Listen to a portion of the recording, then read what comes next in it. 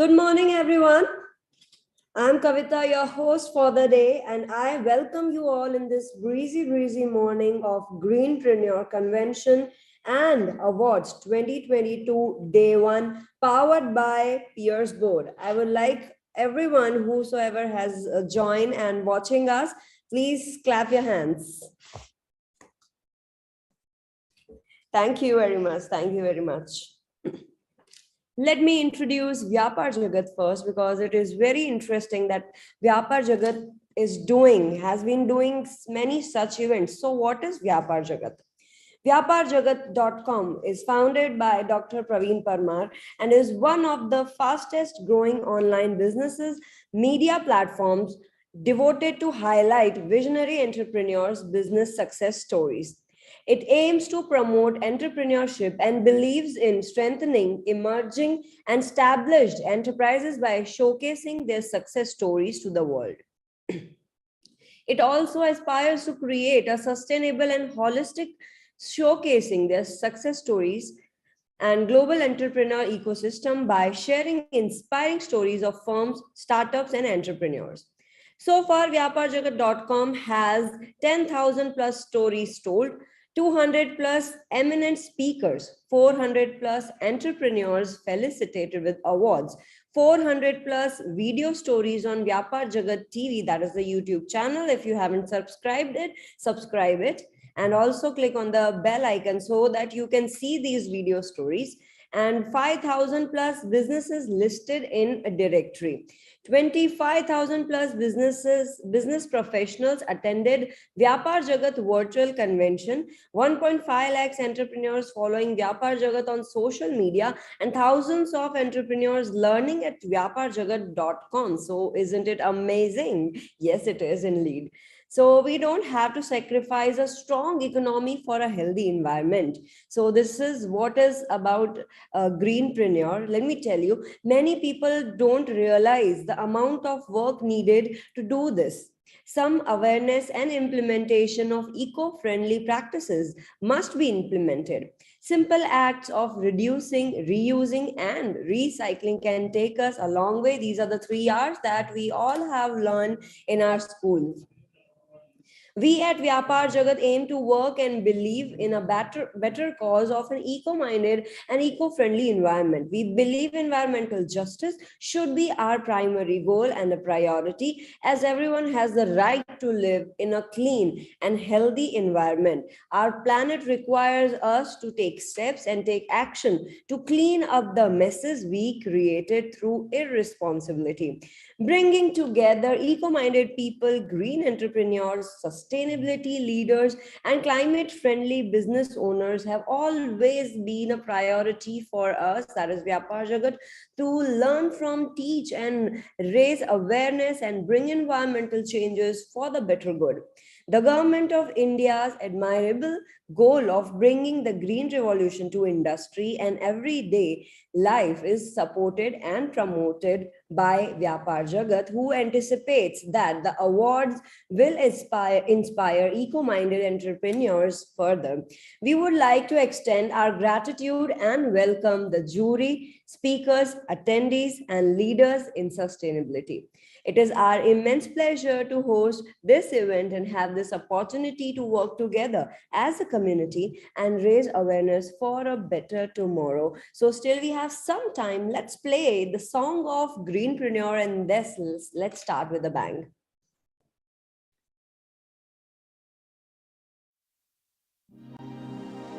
प्रकृति से ही तुम जिंदा हो, फिर ऐसा क्यों करते हो?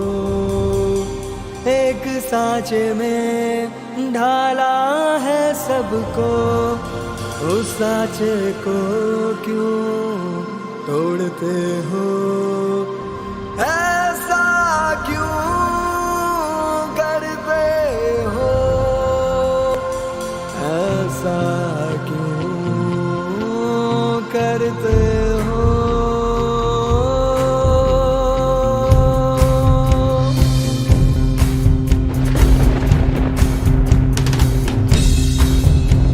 जिस पेड़ ने तुमको फल दिए उसको ही तुमने कुछ ना बोले, वो कुछ ना बोले।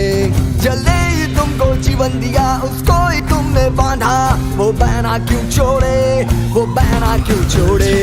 तो जागो जिंदा हो तो जागो जिंदा हो तो जागो जिंदा हो तो जागो जिंदा हो तो।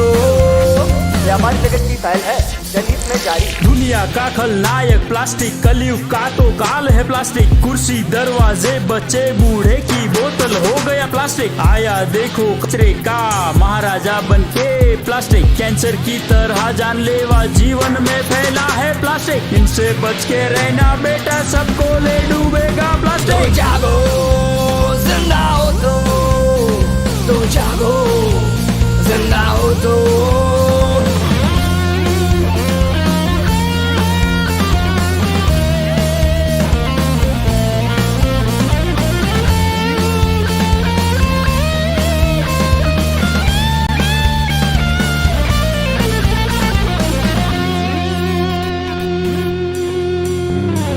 कपड़े जूते जूट की बैग अपनाए, पर्यावरण को भी तो ये भाए। अपने भविष्य को हम हरा भरा बनाए, हमको तुमको सबको यही तो भाए। तो जागो जिंदा हो तो जागो जिंदा हो तो। मेरी सुन लो जिंदा हो तो जागो जिंदा हो तो।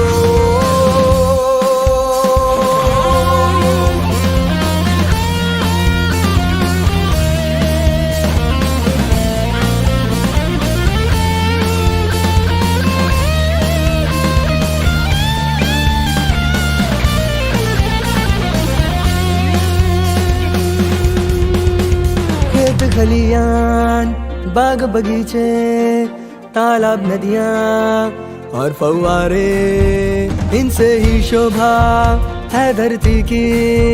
क्यों ना तुमको सोचे भाई, मुर्दे को कौन कहेगा, वो ना किसी की सुनेगा। दिल से सोचो कोई ना बचेगा, जो कोई मेरी ना सुनेगा। तो जागो जिंदा हो तो जागो जिंदा हो तो। व्यापार जगत की बाल है, व्यापार जगत की बाल है, व्यापार जगत की बाल है। तो जागो तो जागो तो जागो।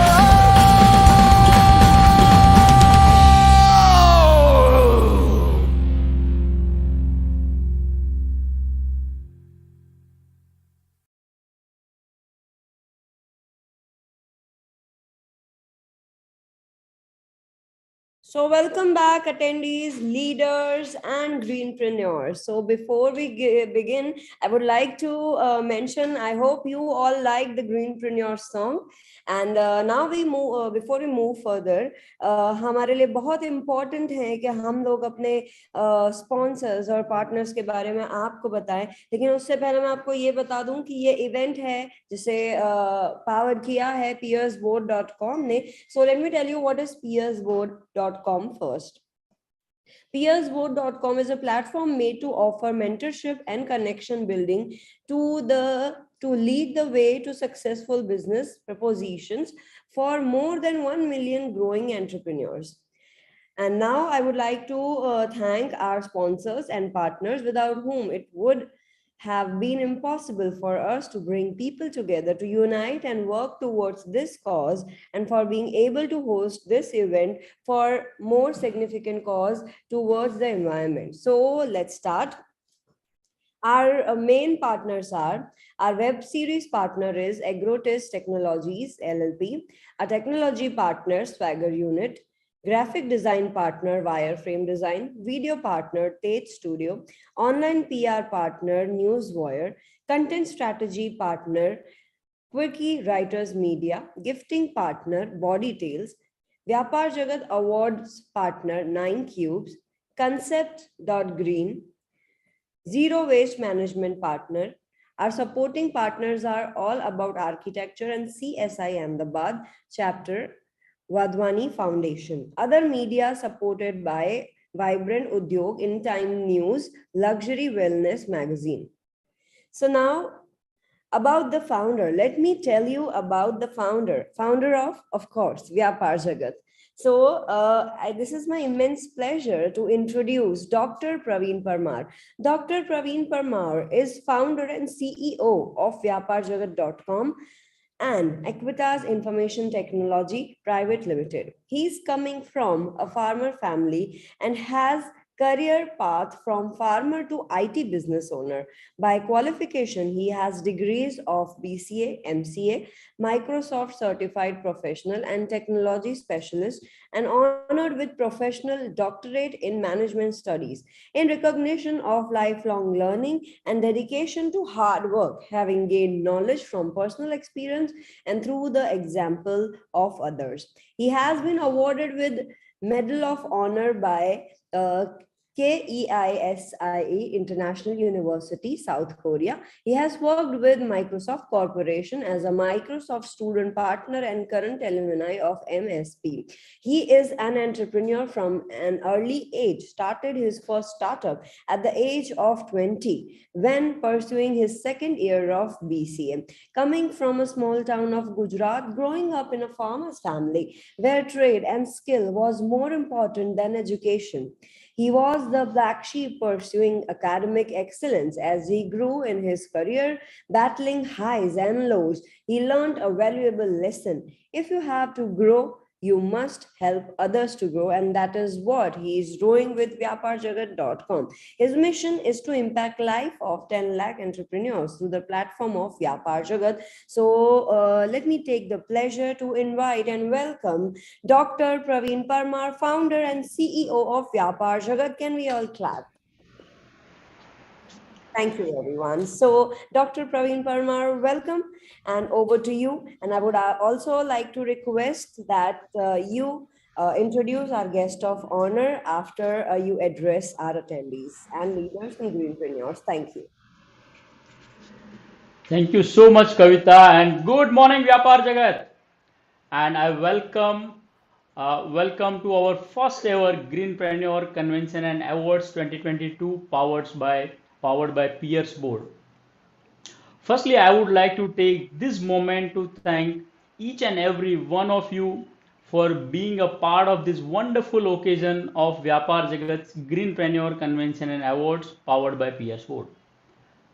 VYAPAARJagat.com is celebrating AZADI Ka Amrit Mahotsav, and we are promoting Aatma Nirbhar Bharat as our national mission. We wish to support and encourage India's winning goal of bringing the green revolution to industries and incorporating green into our daily life. If I talk about Vyapar Jagat conventions or the event that we are organizing since last 3 years, so this is our fourth national event, and I request our guest of honor to inaugurate this particular event via sharing a few words, and I request all the guests to open the event for all the green entrepreneurs, for all the Indian citizens, those who are thinking about the environment, those who are, everybody is struggling with these climate and environmental issues. So let's welcome our guest of honor for this particular event.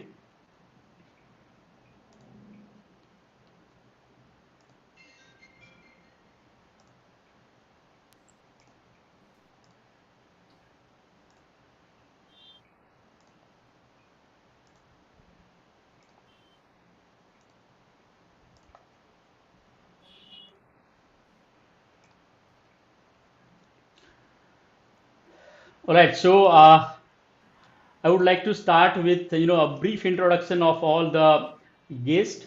So we have engineer Neeraj Shah, and Neeraj Bhai is a technocrat and a businessman, most known for his work in the field of industrial automation and humanized robotics. Neeraj Bhai has more than 22 years of experience in the field of automation. Neeraj Bhai is providing automation and hardware maintenance services at 7,500 plus locations in 6 states. Neeraj Bhai is a mentor and motivator to various technical and management institutions. And last but not least, he is associated as a director and consultant with more than 6 companies. Welcome, Neeraj Bhai. Thank you, Praveen Bhai. Thank you You for warm introduction. And first of all, congratulations for your first Greenpreneur Awards 2022. And it's really green. So what really Praveen Bhai and Kavita mentioned that is reduce, recycle, and reuse. This is the really the motto of the green technology or green era.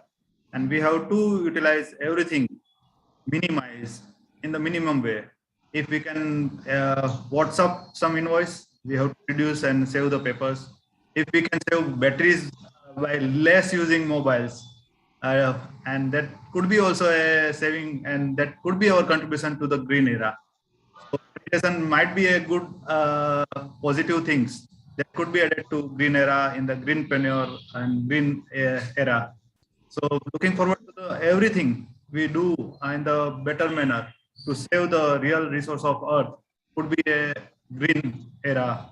And green era could be the only way to have some resources to the next generation of us. So looking forward to the best thing from the VYAPAAR Jagat that they have taken initiative for the Green Entrepreneur Awards, and that could be a best awards in this initiative to aware the people that they can make something better in the best way and minimum, but the optimum way to have a better use of resources, natural resources. And for that awareness, the award is most important and key role to have that. So for that initiative, I really appreciate VYAPAAR Jagat and Greenpreneur teams. And thank you very much for inviting me over here. Thank you very much. Thank you so much, Neeraj Bhai. And now I briefly introduce architect Neha Modi. And so Neha believes, and she is an architect, is a catalyst for a change in society, setting the stage for all human activities on this particular beautiful earth.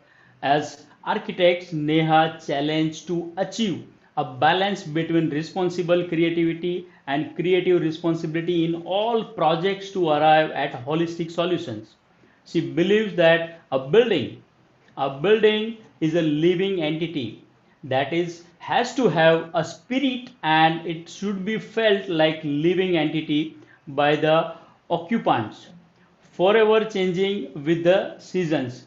Thank you so much, Nehaji, for joining, and kindly please share a few words. Thank you, Praveenji, and good morning, everyone present here. See, we have been talking, and there's enough talk about that environment is degrading, resources are draining out. What will our next generation do? But what beyond that? What initiatives we want to take, which path we want to take so that our next generation doesn't suffer from the problems that we are anticipating now. And they are going to face the lack of resources, definitely, yes. So I guess VYAPAAR Jagat, by coming up to this initiative of Greenpreneur Awards, has really done a wonderful job. At least now we will be going one step beyond of thinking resources khatam ho rahe hain, enough talking on that. But this kind of events and platforms, by bringing like-minded people together and celebrating it through the awards, I think we will be able to initiate the discussions on the measures that we can take and pass it over to our next generation who doesn't even know that what difficult time lies ahead when we are redraining our resources. So congratulations once again, and looking forward to see this initiative going much, much ahead. All the best, Praveen Bhai. Thank you so much. Thank you so much, Nehaji. And I'm very happy to introduce our next guest, Mr. Aditya Kumar. So Aditya Kumar is a business and lifestyle coach. With the current startup boom, he aims to enhance the success rate of startups by providing expertise coaching, His 35 plus years of industrial experience and close association with startup companies, help him to develop a unique business coaching technique. Being a true patriot, he believes in contributing to the national mission, that is Atma Nirbhar Bharat. Welcome, Aditya ji. Thank you so much, Praveen ji, for inviting me on this platform. व्यापार जगत ने जो initiative लिया है entrepreneurs को encourage करने के लिए, वो काफी सराहनीय है। पिछले 3 सालों से मैं व्यापार जगत को देख रहा हूँ, उनके कार्यों को देख रहा हूँ। बहुत अच्छी प्रगति कर रहे हैं, एंटरप्रेन्योर्स को इनकरेज कर रहे हैं। और आज आत्मनिर्भर भारत के लिए सबसे बड़ी आवश्यकता है कि एंटरप्रेन्योर्स को इनकरेज किया जाए, उनको रिकॉग्निशन दिया जाए, उनको एक प्लेटफॉर्म दिया जाए। व्यापार जगत ने इसको बहुत सफलतापूर्वक शुरुआत किया है, काफी अच्छे चांसेस मिले हैं। जनरल एंटरप्रेन्योर्स को भी इनकरेज किया, फेमप्रेन्योर्स के लिए भी एक इवेंट किया पिछले समय, और अभी ग्रीनप्रेन्योर के लिए कर रहे हैं। ग्रीनप्रेन्योर के बारे में मेरा ऐसा मानना है कि ग्रीनप्रेन्योर्स इस एज के लिए काम नहीं कर रहे, वो फ्यूचर जनरेशन के लिए काम कर रहे हैं। बाकी सब एंटरप्रेन्योर्स जनरल काम कर रहे हैं कुछ आगे देश को आत्मनिर्भर बनाने के लिए, लेकिन ग्रीनप्रेन्योर्स का स्पेशल कंट्रीब्यूशन है कि वो फ्यूचर के लिए सोचते हैं।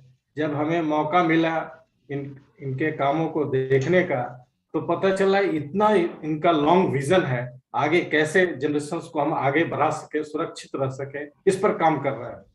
अभी हम इसको ऐसे समझते हैं कि हम लोग जनरली लाइफ इंश्योरेंस कराते हैं, हर आदमी लगभग अपने फ्यूचर जनरेशन को सेव करने के लिए लाइफ इंश्योरेंस करते हैं। लेकिन ये जो ग्रीनप्रेन्योर्स हैं, वो रियल में पूरे देश के लिए जो है सो लाइफ इंश्योरेंस कर रहे हैं, ताकि आने वाली जनरेशंस को सुरक्षा मिले हर तरह से। जो भी हमारे पास रिसोर्सेज हैं, उन सब की सुरक्षा कैसे मिले, उस एंगल से काम कर रहे हैं। और जब मुझे इनके कामों को देखने का कुछ मौका मिला, तो मैं आश्चर्यचकित हो गया कि इतना अच्छा विजन इन लोगों के पास कैसे है। व्यापार जगत ने एक मौका दिया है, first time by this programme greenpreneur convention and awards, कि उन सारे ग्रीनप्रेन्योर्स को एक साथ लाएं, एक प्लेटफॉर्म दें, उनको रिकॉग्निशन दें और उनके थॉट्स को आगे बढ़ाने का, प्रमोट करने का मौका दें, ताकि दूसरे लोग भी सोच सकें कि हमें भी इस दिशा में कुछ काम करना चाहिए, लोग मोटिवेट हों और उस डायरेक्शन में काम करें। तो many congratulations to Vyapar Jagat for this wonderful event.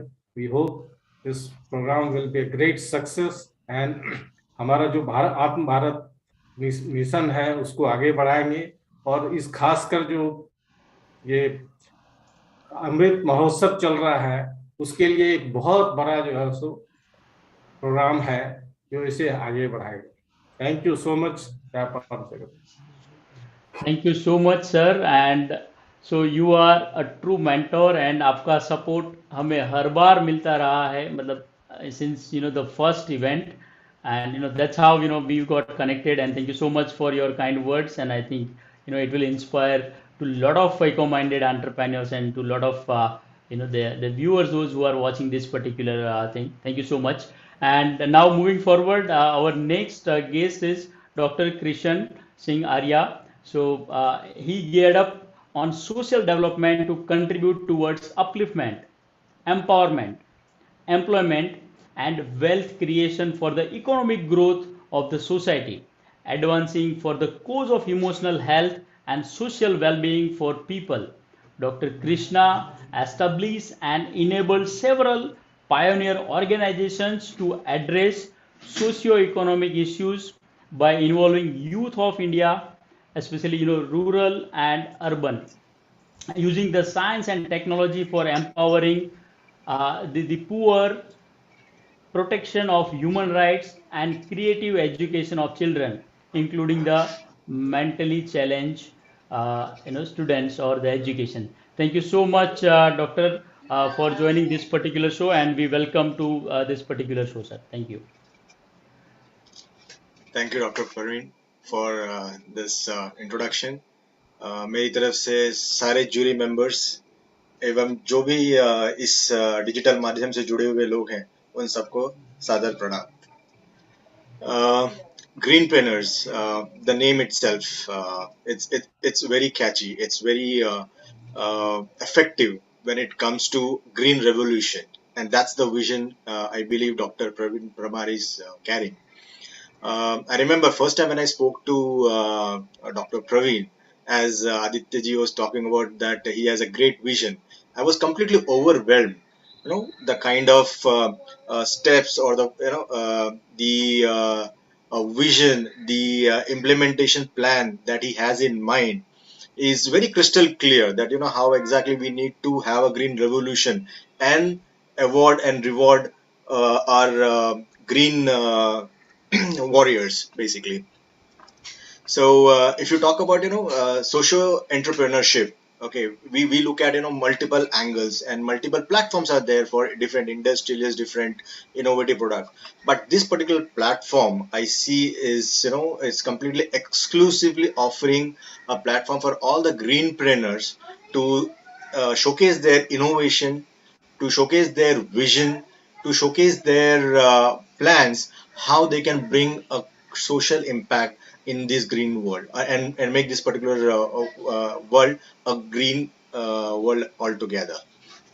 There is a lot we have to we speak about environment and environment protection, environment conservation. Municipal bodies or government bodies or authorities are also doing a lot in terms of promoting environment and conservation. A lot of NGOs are there in, a lot of green warriors are involved into this thing. However, when it comes to recognition, because when you talk about motivating people, if somebody is doing a very selfless job in terms of looking at or caring for the mother nature, more or less it goes unnoticed.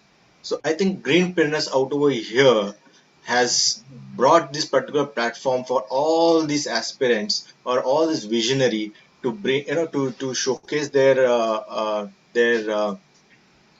vision and look at and look at motivating other people or making other people join together hands in hands and bring this green revolution to a very concluding output. This particular platform, I was going through multiple nominees, and the variety that I saw, the kind of vision that they are in, the kind of products that they have innovated, it was completely commendable. I was just overwhelmed with that. So I think all thanks to Dr. Praveen Parmar for bringing this particular putting up this particular platform, bringing all these greenpreneurs to this particular platform, and bringing us juries and the all the people involved into in the green revolution together to deliver a better place to live. So I will rest out over here. Over to Dr. Praveen Parmar. Thank you so much. Thank you so much, sir, for your encouraging words. And now I welcome our next guest of honor, Sri Anand Sabu. Anand, whose portfolio comprises of wide range of building design, ranging from working on retail sector, corporate office, research for multinationals, or teaching design thinking at various professional and educational institutions. Welcome, Anand. Morning, everyone. Good morning, VYAPAAR JAGAT team for working so hard. Firstly, I need to congratulate them for their efforts and making this sort of structured and rightly organized event, which is there. So one thing which I would like to put forward against everyone is we had a Energy Conservation Act in 2001, and on 4th of this August, there was an amendment bill which was passed by the our Lok Sabha on Energy Conservation Bill which is amended in 2022, and that has lot of things which are focused on green system and sustainability. more on sustainability, which is there. And that's where we are in the times where sustainability and green are one of the most pioneering things, or else one of the most important aspects which every entrepreneur should take care of.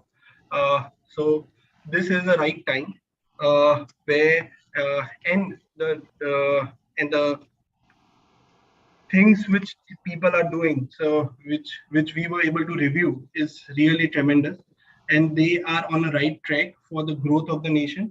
And also nation is also acknowledged by uh, doing amendments in the old bills which are there, which will be a cohesive drive for everyone to take things in the right direction, uh, and make India a sustainable place where the future generation can cheer the things which we are doing at this point of time.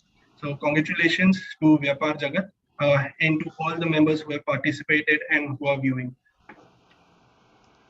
Yeah, Thank you back to so Praveen. much, sir. Yeah, thank you so much, Anand bhai.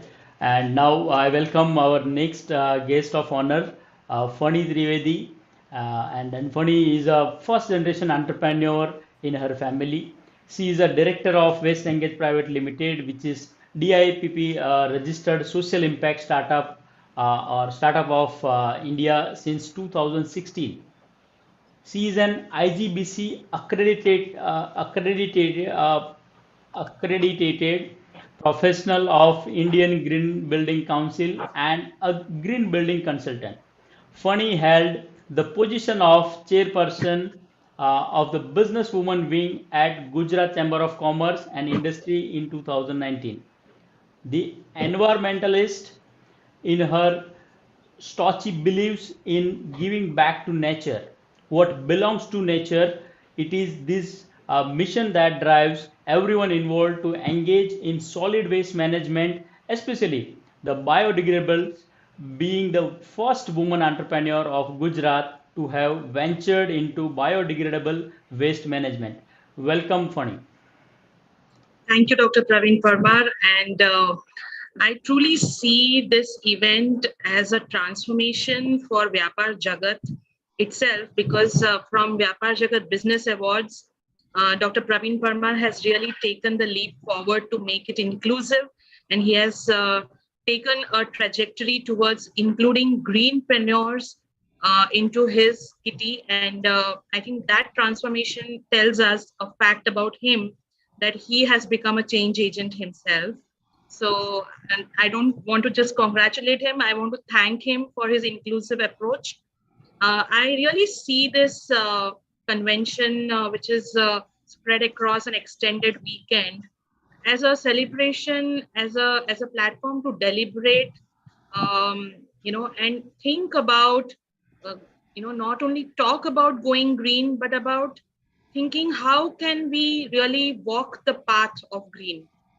And I'm sure these deliberations will force us to think about not only what is going green, but how does each one of us walk this path of green. And eventually, as ecopreneurs, as greenpreneurs, what we want is recognition. And rightly so, he's going to conclude these with awards. So, all these small fish that we are in this ecosystem go unrecognized. We do not know the anguish. We do not know their stories. We do not know the passion that drives them to start these ventures. So I'm sure this is going to surface in the next 3 days, and the right people are going to be recognized. And end of the day, if this convention and the award ceremony can answer this one question, that, when we think of going green, does our conscience bite us?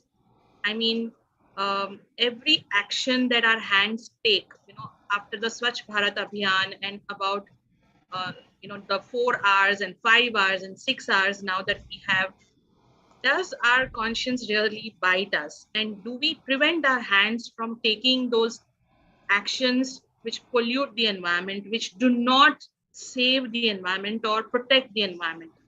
If this convention and its deliberations and its outcome can do this to the viewers, I think that is the success of this event. And I congratulate Dr. Praveen Parmar for taking the leap forward to make green a part of Vyapar Jagat. So I am personally going to watch out for all the panelists and speakers, and this is going to be food for thought for me for the next 3 days, and I hope it is for all of us. Thank you so much, Funny.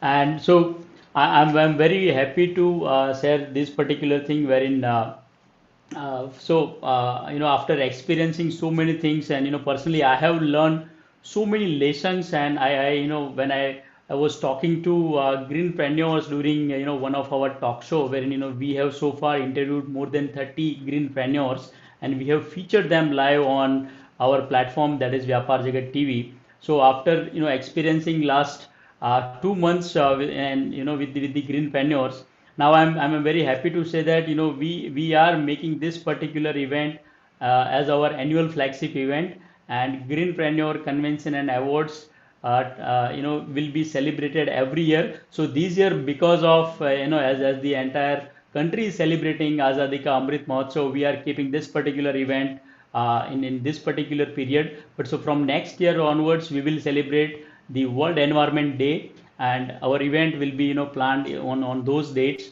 so that we can add some value to this particular society, to this particular country, and we can provide a platform to all the greenpreneurs.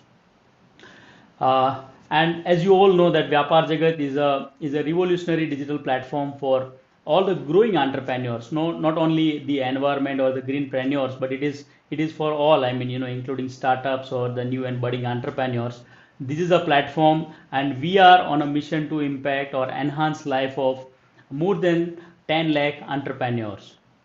So I thank all the guest of honors and all of you, I mean all our jury members, to for joining this particular session and inaugurating this particular event named Greenpreneur Convention and Awards 2022, powered by Peers Board. Once again, we thank you for taking out your precious time and your presence. Thank you so much.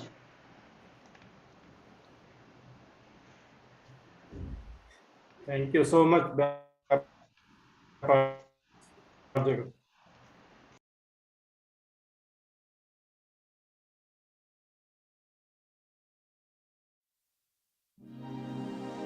प्रकृति से ही तुम जिंदा हो, फिर ऐसा क्यों करते हो?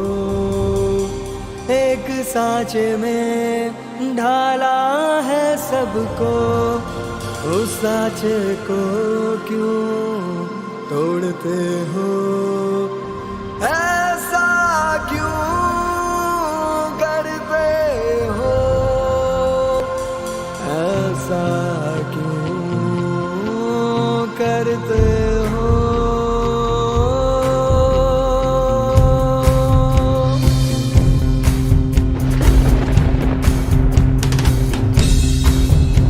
जिस पेड़ ने तुमको फल दिए उसको ही तुमने काटा, वो कुछ ना बोले, वो कुछ ना बोले। जलने ही तुमको जीवन दिया उसको ही तुमने बांधा, वो बहना क्यों छोड़े, वो बहना क्यों छोड़े? तो जागो जिंदा हो तो जागो जिंदा हो तो जागो जिंदा हो तो जागो जिंदा हो तो। व्यापार जगत की पहल है जनहित में जारी। दुनिया का खलनायक प्लास्टिक, कलयुग का तो काल है प्लास्टिक। कुर्सी दरवाजे बच्चे बूढ़े की बोतल हो गया प्लास्टिक। आया देखो कचरे का महाराजा बनके प्लास्टिक। कैंसर की तरह जानलेवा जीवन में फैला है प्लास्टिक। इनसे बच के रहना बेटा, सबको ले डूबेगा प्लास्टिक। तो जागो जिंदा हो तो जागो जिंदा हो तो।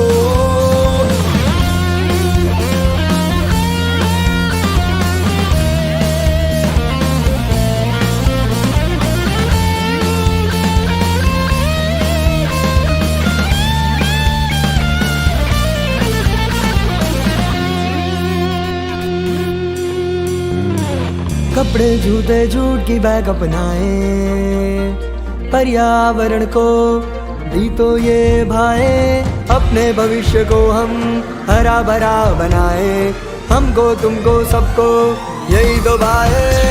तो जागो जिंदा हो तो जागो जिंदा हो तो मेरी सुन लो, जिंदा हो तो जागो जिंदा हो तो।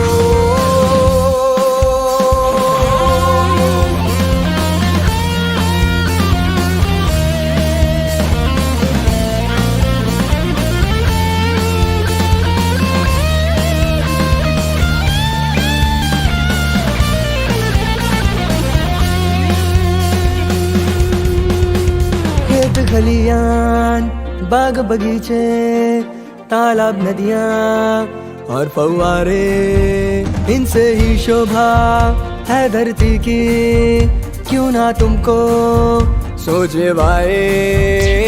मुर्दे को कौन कहेगा, वो ना किसी की सुनेगा, दिल से सोचो कोई ना बचेगा, जो कोई मेरी ना सुनेगा। जागो जिंदा हो तो जागो जिंदा हो तो।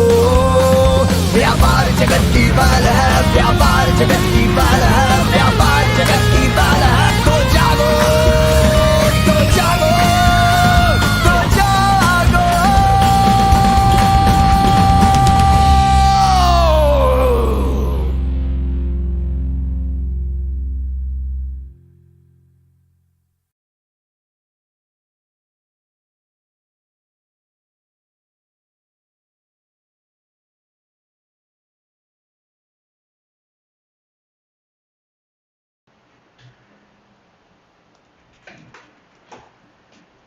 So thank you so much everyone for joining this particular morning and joining this particular session. And ये जो 3 दिन का हमारा जो कन्वेंशन है, राइट, सो ये पर्टिकुलर जो 3 दिन का कन्वेंशन है उसको हमने 3 पर्टिकुलर डे के थीम के हिसाब से सेट किया है, जहाँ पे आज का पूरा दिन जो है जिसमें हम बात करने वाले हैं सस्टेनेबल डेवलपमेंट की। तो बैक टू बैक जो भी पैनल डिस्कशंस है, फायर साइड चैट्स है एंड दी कीनोट स्पीकर्स जो हमारे साथ जुड़े हैं, that they will talk about this sustainable development, right? So there is lot many things to learn, and I wish you all the best for everyone to to have this particular convention. And yeah, so before I'll jump to the first keynote session, I would like to thank all the sponsors, partners, our speakers, our esteemed jury members, all nominees, and everyone who are watching us live, and even those who will watch this particular session later on व्यापार जगत TV, because it is going to remain there forever. तो आज का हमारा जो theme है it is on sustainable development. कल हम बात करेंगे पूरे दिन ग्रीन रिवॉल्यूशन पे, and on 15th of August we will talk about green innovations. तो let us start with our first keynote session, and I hand over to our host for all 3 days, Kavita Bodani. Over to you, Kavita. Thank you so much, Dr. Praveen. But do you know what is the greatest threat to our planet? If you don't know, let me tell you that it is the belief that someone else will save it. So first of all, we have to change this mentality that someone else will save our planet. So let us ruin. No, not at all. We all have to save it. That is what we all greenpreneurs are doing today all together. So the topic for today is sustainability begins at home. So for that, we are going to hear from Mr. R.R. Das Gupta. He is here with us in studio. Welcome, sir. Mr. R.R. Das Gupta is an industry strategist and advisor. Mr. RR's role is to be an activator, connector, and a trusted advisor to CXOs. He collaborates with company business executives and credible partners to articulate and execute best-in-class solutions for his customers and their customers. Mr. RR's experience span is 3 decades with leading companies like IBM and Microsoft. He is currently the founder and managing partner at Alliance Sustainability LLP. The purpose of the company is to partner with enterprises, communities, and institutions to help them achieve sustainable outcomes. So glad to have you here, sir. Welcome, and over to you. Thank you very much. Thank you, Dr. Parmar, for reaching out and involving me in this session. So basically, I am, before I start sharing my slides, I've spent almost 3 decades in the IT industry. Last of the 10 years with Microsoft, where I worked very closely with agriculture companies specifically. And in doing so, I've gone to the field. Actually, it's not something we discovered out of PowerPoint sitting in our offices, but actually went to the field and saw the state of affairs. So my inspiration comes from there. And today, as an entrepreneur, second time an entrepreneur actually, I wish to work with companies to achieve sustainable outcomes. So my session, and by the way, I'm also a student of sustainability sciences. I'm pursuing a master's degree. So my observations and whatever I have to say today is basically around my experiences and my insights. And really speaking, I thought this topic would be of interest, and more so, it inspires me to think that, first of all, sustainability must start from our homes. I hope you can see my slide. Is my slide visible? It is visible, sir. Okay. So sustainability begins at home, right? I mean, in the sense that, as all the speakers and jury members will be saying and have already said, that a lot of rhetoric and debate has taken place. In fact, sustainability is not new. It actually goes back almost 50 years. If you remember the Stockholm Conference in 1972, and it's 50 years since then, and collectively after that, there have been Davos and other meets, etc. And a lot of people have, a lot of the leaders have actually promised a lot of commitments. But what we see technically is that, in relationship with the population growth that we have, in relationship of all the growth factors, be it infrastructure, be it cities, be it, and I'll talk more from the city angle because I live in a city called Pune, and I've seen what kind of progress or regress has taken place here. So basically, if I look at, so where are we today? I mean, this is, of course, some of these facts have been, actually, I subscribe to a publication by the Center for Sustainable Environment. And I would encourage everyone to actually subscribe to this, because they actually, every year, they come out with a down-to-earth annual, which actually, kind of maps the progress or regress. So I talk about a few here. I mean, if you look at just biodiversity, right? The forest cover in 244 out of 638, districts. Okay, the entire forest cover might become a climate hotspot. It has actually shrunk. So I have seen that as an evidence here in Pune when I came here way back in 2001 to we are standing at 2022 right now. I saw the gradual deforestation happening, and there was not enough effort for afforestation. Close home in Mumbai, we know that there is this RA Mill colony, which is the only green lung the city really has. And I have lived in that and worked in the city for a very, very long time. So I know that, that was the green lung. Now you are cutting trees out there and you're building sheds for your railways. There is always a pros and cons of progress, right? So when we talk about green infrastructure, or we talk about, building infrastructure, we must realize that, we are going to make do with less of the forest cover or the green cover that we have. The state of land, if you see, almost 30% of the geographical area is under degradation right now, right? And at least, and you look at the farmers' debt and farmers' situation, of course, a lot of things are being done right now. And I would just like to say that,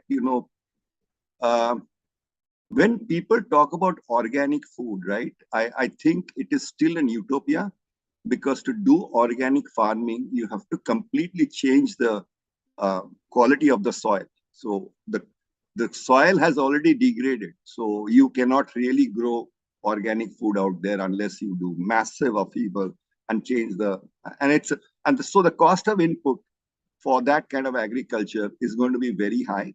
And therefore, all the already diminishing returns the farmer really has is going to diminish even further. And I was just talking to one of my friends the other day, and he was saying that, what are your thoughts on organic? I said, look, I mean, all my years, I have eaten food which is available in the market, right? So I never worried about how it was being grown. Of course, organic food is more healthy and all of that, but we never worried about that. And to suddenly say that entire, the agricultural land of India is going to be changed to organic is not feasible. There is going to be a gradual process, and probably we'll have to look at alternative land masses to really grow organic. Let's take state of food, right? I mean, if you say that more than 1.7 million Indians die due to diseases, due to unhealthy diet, right? Because the diet lacks in fruits, vegetables, legumes, nuts, and whole grains. So this is and by the way, on the left-hand side, what I'm really showing you is that out of the 295 primary indicators, as a country, we are only measuring or monitoring 115. So in a sense, the country is not monitoring progress of 61% of the indicators. And some of those are already represented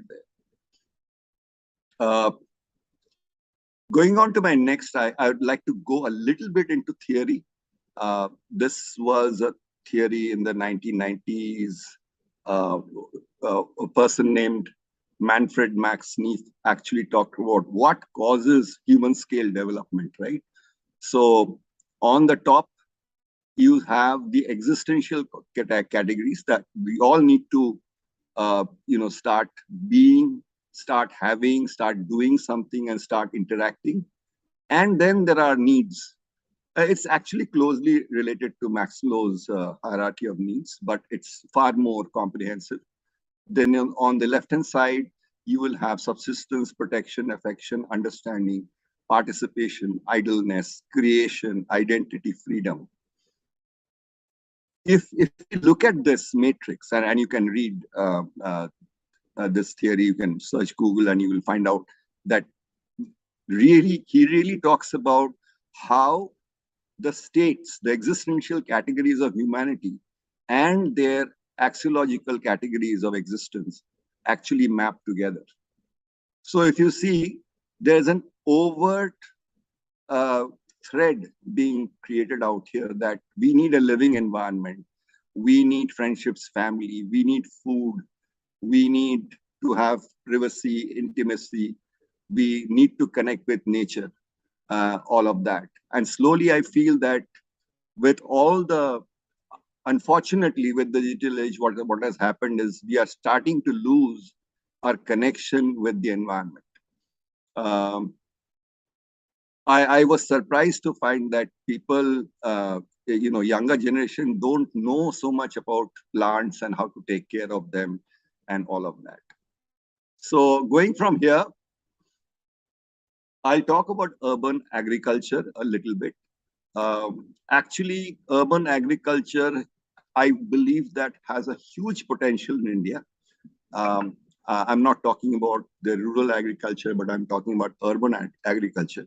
Given the nature and the spread of terraces or rooftops that we have, and even some of the communities where we live in, we have garden areas, etc. There's enough and more potential, if not to grow food, to grow other kinds of plants and encourage, birds and animals uh, to be able to balance the soil degradation which is happening.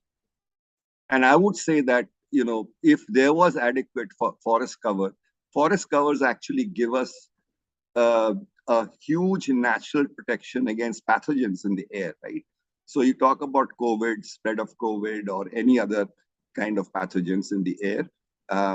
It's because they come in very fast because there is no green lung which is able to absorb that.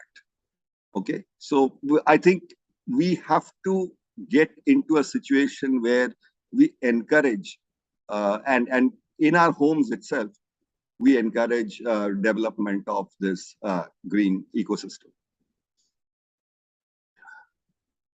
So I can't talk about much because I'm not a farmer, but I can say that how we have been putting theory into practice at home.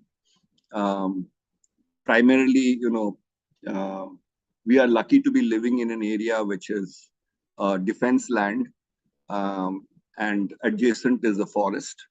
So my morning alarm is usually the peacock, and you get lots of migratory birds. So we built a huge amounts of greenery inside our home itself. In fact, some people who have come to my house often say that you have created almost a phantom's cave. So right from the entrance, right to the back terrace or the front terrace, we have plants. Consumption of food, right? I don't prefer eating outside. There is food at home. Usage of water, if you look at usage of water today, okay, so I realize that using a shower for our bathing purposes actually wastes a lot of water. So again, reverted back to the bucket of water which we were used to when we were young. Of course, no single-use plastic bags. This has been for a long time. Air conditioning, if I talk about, we really don't need much of air conditioning in our house, although we have air conditioners in every room. That's because of the green cover which we have created, which gives us a natural insulation. It also has a lot of plants that we grow, which are oxygenating plants, like, for example, peace lily or the snake plant, etc. They're very good for the environment. And even the toxic fumes which are created due to cooking, etc., can be absorbed. And of course, the outside air. And air quality, as I can tell you, that in every city it is going down because of the population, because of the construction, all of that. Mobility choices. So I was probably the only automotive consultant in Microsoft who didn't know how to drive a car. So, and therefore, I have not had a car for many years right now. My mobility choices are very limited to, the usual auto rickshaws and the Uber, Ola that we have. So I'm very glad doing that. I have no intention of owning a car. And that's a very personal choice. And I'm not saying that everybody should not own a car. But I think if our public transportation infrastructure, could improve, probably people would drive their cars less. Energy consumption, again, being conscious that you don't need to consume, and you also need to, and most of my work is done on a PC, so I'm on a laptop, so I'm aware that it also consumes power, right? So when do you charge it less and completely decharge the laptop and recharge it again? Okay, using reusing and refactoring of electronics. I think this we should be very, very cognizant about, because any electronic, whether it's a laptop or a mobile phone that we discard, often land up in landfills and contaminates because they have metals inside. So instead of doing that, if you could reuse or refactor it. So I know I have given away a lot of my earlier laptops to actually causes which actually benefit some other students of the challenge background. So here's I kind of end my presentation by showing you a picture of some of the pictures taken from our terrace garden. So as you can see that, and this is a home for a lot of migratory birds actually inside our home. So you'll have bulbuls and you'll have finches coming and nesting, and we allow them to nest. And because if you see on the background, that's the forest I'm talking about, and it's a forest land which is untouched by defense. It is still there. One of the few green spots actually we have here in this part of the city. So I'll come to the end of my presentation by saying that, look, I mean, and this is the old Chinese proverb, but I think the origin is Confucius. You hear so many things in the media, right? And you tend to forget. And first of all, I don't watch too much of TV. That's another way of, maintaining my own peace. And my news items are through snippets of apps. And I don't like watching TV shows. If you see something, you will remember. But it's only by doing something that you really understand. So thank you very much. And I will end. And if there are any questions any participants have for me, I'll be happy to answer them. Over to you, Dr. Park. Yeah, over to you, Kavita. Yeah, thank you, sir. Thank you so much. I would also like to invite Dr. Praveen Parmar if he has some questions. And by the time I will check if on YouTube we have any questions by audience or not. Sure. Yes, Dr. Praveen. Yeah, thank you so much, sir. Sir, can we close the screen sharing so that we can see our faces better? Yes, of course. All right, thank you so much. And I think it was very, the very powerful session, and you have shared so many insights, and especially, I like the most, which is, the slide wherein you said, putting theory to practical at home, कि जहाँ पे terrace garden जो है उसमें nature को कैसे हम कोलोकेट कर सकते हैं, एंड जो भी फूड होता है, राइट, सो हम घर पे बनाते हैं और लाते हैं, तो उसको जो है वो वेस्ट और दूसरी अलग अलग चीज़ें जो है उसमें कंपोस्टिंग या काफ़ी सारी चीज़ें जो है वो लोग अपने घर पे स्टार्ट करें. Yes. And actually, I tell you, the food habit actually changed because of COVID. Yes, absolutely, right? Absolutely. So जब COVID शुरू हुआ, सब घर पे खाते हैं. So and that habit has actually triggered off. And not that I preferred, even when I used to do weekend husband, I used to be a weekend husband. I used to take food from cooked food from Pune back to my flat in Mumbai, and I would microwave it and have it because I didn't like outside food.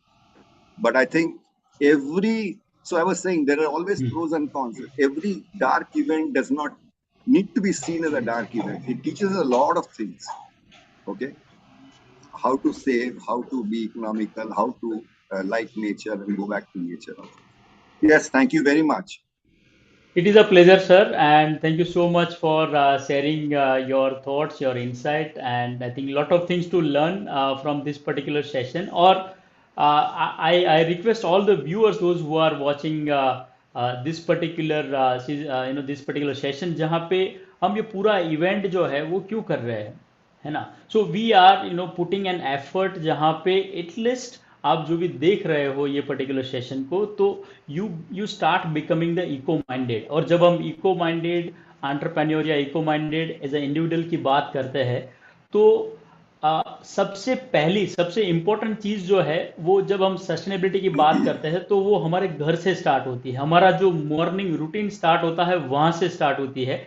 और जैसे दास गुप्ता जी ने बताया कि ये सारी चीज़ें कि हम कितना एयर कंडीशनर यूज़ करते हैं, हम कितना एनर्जी कंजम्पशन करते हैं, हम जब कोई भी चीज़ बाज़ार में लेने जाते हैं तो उसमें सिंगल यूज़ प्लास्टिक बैग्स कितनी यूज़ करते हैं, और जब आप कोई भी चीज़ परचेज करते हो तो उसको परचेज किया, उसके बाद में उसको एज अ वेस्ट में डाल दिया, उसकी जगह पे थोड़ा सा ये सोचे कि उसको हम रीयूज़ कर सकते हैं क्या, उसको अगर थोड़ा वो टूटा फूटा है तो उसको रिपेयर करके उसको कर सकते हैं क्या।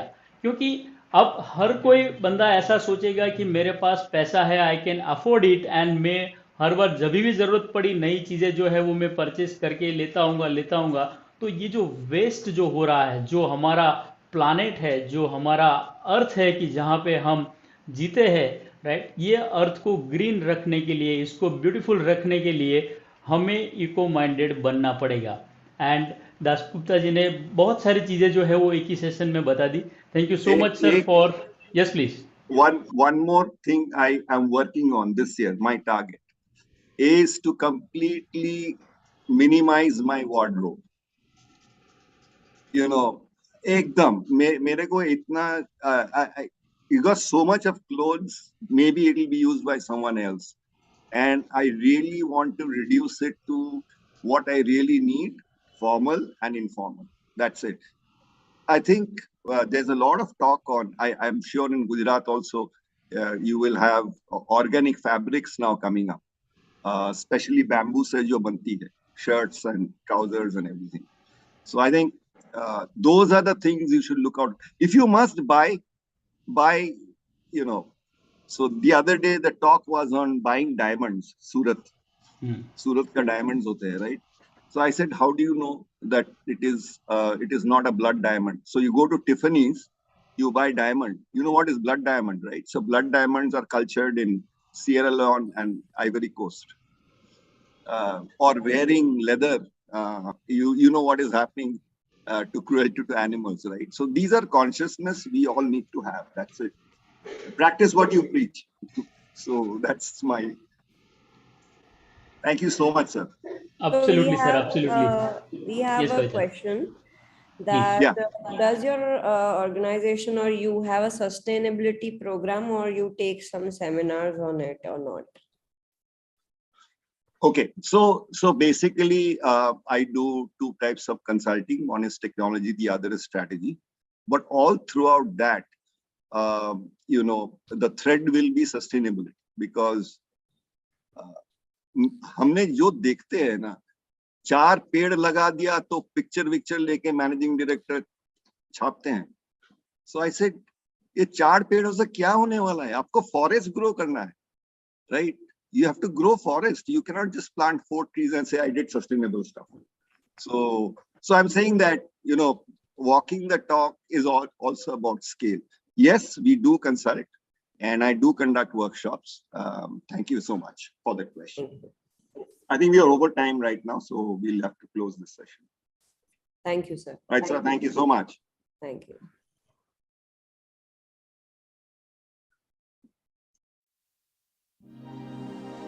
प्रकृति से ही तुम जिंदा हो, फिर ऐसा क्यों करते हो? एक सांचे में ढाला है सबको, उस सांचे को क्यों तोड़ते हो? ऐसा क्यों करते हो? ऐसा क्यों करते हो?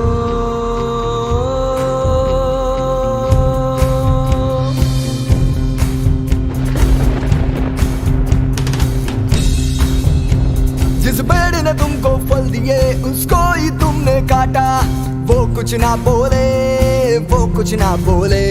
जल्दे ही तुमको जीवन दिया उसको ही तुमने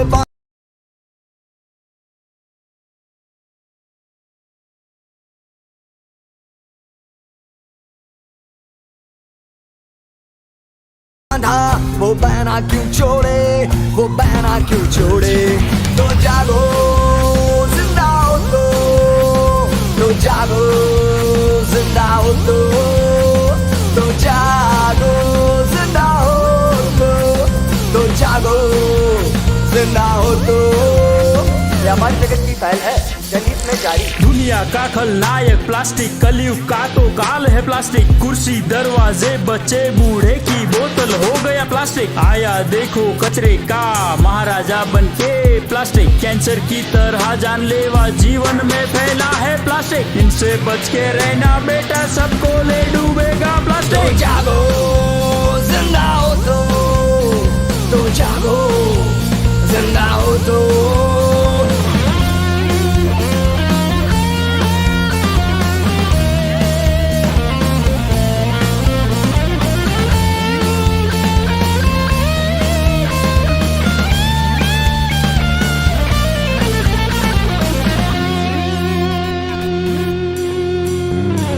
कपड़े जूते जूट की बैग अपनाए, पर्यावरण को भी तो ये भाए।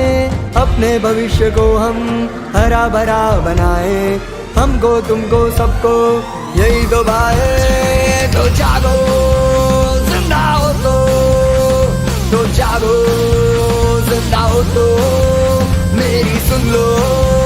जिंदा हो तो जागो जिंदा हो तो।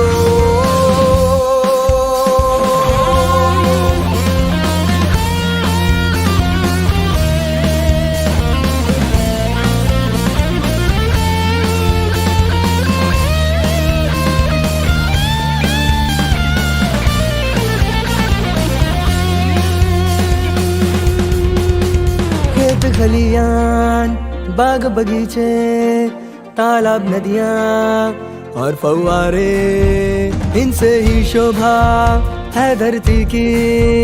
क्यों ना तुमको सोचे भाई, मुर्दे को कौन कहेगा, वो ना किसी की सुनेगा। दिल से सोचो कोई ना बचेगा, जो कोई मेरी ना सुनेगा। तो जागो जिंदा हो तो जागो जिंदा हो तो। व्यापार जगत की बाल है, व्यापार जगत की बाल है, व्यापार जगत की बाल है। तो जागो तो जागो तो जागो।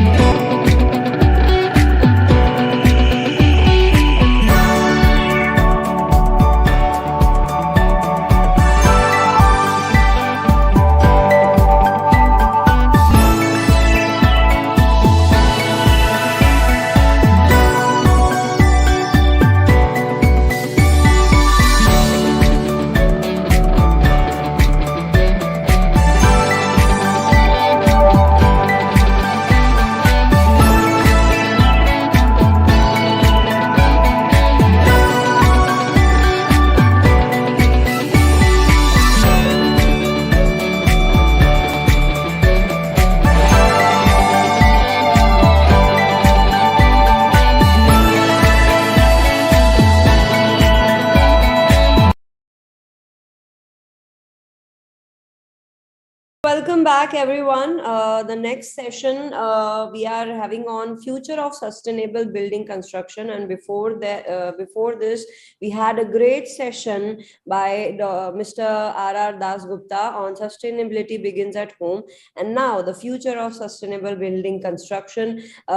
We have a panel discussion, and the moderator for this panel discussion will be architect Chandni Shahwasa. Let me introduce her. She's an amazing personality. So Chandni holds a master degree in environmental architecture from the prestigious Rachna Academy of architecture. She is also an IGBC AP as well as Griha CP. She is currently heading her own venture, the Open House, which looks after environmental planning, architecture, and interior design. She's skilled in building energy model, daylight analysis, and CFD analysis for various kinds of buildings ranging from high to mid-rise. She has conducted various high performance building design studies in terms of energy conversion measures related to orientation, facade, insulation, shading devices, lighting design. She is diligent, meticulous, and passionate about working and learning new things. She has also emerged as a national level winner in IGBC Green League, that is IGL 2018, held during the Green Building Congress at HICC Hyderabad, India.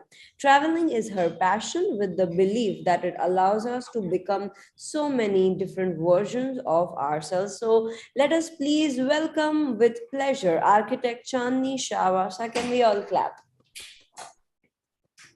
Welcome, architect Chandni. Over to you. Thank you so much, Kavita. So let's talk about the first session that we have today about sustainable building construction. And let me first introduce all the speakers.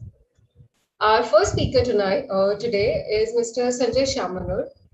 Sanjay Shamanur is a naturalist and an ecocrat who has lead development and successful marketing of several products for cleaner and greener planet Earth. He is a serial entrepreneur and chairman of Imagine Valley Ecoscaping that has assembled top ecologists and ethnobiologists to undertake ecological landscaping ecoscaping. He's earlier co-founded the Sagas Autotech Private Limited, which developed the first successful autogas conversion kit for three-wheelers and two-wheelers, which has converted over 1 million auto rickshaws to LPG and CNG across the world. Most welcome, Mr. Sanjay Shamanur.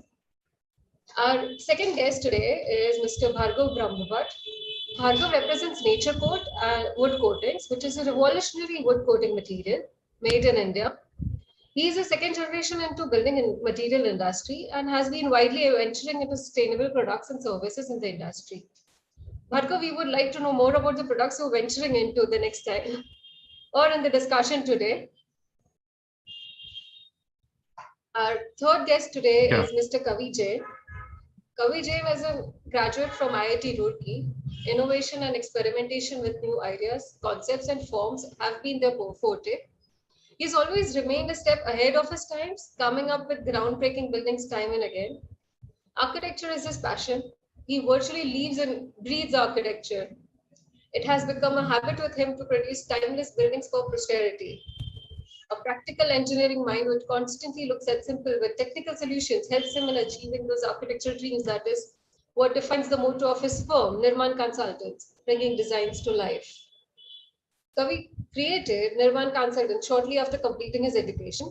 A first-generation entrepreneur, Nirman Consultants is a startup architectural practice to a renowned and progressive organization that is rich in content and diverse in footprint. The story of Nirman is the story of Kavi Jain. Our fourth guest tonight is Vineet Lochan Gupta. Vineet is born on Independence Day in Kanpur and coincidentally with the help of Dr. Lakshmi Sehgal, who has been close to Subhash Chandra Bose. It's not a wonder that his independent soul has lived through the past 56 years in his own inimitable free manner. St. Xavier's School and his grandparents' liberal upbringing only brought out the fiercely creative independent streak even further.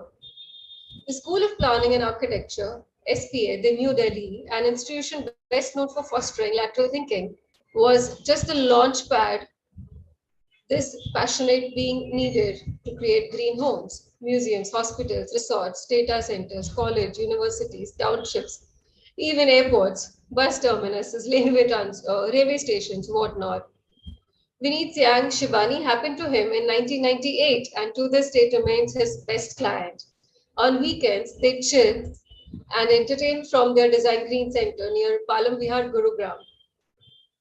Nature has been the basic element in the design of this home. The thought was to make the existing environment quite participative by using the elements present locally. While on weekdays, Vinith runs a bespoke design workshop from there while staying with Shivani and their two beautiful gifted boys in a studio apartment downtown. Vinith doesn't believe God lies in the details because he himself lies in the details. Most welcome our four speakers for today.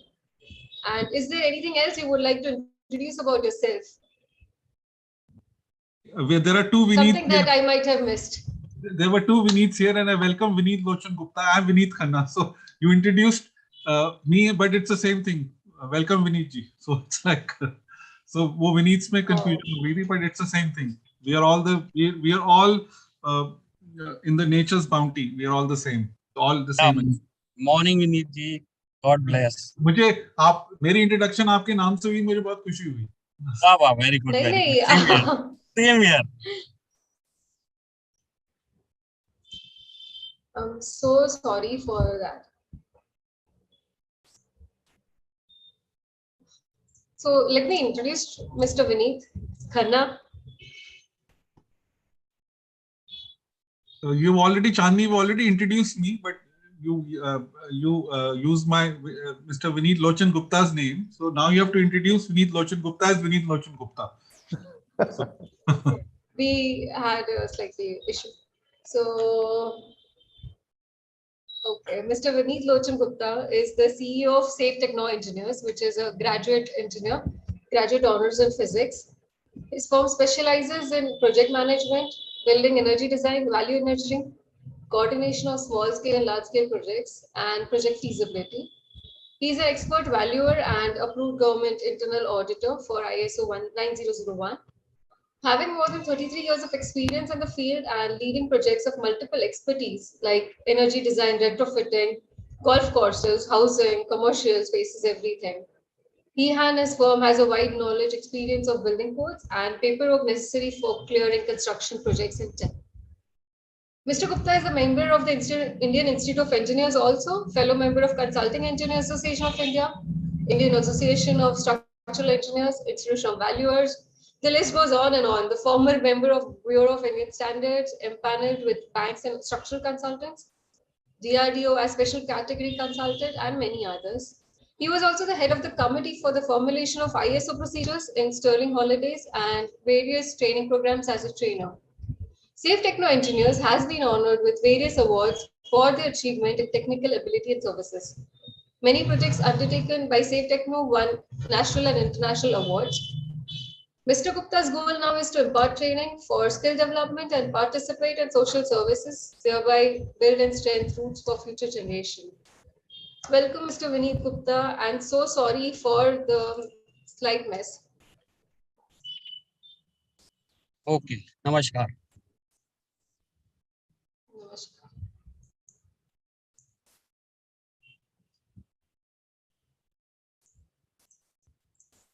So let's start with today's proceedings. My first question to all of you is that we've heard that so many times that sustainable design holds the key to the future. And we all know it's true. For an environmentally positive future, for the world to remain as it is, we do have to build sustainably. But what does green design really entail? What would you define as sustainable construction?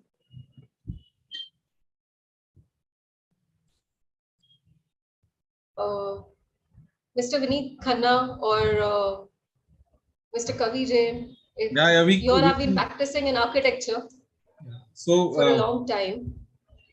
Actually, sustainable, if you see nature, it only takes those resources that it requires.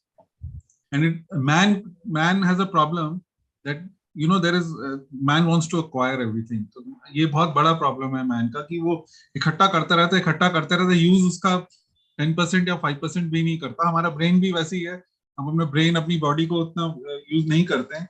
तो nature is the most sustainable thing, that it uses what it requires.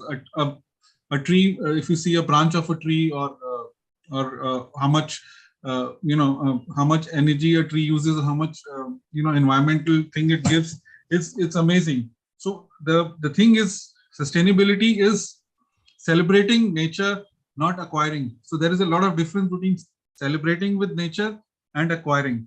So moment we start acquiring, sustainability loses its way. So that's my first statement. I think it will be put on to our more eminent speakers. So I want to start with this. It is not philosophical, it is the ground reality.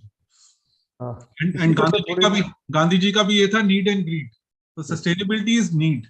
And if you do everything need based, it's sustainable. इसी चीज को मैं थोड़ा सा extend करूंगा कि I 100% agree with what Vineet has said. इसमें आप देखें नेचर के अंदर में man is the only animal who would eat when he is not hungry. He will if you see any animal, उसके सामने खाना भी होगा तो वो अगर भूखा नहीं होगा तो नहीं खाएगा. जंगल में शेर के सामने से आप निकल जाएंगे और वो अगर उसको भूख नहीं लग रही है तो he will be as good as what you are. So the only thing that has differentiated man from the basic natural animal he is was the brain. जितना जैसे जैसे हमारा दिमाग हमने एक्वायर करते रहे और नेचर से हटते हुए हम अपने थॉट्स से चीजों को ट्राई करने लगे तो we are sometimes going against nature. If you see the jungle, अगर किसी भी आप जंगल में जाएं तो वहां पे जो सस्टेनेबिलिटी है वो सबसे बढ़िया वहां पर समझ में आती है. एक छोटी सी चीज हम बोलकर चलते हैं कि जिस जंगल के अंदर में दीमक लगी होती है, that is the healthiest forest, which because the point is कि दीमक जो है वो जो हेल्दी पेड़ है उसको नहीं टच करेगा, बट जो डेड वुड है उसको खत्म कर देता है. तो उसकी वजह से it's a natural process in which the whole forest survives. तो मेरे एक छोटा सा टेक है इसके अंदर में कि जब तक हम ये सस्टेनेबिलिटी को दिमाग से सोचते रहेंगे तब तक ये it will be just something like another economic thing या commercial thing, whatever it is. लेकिन जिस दिन हम लोगों ने इसको दिल से करना शुरू कर दिया, जो कि आज की डेट में हमारे पास काफी लोग हैं जो दिल से कर रहे हैं, they are the real ones who are actually creating sustainability. So over to others. Sustainable construction वहीं शुरू होगा जब हम टॉप ऑफ द पिरामिड से होके पूरे सर्कल का हिस्सा बनेंगे. Absolutely.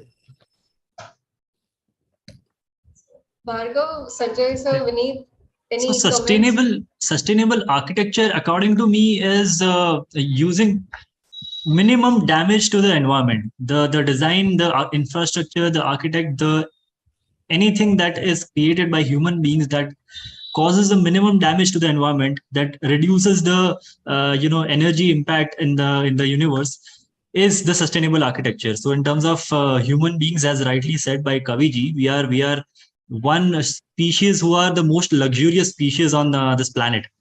So we are exploiting this planet like anything, more than any other animal on the earth. So as much as lesser damage that we can cause to the nature, to the environment, is a sustainable architecture according to me. And that starts from design aspects to the products aspects to anything that is involved in the whole infrastructure activity has to be taken care of and learned about it first of all. So what is sustainability is the question right now for every aspects of design.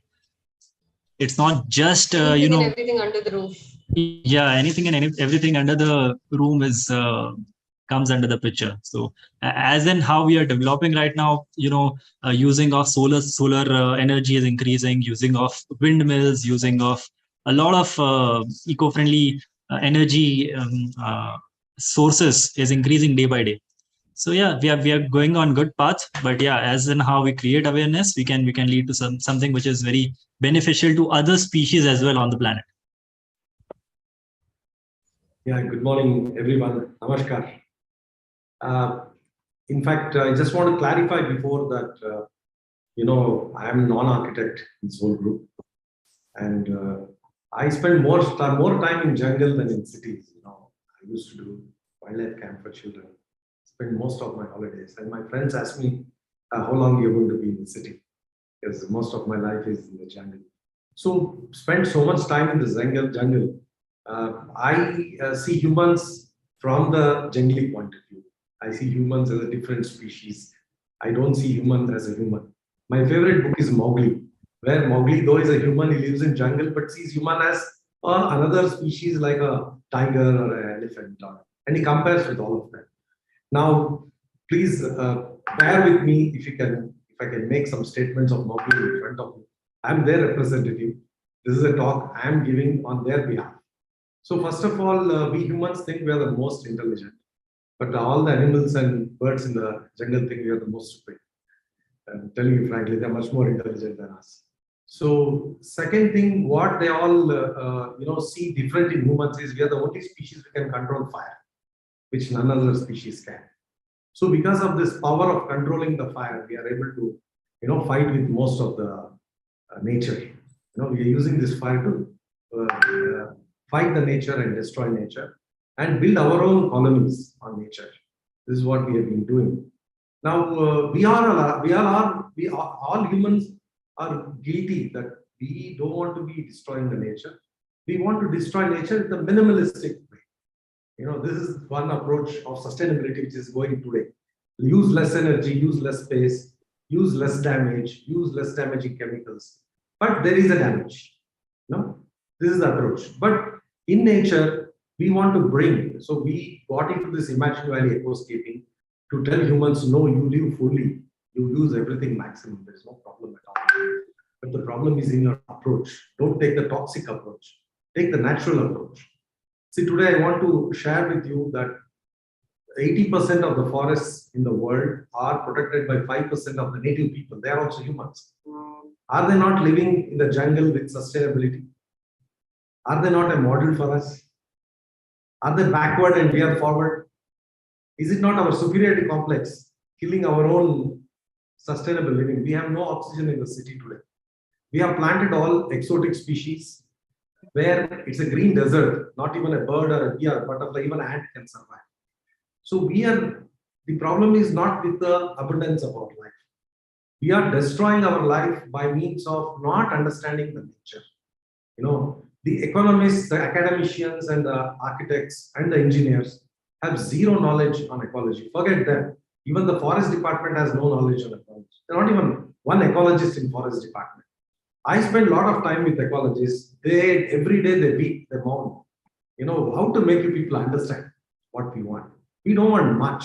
Give us a space in your building. Instead of having a the naked, ugly concrete wall, make some holes in it for the birds to live. Make some steps in it for the natural plants to grow. Make a cement where even if the plants go, your building doesn't break. You make a lousy cement technology where water is a problem. What's wrong with us? So how are we going to change our mindset that our materials, our design, our structure? Today, every architect, I think, major problem is pigeon, isn't it? In all the buildings, sparrows have gone, pigeon have come. Why it has come? You have built habitat for pigeons by building ledges after ledges after ledges. Now, why are you blaming the pigeons? Isn't it? So if our life settles wherever you give habitat. I would love to, why not I have a roof, jungle on my roof? You put a proper waterproofing structure. Let the jungle come and settle. It will become a nesting space for eagle. Why should the wildlife be only in the sanctuary? Why not in our own colony? Why not birds come and swim in our swimming pools? Why should we have chlorinated swimming pools?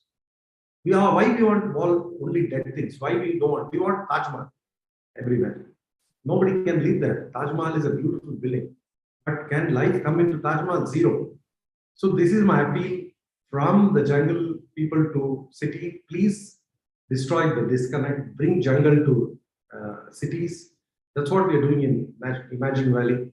We are promoting use of only native species of plants for gardening, so that there's a bird coming and nesting in your balcony. I think that's the happiest thing to happen.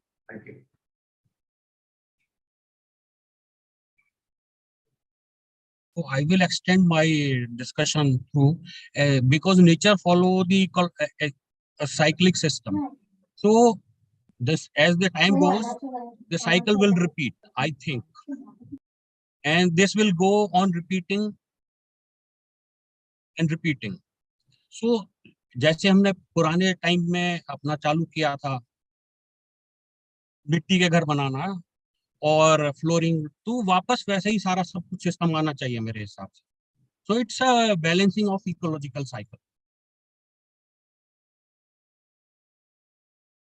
Yes, sir, I agree with you.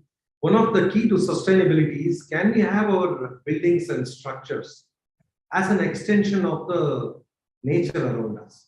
For example, I have found several buildings in Canada, and in fact, Jurong in Singapore is building a city where all the roads are underground and all the buildings have trees on them.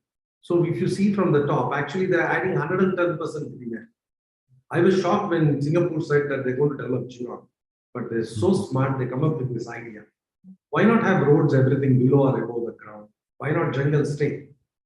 In China, they're building a huge city with the vertical towers in the shape of Olympic rings, where the road is above the ground and the entire forest below is undisturbed. So it is not, it's all in the imagination of the architects. My appeal to architects is, please see, no, there's also a problem with the engineers. I'm part of a construction company. First thing our civil engineer does is take a bulldozer, JCB, clean the place, clear all the greenery, make it flat. Then he takes the measurement. So in the process, he's destroyed so many precious trees which have lived for long. And at the end of the project, we pay bomb to buy old trees to bring and plant there and make it struggle to survive. So why can't we understand what is already there and build around that? I'm sure many of the architects are doing it, but it has to spread to a larger extent. I'd agree with that. I think just to extend it on the same note, architects ke saath, whenever we are doing, we are using technology, I think we should also look at the complete embodied energy cycle for whatever we are doing. जैसे कि मैं वो आपने China का एक example लिया जिसके अंदर में सारी रोड्स ऊपर जा रही हैं और नीचे आपने ग्रीन कर दिया, लेकिन उन रोड्स को बनाने में जो एनर्जी लगी है और जो लगा है, किसी ने ये कैलकुलेट किया है कि फॉर एग्जांपल सोलर सेल, कि सोलर सेल को बनाने में जितनी एनर्जी लगती है, क्या वो अपने 25 साल की लाइफ में उतनी एनर्जी वापस दे पाता है अगर हम टोटल एनर्जी साइकिल की बात करें? तो it's a very simple thing कि अगर हम नेचर से हर चीज सीखें, जहां अगर हम जैसे I think the topic of this discussion is the future of sustainability. The future of sustainability actually lies in the professionals and the users putting their heart into it, और उसके बाद जो हम प्रोड्यूस करें उसमें हम थोड़ी सी अपनी सोच ओवरऑल एनर्जी साइकिल का पूरा लगाएं, प्लस हम बाहर जाके क्यों मटेरियल्स लाते हैं, हम अपने local materials, in fact there should be a law कि आप अगर राजस्थान में बना रहे हैं तो राजस्थान का मटेरियल ही यूज करें वहां पे. Why does building in Rajasthan have to get something, वहां पर स्टील की बिल्डिंग लोग बनाते हैं कि वहां से स्टील लेकर आके इतने दूर आप यहाँ पर बनाएं. Why can't we simply use a local material and complete your project? So these are very very small things, but जरूरी है ये सोचना कि जो आगे की टेक्नोलॉजीज आ रही हैं, क्योंकि जो पूरा प्लेथोरा है आर्किटेक्चर का, कंस्ट्रक्शन का, ये सब चेंज होगा, और जिस तरीके से अब हम एडेप्टेबिलिटी हमारे आर्किटेक्चर में आ रही है, जैसे हम ये मानकर चलते हैं कि जो कन्वेंशनल काइंड ऑफ कंस्ट्रक्शन से अब धीरे धीरे करके लोगों में एक्सेप्टेबिलिटी आ रही है कि नई तरीके का डिजाइन, नई तरीके की टेक्नोलॉजीज को हम इस्तेमाल करें. होगा ये कि बहुत जल्दी एक एक्सपोनेंशियल राइज आएगा इन अल्टरनेट टेक्नोलॉजीज का, और उस समय अगर हमने उस चीज को कंट्रोल नहीं किया जो भी एनर्जी जो भी हम सस्टेनेबिलिटी के बारे में सोच रहे हैं, उस समय अगर नहीं किया and it starts making commercial और economic sense to a common man, believe me, we are doomed. So I think we are at a very critical stage of transition, that we all professionals have to be very, very clear in our minds कि किस direction में future अपना construction जाना चाहिए. Sir, I just want to bring one small thing to your attention, because mostly if we see all the specifications of the green buildings and all the things, most of it is pointing towards energy efficiency. In fact, energy efficiency is mistaken as green buildings. Actually, energy efficiency is very good. Definitely, we should follow that, and it has a huge impact on usage of energy. All said and done, all buildings in the world use about 30-40% energy. 80% is used for utilities such as production of electricity and automobiles. So there, the sustainability of energy, in my view, is going to come only from adoption of things like hydrogen instead of that's going to come very shortly worldwide. I happen to be a member of International Standards Organization for making standards of using hydrogen for energy. Let me assure you, all of you, that within the next 5 years, the world will be moving from petrol, diesel, coal to hydrogen. So all the technology stack is completely ready. Just to inform you, but why I'm diverting the attention is, I think in building design, the importance of energy efficiency is very good, but I think it should be a weightage of 20%. 80% should, in my appeal, should be more towards providing space, sharing space with native species of birds and animals and wildlife. This is my personal view. Of course, it is open to discussion. Thank you.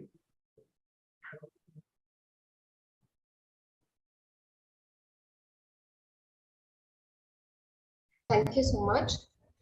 आप जैसे कह रहे हैं energy efficiency yes is one big part of it, but today अगर हम देखें कि sustainable construction के लिए overall the construction industry consumes 40% of the total carbon emissions. So how do you want to mainstream? How are we looking at mainstreaming the sustainable construction in our overall practices? काफी बार ऐसा होता है कि लोगों को लगता है कि सस्टेनेबल कंस्ट्रक्शन बहुत एक्सपेंसिव होगा, बहुत महंगा होगा, considering the conventional design that we're doing. तो इज इट ट्रू कि महंगा है इसीलिए लोग नहीं कर रहे हैं, या कुछ और दिक्कत आ रही है अपनाने में? इसका तो है ये. Should I answer this? Yes. Please, sir. Sorry if I've interrupted anyone. इसका आंसर बड़ा सिंपल है कि हमने कंज्यूमरिज्म को बहुत बढ़ावा दिया है. जैसे कवि जी बोल रहे थे कि राजस्थान का मटेरियल क्यों नहीं यूज करते. हम कंज्यूमरिज्म को इतना बढ़ावा देते हैं कि नई चीज लगाने का हमें बहुत शौक है. अब आप देखिए गुड़गांव फरीदाबाद एक्सप्रेस में इतना मलबा गिरा हुआ है. Why can't that मलबा use to for the base? We are buying मलबा, we are buying bricks and breaking them. तो हमारी रिसाइकलिंग फैसिलिटी नहीं है. तो बल्कि sustainable construction can be cheaper if we have a system of, if we have a kabadibazaar.com, where we can recycle wood, we can recycle malba, we can recycle doors, we can recycle even sanitary fittings. जो यहाँ बहुत expensive apartments बन रहे हैं, they approve their fitting that the builder has provided, and they put those flashy fittings. So everything in our country can be recycled, but it does not help the industry. You see, industry wants to sell, and they put so much of this thing that we feel that if we don't buy this new thing, ये पुरानी चीज, बल्कि हो सकता है कि पुरानी चीज और better हो, और so everything is into consumerism, and that is what the problem is. Let's say, take an example of a car. Why should you throw a car which has hardly run 20,000 kilometers after 15 years? It is better than a new car. And no, the car industry will never give you the calculation of making a new car, which has about 3,000-4,000 parts, and how much of carbon emission that has given. So it's so the problem is we are a victim of we are a victim of consumerism and industry dominance.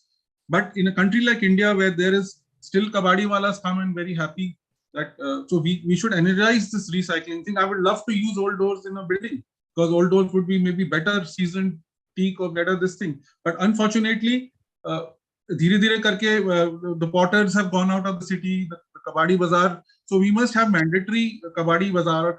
I mean, and there being kings of recycling like Nekchand ने जब rock garden बनाया था उसके बाद कितने लोगों ने वैसा rock garden बनाया recycling, किसी ने नहीं बनाया. So we need to recycle. And the other thing is Sanjay sir जो बात कर रहे थे जंगल की, हमने तो इंडिया गेट में जंगल को निकाल दिया, बस हमने 4 शेयर ऐड करे ऊपर, बस वो भी कॉपर के. तो एनीवेज, तो और एक पेड़ में कितने नेस्ट होते हैं बर्ड के, who knows, you know. Anyways, I will not go so much into that topic. Maybe I might have to land up somewhere else, right, Kavi? So it's maybe not right to. But ये problem है हमारा sustainability, attitude sustainability का नहीं है. हम मतलब ये shirt है, अगर थोड़ी सी फट जाएगी तो फेंक देंगे, फिर नहीं लेंगे. तो this is what it is. Consumerism is what. Thank you. I would like to extend this thought, Vinitji. Just a moment, Kaviji. Yes. So as rightly said by Vinitji, the consumerism is something which is very active in India specifically, if I have to say. So the industry that I am into, I'll quickly quote one small example. So we are into wood coating industry.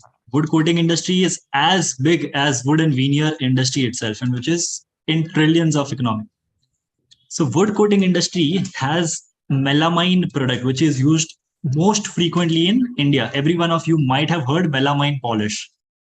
Now, melamine polish is formed of melamine formaldehyde, which is very harmful for people applying it and even smelling it in the vicinity. So some of you might know how harmful it is, but a lot of majority in India does not know how harmful melamine formaldehyde is. But because it is cheap, because it is easy, and because it is बस polish करने को हो गया polish, they buy crazy expensive wood and polish it with something like melamine, just because it is cheap, easy to do, and everyone is doing it. So consumerism is playing such an active role in some countries in Europe, some countries even in our neighborhood like Sri Lanka and Bhutan have banned this particular thing. It cannot be used because it is something which is causing, it has active carcinogens inside it. Not just about us, about the painters who are applying this, they are causing extreme harm to their health. So we as a consumer, what we do is wood laga diya, uske baad we ask the painters 80-90-100 rupees ka polish dikha do, this is cheaper, this looks good, do it. So something like consumerism is the major harm to the environment right now, and cost factor and look good factor as something which has taken over the natural, the sustainable, the zero carbon emission. Everything has gone to a toss when it comes to sasta and tikau. So yeah, very rightly said. In my opinion, sorry. Yes, in my opinion, this can be costlier, but this can like a machine which is costly. The capital cost must be higher, but the running cost is cheaper. So it is, if we achieve this, then we can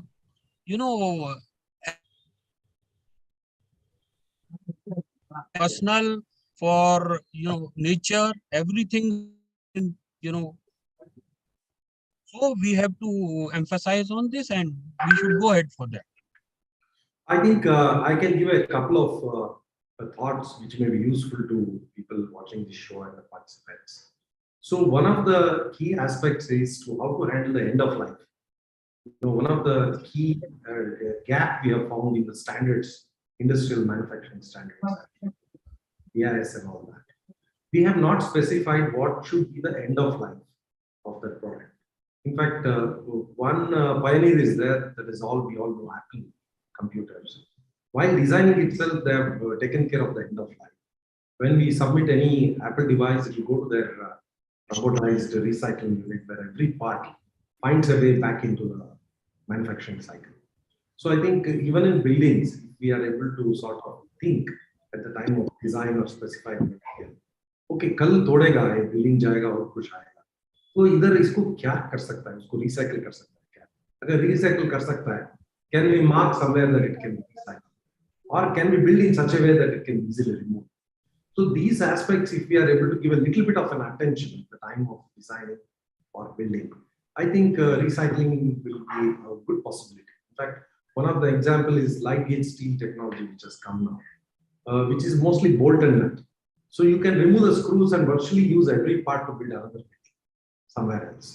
So things like this, at least most of it. Maybe these things, if end of life, if you can give an attention to any product or even a shirt or something, as rightly said in the previous session, suppose we use a cloth consciously of cotton or a bamboo or a banana fiber, definitely it can decay and dissolve in nature. So we prefer we take a synthetic fiber. Then definitely it's a plastic pollution. There's one more problem with the cloths, and also all the draperies and all. There is a huge pollution of something called lint or the microfiber, which none of us are. So if it is an artificial fiber, it can release microfibers into the air, which can be carcinogenic. So these are the aspects that we need to consider apart from energy, to make sure that we use, as Mr. Kavi, architect Kavi has suggested, that the local materials, not only local, but also the materials which will not harm the people which are living there, and also not harm the environment when at the end of its life. Probably if we can give a little bit of an attention, I think we will be able to do a lot of justice to the sustainability of life. Okay. So similarly, what's happening that there are lots of technologies which are now coming up, which are existing. However, होता क्या है कि there are business giants. We were talking of large corporates. These are business giants. उनका survival ही खत्म हो जाएगा अगर इस तरह की पैसिव टेक्नोलॉजीज आ गई. For example, even in just pure power electricity, अगर हम लोकलाइज्ड सेटअप में कुछ कर लेते हैं तो transmission lines will actually go dead, और ट्रांसमिशन की जितनी कंपनीज हैं वो सब खत्म हो जाएंगी. तो as professionals what we have to do is, if we can put our heart and mind together and look at those passive means, look at those means, and suggest and educate our clients to adopt them. और ये client को, आजकल clients जो हैं सुनते हैं. आज से 20 साल पहले, मुझे 35 साल हो गए हैं इंडस्ट्री में, लेकिन 20-25 साल पहले बहुत डिफिकल्ट होता था किसी क्लाइंट को समझाना कुछ भी. लेकिन आज की डेट में फायदा क्या है कि ड्यू टू ग्लोबलाइजेशन और हर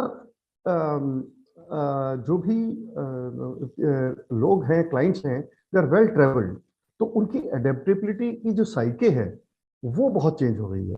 तो आज की डेट में मेरे को उनको कन्विंस करना ज्यादा आसान होता है, क्योंकि at the touch of a button on Google I can show them what exactly it is, जो 25 साल पहले मेरे पास अवेलेबल नहीं था. तो मैं ये चाहता हूं कि जो प्रोफेशनल्स की रिस्पॉन्सिबिलिटी है इन द फ्यूचर कंस्ट्रक्शंस, अगर हम उन पैसिव मीन्स को ढूंढ के लाएं और उनको अडॉप्ट करना शुरू कर दें. फॉर एग्जांपल, आज से 20 साल पहले मैंने पीजो इलेक्ट्रिक की बात करी थी. मैं ओल्ड दिल्ली और न्यू दिल्ली रेलवे स्टेशन पे वो पीजो इलेक्ट्रिसिटी की टाइल्स लगाना चाह रहा था, और मैंने बहुत काम किया था. एक जर्मनी की कंपनी के साथ में भी मैंने किया था, लेकिन वो रेड टेप में हम फंसे रह गए. We were not able to get the, मैंने कहा ISBT हुआ, ओल्ड दिल्ली हुआ और न्यू दिल्ली हुआ. इन 3 जगह पर इतने फुटफॉल्स होते हैं कि अगर हमने उनके प्लेटफॉर्म्स पे केवल ये पीजो इलेक्ट्रिक टाइल्स लगा दी तो जितनी एनर्जी वो जनरेट करेंगे उससे इन पूरे जो पूरा ISBT का जो बिजली का खर्चा है वो निकल जाएगा. तो एक छोटी छोटी चीजें हैं. तो उसमें जो 20 साल पहले नहीं था, लेकिन आज की डेट में हमें वो कन्विंस करने में शायद ज्यादा आसानी हो, और अब धीरे धीरे करके आप देख रहे हैं कि वो चीजें आ रही हैं. So as professionals, if we can push those technologies at a micro level, we have to start at the micro level, because at a macro level, the corporates of the world will never let you. So let's start from the and when you have proven facts, जहाँ छोटी छोटी communities में इस्तेमाल होने लगेगा, उसके बाद में आप देखिएगा कि it becomes a fad. That's all I have to say. I have to add in that, apart from the recyclable material, what about the energies?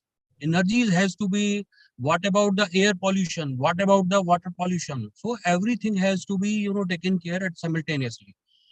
On contrary, we cannot say that all the technologies which are coming, which are costlier as of today, they might be cheaper, tomorrow, and the cost can be, cut down when they are commercialized.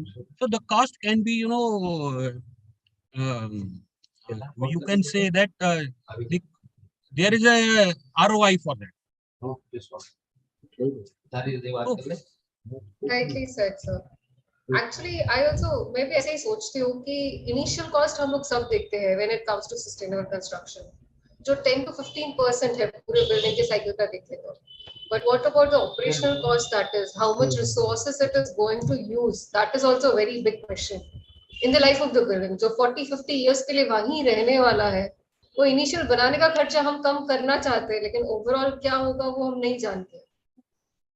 So, do you think that government policies or some incentive is, if government incentivizes green construction, हो सकता है कुछ आगे? Will the clients readily accept it if there is government included in it? The incentives are not really a sustainable solution in themselves. You see, at the end of the day, आप incentive देंगे कुछ समय के लिए चलेगा, but like Vineet ji rightly said कि ROI. Now, a term ROI is now common knowledge to everyone. आज से कुछ साल पहले नहीं था. तो जब हम अपने clients को educate करते हैं और उसमें अगर हम उनके जो भी additional capex आ रहा है उसकी ROI उनको समझाते हैं, तो they are ready to put in that kind of those kinds of resources. तो मेरे हिसाब से once we control energy, other things fall in place. Like the quality of air that we are breathing in, the quality of life that we are having, and जैसे संजय जी ने बोला कि भाई वो birds हमारे plantations पे क्यों नहीं आती हैं, it's a very very valid point. So Vineet, you were saying something. तो यही पॉइंट है कि बड़ा सिंपल सा पॉइंट है कि हमको अपनी आदतें सुधारनी पड़ेंगी. Architect Chandni is saying government policies, हमारी ही पॉलिसी ही नहीं होगी तो गवर्नमेंट क्या करेगी? हम कचरा बाहर फेंक देते हैं, हम मलबा रात को डंप कर देते हैं हाईवे पे, हम करके मलबा शुड बी डंप. हाँ, government can do something here. Government can make a system कि आप यहाँ मलबा डंप करिए और आपको पैसे देंगे मलबा डंप करने के लिए. पैसे लेंगे नहीं, देंगे, क्योंकि आप हमको मलबा बेच रहे हो. हम अपना लकड़ी, आप अपनी लकड़ी या पुरानी चीजें किताबें दे रहे हो, हम आपको पैसा देंगे. जैसे एक प्लास्टिक बॉटल आप हमको दीजिए, हम आपको पैसा देंगे. So what will happen is that collecting all these things, materials will become a thing, will become a culture. So we don't have a culture. I was in Venice where people are shit scared to throw even a single एक मूंगफली का टुकड़ा भी, जो आप क्या कैसे समझाएं कि they are so particular. We are a country where abundance labor, कितने जमादार कर्मचारी हैं यहाँ पर, फिर भी गंद है. मुझे तो समझ ही नहीं आ रहा. बॉम्बे में इतना पानी है, बरसता है, लेकिन फिर भी बाहर से पानी आता है. तो we don't have a system of managing our resources. We are a blessed country. We do this, और खेतों में वो हो जाता है, we do this तो मछली आ जाती है. मतलब क्या क्या नहीं है यहाँ पर. We are blessed. We are just mismanaging everything. So government, but it has to be managed from, I think a villager is the most, they should get the triple platinum green award. Absolutely. Because but वो कहते हैं lead platinum तो villages के लिए हो नहीं सकता, क्योंकि वो हट तो एयर कंडीशन नहीं है, वो हट पानी गंदा नहीं करती, वो पानी होता ही नहीं बेचारों के पास, तो गंदा क्या करेंगे. तो we need to understand there is a big diversity. We have somehow enslaved ourselves in this culture. We need to get out of this culture and make our own systems that belong to us, and I'm not interested to buy a new car, because buying a new car is going to pollute the thing more. But the car industry will never change your engine. आप V6 engine change कर दीजिए, car seat क्यों change हो रही है, tyre क्यों change हो रहा है, डैशबोर्ड क्यों change हो रहा है, विंडस्क्रीन क्यों change हो रही है, कार की बॉडी. तो pollute नहीं कर रही, तो V6 engine पर car industry को, so basically there is a vested interest of the industry. Our government, yes, to answer your question, our government is sold to the industry. Industry is not sold to the government. So that is the problem. And because of which the government has to take steps. But we as individuals in our RWAs and all can do a lot. I think all this drain, the stormwater drain is being the most useless thing. Vineet जी आप बताइए आपकी locality में सारी storm water drain choked है कि नहीं? हाँ या ना? बिल्कुल बिल्कुल चोक्ड है। तो हमें स्टॉर्म वाटर ड्रेन हमारी जो बॉली होती थी सारे आप पार्क्स नीचे ले जाइए, have a security system and take all your parks and all, just harvest your water locally. Don't demolish all the storm water drains or have open drains. तो ये बहुत सारी चीजें जो क्योंकि इंग्लैंड में होती थी, पीडब्ल्यूडी था तो वो करेंगे, हम अपना क्या करेंगे, कब करेंगे, तो वो that is the thing. I think I've spoken a lot. I should give a chance. बिल्कुल सही है। जो मेरा एक्सटेंशन यही है कि हमें अगर लोकल लेवल्स पे लोकल कम्युनिटीज को हम एम्पावर कर दें इस चीज के लिए, तो handle, you see everything is about scale. So if we are able to handle these things at a smaller scale, एक छोटे से विलेजेस है, like we adopted a village on the Yamuna expressway, तो वहां पे पानी, ये भी जो सीवरेज और the way things are, we are doing that all by natural means. उसमें एक मतलब एक आउंस ऑफ एनर्जी नहीं लगता है, but we are handling everything. And you go to that village today, it is so clean. वहाँ का जो तालाब है वो इतना बढ़िया पानी देता है. We just use some bacterias and you know the passive means that you are actually having potable water from that same sludge that we used to be. It's a shame that in a city like Bombay, which gives maximum revenue to the country, with so much rain, we are not being going to handle the rain. In Japan, you have tunnels that can take the rain. So why can't we do it? What is the problem? It's an amazing insight given by both of you. Two things I want to bring to this table. One is, any site planning initially needs to have a survey, hydrological survey, which most of them know has to be done. They don't do it. So once you do the hydrological survey, you need to identify where exactly naturally the water is coming from outside and going outside, and we have to provide for it. So people build buildings across natural water channels, and the whole area gets flat. They put a compound all around the area. They flatten the area where the water has to go. The whole city gets flooded. So because of one or two buildings coming in there, choking this thing, whole city can get flooded sometimes. So these bottlenecks should be understood. The hydrological design of a city is very important. And when we do channels, I have an appeal from wildlife again. Please don't build vertical walls in the channel. वो उसमें हाथी गिर जाएगा, वो बाहर नहीं आ सकता है. They cannot cross the path. So it has to be a sort of a sloping structure where if a wildlife can cross the area, people fall, they can't get out. And when there is a sloping channel, actually the water throws the dirt out naturally. So this is one, we have engineers, I don't know, structural engineers, or I don't say architects. We have a scale and pencil and draw Kadya. I can say that in that, the channel can be, shrink down when we design that as a vertical member. When we slope it, then it's an uneconomic section, basically. No, sir, it's not sustainable. Vertical is not sustainable. Sustainable is okay, but there is a balance between sustainable and this thing. Actually, आप cement ही मत डालिए. You just leave the natural stream naturally and leave some space and build. Why do you want to interfere with nature in the first place? Leave the flood line and build. See, don't. I'm telling you, मत लीजिए आप. पानी से पंगा मत लीजिए. हम कभी भी win नहीं कर सकते. Nature is nature. So we should understand that we are a subset of nature, and nature is not our resource. Because just because we have JCB, we have power, we can do everything, but we will only have to suffer the consequences. So why in Japan they are breaking all the channels and letting the natural flow. They're leaving the buffer of the flood line and they're building the building after that, and they're making all that as a park or a jogging track or some public area. Where even if the flood comes, it will not affect anyone. See, people live in it after we build. We need to understand.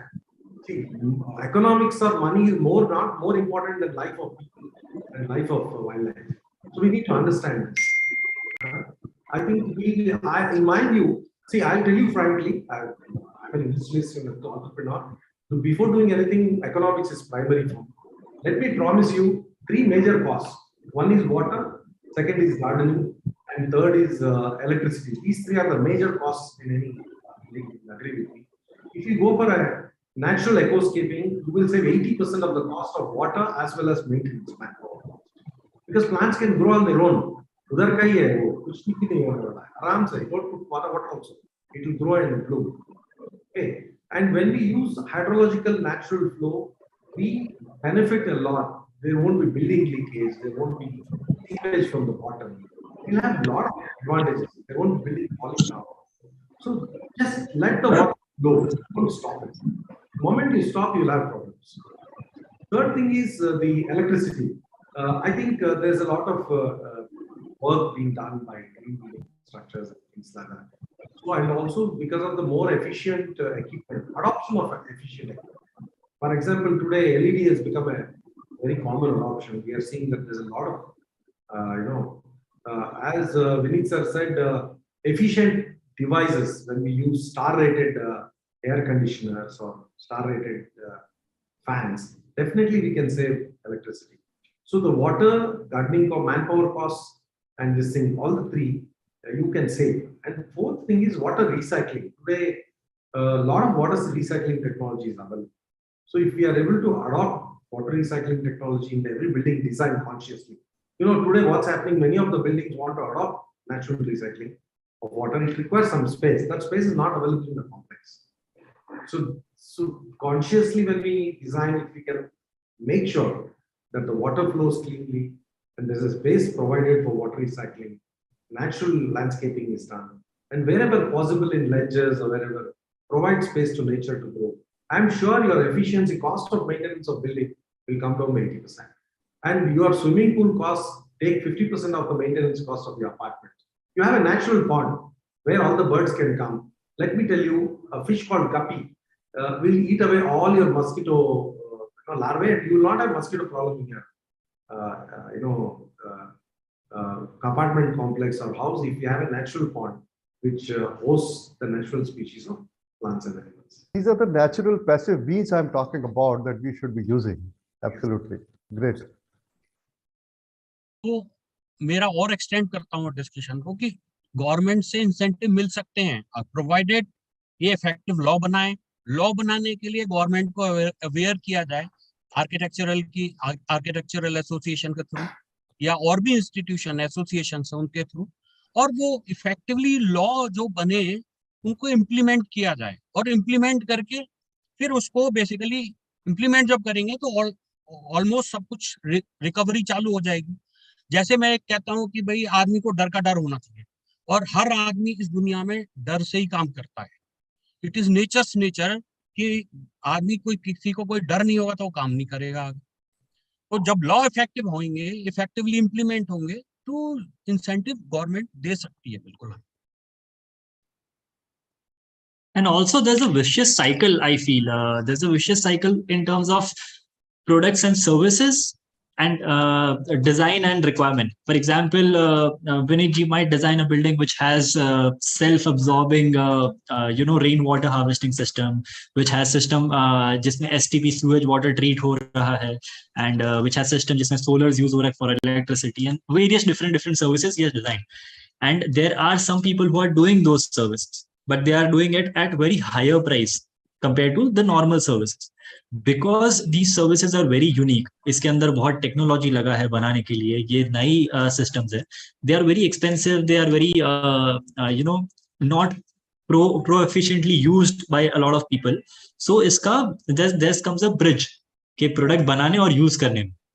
आज product बन गया पर वो use इसीलिए नहीं हो पा रहा बिकॉज वो एक्सपेंसिव है, सबने यूज नहीं किया है, ऐसा है. There's a lot of challenge. So government can come in this picture and fill this bridge. And उसके वजह से when these sustainable products, when these eco-friendly products starts getting used in the ecosystem, उसका cost अपने आप कम नीचे आ जाएगा. Those expensive product, when it is commercialized, the cost will eventually come down anyway. And government, as Vinit ji said, is biased towards industries. So they might as well be biased towards industries which are into eco-friendly and sustainable activities. So that can solve the win-win situation between everything. No, I have the point, Bhargav.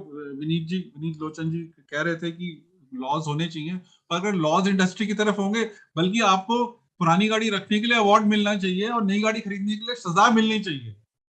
वो उल्टा होता नहीं है. You see, so there is पुरानी गाड़ी को refurbish करके चलाने वाली जो टेक्नोलॉजी बनाने वाला है, उसको गवर्नमेंट को एनकरेज करना चाहिए कि जो पुराने से पुरानी गाड़ी को चलवा सके.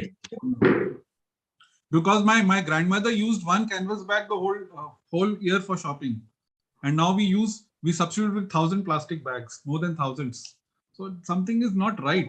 नोटबंदी हो सकती तो प्लास्टिक को बैन कर दीजिए, और प्लास्टिक इंडस्ट्रीज वालों को 1 एकड़ की जगह में उनकी अगर इंडस्ट्री है तो उनको 5 एकड़ दान दे दीजिए, बोलिए कुछ और कर दीजिए, बस बैन कर दीजिए. अगर नोटबंदी बैन है तो प्लास्टिक को बैन कर दीजिए, सिंगल यूज प्लास्टिक प्लीज. ऐसे करके हमें स्ट्रिक्ट लॉ को ऐसे स्ट्रिक्ट एक्शन लेनी पड़ेंगी. Correct. So sir, in my limited experience, I feel that government will make the policy what the industry wants. So it is also for us to get together and ask the government what exactly we want. So until unless the industry doesn't come into a unanimous approach that this is what is good for the industry, government also will not be able to support us. So I'm sure the officials in the government are today very responsive, and for every for example, you see in '98 using of LPG to vehicles was illegal, and going ahead, once we took up the seminars and educational programs saying that it is both safe and energy efficient, now you know that CNG has become compulsory in Delhi and so many places. So government took a U-turn from banning it to making it compulsory. It's also there are humans like us, and I'm sure they don't have expertise in all the fields. So as an industry, it becomes our responsibility to take some time and write to the government, meet the people, make them aware. So as an industry body, if we are able to approach the government, I'm sure the government is more than happy to support. Yeah, so I think we have to own up our social responsibility, simple as that. Owning it up and percolating down to the projects that you are doing and the community that you are impacting. वो एक अगर professionals की तरफ से कहीं ना कहीं कमी भी है, और उस चीज को पूरा करना हम लोगों की जिम्मेवारी है. I appreciate this. It should be our responsibility. It has to be done. और कोई तरीका नहीं है. Of course, absolutely. But so if you can give an example, if any of your projects, if you've used sustainable construction practices, if any of the projects or some project that you highly look up to in the world, if there's any project any of the architects would like to highlight? Even before energy efficiency and sustainability was being talked about, अगर आप अपने design को, अपने architecture को ढंग से और logically सोचेंगे, तो आपका जो प्रोडक्ट होगा वो सस्टेनेबल होगा ही. मतलब वी टॉक ऑफ वास्तु, ना vastu was nothing but movement of the sun and wind. Now अगर हम धीरे धीरे करके उन चीजों को अगर हम ढंग से दिल से चीजें बनाते हैं, तो there would be good architecture, and this is what I've been saying that ever since late 80s and early 90s, तब से हम जो कंस्ट्रक्शंस कर रहे हैं, each one of them is pretty good. But what is important is कि जहां पर आपका स्केल आ जाता है, उस स्केल पे जब आप उस चीज को इम्पैक्ट करते हैं, क्योंकि देखिए छोटे लेवल पर हर चीज हो सकती है, लेकिन आपको इम्पैक्ट तब होगा जब आप 50 लाख स्क्वायर फुट के एक डेवलपमेंट को उस तरीके से बनाएंगे कि that becomes a net zero और carbon negative. So that is the kind of a thing that we are doing. अभी हम एक जो सबसे बड़ा प्रोजेक्ट कर रहे हैं, Noida habitat and convention centre, तो that's going to be one of those जिसमें करीब 75 लाख स्क्वायर फुट का एरिया है. वहां पे जो हम कर रहे हैं, that is the kind of impact that we need to create. I agree with Kavi Jain. See, when we once see the big building, so the operational plan, which involves absolutely a proper flow of everything, whether it's a people or my vehicles or water or waste. So in the complex what I live today, we don't do anything because we have organized in every house a 7 dustbin system where every plastic is cleaned and stored because it's collected only once a week. So I say नहीं रख सकते आप वो खराब ये गंदा पास आएगा उससे. You have to wash and keep because they collect only once in a week. Paper they collect once in a week. And electronics waste is given a box once in a month they collect. Every day what they collect is only the compost and the medical waste. Medical waste of course go to incineration and we pay for it. And every day what compost is collected is composted, and you don't believe about 30 people we have which do this housekeeping of waste management. By selling that compost, we are able to give them about 2,000 to 3,000 rupees incentive. So if these things are made a part of the design and operational plan, I think mostly it will be followed later, if at all. इसमें एक example पे देना चाहूंगा कि हमने 2014 में जो green building बनाई थी यहाँ पर नोएडा में, वो it was platinum rated and net zero, मतलब zero discharge etcetera. It was not net zero, sorry, but zero discharge. लेकिन हमने उसमें क्लाइंट्स के साथ में जो बाकी आगे का काम किया है, दैट इज ऑल्सो इम्पोर्टेंट कि ओवर द पास्ट 8 years हमने जो भी सिस्टम्स लगाए हैं उसकी डेटा को एनालाइज करके हमने उन सिस्टम्स को बेटर किया है. So today my building after 8 years of operations is more efficient then what it was in 2014. तो एक वो जो कंटिन्यूअल जो प्रोसेस है वो अगर अडॉप्ट करेंगे तो उससे ना तो केवल कंस्ट्रक्शन की ही बात नहीं हो रही, बट जो the long term planning that actually becomes, because that's a very intelligent building and we've got data down to the last second. तो उसको quarterly analyze करके we are improving upon every system all the time. So that is something which is great to, which is what we as professionals should be doing. Okay, I'm sorry, I'm jumping in between, and it's a really great, the conversation is going on, and we are getting a lot of comments, and people are appreciating this kind of a very powerful discussion. But as we are running short of time, and already we spend more 10 minutes more, so I request Chandni to please sum up this particular session so that we can jump for the next session. Thank you. So just one small question in the end, just to sum up this, that we do see it as affecting the common man, but जब तक consumer से demand नहीं आएगी तब तक हम भी उन्हें क्या दे पाएंगे? तो is there one short note that you can give कि हम consumer से demand कैसे generate करें for green buildings or green constructions in the future? I think these seminars will help what you're doing. But we are talking about reaching a very large mass of people. If they are not showing interest in it, how are we going to sell it, right? I like to add here. भाई आपका नाम है व्यापार जगत, हमें व्यापार जागरूक करना पड़ेगा, लोगों को समझाना पड़ेगा कि अगर ये नहीं करेंगे तो बहुत बड़ी गलती कर रहे हैं, तो वही तभी consumer जागेगा. Right. Actually, so it is educating the client, simple as that, nothing else. Chandni, there is a Right. inclination in the clients today. We see a lot of interest in these things. Whenever we offer a solution with that delight, in fact, we should be having the courage enough to propose to them. That's what it is. I feel strong. Right, sir. I can see everyone getting Thank a you. little impatient. So, and not only on the screen, but I have the next round of meetings also. So I think we'll stop here, and all the best. Thank you so much for your time. All the best for the rest of the discussion. I'd also like to welcome everyone to my Gurgaon house where I have a well, and which I built with mud. All of you are welcome. Please. Great. Okay, Thank you so bye much. Super. Thank you. Thank you, Bye-bye. everyone. Thank you, everyone. Thank you. Have a nice day. Thank you so much, everyone, for participating. Thank you, everyone.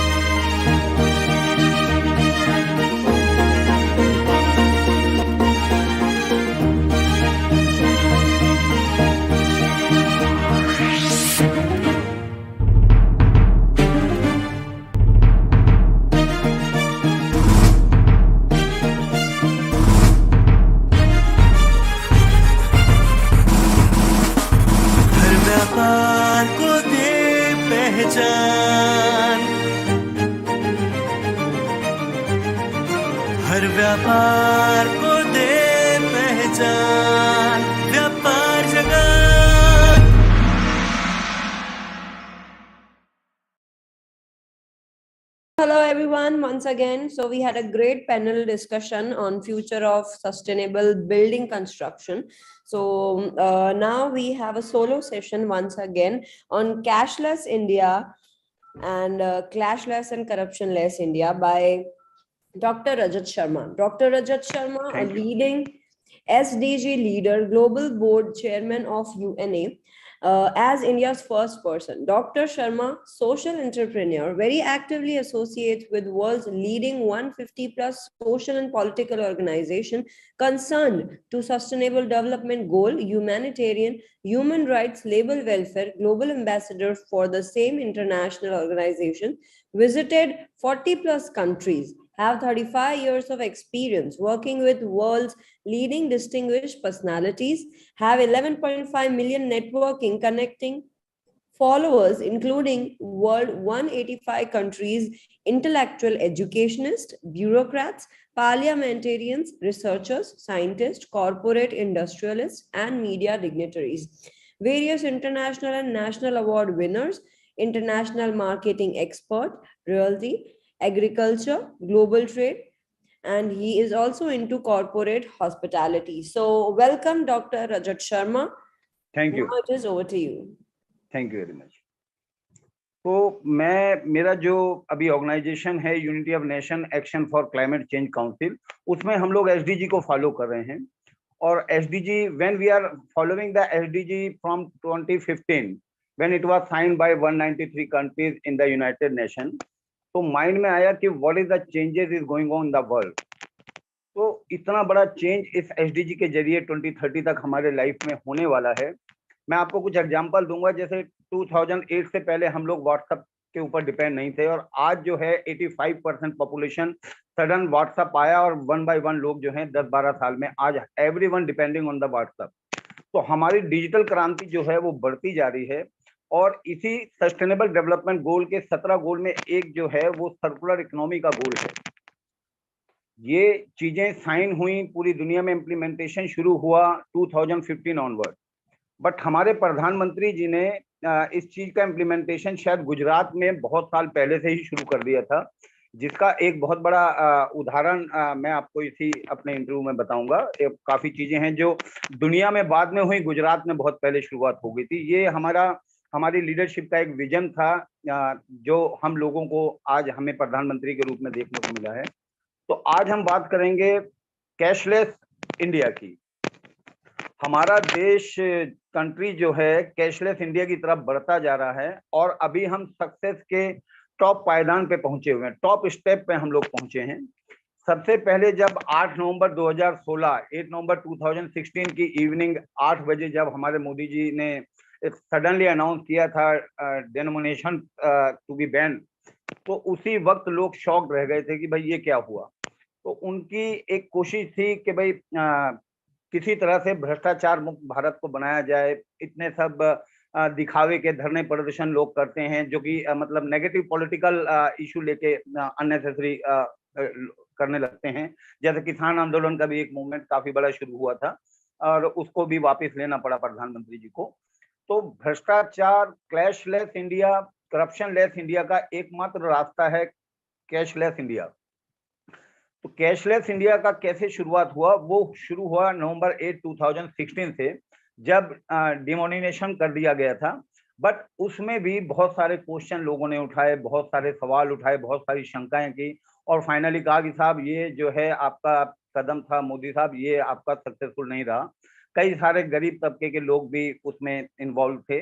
But धीरे धीरे आपको मैं बहुत एक आश्चर्यजनक बात बताना चाहूंगा कि 4 साल के बाद ये जो डेमोनिशन का जो रिजल्ट आया, वो ये रिजल्ट आया कि लास्ट ईयर अक्टूबर में हमारा जो कंज्यूमर ट्रांजैक्शन था वो डिजिटल ट्रांजैक्शन 8,50,000 करोड़ पे पहुंच गया, which is using by the UPI, which is using by the different kind of digital payment app.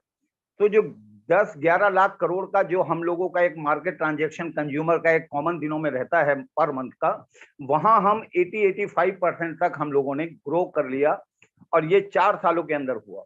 इसमें नो डाउट कोविड ने हमको बहुत बड़ा सपोर्ट किया. दूसरी और कई सिचुएशन थी। दूसरा, कैशलेस होने का सबसे बड़ा फायदा ये है कि आपकी जेब का कटने से बचती है, आप कहीं लुटने से बचते हैं। दूसरा, कहीं भी कैश लेन देन जो है वो कहीं ना कहीं हमारी इकोनॉमी पे इफेक्ट डालता है। हमारे मतलब जो एक सिस्टम है जिसमें करप्शन बन गया है, उस पर बहुत असर हम लोगों के जिंदगी में आता रहा है। हर व्यक्ति चाहता है कि करप्शन लेस कंट्री हो, हर व्यक्ति चाहता है कि करप्शन लेस पॉलिटिकल लोग आए, बट कहीं ना कहीं नीचे से भी लोग जुड़े हुए हैं, नीचे से ऊपर तक की करप्शन कहीं ना कहीं जो है हमें देखने को मिलता है सोसाइटी के अंदर। अब जो कैशलेस इंडिया की तरफ हम बढ़ रहे हैं, उसमें हम आपको बताएं 2 lakh citizen service centre rural area में बनाए, क्योंकि सबसे बड़ा क्वेश्चन ये उठ रहा था कि साहब गांव के लोग जो हैं, ग्रामीण लोग, रूरल लोग, ट्राइबल लोग, इसको कैसे करेंगे। तो 2018 से ही कॉमन सर्विस सेंटर बनाए गए गांव के अंदर, और 5 करोड़ लोगों को ट्रेंड भी अभी तक कर दिया गया। गवर्नमेंट ऑफ इंडिया का एक मूवमेंट है digital India and cashless India, बाकायदा डिपार्टमेंट बना हुआ है, आप गूगल कर सकते हैं। और उसमें वो सारी तैयारी रूरल लेवल पे चल रही थी, जहां ग्रामीण लोगों को बताया जा रहा था कि आपको कैसे बिना रुपए के, बिना करेंसी के आपको अपना ट्रांजेक्शन करने हैं। और उसमें सबसे बड़ा माध्यम बना यूपीआई। आज भी आप देखेंगे पेटीएम और दूसरे वर्जन जो हैं, उसमें 90% जो ट्रांजेक्शन हमारे शुरू हो गए हैं वो यूपीआई कनेक्टेड हो गए हैं, and that is very safe. लोगों को धीरे धीरे एक्सपीरियंस हुआ, लोगों को धीरे धीरे विश्वास पैदा होना शुरू हुआ कि भाई कैशलेस चीज जो है वो बन सकती है। इसमें काफी सारे साइबर सिक्योरिटी से रिलेटेड क्वेश्चन भी उठाए गए थे, बट ओवरऑल हमको लग रहा है कि वो दिन बहुत जल्दी आने वाला है जब विदाउट करेंसी के इंडिया होगी, कैशलेस इंडिया होगी। और वो जो भारत होगा, शायद हो सकता है किसी दिन शाम को फिर एक बार 8 बजे हमारे देश के प्रधानमंत्री आए। बट एक चीज तारीफ करने वाली है कि 85% जो इंडिया डिजिटल इंडिया बना है, जो रूरल के लोगों ने इसमें भाग लिया है, शहर के लोगों ने जो डिजिटल करेंसी को अपनाया है, वो तारीफे काबिल है। Almost 85% generation is using the digital payment mode. कई चीजें हैं जो इसमें हमारी इकोनॉमी को भी बल देगी। जो नकदी जो मार्केट के अंदर रोटेट हो रही है, वो एक बहुत बड़े लेवल पे उसका नंबर ऑफ काउंटिंग हम कहेंगे, बट वो सबकी सब सर्कुलर इकोनॉमी में आ जाएगी। ये एक बहुत बड़ा हमारा फायदा होगा, जो हमारा सस्टेनेबल डेवलपमेंट गोल का भी एक बहुत बड़ा इशू है। तो सर्कुलर इकोनॉमी में जैसे ही आपके सारा पैसा आया, टोटल डिजिटली आपका ट्रांजेक्शन हो रहा है, तो देन आपकी इकोनॉमी पे बहुत बड़ा इफेक्ट पड़ता है। इट विल बी गोज 100% मोर। जो $5 ट्रिलियन का 2024-2025 में जो एक लक्ष्य रखा है प्रधानमंत्री जी ने, that is also connected with cashless India movement. अभी लगभग जैसे मैंने बताया कि 2 लाख से ज्यादा कॉमन सर्विस सेंटर एक्टिव हैं, 5 करोड़ से ज्यादा ग्रामीणों को इस बारे में ट्रेनिंग दी जा चुकी है, और ये काम चलता जा रहा है 2024 तक बहुत स्पीड पे। आप कैशलेस इंडिया वेबसाइट पे जाके इसकी पूरी डिटेल ले सकते हैं। इसके अलावा जो और कुछ इसमें जो प्रोग्राम चल रहे हैं, ministry of electronic and IT जो है, उन्होंने एक स्कीम निकाली है जिसका नाम है digital finance for rural India. It is that program is creating awareness and access through common service center under digital Saksharta Abhiyan Disha, with objective to enable the CSC to become digital financial hub by hosting awareness session on government policies and digital finance option available for rural citizens, as well as enabling various mechanisms of digital financial services such as IMPS, UPS, bank POS machine, etc. तो 2 lakh common service centre जो चल रहे हैं, वो उनका they are providing the capacity building, awareness, access for digital payment method to around 1 crore rural citizenized, 8%, and 2 lakh merchant across India. Each CSC would reach out to 40 households per day in the catchment area, covering 1 person from each household. Apart from rural citizen, each CSC would also target 10 merchants per panchayat to facilitate them in getting POS machine और digital payment mechanism. तो इतनी सारी चीजें हमारे rural level पे शुरू हैं, panchayat level पे शुरू हैं। तो आप ये समझिए कि उसी का परिणाम मिला कि हमको 8,50,000 करोड़ का डिजिटल ट्रांजेक्शन मिला, और फाइनली हम लोग जो एक गैप रह गया है 15% का, उसको बहुत जल्दी पूरा करने वाले हैं। और इंडिया से जितना जल्दी हो ये कैश खत्म हो, कैश सिस्टम खत्म हो, करेंसी सिस्टम खत्म हो। और आपको बताऊंगा कि इशारों इशारों में एक ई-रुपीज करके लॉन्च किया था हमारे प्रधानमंत्री जी ने। The e rupees is also the indication cashless India. और ये अकेले इंडिया में नहीं हो रहा है जी, 193 कंट्रीज ने सस्टेनेबल डेवलपमेंट गोल के जो 17 गोल साइन किए हैं, this is the part of that. But India के अंदर मोदी जी ने इस कार्यक्रम की शुरुआत 2014 में ही शुरू कर दी थी। हमारे गुजरात में ही भरूच सिटी है जहां जीएनएफसी टाउनशिप है। तो इंडिया का सबसे पहली कैशलेस टाउनशिप जो है वो भरूच के जीएनएफसी टाउनशिप में ही शुरू की थी, जो बहुत ही सक्सेसफुली अभी तक वर्क कर रही है। आज 7-8 साल हो गए उस बात को। तो वहां का एक एग्जाम्पल लेते हुए इस चीज को पूरे इंडिया में शुरू किया गया और अब बहुत ही जल्दी कैशलेस इंडिया पूरे इंडिया के अंदर लागू होगा।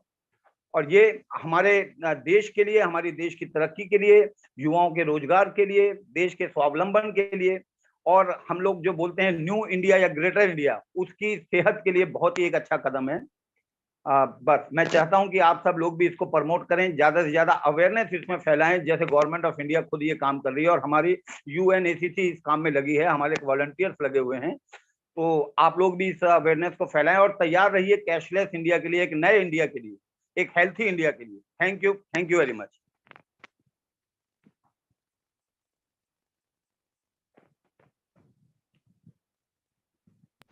Thank you so much sir. आपने काफी अच्छे से हमको गाइड किया कि कैसे इंडिया कैशलेस हो सकता है, करप्शन लेस हो सकता है और क्लैशेस उसमें कम हो सकते हैं, क्योंकि कैश में सब लोगों को काफी प्रॉब्लम आया भी था, जैसे ही डिमोनेटाइजेशन वगैरह हुआ था और बहुत सारे लोगों के बहुत सारे चीजें जो करप्शन से वो बाहर भी आ गए थे। So it is a great enlightenment by you. Yes, Dr. Praveen, you want to say something? नहीं, मैं वही बता रहा था कि I mean it was a very short but very powerful session, और मेरे ख्याल से सर ये काफी लोग नहीं जानते हैं जी, जो बहुत से लोगों को इसे अवेयरनेस नहीं है। और सबसे पहला जो ये मैटर है, आप जीएनएफसी टाउनशिप में क्लिक करेंगे, कभी विजिट कीजिए, बहुत बढ़िया से 7 साल से बहुत सक्सेसफुल चल रहा है जी। वाओ, बिल्कुल, and I think that is the future of India, and this particular session I think that will create lot of awareness and a lot of people will know about this particular thing. So Rajat ji, thank you so much for your time, and thank you so much for your confirmation on very short notice, sir. I really appreciate it. No, it's okay. I am feeling proud to be there. Thank you very much. Thank you, sir. We are feeling glad, sir, you are here. I wish we could hear you more. आपको और ज्यादा सुनने की इच्छा थी और चाहते हैं कि हम आगे भी आपको, हमारे जो इवेंट्स होते रहते हैं व्यापार जगत के, उसमें आपको हम सुनते रहे हमेशा as a guest. Thank you very much. Thank you sir for enlightening us. Thank you.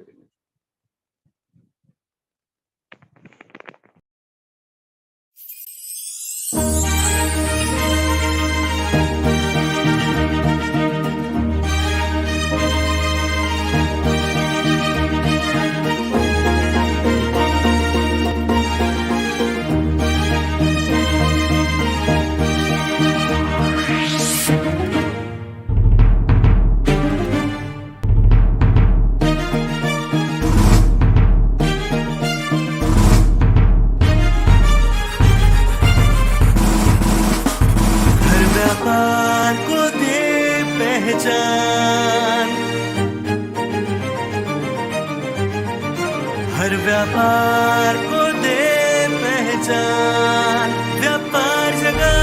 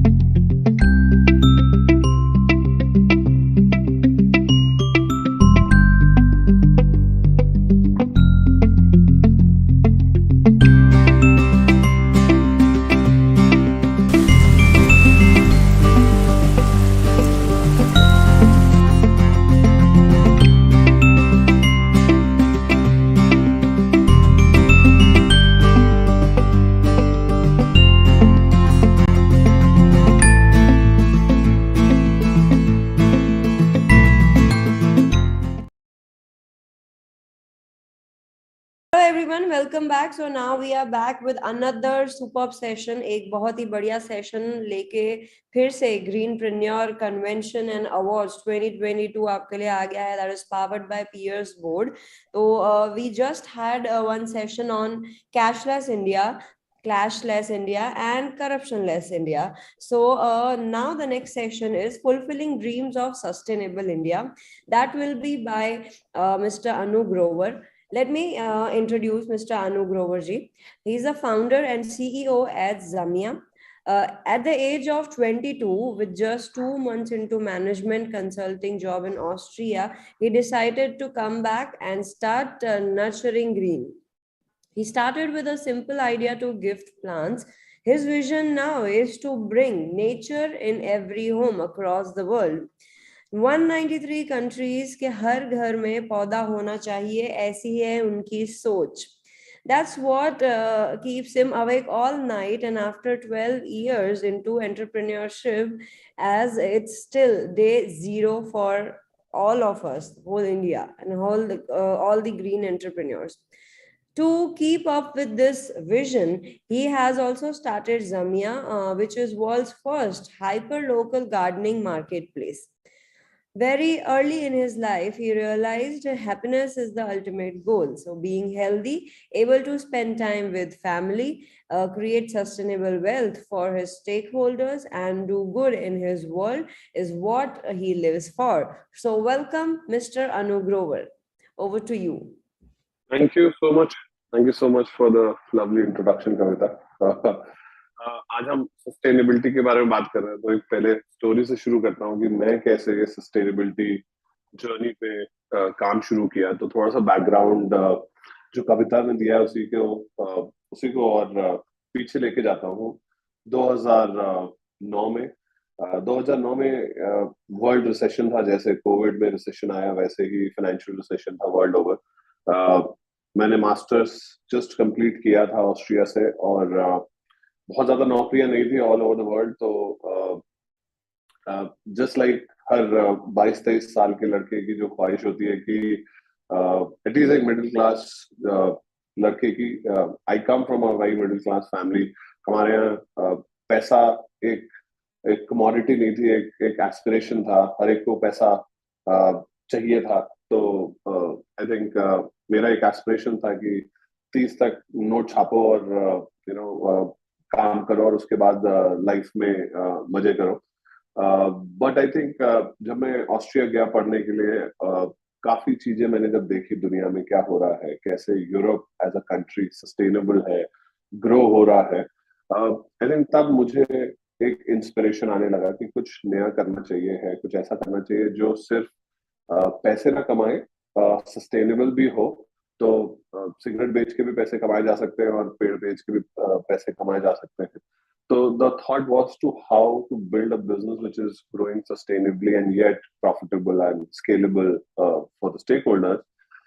तो ऑस्ट्रिया में था और वहां से ही कीड़ा था कुछ करने का, and that's where the entrepreneurship journey came in. उस समय मैंने मई के महीने में अपनी मॉम को एक बुके भेजा था इंडिया में, यहाँ की वेबसाइट से, और उस दिन मैं उन्हें कॉल नहीं कर पाया. तो जब नेक्स्ट डे मैंने उन्हें कॉल किया तो उन्होंने कहा, बेटा वो तो फेंक दिया, रखना था क्या.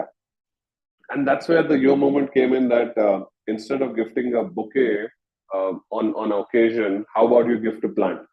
तो वैलेंटाइंस डे पे अपनी गर्लफ्रेंड या अपनी वाइफ को बुके ना देके एक अच्छा सा प्लांट दे जो जिंदगी भर चले. वहां से इस आइडिया की इजाज हुआ. That's where the seed of the idea came in. 22 साल का लड़का था मैं, और एक चीज थी जो मेरे आई थिंक माँ बाप ने या आई थिंक मेरे एजुकेशन सिस्टम ने मुझे सिखाई थी कि पैसा कमाना ऑब्वियसली अच्छी बात है, बट क्या वो पैसा सस्टेनेबली कमाया जा सकता है, is what you should look for. And that's where the idea came in कि क्यों ना पूरी दुनिया को बुके की जगह जो 2 दिन में मर जाते हैं फूल, प्लांट गिफ्ट किए जाएं जो जिंदगी भर चले, और जब जब आप उन्हें पानी दें तो आप अपने लव वंस के बारे में याद करें. तो I came back to India and started nurturing green in 2010. And उस समय ऑब्वियसली लोगों ने कहा कि क्या पेड़ बेच रहा है, नर्सरीज जो है पेड़ बेच के कैसे पैसा कमा सकती हैं. और बट मुझे ये विजन था कि गिफ्टिंग एक बहुत बड़ी कैटेगरी है world over, and home gardening उससे भी बड़ी कैटेगरी है. और जैसे जैसे लोग मेट्रोज में आते जा रहे हैं, जैसे जैसे लोग दिल्ली बॉम्बे जैसे शहरों में भरते जा रहे हैं, बिल्डिंग्स ऊपर जाती जा रही हैं और घर छोटे होते जा रहे हैं और बालकनी और छोटी होती जा रही हैं, लॉन सब है नहीं हमारे घरों में, तो प्लांट्स की अहमियत हर एक के घर में बहुत होती जा रही है. बिकॉज मैं अपने बच्चे को देखता हूँ कि जिस तरह से मैं पैदा हुआ था, जिस तरह से मैंने अपना बचपन जिया था नेचर के around, I don't think my daughter will ever live that life in Delhi if we live. और ये बहुत सारे घरों में अब एक कॉमन प्रॉब्लम है कि there is no nature around, right. Nature सिर्फ कुछ पार्क्स में रह गया है बट घरों में नहीं है. That's where home gardening as a category became really famous in the world. And we thought कि इसको बढ़ावा देते हैं और इसको बढ़ाते हैं, और वहां पे सस्टेनेबिलिटी अगेन आई. तो गिफ्टिंग, होम गार्डनिंग और उसके बाद लैंडस्केपिंग, कैसे शहरों को, कैसे घरों को, कैसे बिल्डिंग्स को, कॉर्पोरेट्स को, गवर्नमेंट्स को, मेट्रोस को ग्रीन बनाया जाए यूजिंग नेचर. हमने वो स्टार्ट किया है नर्चरिंग ग्रीन में. नर्चरिंग ग्रीन अभी 150 लोगों की कंपनी है. हम इस समय 130 स्टोर्स एक्चुअली अभी चला रहे हैं. 20 स्टोर्स अगले क्वार्टर में हम लॉन्च करेंगे. टोटल 150 स्टोर्स का हमारा भी प्लान है अगले 2 क्वार्टर्स तक. 18 सिटीज में है हम. ऑनलाइन में हम हमारी वेबसाइट nurturinggreen.in और मार्केट प्लेसेस के थ्रू भी बेचते हैं. पीछे जो आप ये पौधे देख पा रहे हैं, ये नर्चरिंग ग्रीन के हैं. यही हम बेसिकली घर घर में पहुंचाते हैं. अब क्यों ये सस्टेनेबिलिटी अगेन बोली जाती है, मुझे खुशी मिलती है. तो हमारा आई थिंक कविता ने बताया कि जो हमारा विजन है वो है, जो हमारे ग्रुप का विजन है वो है to bring nature in every home across the world. तो हर घर में 196 कंट्रीज में हर घर में जब प्लांट्स होंगे, नेचर होगा, उस दिन हम अपने शटर्स बंद कर देंगे और कहेंगे हमने अपना काम खत्म कर दिया इस दुनिया में, और तब रिटायर हो जाएंगे. और जब तक नहीं होता तब तक डे जीरो है हमारे लिए, और उसको चलाते रहेंगे, उसको बढ़ाते रहेंगे, उसको ग्रो करते रहेंगे. अभी तो शुरुआत करी है, अभी सिर्फ इंडिया के कुछ ही कोनों में पहुंचे हैं. शायद 0.01 भी नहीं किया अभी हमने अपनी लाइफ का. तो बहुत सारा भी करना बाकी है अभी, और 195 कंट्रीज बची हैं. उनके भी जो लोग हैं उनके घरों में भी प्लांट्स को लेके जाना है, उनकी बिल्डिंग्स में प्लांट्स को लेके जाना है. तो सस्टेनेबिलिटी में मैं आपको बता रहा था कि हमें खुशी इसलिए मिलती है कि हमारा जो CSR टारगेट है और जो हमारा सेल्स टारगेट है वो एक ही चीज है. मेरा सेल्स हेड जो बोलता है वो कहता है और पौधे बेचो, और जो हमारा CSR का जो विजन है वो भी कहता है कि और पौधे बेचो.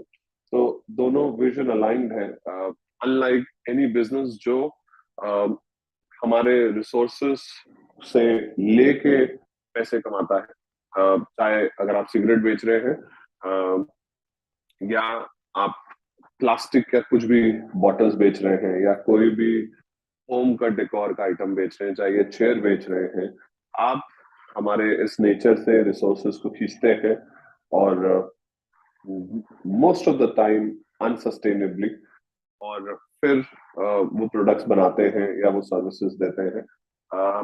मुझे इसका गर्व है कि हमारा पूरा ग्रुप, नर्चरिंग ग्रीन और जामिया बोथ, दोनों जो ब्रांड्स हैं वो नेचर से कुछ लेते नहीं है, नेचर ही लोगों को लेके देते हैं. तो कहीं ना कहीं इसका खुशी है कि हम ये सस्टेनेबली कर पा रहे हैं. तो क्या अभी के लिए हम करीब 100 करोड़ के आसपास का धंधा करते हैं. रन रेट है अभी हमारा, पिछले साल हमने कम किया था, इस बार कोविड के बाद ग्रोथ है. तो 8 से 10 करोड़ रुपए हम महीना के पौधे बेचते हैं अक्रॉस इंडिया, पौधे एंड अदर गार्डनिंग प्रोडक्ट. और खुशी मिलती है जब ये 1.5 से 2 लाख प्लांट्स जो है अक्रॉस इंडिया घर घर पहुंचते हैं. और this is what sustainability is about for us. This is what sustainability is for me. और इसको बढ़ावा देने के लिए ही हमने इस विजन को और बढ़ावा देने के लिए अब हमने जामिया भी स्टार्ट किया है।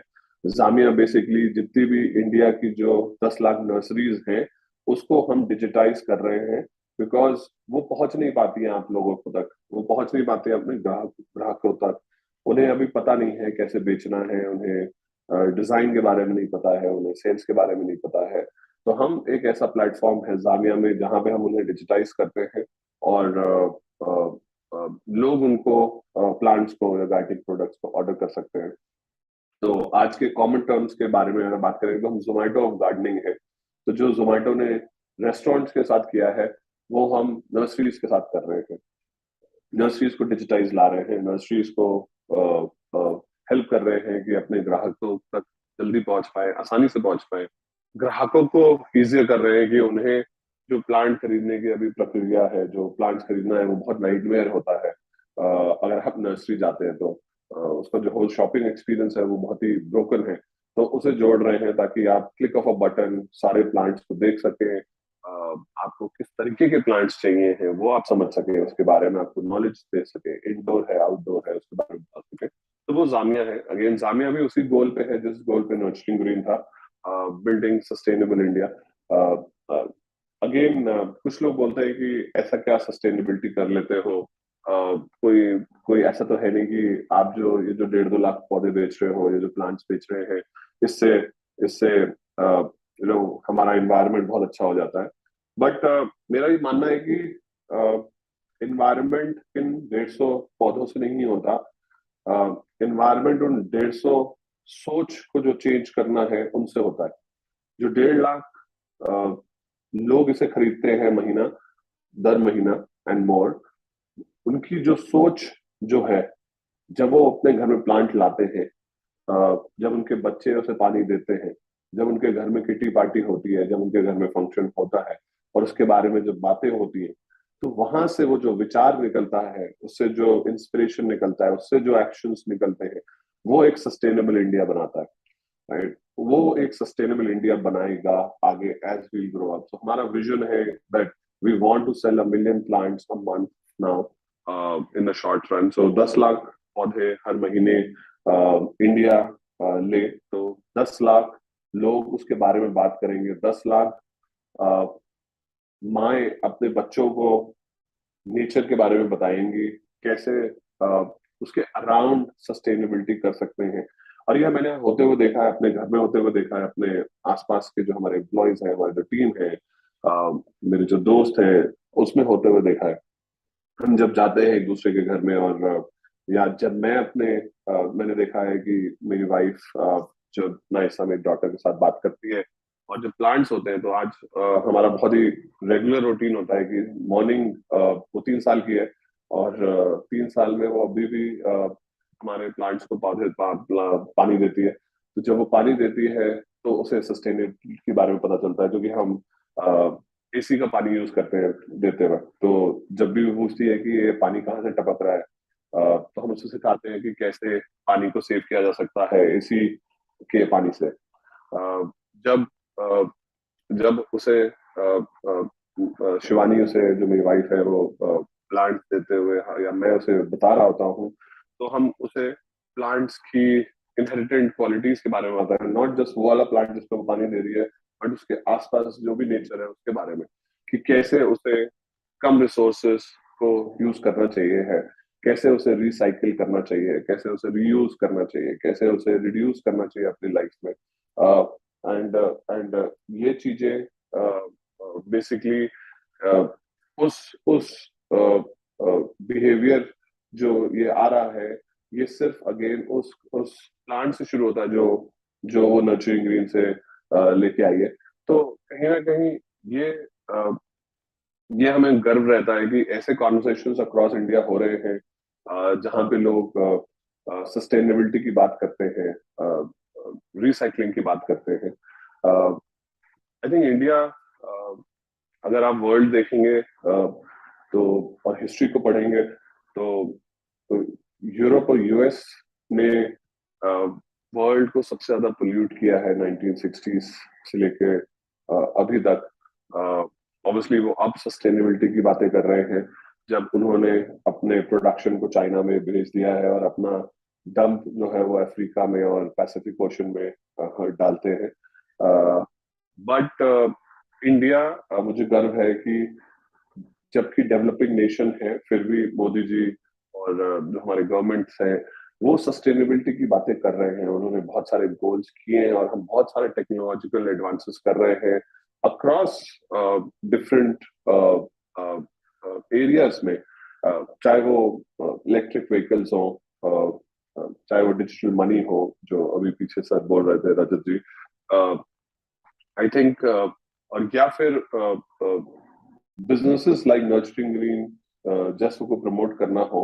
आई थिंक हमारी सरकार बहुत ही जागरूक है इस बारे में बात करते हुए कि सस्टेनेबिलिटी जरूरी है, बिकॉज एक कहावत भी है कि ये जो अर्थ है ये हमारा नहीं है, ये हमारे बच्चों का है और हमें उनके लिए रख के जाना है। तो जब मैं नाइसा को देखता हूँ, जो मेरी 3 साल की बच्ची है, और दिवाली के बाद के पोल्यूशन को देखता हूँ, तो मुझे लगता है कि मुझे as a human being, as a father कुछ करना चाहिए है, क्योंकि मैं शायद अपनी जिंदगी जी के चला जाऊंगा, बट जब वो लोग बड़े होंगे या जब वो 50 साल के होंगे, शायद वो नहीं देख पाएंगे, वो हवा नहीं होगी उनके पास, वो पानी नहीं होगा।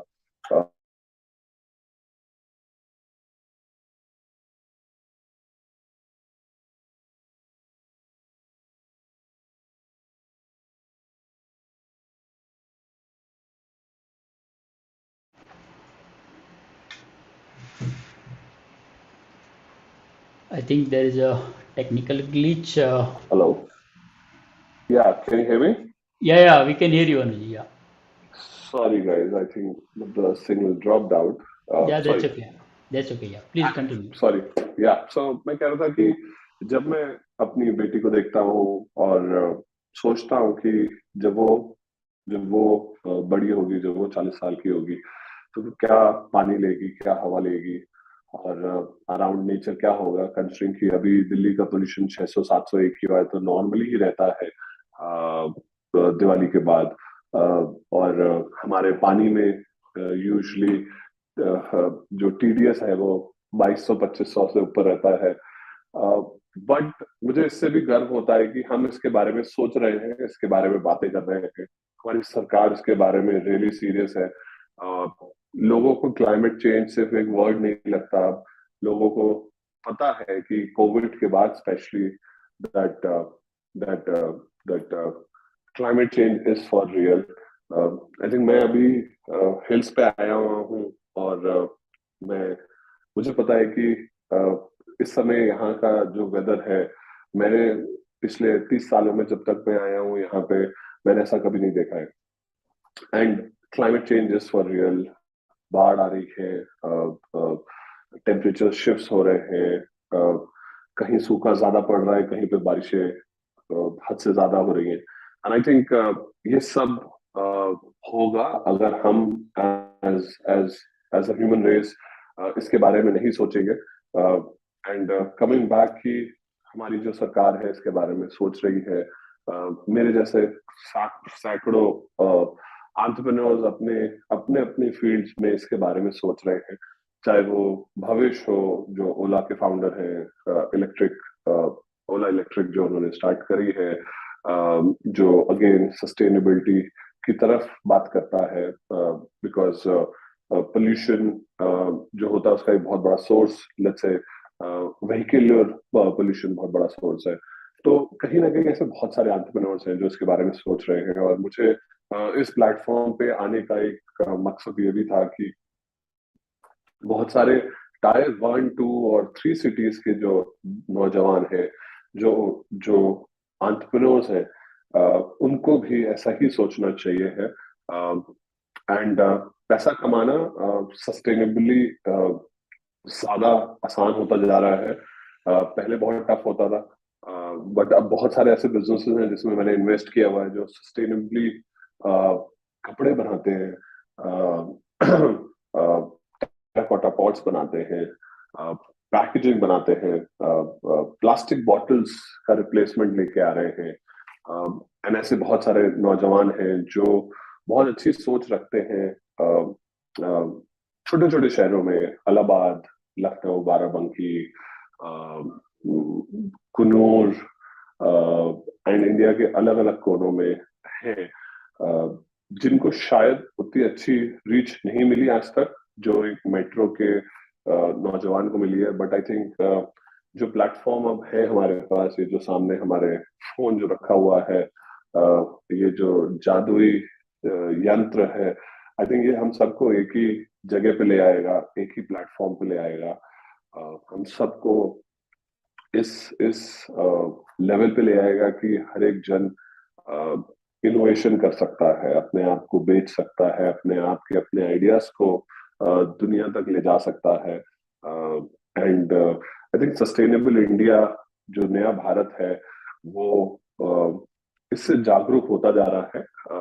आई थिंक हर एक जन का अपना परसेप्शन होगा, बट जब मैं देखता हूँ तो मुझे वो पॉजिटिव भारत दिखता है जो सोच रहा है, जो आगे बढ़ना जा रहा है, जो बहुत तेज आगे बढ़ रहा है बट फिर भी सस्टेनेबली बढ़ रहा है, और जो ऐसे नए आइडियाज को लेके आ रहा है जो वाकई बहुत शानदार है। आई थिंक लास्ट वीक ही मैंने एक ऐसे नौजवान उसने हमें पिच किया था। बेसिकली वो पैकेजिंग बनाते हैं बनाना के छिलके से, और वो उन्होंने 12 लाख की एक मशीन बनाई है जो प्रोडक्शन करके स्केल कर रहे हैं, और दिल्ली में रेस्टोरेंट्स में 250 रेस्टोरेंट्स में एक्चुअली अभी सप्लाई कर रहे हैं। एंड जो रेस्टोरेंट्स प्लास्टिक यूज करते थे अपने अपने सामान को बेचने के लिए, वो आज उसका यूज कर रहे हैं। एक मेरा दोस्त है, जान पहचान है, फूल करके जो अगरबत्ती बनाते हैं फूलों से, जो रीयूज फूल फेंके जाते हैं मंदिरों में, उनसे ये बना रहे हैं। तो आई थिंक आइडियाज बहुत सारे हैं, हजारों लाखों आइडियाज हैं। हम 130 करोड़ आबादी वाले लोग हैं हमारी, हमें रोज खाना खाना है, हमें रोज कपड़े चाहिए हैं, और बहुत सारा रिसोर्सेस इसमें लगेगा जो इसे सस्टेनेबली बना पाएगा, जो इसे स्केलेबली बना पाएगा। आई थिंक वो आगे भी बढ़ेगा और उसे बहुत सारा प्रमोशन भी मिलेगा बहुत सारे प्लेटफॉर्म से। नॉट जस्ट ये प्लेटफॉर्म, आई थिंक सरकार बहुत सारे ऐसे प्लेटफॉर्म्स लेके आ रही है जो यंग एंटरप्रेन्योर्स को, सस्टेनेबल एंटरप्रेन्योर्स को बढ़ावा देना चाहती है।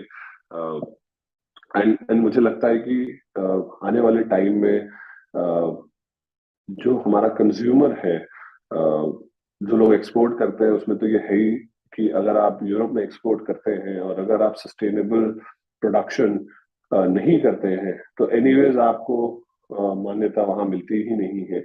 और ये आने वाले टाइम में मेट्रोज में तो आ चुका है। तो अगर आप गुड़गांव में हैं और अगर आप एक कॉफी बेचते हैं लेट्स से, बट आप जो कॉफी की सोर्सिंग करते हैं अगर वो सस्टेनेबली करते हैं तो लोग आपको ज्यादा मान्यता देते हैं। अगर आप कपड़े बनाते हैं, लेट्स से ये शर्ट टी शर्ट बनाते हैं और जो आप कॉटन यूज करते हैं वो सस्टेनेबली ग्रो हुआ है, उसमें कम पानी लगा हुआ है, या वो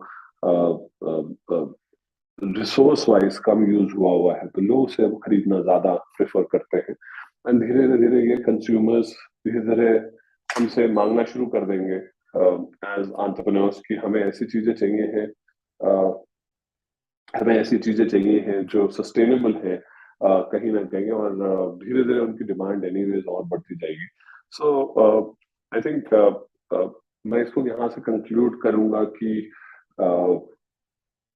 अभी तो ये शुरुआत हुई है सिर्फ हमारे लिए भी, इंडिया के लिए भी, और पूरे देश के लिए, और पूरे आई से इलॉन मस्क आ गए तो सिर्फ अर्थ नहीं बोलूंगा, पूरा यूनिवर्स की बात करूंगा, क्योंकि शायद हम मार्स में भी जाएंगे आज से कुछ 10-15 साल बाद। तो आई थिंक सस्टेनेबिलिटी हर जगह काम आएगी और जरूरत पड़ेगी उस सस्टेनेबिलिटी की। हम उसकी तरफ जा रहे हैं, अभी बहुत छोटा कदम उठाया है हम सब ने, और आने वाले टाइम में इसकी जो ग्रोथ है वो इनफाइनाइट है। तो अगर मेरे जैसा नौजवान पौधे बेच के 100 करोड़ रुपए अगर कमा सकता है, तो आई थिंक बहुत सारे ऐसे नौजवान हैं जो बहुत सारे आइडियाज से बहुत सारी चीजें कर सकते हैं हमारे भारत के लिए और हमारे फ्यूचर जनरेशन के लिए, ताकि वो एक अच्छा भविष्य जिए, ताकि वो एक अच्छा लाइफ अपने अपने आने वाले टाइम में जिए। जी, एक ऐसे ही thank you so नौजवान much. का शायद एक सवाल है आपके लिए।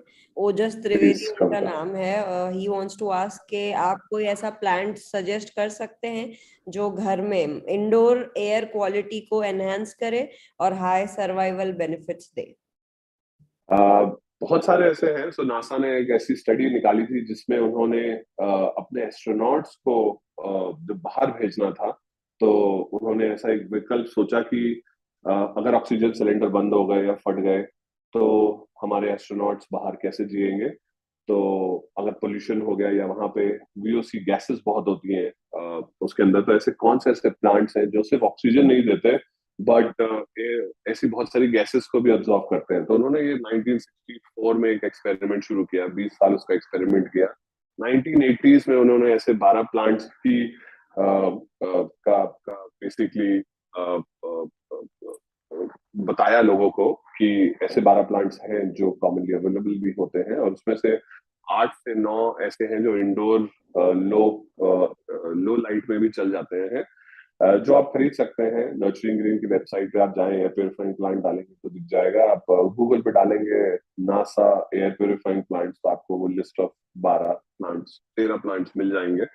बहुत ही इंटरेस्टिंग है, तो प्लीज खरीदें अपने बच्चों के लिए, स्पेशली जहाँ पोल्यूशन होता है, अपने बड़ों के लिए।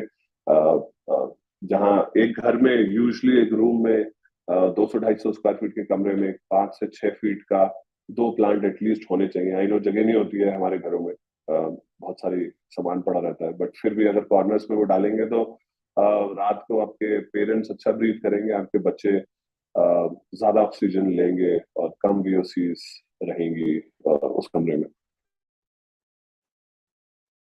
Thank you doctor Praveen Parmar, you want to say something?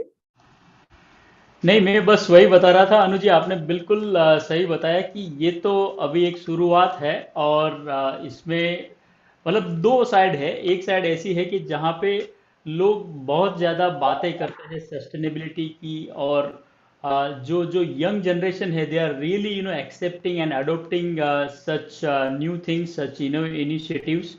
But दूसरी साइड ये भी है कि जो पॉपुलेशन इंडिया के पास है और जितने मास में लोग हैं इंडिया के पास, तो इम्प्लीमेंटेशन जो है वो इतना इजी नहीं लग रहा है। Because I am talking to a lot of greenpreneurs since last couple of months, so I came to know about certain facts। but आपने बिल्कुल सही बोला कि ये एक शुरुआत है, and those who are watching this particular session और जो participate कर रहे हैं, I am sure they will start becoming the eco-minded, and not only just by talking about greenpreneur or the sustainability, but they will also start implementing। और हमारी जो खुद की जो रूटीन है वहाँ से हम स्टार्ट करें, एंड एटलीस्ट स्टार्ट इम्प्लीमेंटिंग की रिड्यूस, रिसाइकल एंड रीयूज कैसे कर सकते हैं अपने घर में, अपने रूटीन जो है उसमें, और कैसे हम एक इको माइंडेड बन सकते हैं। So Anuj ji, thank you so much. It was, you are a great storyteller, and I was completely enjoying the thorough session. So thank you so much for all your insights and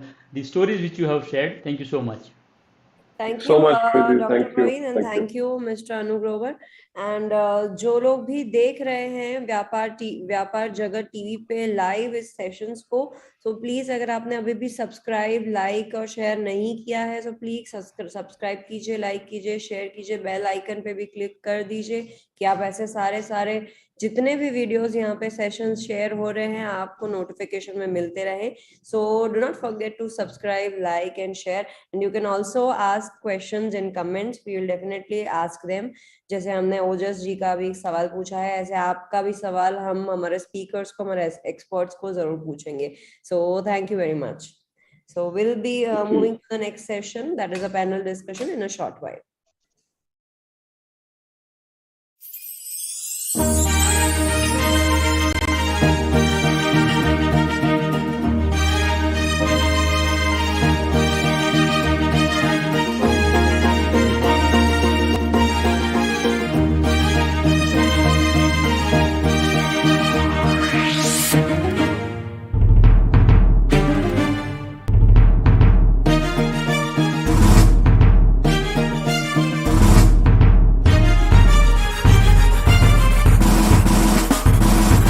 व्यापार को दे पहचान, हर व्यापार को दे पहचान। व्यापार जगत।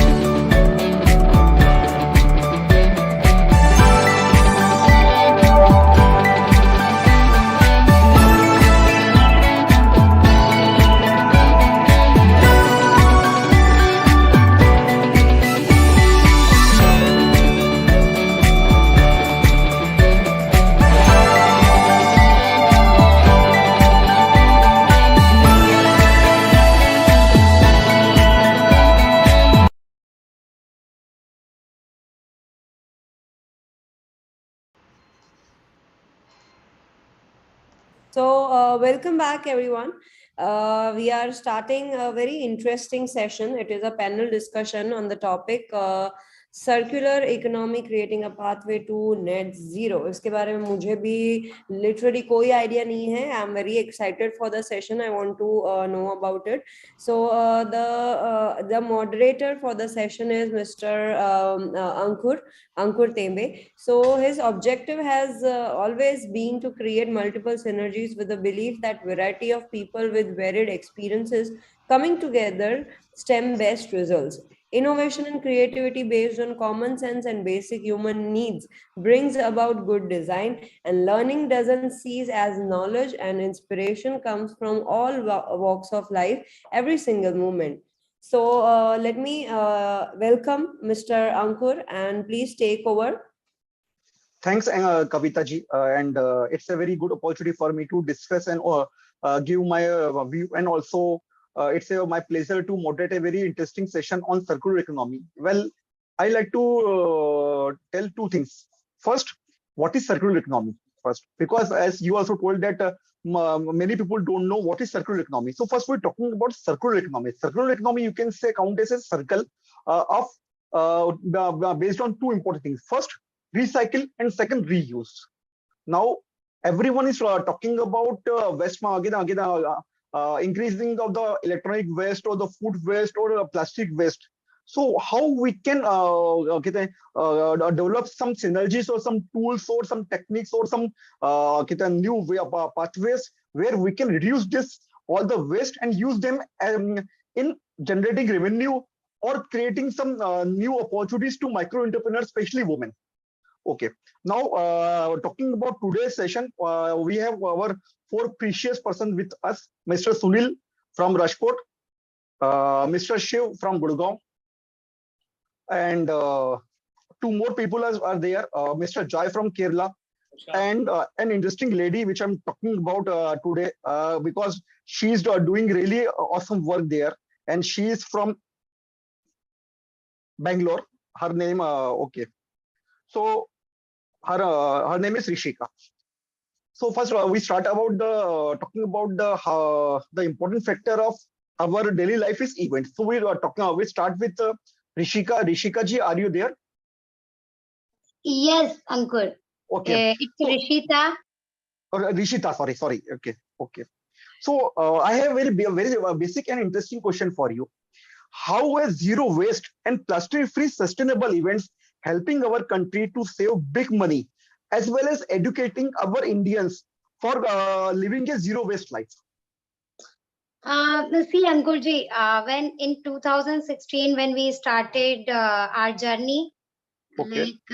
Like in 2014, I say, when I moved to India from USA, then everywhere we can see the garbage, right? When I came to Bangalore, everyone is talking about the garbage problem. But from where this garbage is coming, right? From our homes only. And we are just buying things and just doing.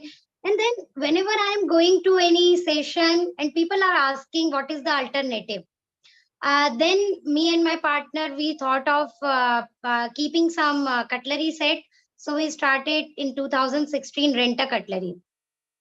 So now if you see, I'm just taking a part of rent a cutlery. The whole event is big way, but if you just see the paper cups or tissue paper, okay. So if you are not using tissue paper in your party, are you saving money? Definitely. Are you saving resources? Definitely. Sometimes people argue like, okay, if we are washing hands, then we are wasting water, right? But have you think like making of one paper cup takes more than 3 liters of water? Yeah, Or absolutely right. if we talk about tissue paper, one tissue paper or one single plastic spoon or one single paper cup, if you see the journey, lots of resources are involved in making one tissue paper or one plastic spoon, right? If we talk about plastic, we are utilizing all the fossil fuels. Definitely. Definitely. And then water, that's another story. We are just taking all the water from ground, the good water, and making these plastic spoons just for our 5-minute comfort, right? And then transport from all places, it's going to warehouses, then shops, then home. You are getting it at home, and then you are using for 5 minutes and then throwing into garbage. Now the story is not ending, right? Now from garbage, it's going to another place. Either it's going to landfills or it's getting burned. Either way, it's polluting our groundwater, it's doing soil pollution, water pollution, air pollution, everything. For what? Just for our 1 minute comfort or 5 minutes comfort, right? So if you are doing zero event, or I say green events, you are trying to reduce the consumption.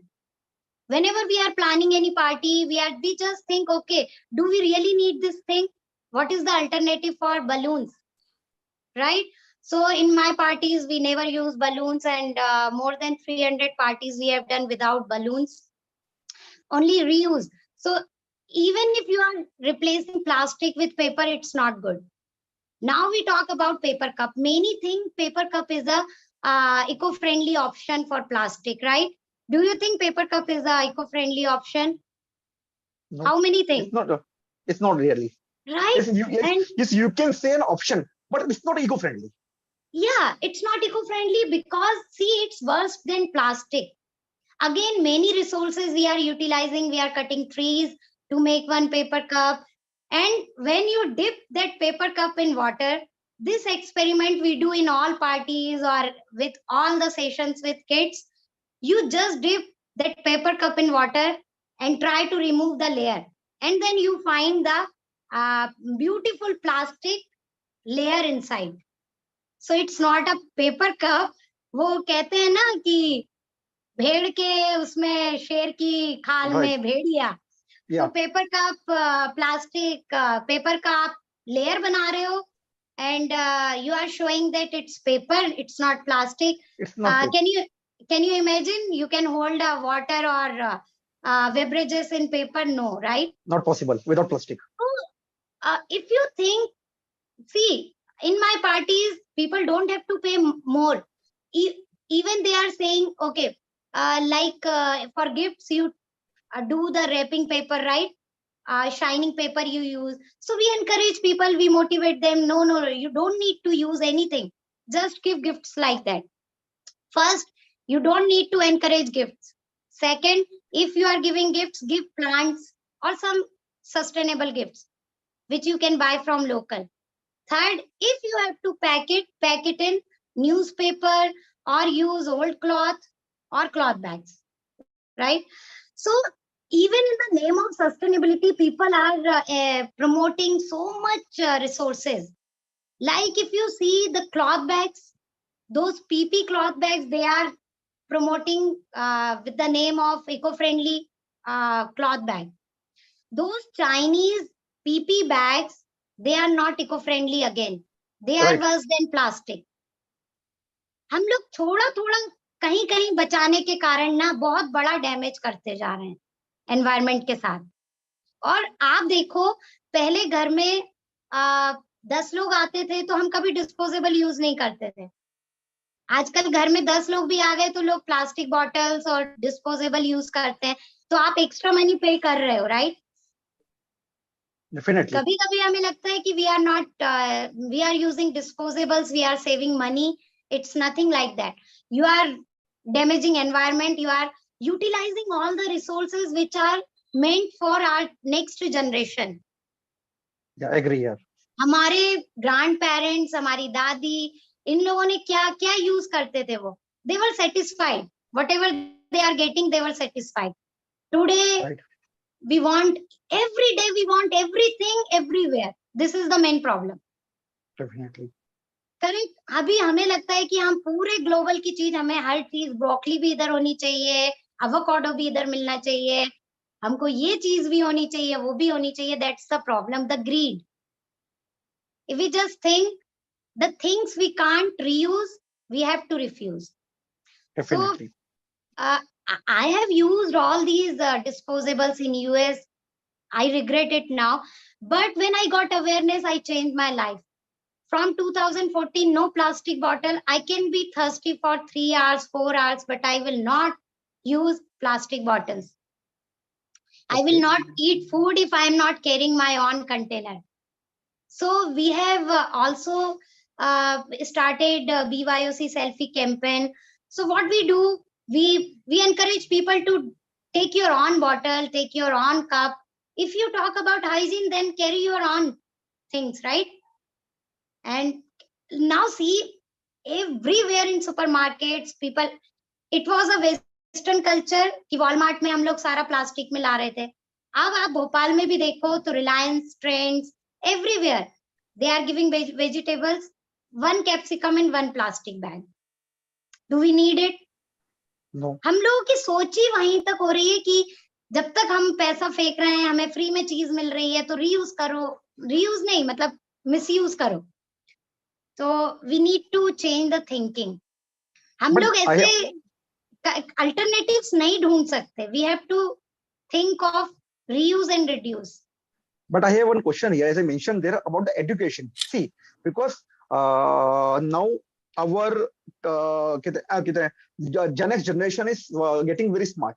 Okay, and they are also understanding things there. But the problem is there, they don't find a solution. So how solution can be made reachable to them, and how can create some interactive education or some session, something like that, with your help of your venture, which will be help them Gen X to understand the value of the resources, and also reducing the waste, as well as reducing the pollution, while increasing our GDP, because as most of the plastic or the things there is made of the fossil fuel. And everyone know that 95% of the fossil fuel has been imported in India. So if you are reducing all the things there, we are able to save a big money, which can be again further used in our economic development. So what can be the best way for an education? Because without an education, right education, it is not possible for Gen X to understand the meaning of how they can reduce their reliability on these types of waste, or especially plastic. No, Ankurji, yes, this is the thing, like we need the education. That's why I run many awareness programs, and like in summer camp, I moved to Dubai last year, and there also I started doing all these education programs.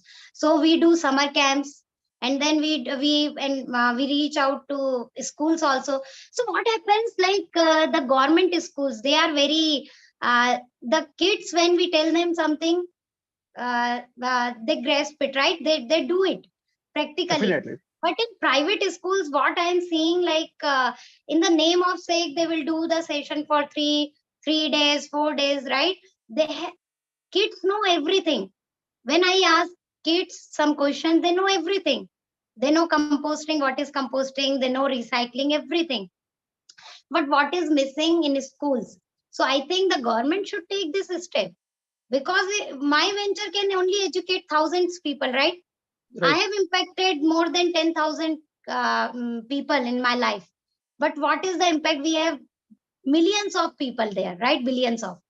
So government should take some actions, like in schools, how much misuse they are doing, right? So government should take actions like, okay, like they are saying every house should flag, right? For flags, they are saying every house should do this. So they should now. So much wastage is happening in these flags also. Yeah, definitely. Yeah. Correct. ये सब तो यार आप नहीं बोल सकते कि इन सब से हम देशभक्ति दिखा सकते हैं.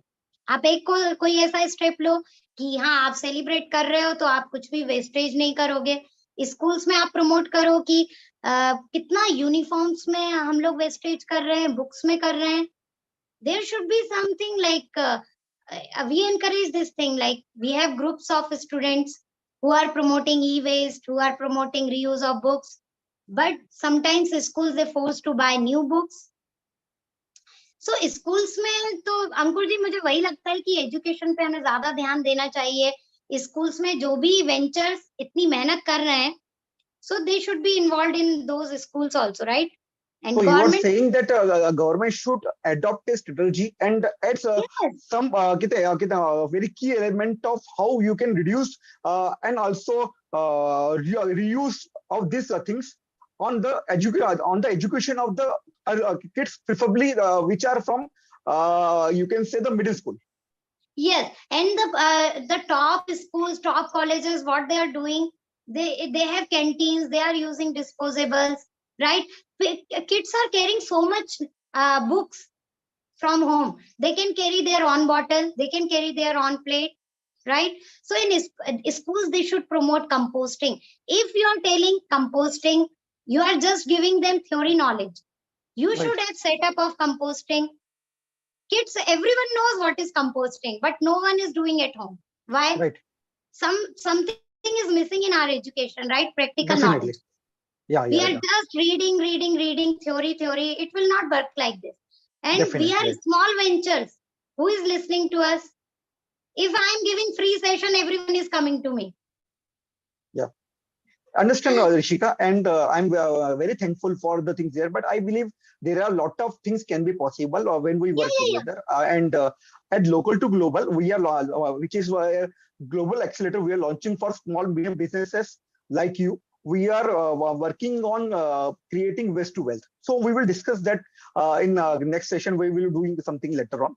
And thanks, Rishika, for your precious time to educate people about how the reuse of the things can be possible and how you can reduce your dependency on the plastic. Yes, and Ankurji, I just want to say two things because two festivals are coming like Independence Day. So Independence Day also, we educate in Whitefield Rising, we are just promoting if you are celebrating, please don't use disposables, don't use balloons, don't use those plastic flags, right? Yeah. There are many options. Yeah, and thanks, Rishika. Okay, I have to move on another person now. Yeah, sure. So yeah, so now talking about Mr. Sunil. Mr. Sunil, some questions like to you before just asking you one or two questions there. How it is important for the setting up a good quality lab for waste management? Yes, am I audible? Yeah, so Mr. Sunil, you are audible. Yeah.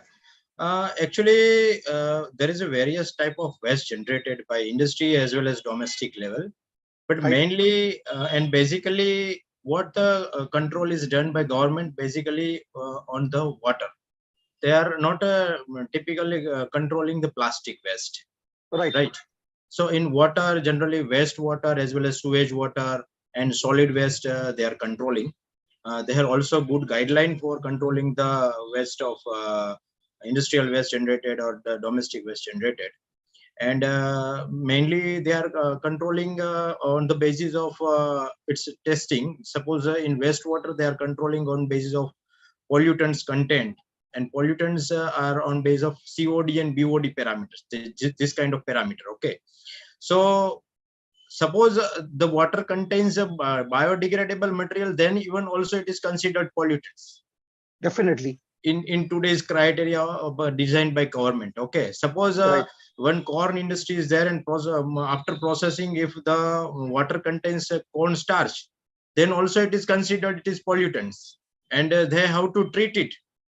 However, it can be used, उनको हम use कर सकते हैं as a fertilizer, उनको दूसरा application कर सकते हैं उसका, लेकिन government का जो norms है वो इतना, it means you are saying the reuse is possible for these types of biodegradable content, but it is still not there is any policy in India which is promoting these types of reuse or reusable things.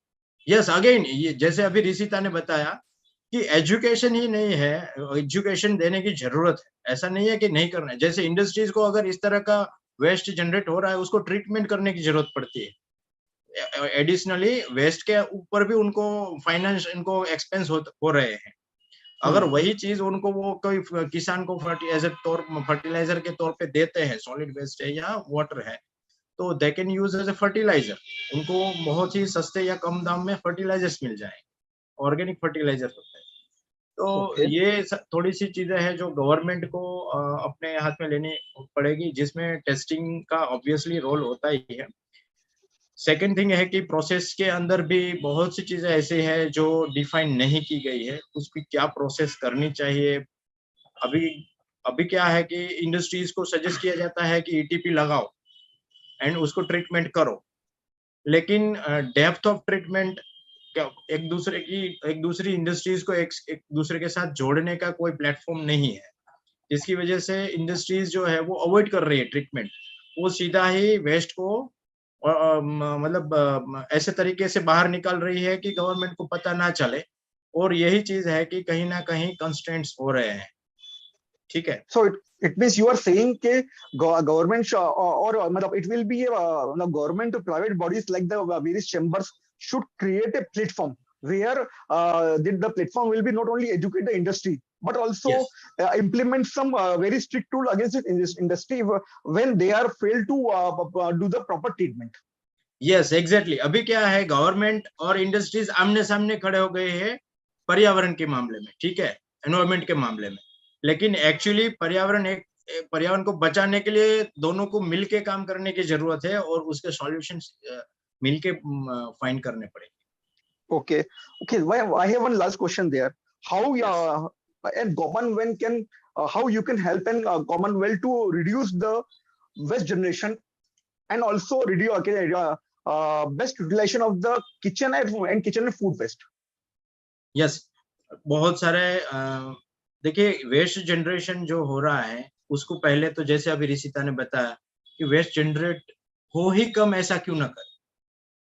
पहले तो कम करने के लिए हम जो resources को over utilisation कर रहे हैं, वेस्ट जनरेशन कहाँ से हो रहा है. जैसे एक सिंपल सी बात बताऊं, अभी हमारे यहाँ एक कंसेप्ट आ गया कि भाई चलो पार्टी हो रही है और बुफे पार्टी होती है, ठीक है, तो जितना भी फूड बना है उसके ऊपर तो ऑलरेडी एक्सपेंस हुए हैं, उसमें इनपुट डाला गया है, किसान ने कहीं पे प्रोड्यूस किया है, वहां से शुरू करके कुकिंग तक एवरीवेयर, और उसके बाद हम थोड़ा बहुत खाया और हमने उसको वेस्ट में जाने दिया. एंड अगेन वो जो फूड जनरेट हुआ है उसको भी ट्रीटमेंट की जरूरत है, उसको भी ट्रीटमेंट की जरूरत होती है, उसको हैंडलिंग करना है, उसको ट्रीट करना है. तो कहीं ना कहीं वो हम ओवर यूटिलाइज कर रहे हैं रिसोर्सेज. जैसे ये एक तो मैंने एग्जांपल दिया फूड का, ऐसा ही ऋषिता ने भी बताया कि भाई क्लॉथ्स भी इतने हम जल्दी चेंज कर रहे हैं कि भाई थोड़ा सा यूज किया, थोड़े दिन पहना, निकाल दिया, तो ये एक तरह का रिसोर्स का मिसयूज ही हुआ. तो ये कम करें. दूसरी बात ये है कि अगर इंडस्ट्रीज है तो इंडस्ट्रीज को अपनी ओर से एक्शन ले सकते हैं. जैसे अगर एक इंडस्ट्रीज है एसिड जनरेट कर रही, एक इंडस्ट्रीज है ऑर्गेनिक, उनका कोई प्रोडक्ट है और ऑर्गेनिक वेस्ट जनरेट हो रहा है जिसको डाइजेस्ट करने के लिए एसिड्स की जरूरत है, ठीक है, तो दोनों मिलके they can actually acid generate करने वाली इंडस्ट्रीज को एसिड को ट्रीट करना पड़ रहा है, न्यूट्रलाइज करना पड़ रहा है, उसको कुछ ना कुछ चीजें उसमें इनपुट देने पड़ते हैं, कॉस्टिक से न्यूट्रलाइज किया वगैरह। जबकि जो ऑर्गेनिक वेस्ट जनरेट हो रहा है जहां पे उनको उसको ट्रीट करने के लिए उसको एसिड यूज करना पड़ता है। अगर दोनों का कनेक्शन बनता है तो दोनों वेस्ट एक दूसरे को मिलाएंगे तो ट्रीटमेंट हो गया। और तो दोनों इस तरह से दोनों कंपनियों का कॉस्ट भी सेविंग हुआ। यस, इस तरह से इंडस्ट्रीज को क्यों ना कैटेगराइज किया जाए कि जिससे एक ट्रीटमेंट के मामले में इंडस्ट्रीज सामने से खड़ी हो।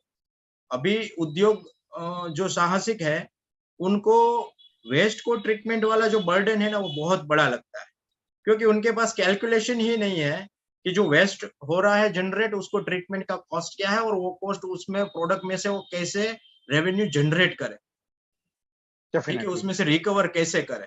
तो उसके लिए वो बर्डन है एक तरह का ट्रीटमेंट, और उसी की वजह से वो ट्रीटमेंट नहीं कर पा रहे उसको। So you are say you are saying that like the Gadkari ji is promote the use of alcohol for the petrol using mixing the alcohol. ठीक है, so you are saying that other the government the ministry also implement some strategy where the waste of one company can be useful for other company and making a synergy as well as a platform which connecting both and it will be governed by a private and public body. Exactly. Okay. Acha, last question to you, Sunil ji, here. As I'm other thing there. Okay, what types of facilities available right now in India for segmenting this organic waste and non-organic waste? Yes, in India there is a various industrial associations is there, various pollution control board and bodies is there. They can help, they can educate to industries, they can make a cluster development, they can associate and synergistically associate all clusters together. Even they can also develop common treatment facilities. So everything is possible. Actually, platform is already prepared at the level of industries. But main thing is synchronization is not there. Only required is synchronization. So you are saying most effort should be made on the implementation vertical and as well as the connectivity vertical. Yes, connectivity and synchronization as well as the education. You are saying the most of the education is there. Education is a basic requirement. Education for how can reduce the cost of the waste management to industry as well as the damage to the our environment also. Yes, even education from individual it is also required. Suppose all are using drinking water bottles, okay, that is made up of PET material and that is a recyclable, but only 32% is recycled, rest is not recycled in today's scenario of India, right? Okay. But most of the people we are seeing here that they are not completely even drink that bottle. Half bottle thoda piya, half piya, फेंक दिया. Definitely. I have also seen it. Your every sip, every आपका हर एक घूंट जो है वो कुछ grams plastic generate कर रहा है, और वो पानी को भी आप ऐसे ही जाने दे रहे हो जिसमें ऑलरेडी ट्रीटमेंट का कॉस्ट तो लगा ही है, आपने भले ही पैसा दिया है, लेकिन you are over utilising the facilities. Plastic का वेस्ट इतना ही ज्यादा जनरेट ऐसे ही हो रहा है क्योंकि वो रिसोर्सेज को हम ठीक से यूज नहीं कर रहे। Okay, and thanks Sunil ji for this very informative and educative outputs for industry as well as for a normal Indian also. Now we are moving to Mr. Shiv Rao, and Mr. Shiv Rao is also connected to the reuse and the refurbishment. We're talking about the reuse. How Mr. Shiv, how you are helping our economy to save precious metals by recycling the electronic gadgets, and why the proper recycling of electronic gadget is must in our India. Right. So briefly about myself, I have started this company in July 2020, and we have just completed 2 years. So specifically, my organization, this particular setup, 3R Zero Waste in IMT Manesar, which is just next to the Maruti plant, where the Maruti cars are coming out. So specifically, electronic waste in India, there are two types of license. So one is dismantling, the second is recycling, the third is PRO. So these are the three areas of what Pollution Control Board has given compliance requirement. And recently there was a proposal from the Ministry of Environment that they are trying to change the draft policy. So coming to, if you see my logo, there are 4 dustbins, right? Yeah. Green, blue, orange, and red. So the circular economy model, what is happening today, even when the government is talking about 2 dustbins, green and blue, organic and dry, wet and dry, जो government बोलती है, today 99% people don't follow this. If I take the total population of India, 99% don't follow. This is a theoretical number, but I think I'm right somewhere. Yeah, you are right there. Only a number of city you can find this solution there. Right. Maybe, Gurgaon, Bangalore, Pune, Hyderabad, and that also a and small Indore. percentage. And Indore of the also. citizen. So Yeah. my model, and there's a 2 major reasons, and I think my previous participant also mentioned those 2. One is awareness. Right. I talk to, example, I talk to investor and he says, Shiv, I have a laptop in my house. I don't know there is a policy. Very well educated, IIT educated, and he's in a top place. But even because the government has not shared that policy, that is electronic waste management policy. If I talk about solid waste management policy, which was from 2016, even many people, I would say again, the people who know are doing green and blue, and 99% people are not doing because they don't know. Maybe today Swachh Bharat Abhiyan 1.0 and 2.0, people have come to know more. And at least now that education is there, ki bhai 2 bin hota hai. But unfortunately, every city I have traveled in India in the last 2 years, I see that even very good people who are doing segregation, जब नीचे आता है वो एक ही bin हो जाता है. In fact, today also I took a picture आते हुए, because जब भी मैं मिलता है मैं वहीं पर immediately picture देखता हूँ और ULB को भेजता हूँ. So coming back, by just doing this 4 type of segregation, we can help economy by anything. You can't imagine the amount of waste lying in our country is 1.8 trillion tons, where the whole city of Bangalore will be filled up with the waste if we put together. So my model is a 4 dustbin, and just by organic waste, paper and cardboard is blue, orange is plastic, and red is e-waste and metal. ये हर घर में मिलेगा, हर company में मिलेगा, हर school में मिलेगा, हर office में मिलेगा. और ये जस्ट ये करने से हमको, एक तो आज के डेट में हर घर को 50 से 100 रुपए देना पड़ता है वो लड़के को जो लेके जाता है, राइट. फिर वहां से municipality page almost 3000 rupees per ton to go and dump it. So actually by just doing this, you will save millions of rupees for the government money, which is the taxpayers' money, right? So that is indirectly how you are going to help the economy. That is only one part of it. Now coming to the what your question you asked on electronic waste, how it will help the GDP of the country, right? So once an electronic, when today India generates 3.2 million tons of e-waste every year, we are the 3rd most e-waste generating country in the world after US and China. E-waste is the waste which is the growth year on year is 10% per annum pan world. This is the fastest growing waste in the world. The solid waste is not going that fast, but because our lifestyle has changed so much that we are using electronics in everyday life, so that was the only reason why when I came back to India, when I was working abroad 2 years back, I was supposed to start the plastic waste management plant, actually the end product.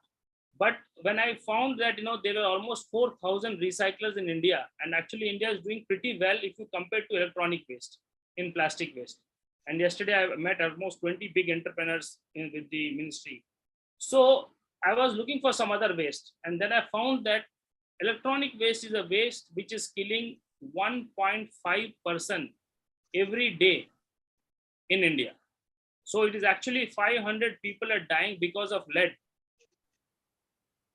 into the industry. So that was my major cause why I started electronic waste. And our core is, almost being a small startup, 50% of the material is refurbished so that it goes to the tier 2 and tier 3 cities where these laptops, these mobile phones, these computers are reused maybe for 3 more years and sometimes maybe for 5 years.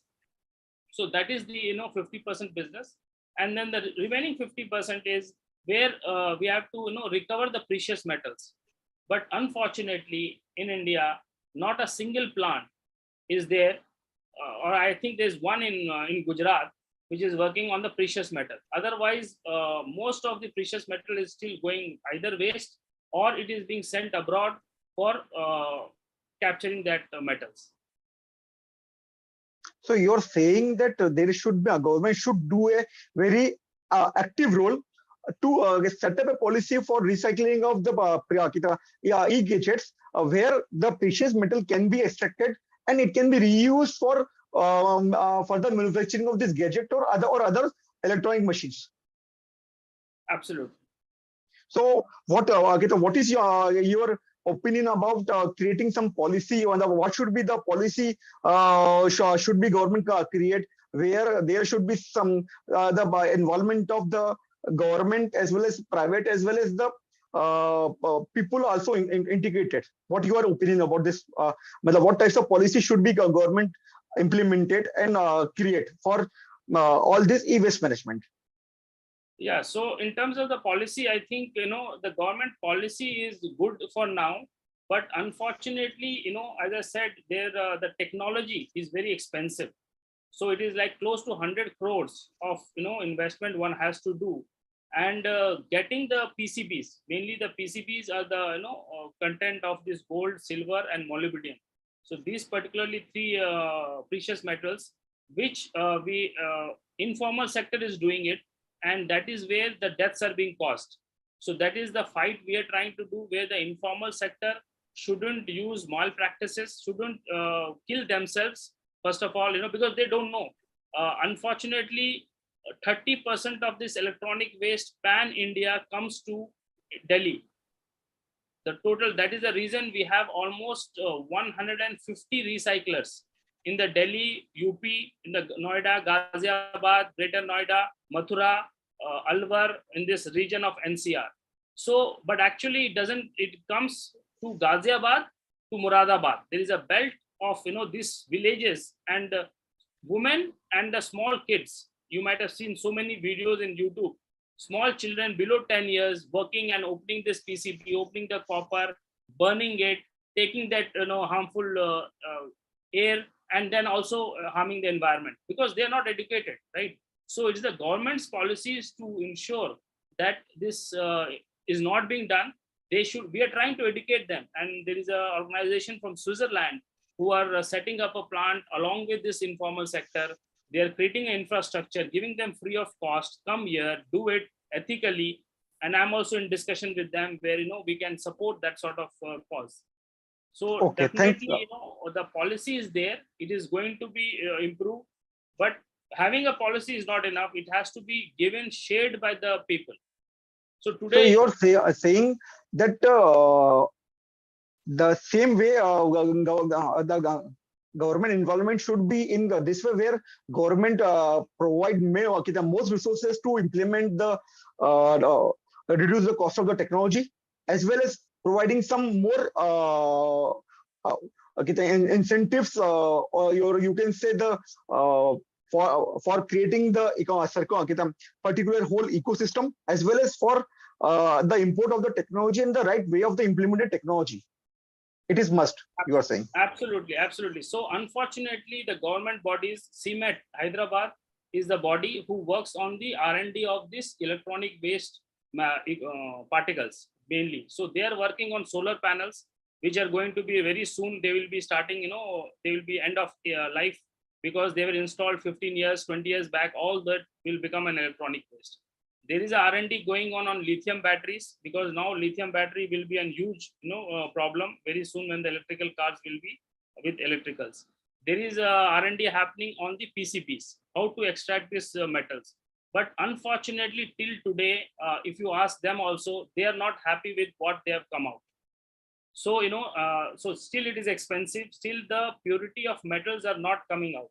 So they have installed few of the equipment in the facilities of our fellow entrepreneurs. But I think there is still 5 years, or somewhere between 2 to 5 years, it will take time. Yeah.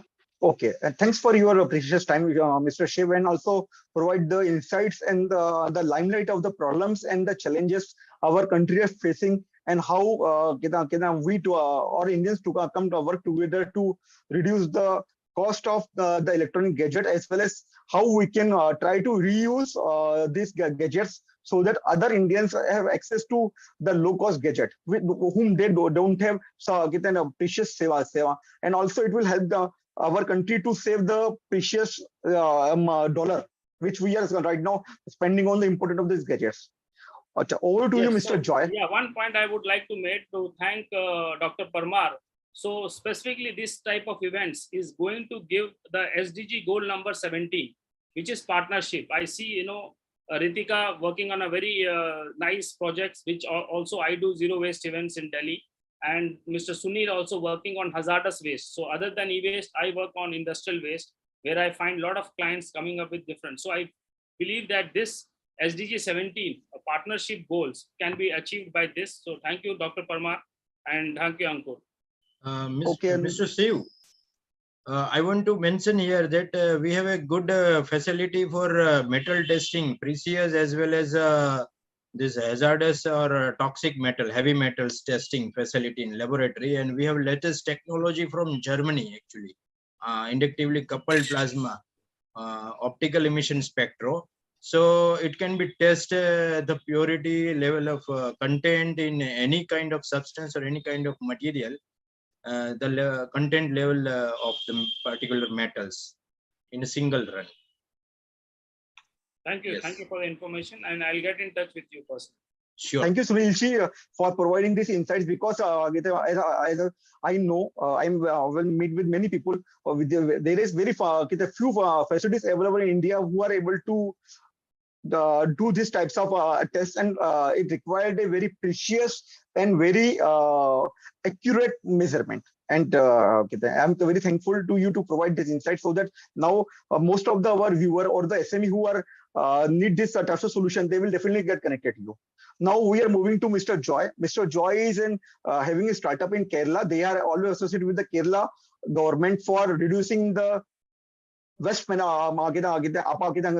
community management, gated community West. Also, they are helping this gated community for their West management. So my question is to Mr. Joy. The most important question is there, because now we are moving on the age of smart cities.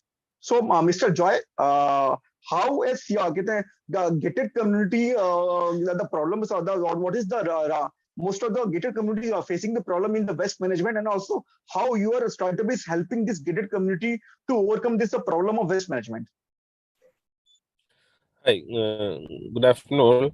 Actually, we started our facility on 2015. Basically, it is only for consultancy, providing waste management technology or awareness to the public.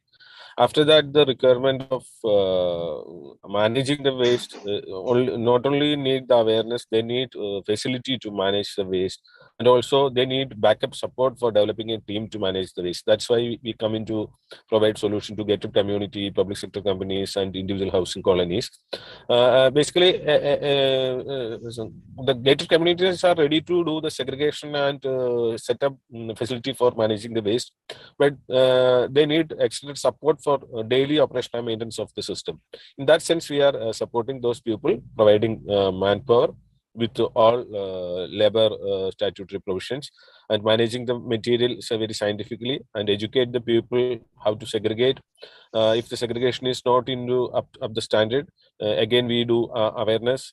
And the beauty of our concept is it's a decentralized model.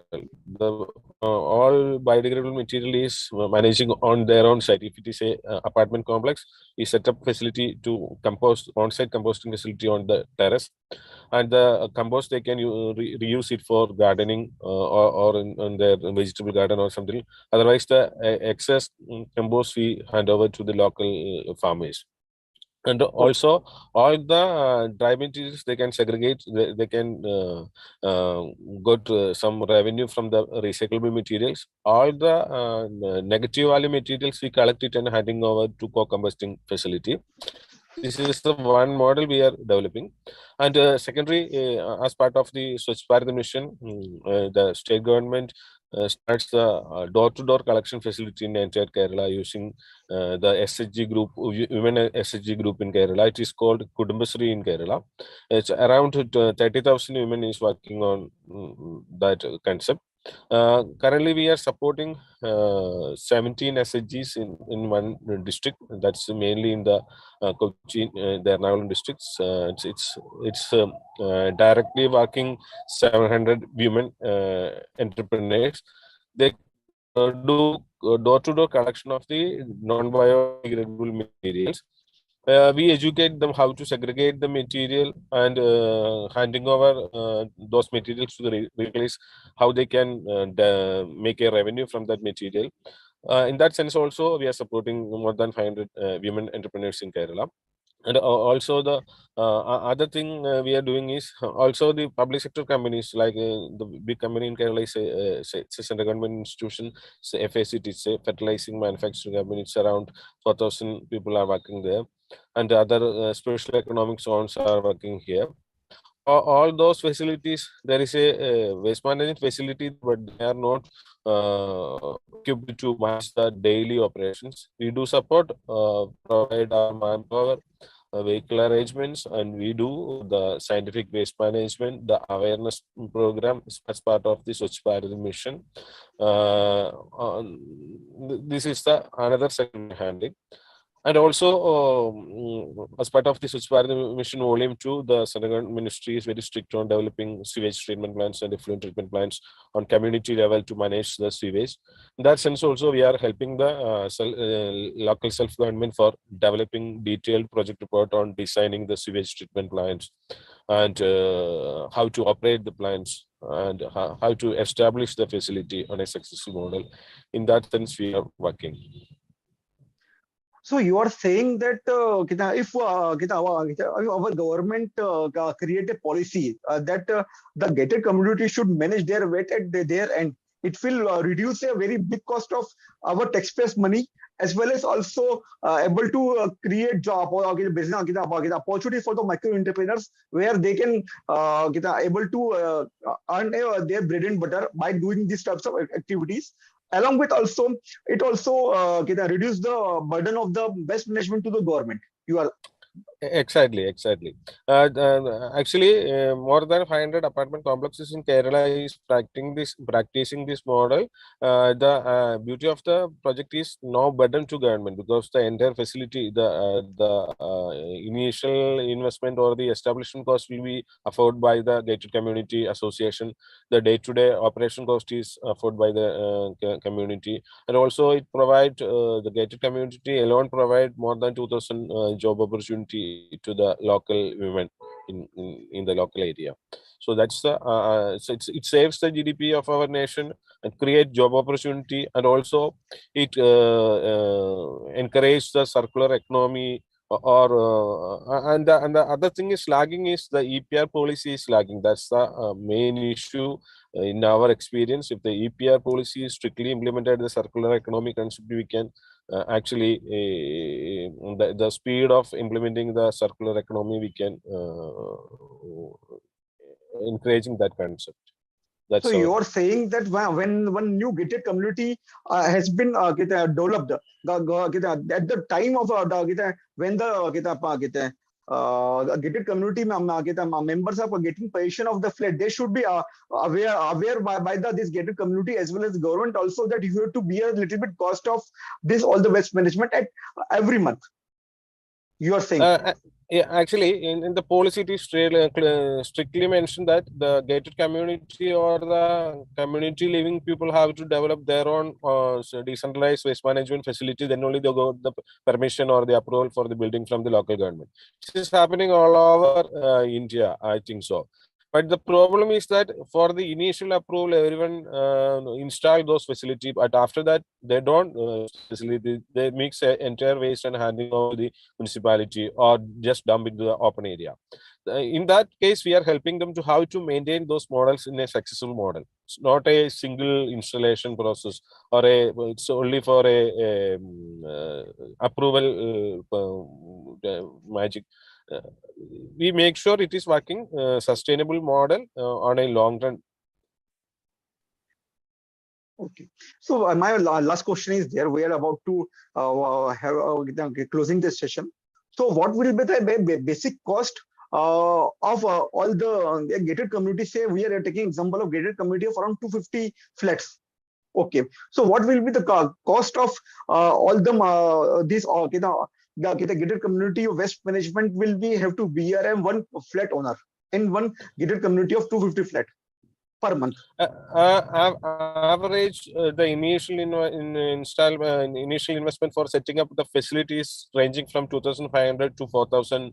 That's the initial investment only need for a single family, and the monthly recurring cost is 250 to 400, depends on the area, the urban area or the rural area. It's ranging from 250 to 400 for entire managing the solid waste.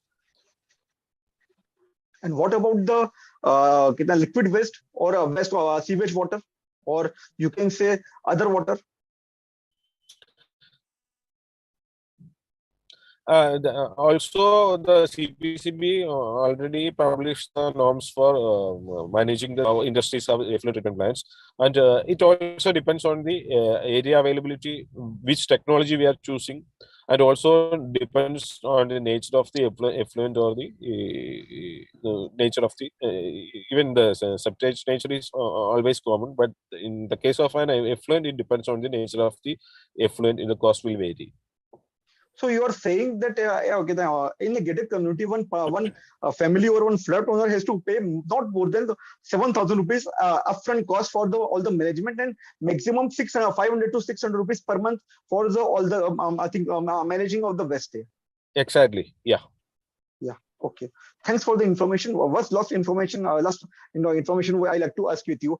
Like you talking about the creating job opportunities, because circular economy is based on the creating job opportunity or promoting the micro entrepreneurship. Yeah. So what is an average monthly income these micro entrepreneurs are able to generate it through your efforts right now? The minimum income we are assuring is 12,000 rupees per month per women. It's ranging from 12,000 to 25,000. Depends on the area of their working and their interest on the operation. Okay. Last question is there. Like you're talking about the organic waste, or you can say solid waste. So are you giving these women and some education how they can prevent themselves for getting harm from this solid waste? Because sometimes what happens, this solid waste also having some harmful chemicals also, or harmful material also. Yeah, definitely. Once we are in tie with an SHGs, initially we gave an awareness to those people how to the waste material and how to behave to the public, because the public will be in a very negative mode to those women while they are approaching for collecting the material. If they are insisting for the segregation, the public will raise their own protest. So we educate how to handle those issues, how to collect the material safely, and how to segregate the material, how to store the material. All those education we will provide before starting the project, and also after that we provide all hygiene and health and hygiene equipments to those group. In that sense, we make sure their health and are in a safe condition. Okay, thanks for Jai for this very beautiful insight, and also I'm very grateful to you and very thankful to you that you are helping to create more jobs in especially to the women entrepreneurs who are stuck in their home. They can't go outside their home because they don't have that much education, or they don't want to suffer to work as a servant in some other person's home. Because what I find in my survey, now most of the women want to become their own boss, and you are creating a pathway for these women to become their own boss, and also able to not only manage their own bread and butter, also able to helping them to teach their own children to become a successful entrepreneur or successful entrepreneur. Thanks, Exactly. Joy. Yeah. Thank you. Yeah, please, and one last question is there. Okay, so what is the average group of the SHG you are setting them mostly? It will be something 10 or 20, or beyond 100 also sometimes. Can you please repeat the question? I'm saying the number of the women entrepreneurs in SDG groups. Yeah, it depends on the size of the local body. Already the state government made a policy for each local ward there must be 2 women for door-to-door collection. So if it is a minimum 10 wards in a small Grama Panchayat, minimum 20 women in that Grama Panchayat. If you come into an urban scenario, if in a city corporation house 75 divisions, minimum to 150 to 250 women will work. That's the range of. So you are saying that these women are helping our economy to in 2 ways. First, reducing the cost of the waste management, which will be helping to reduce the burden of the government, which later again helping our taxpayer to get the right uses of their precious money.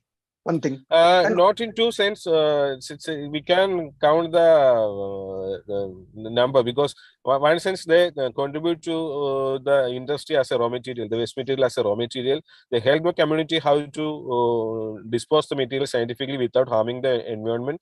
Thirdly, they find out their own livelihood from the waste material.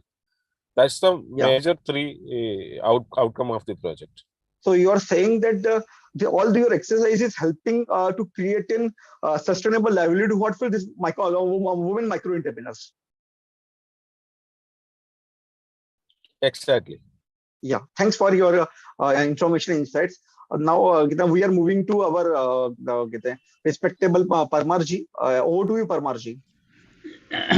Thank you so much, Ankur. I think you are a great moderator, and it was a great discussion going on. So we have received one question from our audience, and so Mr. Brijendra Srivastava, he is asking that can you define the different types of plastics? I think Joy is able to help out more here. Joy, yeah, even I mean, so whomsoever want to take, Shiv, you can take. Yeah, so I'll just, because I have a chart just in front of me. So there are 7 types of plastic. So first one is like, PET. Then there is, which is like plastic bottle, water bottles. HDPE, which is like shampoo bottles, which we are being used. LDPE, which is like the pouches, which we are using for milk, and the milk basket pouches or Amazon pouches, that is LDPE. Then we have PVC, which is being used in the cables. Then we have PP, which is again used either in the hard plastic way, like making chairs, as well as some sort of packaging also PP is used. Other than that, we have number 7, which is MLP. So MLP, which is, combined multi-layered plastic, which is like chips packet, where you have aluminum on one side and the other plastic, which was, which previously 2 years back, it was one of the most unplugged item.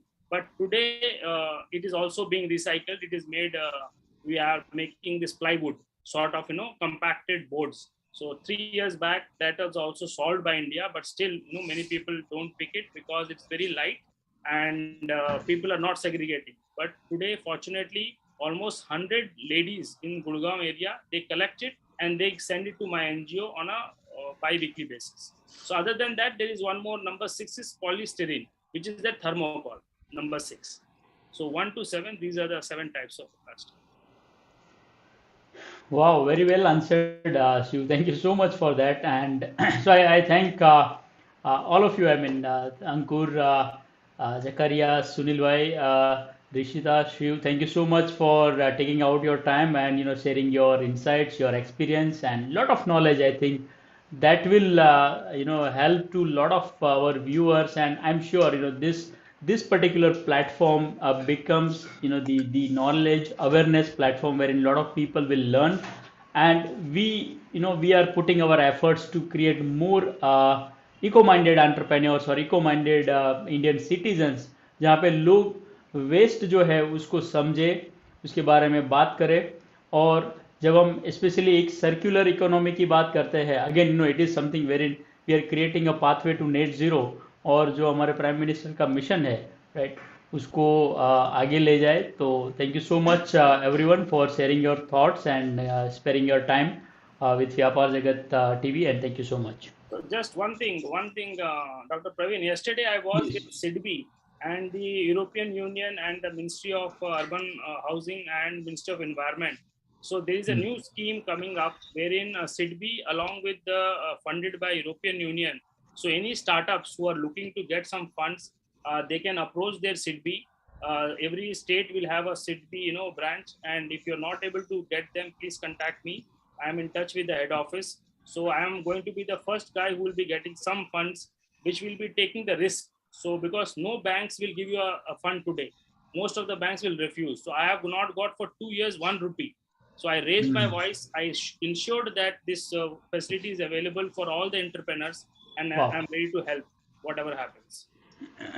Wow. Thank you, Shiv. And definitely, so if suppose there will be any startup or anybody who is, having such ideas or things, startup, so we'll definitely connect you again. All right. Thank you so much, everyone, once again for joining this particular show. अच्छा प्रवीण जी, एक बस बोलना है. बोलिए ना. कि इस बार हम स्वतंत्रता दिवस बिना किसी ट्रैश के मनाए तो कैसा रहेगा? Freedom from trash, right? हम हमारे #freedom from trash, F2T. Yes. Yeah, so I think Rishika, you should share all the things on the group, and we will be definitely putting this hashtag on all the social media. Freedom from trash. वही एक सुंदर सी country हो जहाँ पे कोई trash ना हो, right? एक कमिटमेंट प्रवीण जी, मैं भी एक कमिटमेंट हमारे व्यूअर से लेना चाहता हूँ.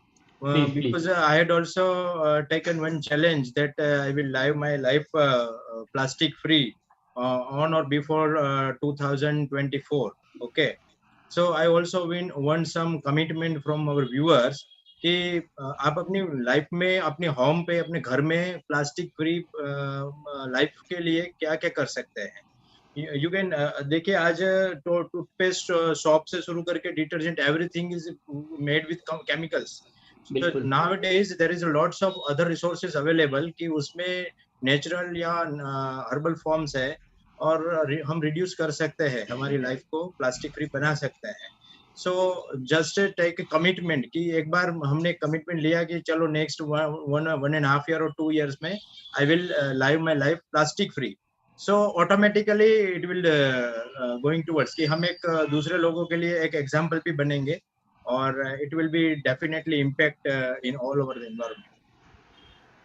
Absolutely, and so I 100% agree with you, Sunil bhai. And so this message to all the viewers, those who are watching live, और ये live convention के बाद भी अगर आप ये सेशन को देख रहे हो, तो let's take a pledge, let's take a let's commit ourselves कि जहाँ पे हम प्लास्टिक फ्री जो है जितना हो सके उतना करें. At least we can start, and we can start contributing towards this beautiful world, and let's try to make the world more greener and better.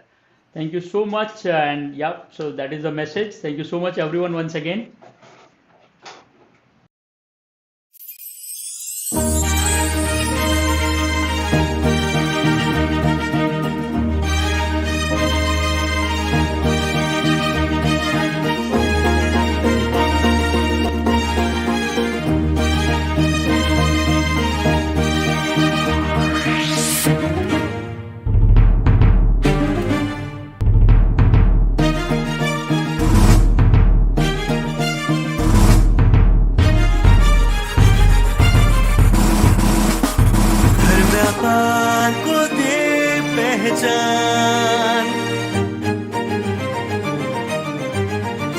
हर व्यापार को दे पहचान. व्यापार जगत.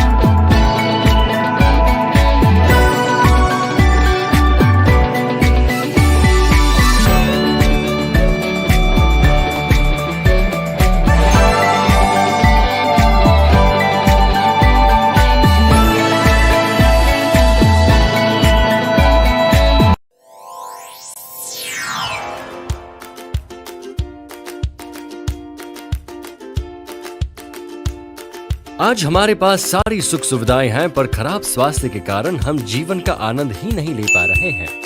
स्वास्थ्य समस्याओं में सबसे ज्यादा देखे जाने वाली समस्या है मोटापा या ओबेसिटी। फैट अधिक मात्रा में हमारे शरीर में इकट्ठा हो जाता है तो उसे ही मोटापा कहते हैं। मोटापा कई दूसरी बीमारियों का जन्मदाता भी होता है। शुरुआत में इससे पीठ दर्द, जोड़ों का दर्द, सोते हुए खर्राटे लेना और छोटी सांसें जैसी परेशानियां होती हैं। और अगर समय पे मोटापे का ट्रीटमेंट नहीं किया गया तो आगे चलकर diabetes, high BP, high cholesterol, बांझपन, फैटी लिवर, खास तरह के कैंसर, स्ट्रोक और स्लीप एपनिया होने का जानलेवा खतरा बना रहता है। इसलिए मोटापा कम करना या वेट लॉस बहुत जरूरी हो जाता है।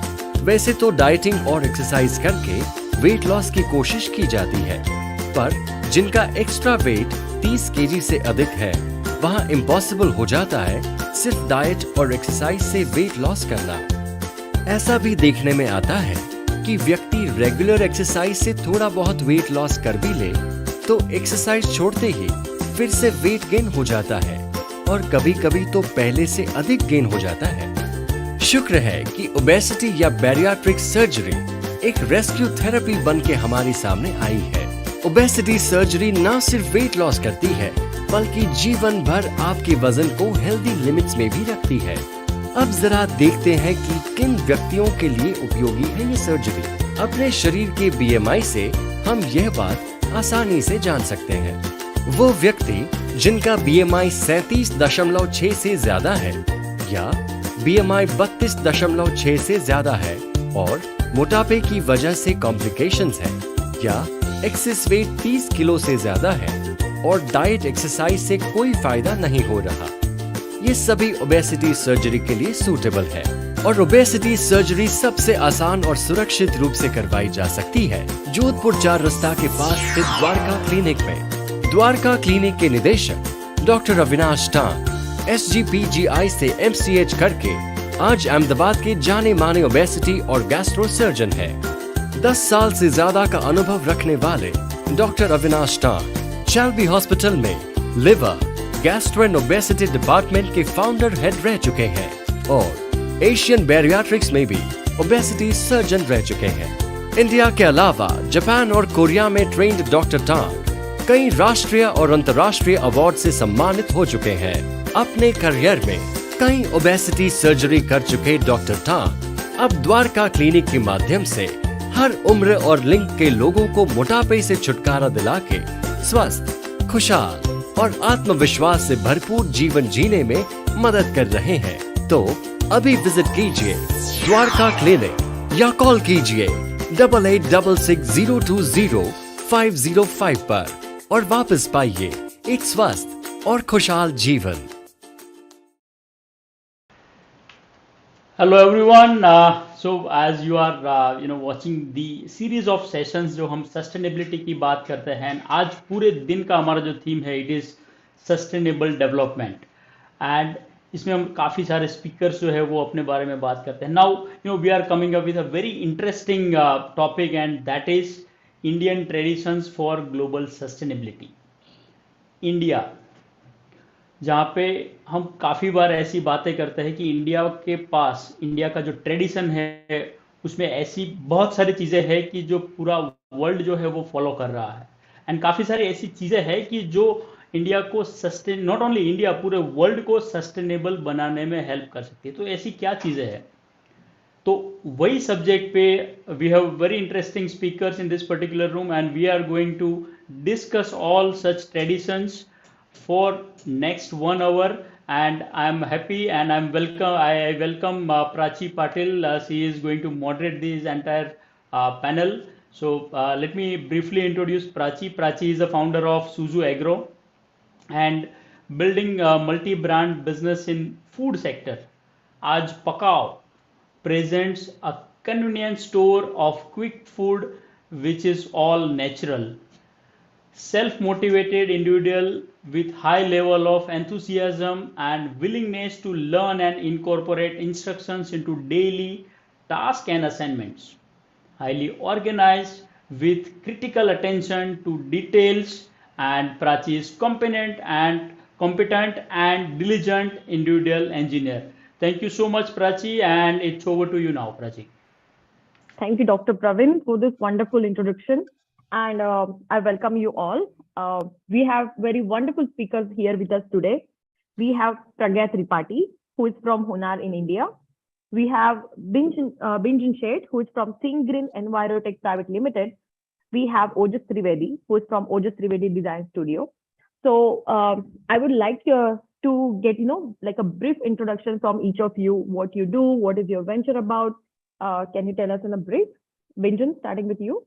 Yeah, hello all. I'm Binjan Sheth from Think Green Envirotech Private Limited. Ours is an environmental engineering firm, 17 years of experience, and what we specialize is wastewater treatment. We manufacture, design, supply FRP sewage treatment plant. It's a package treatment plant which is highly cost effective, portable, durable, and can be installed underground and over the ground.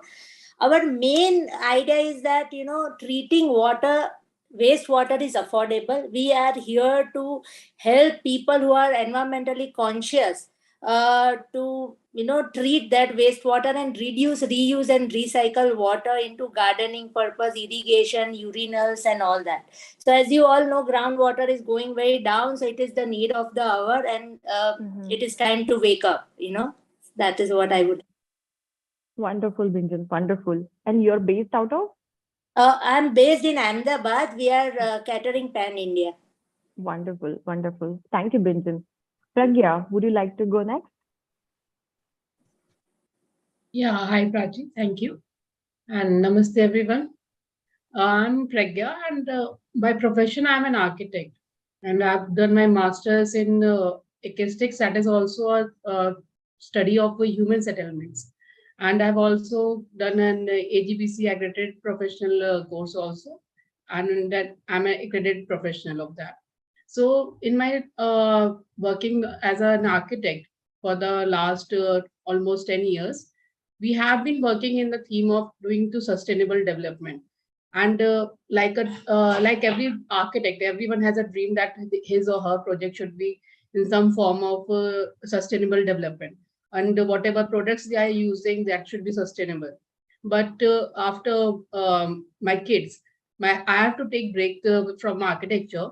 But when I was staying at home, I have seen that it's not just the architecture that depends on the whole sustainability of our planet, because that is a small role. That being an architect and building a sustainable buildings, it is only small part of it, of all of sustainable development. So I had come to an idea, what about the fabrics that we are using daily? The fabrics that we are using, it is the most important thing that it has been coming from the prehistoric times, that everyone is using that daily, and it's in the mass production and everything. But what have we ever heard about the sustainable fabrics in India? I have never heard before coming to this Hunar in India. So that was the idea, and that was the main motto of developing this Hunar in India, where we are promoting the sustainable fabrics and making people aware that India, which is always rich in this all sustainable fabrics, and it's working and everything. So we are trying to make people aware and promote the Indian fabrics with its sustainable working and sustainable processing of making the fabrics. So this is a venture that is we have newly started. It's just 3 years, and we are moving ahead with the same theme. And right now we are based in Greater Noida, and we are covering all over India also, and mostly in our society and nearby our Greater Noida, we have tried to tell people the importance of sustainable fabrics. Wonderful, wonderful, Pragya. Welcome to the panel. Thank you. And Ojas. Thank you, Prachi, and good afternoon to every participant on this panel. So, I am an architect. We predominantly work in interior design as well as architecture projects. We are based out of Ahmedabad, but we work mostly in all parts of Gujarat, and if need be, we can also work pan-India. So we are having 20 years of experience. We are from SET University, Ahmedabad. And after graduation, I was fortunate to outside. Mahesh, can you please mute yourself? Yeah. Okay. Yeah, now Sorry. okay. So I worked in UK for some time, where I was exposed to a lot of green building initiatives taken up in the countries of Europe and all, where I travel extensively. And I came with that study. And even while I was in Ahmedabad and working now in Ahmedabad, green building initiative have been integral part of all my projects. We start with Vastu compliant space planning. It starts with the design part. And what we do as a one line has a lot of impact, whether it is minimalism or whether it is green building, everything. So we are very conscious about it. So we design award-winning spaces in interior as well as architecture. Actually, we don't see a thin line between the two because it's like one design creative field. And we have been associated with relatively larger scale of projects. The image that you see in my background is a heritage-based office that we have done in Ahmedabad.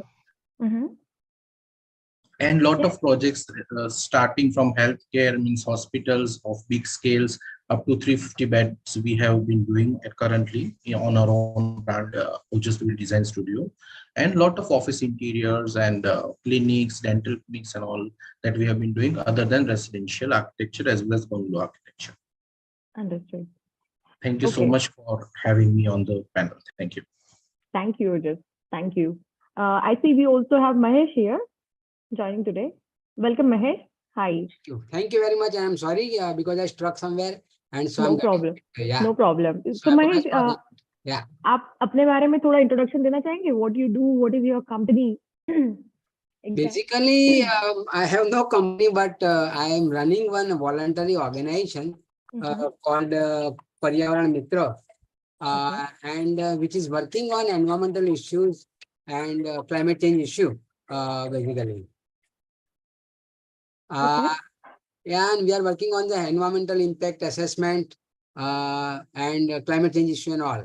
So we are not basically company like that. And I'm basically an environmental engineer, but I can say I'm more or less like social worker or social engineer. That's it. Thank you. Okay. Thank you, Mahesh. Thank you. So as you all know, our today's topic is Indian traditions for global sustainability. So I would like to understand what is sustainability that means to you? What is the definition of sustainability for all of you and in your businesses? So for example, if you have, if somebody wants to share the thoughts, you can raise their hands also, or you can just start speaking so that we can give a chance to each and every one. And from the audience, if you have any particular questions to our speakers today regarding the topic or regarding their businesses, you can post it and we can take it after the session also. So yeah. What is the sustainability? What does it mean? क्या definition है आपके लिए? Yes, Ojas. Are you talking to me? I mean, asking to me? No, I'm speaking to everyone actually. Okay, yes. Okay. So if you would like to go ahead, you can start. Ojas, yes, Ojas. Yeah. So because sustainable and greens and all, these are all synonyms of the same term. So as I told in the beginning, when we design, we are very conscious about our design. So we, right from the design, take care of sustainable design initiatives, which actually evolves around the Vastu compliant space planning that we do. So all 5 elements, everyone knows that earth, air, water, space, and fire. We balance them and we make sure that we give a comfort situation to all the occupants. Thereby, they are healthy, more productive when they are in the space which are designed by us. They have ample of natural light available wherever there is a need. And post-COVID or during COVID, there has been a lot of ventilation strategies and air quality concerns. So that also we take care. And we work on 3 R's, so reduce, recycle, and reuse. So we try to make sure that if there is a site which comes to us, which had another use before, we try to recycle maximum components of it. So that is a sustainability in my field as far as Exactly. That's a very, very wonderful point, the recyclability, and that you explained beautifully that. Thank you, Ojas. Yes, Pinjan. So you are working more with institutions and the companies. So how you define this sustainability now? So, as I told you, ours is an environmental engineering company. So, pollution, we deal with pollution treatment. We deal with air, water, wastewater, solid waste, everything. So, when we say sustainability, I think there are three pillars of sustainability. One is that you have to be environmentally conscious, because without environment, we do not exist. If we, our economy is not working, if only environment and no economy, then also it is not working. And if environment, economy are there, and if socially conscious we are not, then it is not working. So there are three pillars of sustainability, I think, and they all merge together. Without each other, it doesn't work. So I think that generally, if you see, people are environmentally conscious, but they are little not aware about it. They think that treating waste, or if we'll go for sustainability, design and architecture, or we have a wastewater treatment plant or air pollution control treatment plant, it will add to our cost, which is not true. We are, as our company, we are here to make them understand and make this technology affordable for each and every industry, each and every builder. As you know, as per RERA, it is compulsory to have a sewage treatment plant or effluent treatment plant for the industry, zero discharge. But it is not, it is just a shift of awareness, or shift. You have to recall the roots of our Indian traditions. You will discover that we have been, like our elders always have been living in a sustainable, developed culture, True. That, when we were kids, it was like first roti you have to give to cow, last to dog, you have to put water for birds. We always showered with bucket. And if you know, even like अपने घर की चद्दर हो, वो भी अगर वो टेर हो जाती है, तो then we use it as a duster. So we have been living like that. It is just the time to recall and again start living like that. So as a company, we are doing that. We are making every technology, air pollution control equipment or wastewater treatment, very, very affordable for our industries and clients. That is what we do. Thank you. Wonderful, Binjan. That's excellent. The three pillars that you explained, and I like the way your company is bridging the gap, what we were doing and what we should do in future. So that's really great. Thank you. So yes, Pragya, Yes. would you like to explain what is sustainability in your venture, or how you define it? See, initially, what I'm telling you, what is sustainability? It literally means to me. See, what we have read and what we have studied in architecture, it was that how to do live in present, so that there's no compromising for the person who are living in the future. So, like a mother, whenever she cooks food, and whenever she gives food to someone else, and whenever she takes a food, she always keep in mind that what their babies are going to have and how they will have it. We need to preserve that thing for the future generation. Whatever we are doing in today, it should not impact that. Like we had seen some many videos also, that if we are going on wasting water, wasting papers and everything, the impact that will be happening in the future generation, that they will be deprived of the fresh water, they will be deprived of this natural environment, they will be deprived of trees. So whatever we need to use, that is a basic thinking, that whatever we are using today, it should be according to our need, and it should not be wasted, and it should not be surplus also. If we don't require it, we should not make it. That is the basic concept of sustainability that means to me.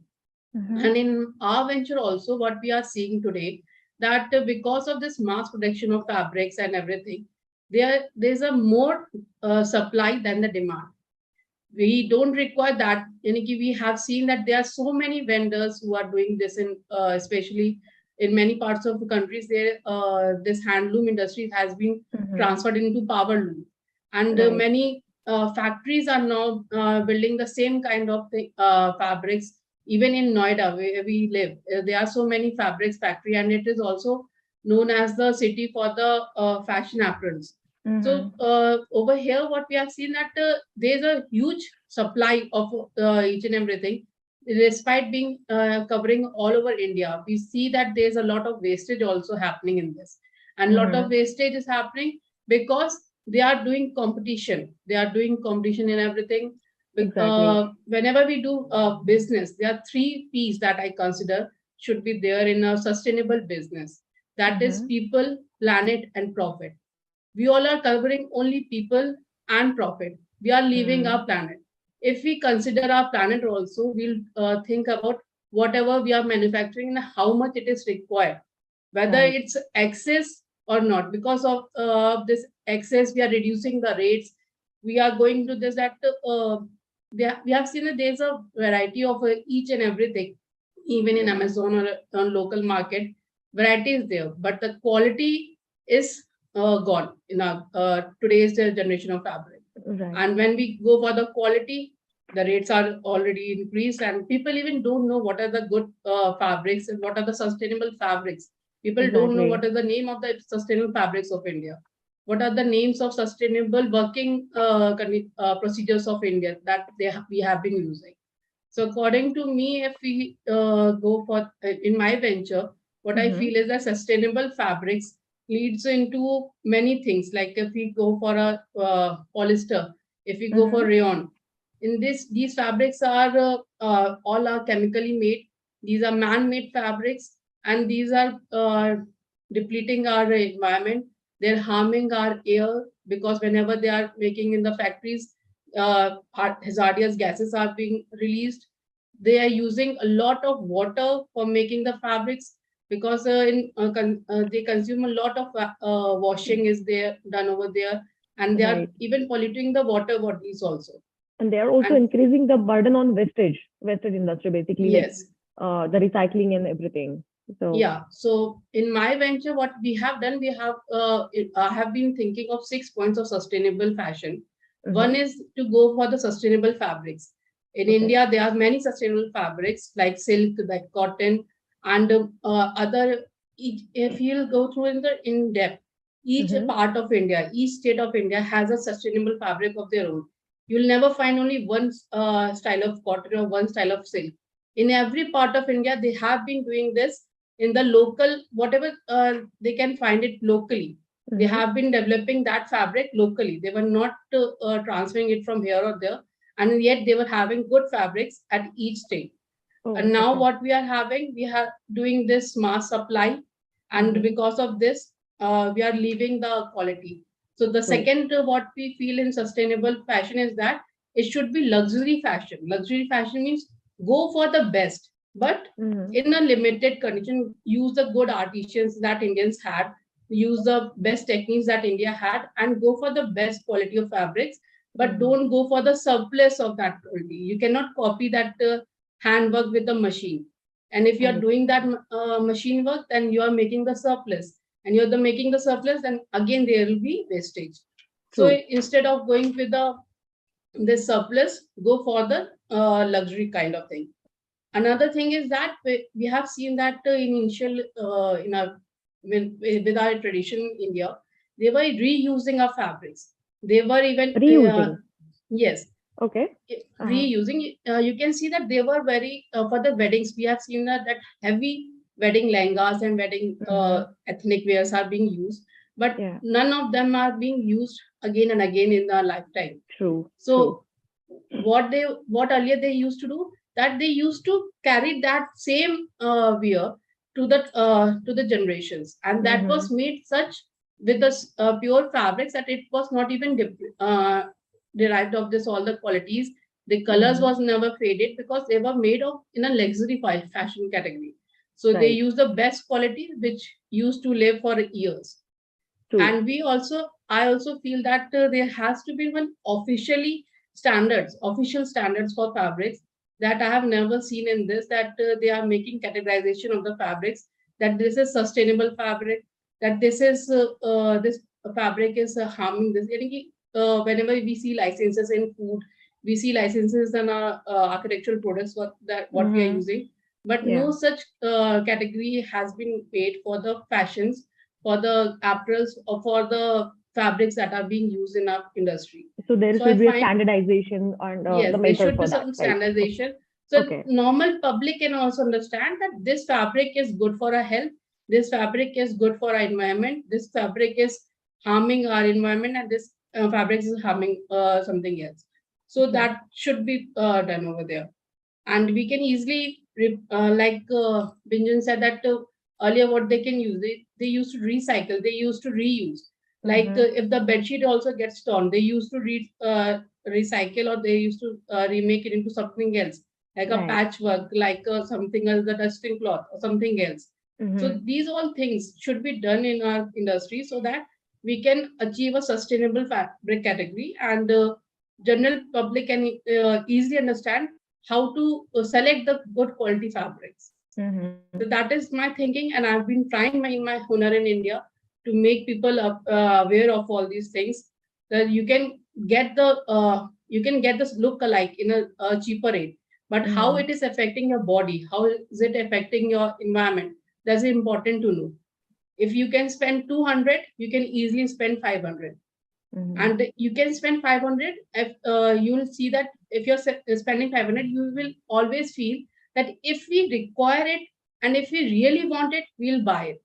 It's not that just like we have the money so we can spend and we can have that piece and we can keep it back in an almirah, and that is kept for years and we are never using it. So it should not be done. That is also the case. Wonderful, wonderful, Pragya. Thank you for educating us on all this aspect of sustainability regarding your business. That's very wonderful.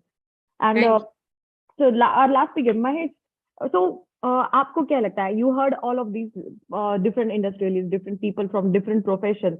So what is, you are an environmental engineer. So what is the sustainability according to you, and how you try to put it in your venture? Prachi, देखो कोई वक्ता ने यहाँ बोला है कि we have limited natural resources. पंच तत्व का किसने जिक्र किया? अब नाउ ये सर्कुलर इकोनॉमी में नया जो कंसेप्ट आया है जीडीपी का, प्रोड्यूस मोर एंड मोर, हम ज्यादा प्रोड्यूस करेंगे, इसका मतलब सीधा ये होता है कि we are going to exploitation of our natural resources, which is wrong. What Gandhi was telling is minimum use of natural resources. और and जो आपके sustainability बात है, Gandhi was wonderful in that lifestyle and all. उसने बोला है कि my village is my universe. उसका एक तालमेल की बात की है. आज WTO की बात करते हैं, वर्ल्ड ट्रेड ऑर्गेनाइजेशन, और इसके लिए हमको पैदा करना पड़ता है, ये करना पड़ता है, लेकिन ultimately what we are doing, we are much more exploitation to our natural resources. तो हमारा ये बात है कि नेचुरल रिसोर्सेज का कम से कम इस्तेमाल करते हुए, ऐसा कि दुनिया मर जाएगी और ज्यादा वो प्रोडक्शन नहीं होगा तो हम ऐसे ऑक्सीजन की डेफिशिएंसी हो जाएगी, ऐसा कुछ नहीं होगा. लेकिन हमको ये आदत पड़ गई है कि एक मोबाइल एक साल चलाओ फिर फेंक दो. अब इसमें कितने कंटेंट्स यूज होते हैं, तो why not we can reuse, recycle, जो बिंजन ने भी बात की और प्रज्ञा ने जो बात की. तो ये कंसेप्ट जो है हमारे पास, वो हम लिखते हैं क्योंकि हमने क्लाइमेट चेंज एग्रीमेंट में सिग्नेचर किया है, सस्टेनेबल डेवलपमेंट गोल में एग्रीमेंट किया है, इसीलिए हम लिखते हैं, लेकिन हम करते नहीं है. हम इकोनॉमी बढ़ाने के लिए ज्यादा और ज्यादा प्रोडक्शन ऐसी बात करते हैं. हमारा रोल ये रहा है प्राची, मैं तो कोई एंटरप्रेन्योर नहीं हूँ, मैं एक ग्रीन कैटालिस्ट हूँ, एक सोशल वर्कर हूँ. जो एनवायरमेंटल इम्पैक्ट असेसमेंट की जो शुरुआत हुई देश में और क्वालिटेटिव, वो हमारी संस्था की वजह से हुई. हमने ये बोलना शुरू किया कि भाई मास बैलेंस आप बताओ, कितना पानी का इस्तेमाल करने वाले हो, कितने इलेक्ट्रिसिटी का इस्तेमाल करने वाले हो, how much land are you going to use for to set up industries, why you are acquiring more and more land, because land is not only for the my industries or for my property, it is a motherland, it is for the food production. तो ये जो बात है, तो इसका हम प्रचार प्रसार करते हैं कि भाई अभी इंडिया ने लीड लिया है कि भाई हमारे पास 6 कानून है वेस्ट मैनेजमेंट के, लेकिन इम्प्लीमेंट कहाँ है? हम तो शुरू करते हैं स्वच्छ भारत अभियान का, but where is the implementation?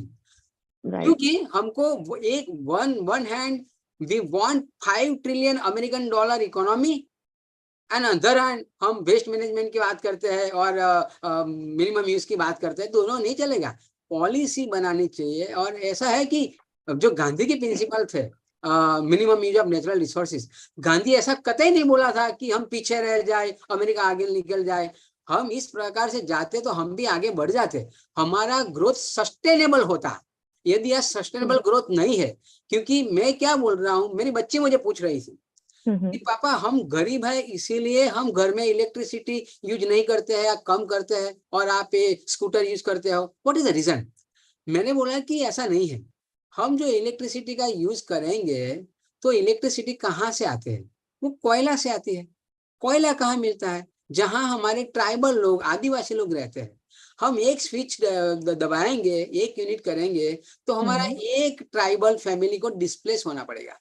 तो तुम्हारे जैसी बच्ची, जो मेरी बच्ची अभी 11 साल की है, ये बच्ची अभी पढ़ने जाती है, उसको चिंता है गरीब लोगों की। बोला कि तुझे ये ठीक लगता है कि तेरी उम्र की लड़की, उसकी पढ़ाई खत्म हो जाए, उसको हम उसको पीने का ग्लास भी देते हैं, अभी उसकी बेड भी तैयार करके देते हैं। अब वो बच्ची को पानी लेने 3 किलोमीटर जाना पड़े, उसकी स्कूल छूट जाए, इस प्रकार का हमको 5 ट्रिलियन अमेरिकन डॉलर का ग्रोथ चाहिए हमको।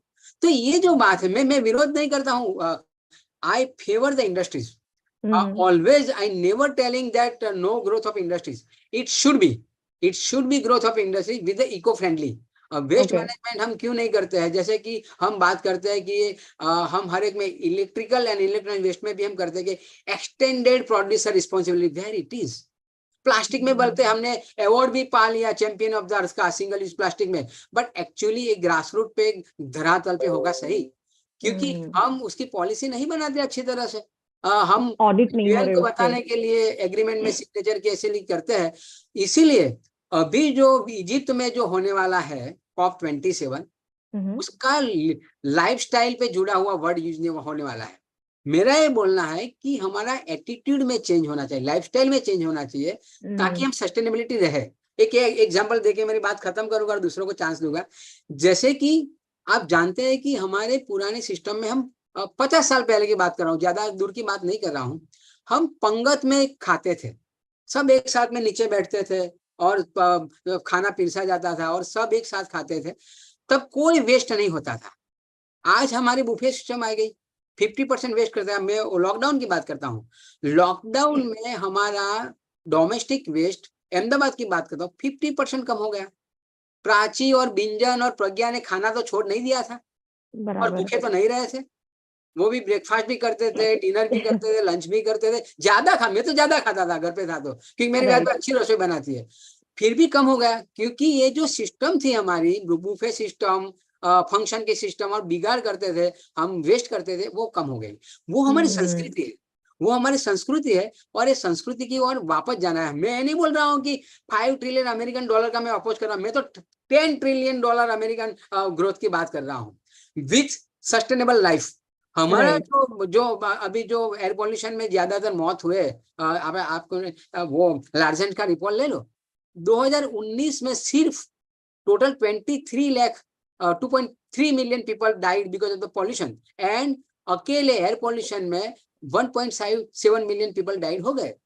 अब आप किस ग्रोथ की बात कर रहे हो यार? आप अच्छे जीने के लिए इंडस्ट्रियल ग्रोथ की बात कर रहे हो। तो ये मैं गालियां नहीं दे रहा हूँ इंडस्ट्रीज को, industries is ready to do. और आप व्यापार जगत जो इतना अच्छा काम कर रहे हो, आप ग्रीन की बात कर रहे हो, इको फ्रेंडली की बात कर रहे हो, तो वो भी कर रहे हैं। हमको एटीट्यूड चेंज करना है, हमारी जो लाइफस्टाइल है उसमें थोड़ा सा वापस जाने की बात करना है। और हमारा जो पर्यावरण मित्र का काम है, ये international level to grass root level वही है। मैं कोई उद्योगपति नहीं हूँ कि उद्योगपति के खिलाफ नहीं हूँ, मैं एक ग्रीन कैटलिस्ट हूँ, एक सामाजिक कार्यकर। Thank you Prachi.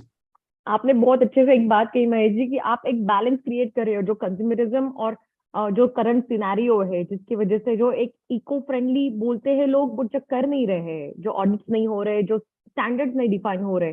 तो we really appreciate what you are doing here. तो मेरा नेक्स्ट क्वेश्चन ये है सबसे कि जैसे इंडियन वैल्यूज की बात हो रही है, तो ऐसे कौन से इंडियन वैल्यूज है जो आप मतलब इनकलकेट करते हो अपने वेंचर में? जैसे प्रज्ञा ने बोला रीयूज है, रिसाइकल है, बट उसके अलावा और क्या है? मतलब कुछ इंटरेस्टिंग ऐसा है कि जो हम लोग भी मतलब आपसे सीखे, एक कॉमन पर्सन आपसे सीखे और अपने डे टू डे लाइफ में डाल सके। ऐसे कौन से इंडियन वैल्यूज आप अपनाते हो बेसिकली? प्राची, एक बात मैं बोल दूं बीच में, Sure. हमारा पूज्य बापू फादर ऑफ द नेशन बोलते हैं और पूरी दुनिया उसको पूजनीय मानती है. Yes. पूज्य बापू ने 3 स्लोगन अच्छे दिए. My life is my message. जो मैं करता हूं वही मेरा उपदेश है. नंबर 1. तो उसकी लाइफ स्टाइल आप देख लो. दूसरी बात उसने किया कि जितनी वस्तु के यूज करना है उतना ही यूज करो आप. तो जो बोलता है कि हमारा जैनिज्म में भी है अपरिग्रह, ज्यादा संग्रह मत करो. Okay. और अननेसेसरी आप डिपॉजिट मत करो. तो ये जो गांधी ने बोला है, गांधी ने कोई शास्त्रों नहीं पढ़ा, हमारे इंडियन संस्कृति में से ही लिया हुआ वर्ड है. तो गांधी कोई अलग पृथ्वीवासी नहीं है, वो इंडिया का था, भारतीय संस्कृति थी. और भारतीय संस्कृति में जब वाचा दिया है, ये एक अहिंसा की बात की, फिर उसने नॉन पोजेशन की बात की, और जितना चाहिए उतना ही यूज करो. इसीलिए तो वो साबरमती की नदी के किनारे रहते थे, फिर भी एक बकेट डोल का यूज करके वो स्नान करते थे. तो ये जो चीजें है, दैट इज अवर संस्कृति. और यदि ये हम करेंगे तो मैं समझता हूँ कि हमारा जो पेरिस एग्रीमेंट है उसमें ज्यादा फोकस करने की आवश्यकता नहीं है. Thank you. Thank you, Mahesh ji. Yes, Ojas, yes. Sorry, I was disconnected in between. So, Okay. if I talk about Indian values in my field of design, we work on spatial elements, which is more like a design elements like courtyard, planes, and having natural ventilation and all. So we work towards it because there's a lot of tradition associated with it. Water conservation. If you see I'm sure I'm from background of Ahmedabad, but every city, old houses had a really good sustainable way of living. They had a courtyard where it became a light source. There was a ventilation happening from the peripheral wall towards the water escaping from top of the courtyard. They used to collect the rainwater and they used to harvest it. And there used to be a taka, they call it like a water tank below the courtyard, and they used to store it. So throughout the year, they used to use it. And now, these days, we are talking about a lot of alkaline water, this water, that water. I don't want to name the companies, but you have the natural water available. Why can't we do the rainwater harvesting wherever possible, wherever there's a scarcity of water? So these are all age-old traditions which we can put into use and go towards sustainable living. Even in interior, if I talk about, we can go for clothes.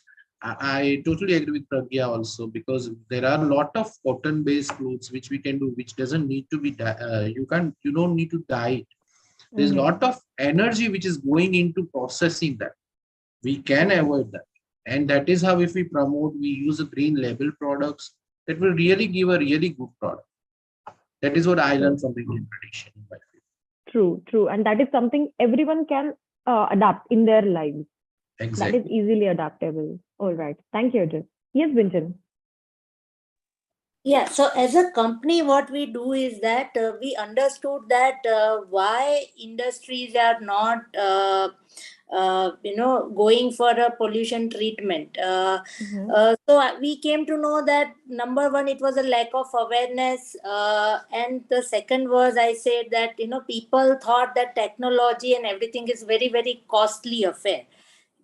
So we tried to do the remedy of both. We tried to talk to industries and make them aware that it is not actually very, very expensive, and with minimum of cost you will be able to save the natural resources, as well as it is not adding to the cost of your company. So thankfully people are getting more and more aware, and we are able to we have supplied more than 200 air pollution control equipments. We have supplied more than 450 wastewater treatment plant, and many of them of them are reusing the water. So the biggest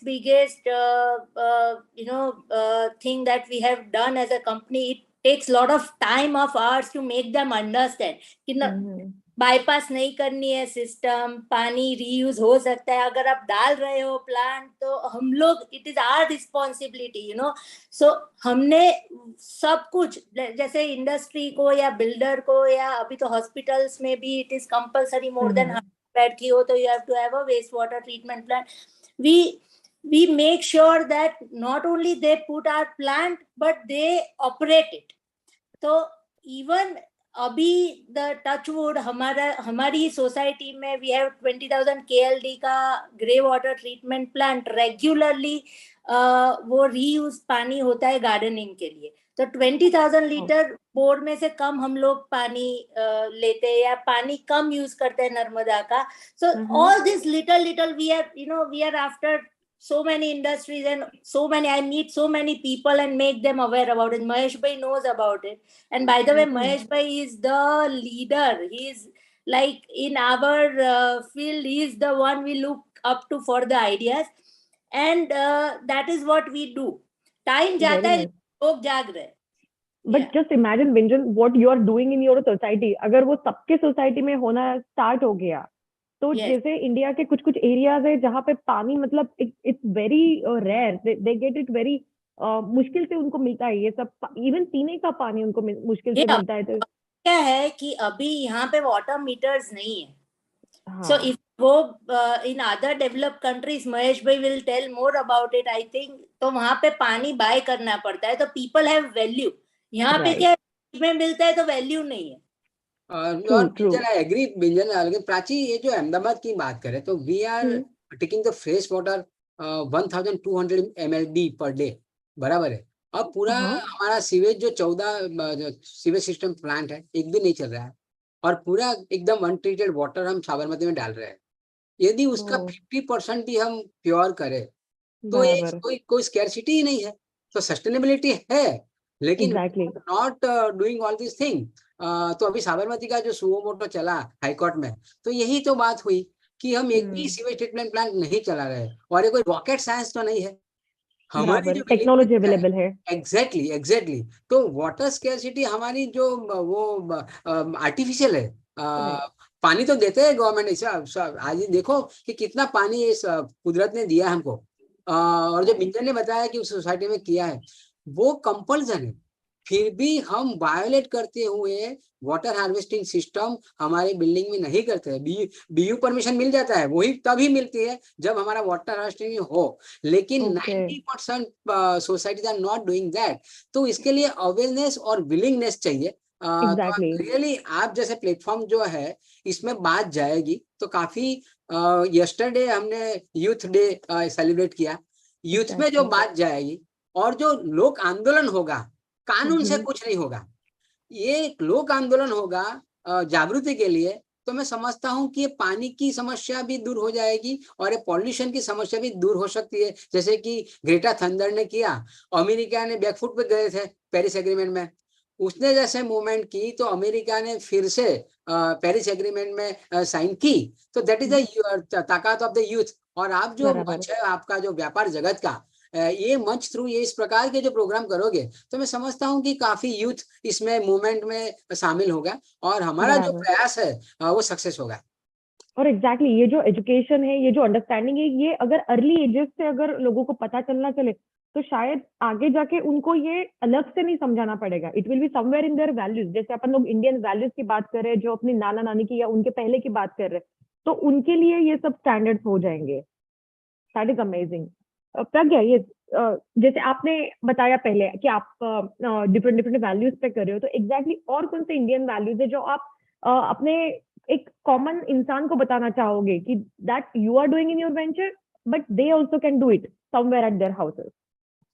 जी, जो हम लोग अपने venture में करते हैं अभी तक, हमने लोकली हमने ग्रेटर नोएडा में जो अपना बनाया है अपना सर्कल, उसमें हम लोग क्या करते हैं, जैसे कि हम लोग नए फैब्रिक्स तो लेके हम लोग नए फैब्रिक्स लेके आते हैं. We resell all the fabrics, Indian fabrics, but we also collect their old fabrics. कि जैसे कि जो भी उनके यानी कि they are not of any use but they are in good condition and it can be given to some यानी कि needy people. We collect those stuff and we have tied up with NGOs who goes to different parts of villages where actual people need their garments. They don't need to buy and they get good quality of garments from our city and we donate them.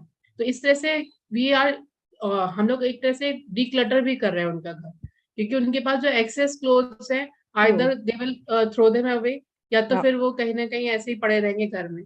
तो उस तरह बराबर से है। करते कि ये लोग अपने यानी कि अगर ध्यान देते हैं अपने घर में, तो जो भी इनको ऐसे कपड़े होते जो इनको यूज में नहीं है लेकिन हम किसी और को दे सकते हैं, वो बहुत खुश होते हैं। हमने उनकी फोटोज भी अपलोड करते हैं लोगों को जो भी हमें देते हैं अपने प्रोडक्ट्स और कपड़े।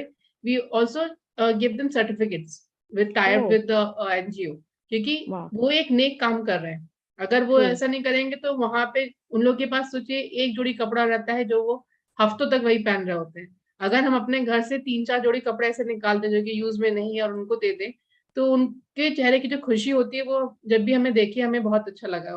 वो फीलिंग ऐसी है कि मैं उसको बयान नहीं कर सकती, वो खुद फील करनी पड़ती है। तो एक ये हम लोग का एक इंडियन वैल्यूज में हम लोग कहते हैं कि हम लोग उसे रीयूज करें, जो जैसा है वो उसी को किसी ना किसी को देके उसको यूज में लेके आ रहा है। कुछ कुछ फैब्रिक्स ऐसे भी होते हैं जैसे कि इंडियन फैब्रिक्स हम लोग देखते हैं कि बहुत ज्यादा एम्ब्रॉयडरी वाले, देखिए जरी वर्क और बहुत हैवी वर्क वाले होते हैं। तो वी हैड टाइप विद यानी कि अपनी लेडीज से सोशल अपने सर्कल में ही who can do some stitching job और something. They are so brilliant in their jobs and they're still the housewives, and they're so brilliant that they can transform that simple sari or simple dupatta into some dress for a kid, or they can into transform into so many bags. And we had gone to Peru also for this Indian trade fair, and over there we had taken these stuff which were locally made in our society, and we had distributed, and we have seen over there that so many foreigners over there, they were so delighted with the stuff. उनको इतना पसंद आया कि वो कह रहे कि these are hardly, यानी कि उनको कॉस्ट क्या पड़ी। we had taken them from someone who जिनके लिए एकदम वेस्ट हो चुका था वो, they had given us for free, we had given them to that lady, उनके पास हमने थोड़ा सामान दिया अपना थ्रेड वर्क और सब कुछ, she donated some time, and उसके बाद उसने जो उस बैग को बनाया, इतना ब्यूटीफुल बैग बनाया जो हम अगर कहीं लेके जाएंगे किसी मॉल में कहीं रखेंगे तो वो कम से कम थाउजेंड्स रुपीज में जाएगा। और इट वाज सो ब्यूटीफुल, और उसका यानी कि this is the way of recycling and reusing something. And अभी तक हम लोग जो फैब्रिक्स देते आए हैं लोगों को, सब कुछ कर रहे हैं, लेकिन वो सब चीजें हम लोग ध्यान देते हैं कि हम लोग एकदम अच्छी क्वालिटी का स्टफ उठाएं, कि प्योर कॉटन में है या प्योर किसी चीज में है। तो उससे क्या होता है कि उन लोगों को फैब्रिक की नॉलेज मिलती है। अभी तक जैसे मैंने देखा कि इन लोग को नॉलेज नहीं थी कि सिल्क और कॉटन में क्या क्या आता है। यहाँ पे बहुत सारे लोगों के पास ये नॉलेज नहीं थी कि अगर हम सिंथेटिक रेयॉन भी लेके आते हैं, they feel that this is also cotton, and ये सॉफ्ट कॉटन है, सिल्की कॉटन है, सब इस तरह से नाम चल रहा है। क्योंकि आजकल यहाँ पे जो इंडिया में हम लोगों ने नोटिस करा है कि फैब्रिक का नाम इतने ज्यादा वैरायटी उसमें बना दी गई है कि किसी को नहीं पता कि रियल फैब्रिक क्या है। तो हम लोग को यही है कि इंडिया में जो नेचुरल फैब्रिक था उसका हम लोग यहाँ पे उनको कुछ थोड़ा सा पार्ट दिखाते हैं कि ये ऐसे फील होनी चाहिए, and we make them feel the fabric, we make them try the fabric, and then we ask them to buy. If you don't feel कि आपको नहीं अच्छा लग रहा है, you can leave it, but you have to feel and try. आपको यानी कि आजकल जैसे कि हमने देखा ऑनलाइन वेंचर्स बहुत सारे शुरू हो चुके हैं, जिससे कि आप फैब्रिक्स कहीं से भी मंगा सकते हैं। फोटो सबकी बहुत अच्छी होती हैं, लेकिन आप जब उसको मंगाते हैं तो आपको पता चलता है कि क्या चीज आ गई हाथ। बराबर है। तो और किसी को पता नहीं है कि वो क्या फैब्रिक है, अभी भी नहीं पता होगा किसी को कि ये फैब्रिक कौन सा हमारे हाथ में आ गया। तो वो सब चीजें रहती हैं। और फिर उसके बाद हम लोग इंडियन ब्यूटिफिकेशन का जो मेथड होता है ना फैब्रिक का, वो हम लोग प्रेफर करते हैं। जैसे कि अगर नॉर्मल कॉटन भी है तो कॉटन में प्रिंटिंग की जगह जो स्क्रीन प्रिंटिंग होती है उसकी जगह हम लोग प्रेफर करते हैं हैंड ब्लॉक प्रिंटिंग, कि जो हाथ से थापे लगा के जयपुर में जो फेमस है वो चीज प्रमोट करते हैं। जो हाथ की चिकन की कढ़ाई होती है, जो हाथ की कढ़ाई होती है, सब चीजें, वो सब चीजें हम लोग प्रमोट करते हैं। आप मानेंगे नहीं, मेरे शहर में बहुत लोगों को पता ही नहीं कि चिकनकारी होती क्या है। उनको लगता था जो मशीन से धागे में कढ़ाई कर दी जाती है वो चिकनकारी है। और चिकनकारी मोस्ट ऑफ द लोगों को ये पता भी नहीं है। And it was one question in the KBC also. I've seen some time before that over there also it was raised a question, and that lady couldn't answer that this is chicken curry, कि वो कौन सी work है। कि हमारे Indian embroideries कितने सारे work होते हैं, इतने सुंदर सुंदर हाथ के काम है, लेकिन लोगों को नहीं पता है। और उसकी वजह से क्या होता है कि आजकल वो सारे जो यूज में नहीं हो रहे हैं, तो इनके जितने आर्टिशियंस हैं इनको जॉब नहीं मिलती, इनकी सारी हम लोग इनको सब खो देंगे, फिर लास्ट में जाके हमें अब यही हाल हो गया है कि चिकनकारी का एक स्पेशल आर्ट होती है टेपची वर्क, जो कि बहुत ही सिंगल धागे से बहुत महीन ऐसे बनाया होता है। उसके हमें आर्टिशियंस नहीं मिलते अब। अगर हम उसका काम चाहते हैं अपने पास, we have to pay a lot of money for that simple piece of cloth, क्योंकि वहां पे उसके आर्टिशियंस ही नहीं बचे, काम करने के लिए लोग ही नहीं बचे, because they have shifted to something else. अब जनरेशन से जनरेशन हम लोग move to fast fashion basically. Yes, अब वही चीज है कि हम लोग अपना इंडियन वैल्यूज को अगर हम देखेंगे कि हमारे पास फैब्रिक्स के केवल कपड़ा ही इम्पोर्टेंट नहीं, कपड़े के ऊपर जो काम किया है गया है वो कितना इम्पोर्टेंट है।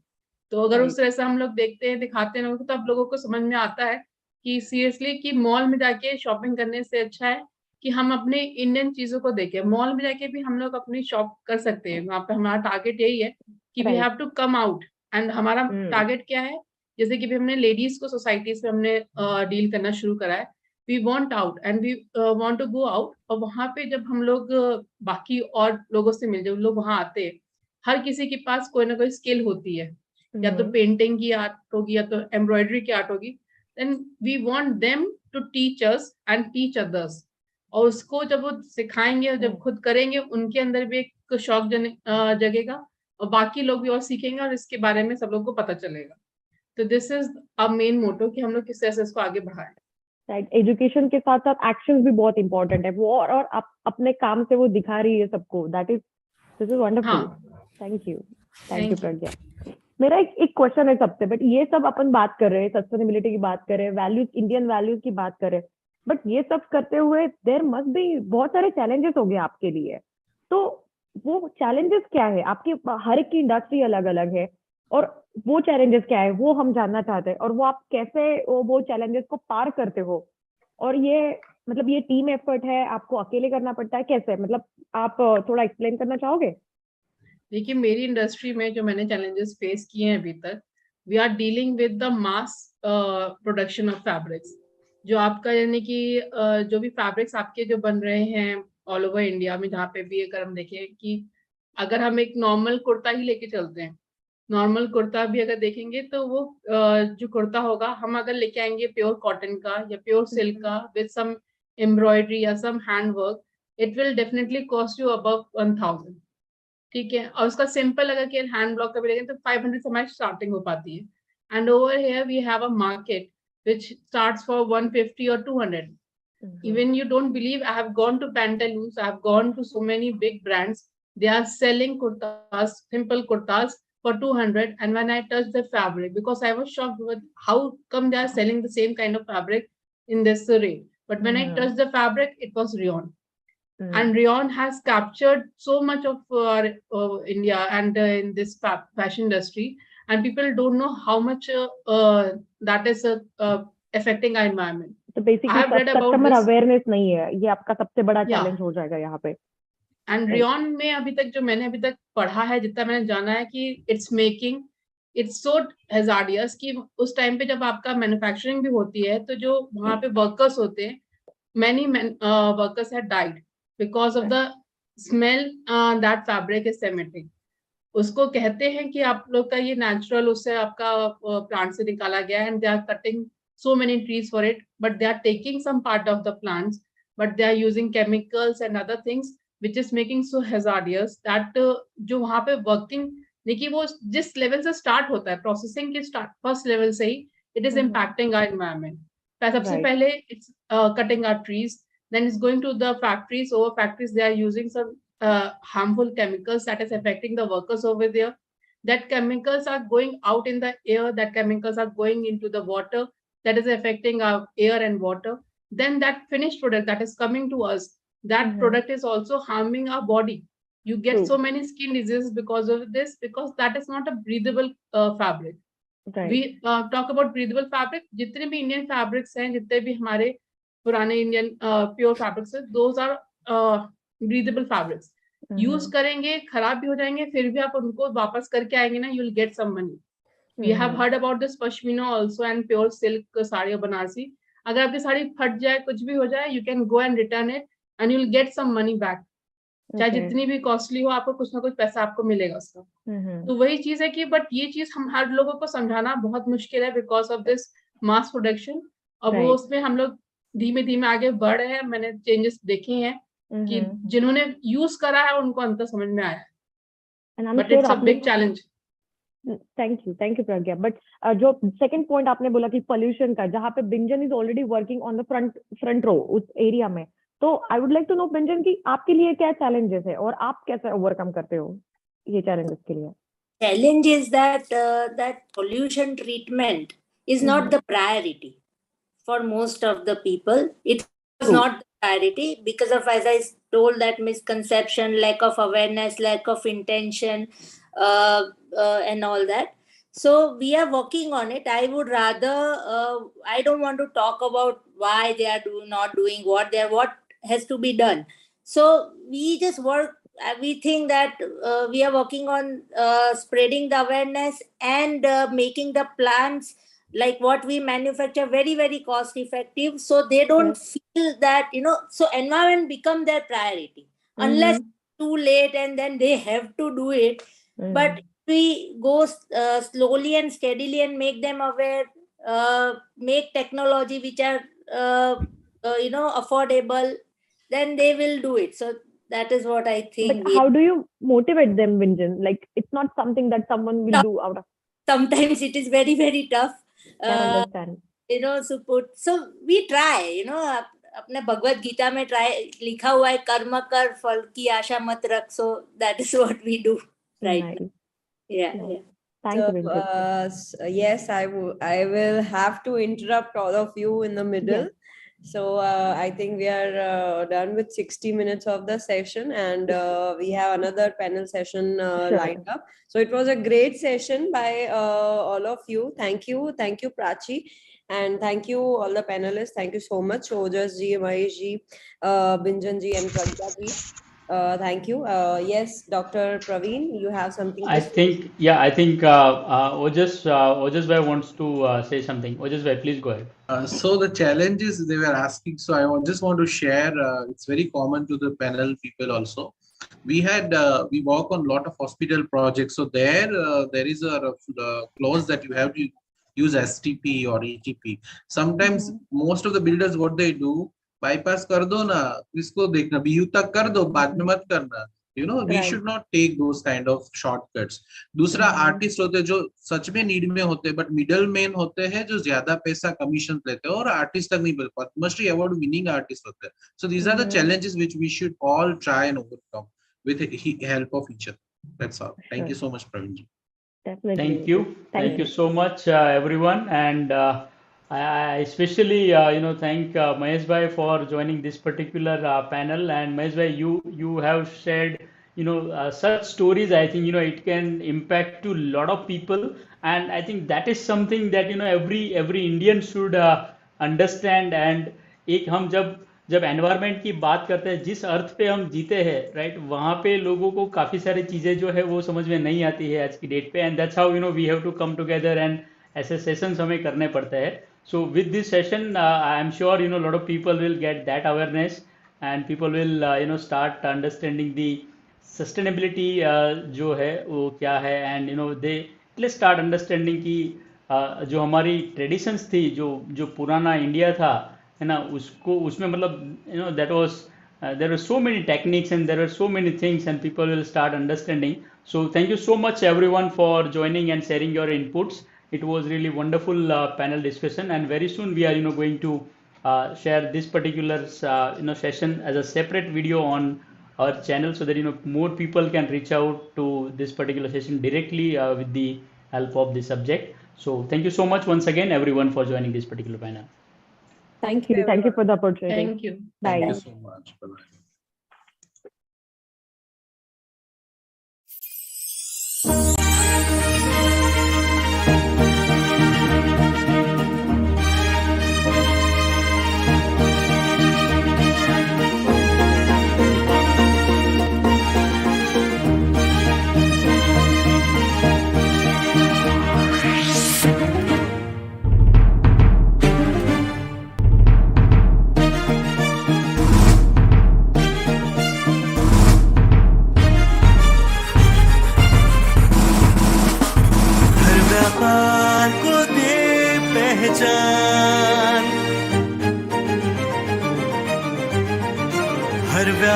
व्यापार को दे पहचान, व्यापार जगत।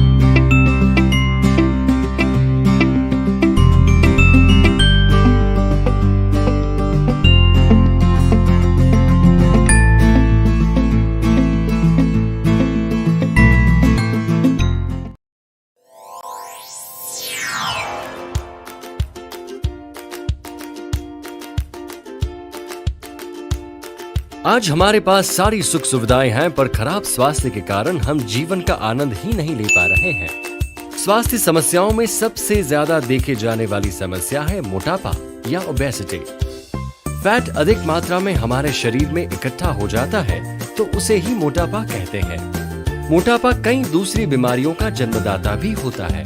शुरुआत में इससे पीठ दर्द, जोड़ों का दर्द, सोते हुए खर्राटे लेना और छोटी सांसें जैसी परेशानियां होती हैं। और अगर समय पे मोटापे का ट्रीटमेंट नहीं किया गया तो आगे चलकर diabetes, high BP, high cholesterol, बांझपन, फैटी लिवर, खास तरह के कैंसर, स्ट्रोक और स्लीप एपनिया होने का जानलेवा खतरा बना रहता है। इसलिए मोटापा कम करना या वेट लॉस बहुत जरूरी हो जाता है। वैसे तो डाइटिंग और एक्सरसाइज करके वेट लॉस की कोशिश की जाती है, पर जिनका एक्स्ट्रा वेट 30 केजी से अधिक है वहाँ इम्पॉसिबल हो जाता है सिर्फ डाइट और एक्सरसाइज से वेट लॉस करना।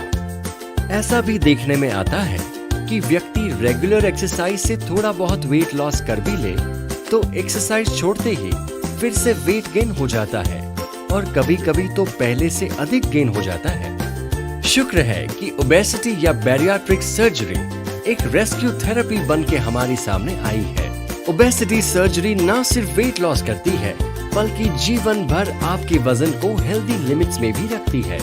अब जरा देखते हैं कि किन व्यक्तियों के लिए उपयोगी है ये सर्जरी। अपने शरीर के बीएमआई से हम यह बात आसानी से जान सकते हैं। वो व्यक्ति जिनका बीएमआई 37.6 से ज्यादा है या बीएमआई 32.6 से ज्यादा है और मोटापे की वजह से कॉम्प्लिकेशंस है या एक्सेस वेट 30 किलो से ज्यादा है और डाइट एक्सरसाइज से कोई फायदा नहीं हो रहा, ये सभी ओबेसिटी सर्जरी के लिए सूटेबल है।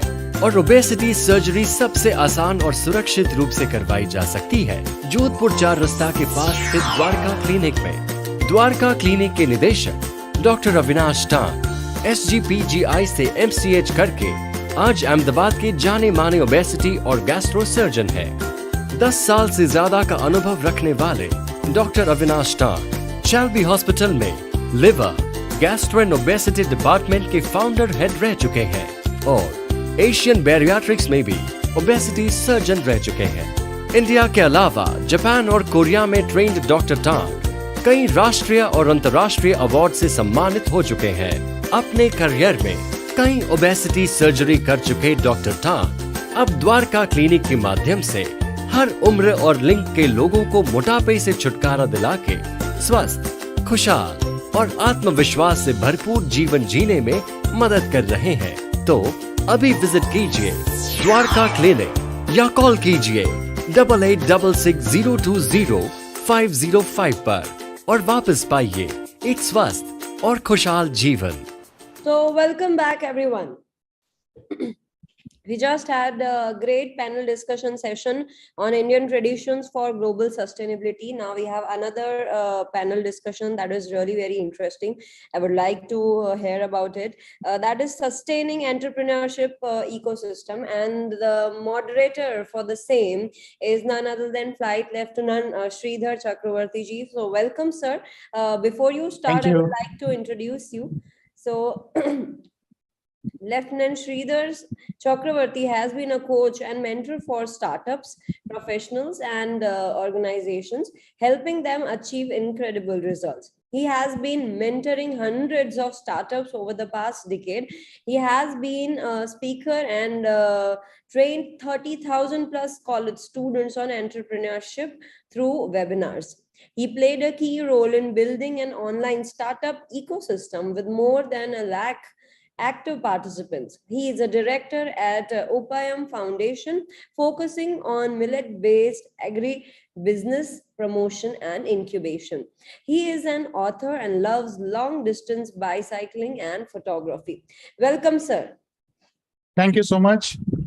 Thanks a lot, and great to be here. Good afternoon, everybody. And I am blessed with a fantastic August panel of experts, and I would love to quickly get on with the task.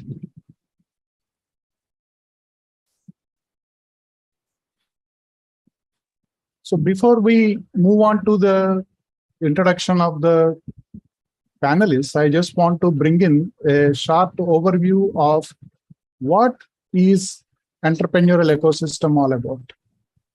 So when we talk of an ecosystem, it is huge. In fact, initially when I looked at it, I thought maybe there will be about 10-15 elements, but I found that there are more than 50 distinct elements which contribute to success of every startup being part of an ecosystem. We can broadly segregate them into institutions, actors, internal factors of a startup, then internal processes of the startup, industry factors, similarly technology and infrastructure, customers and markets will play a role, even there are multiple elements there, and the community. And over and above, you have multiple flavors of startups. Imagine this complete milieu, and everybody is trying to, or in one way, directly or indirectly influences startups. So this is what we are actually getting into. And quickly moving on to the introduction of the panel, we have Mr. Gaurav Sharma, who will be focusing on the green events and forums. And Gaurav Sharma is a 2-time TEDx speaker, startup mentor, and a social entrepreneur, CEO and founder of Trash Company into sustainable waste management solutions. We are not going to build future with heaps of waste around. This is belief, and I love it. And he is also being appreciated as his efforts, the trash man of Rajasthan. So I really love that. I have heard of water man of Rajasthan. Now we have got trash man of Rajasthan. Fantastic. Great. Thanks a lot, Gaurav, for being here. Then we have Neeraj Shah. We'll be focusing on the green product and R&D institutions and how they can support us. And design professional, essentially, and founder and the partner at IDEO Design and IDEO Graph. Communication side of CC India, advisory board at BEQ and BN, chairperson, IIID, ABAD chapter, And on Oscar India Selection Panel 2020, a panelist, a film subsidy committee, I&B Ministry, Government of Goa. So it's a very versatile personality. And great to have Neeraj ji on the panel. Thank you so much. Welcome. Then we have Mr. Rajiv Warrior, sir. He is the EVP of Vadhvani Entrepreneur at Vadhvani Foundation. I am also very happy to share that I am also a mentor on Vadhvani Foundation. And he is a software professional with engineering, business development, and management experiences. He has worked across the globe in India, Australia, Canada, and USA. Versatile experience in general management, entrepreneurship, information technology, software development and consulting, and planning of technology and enterprise and e-commerce companies is a special forte. And he is essentially a BE Mechanical Engineering from NIT, Bhopal, and also done his PG Diploma in Software Enterprise Management from IIM Bangalore. Welcome aboard, sir. Thank you. Then we have Vineet Mittal, and I just love this guy. He's at a young age, he is already a company secretary, chartered accountant, and cost accountant, and all. Not just like that. He's secured all top ranks across India in the competitive examinations. And Mr. Vineet is a director and co-founder of Novitas Solar, a solar module manufacturing company. He is also an MBA from SPJ Institute of Management. 10 plus years of hands-on experience in sales and finance, networking, new business development. And also he has got hands-on business experience in the fields of polyester film, construction materials, textiles, and energy sector. Then he is currently director at Renon India Private Limited. This is a lithium-ion battery manufacturing company. Co-founder at Navitas Alpha Renewables. It's an EVA sheet manufacturing company. And EV5 Logitech Private Limited, an environment-friendly end-to-end logistics solution for electric vehicles, charging stations, and tech or green warehouses. So he is our technology guy. So he is going to focus on that aspect. Thanks a lot, Vineet, for joining the panel. Great to have all of you here. All right, so let me go to Gaurav. See, there are so many events happening. Like even this, we are part of an event today. There are so many forums. How do you see these events and forums playing a constructive role in building and nurturing this ecosystem? Thank you, Sridhar, for the question. So I would tackle it two aspects. One is the sustainability aspect, and second, I would talk about the ecosystem building aspect. So when we talk about ecosystem building, I think there is a knowledge, there is value, there is a skill set, and there is a network. So in fact, everyone is seeking something or the other, and I believe all kind of opportunities actually create a forum where you are exposed to ample amount of knowledge, skill set, values.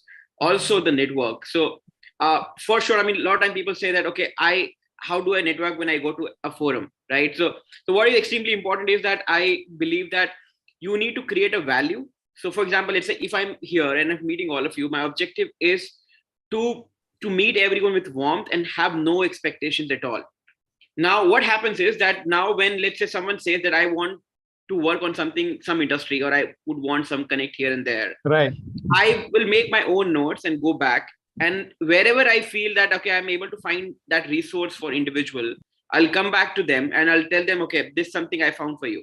Now, if you're still looking for it, I can make a connection and I can establish that.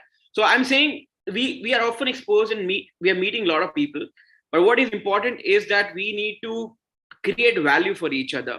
Because the more value we create, the more, I would say, the connection is going to be much more solid. It is very similar to you saying that, okay, I have so many friends. But if I have to decode friendship, I would say it is very simply put, the more number of shared moments or memories you have with someone, right? And that's very similar to, I would say, sustainability as well, which a lot of time people, I'm referring to networking. So a lot of time people are not so clear about what is happening and how it is going forward. Coming to the sustainability aspect, I would say, since revenge travel is a new thing, and all of us would want to travel after COVID era, I'm saying we're still in the era though. Similarly, there are a lot of events where people are really bored or fed up with virtual events, and now they're actually moving to physical events. So it is extremely important that how to ensure that the waste coming out of these forums being properly taken care of. So in order to understand, because I've been in the waste management industry for 7 years now, but if I talk about waste, I would say, and I mean, if you just decode what exactly waste is, so waste is something which is of no value to you, but it could be a potential resource to someone else. Correct. It's very similar, I think, in order to understand the ecosystem building. Maybe if we are hosting, let's say, this panel discussion, may be useful to someone, may not be useful to someone, but we need to put in that effort in order to do something where we feel that even if minute set of people are going to be impacted, because slowly the impact is going to be created in such a way that people will come and tell you that, okay, I would want a seminar on this. I would want a mentorship support here. I would want a network to expand my business, or I need, let's say, XYZ kind of resources. So I think it's very slowly, I think it's a kind of a gear that on one side you put in effort and you get the result. On another side, people start putting in effort and they tell you, okay, I would want more effort here. So yeah. Excellent. So in fact, the interesting aspect about these forums or even these networking events or the sessions is that, as you correctly said, everybody has their own agenda. They are looking for their specific cup of tea. So how do we cater to that kind of diverse needs? So I think for diverse needs, you actually need a lot of players to come in and contribute. For example, let's say Niti Aayog came up with Atal Innovation Mission back in 2016.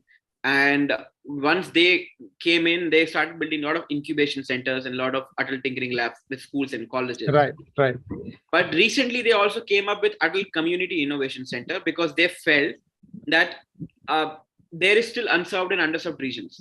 Correct. So for example, I am also serving as a CEO for first ACIC functional in Jaipur, which is focusing on craft.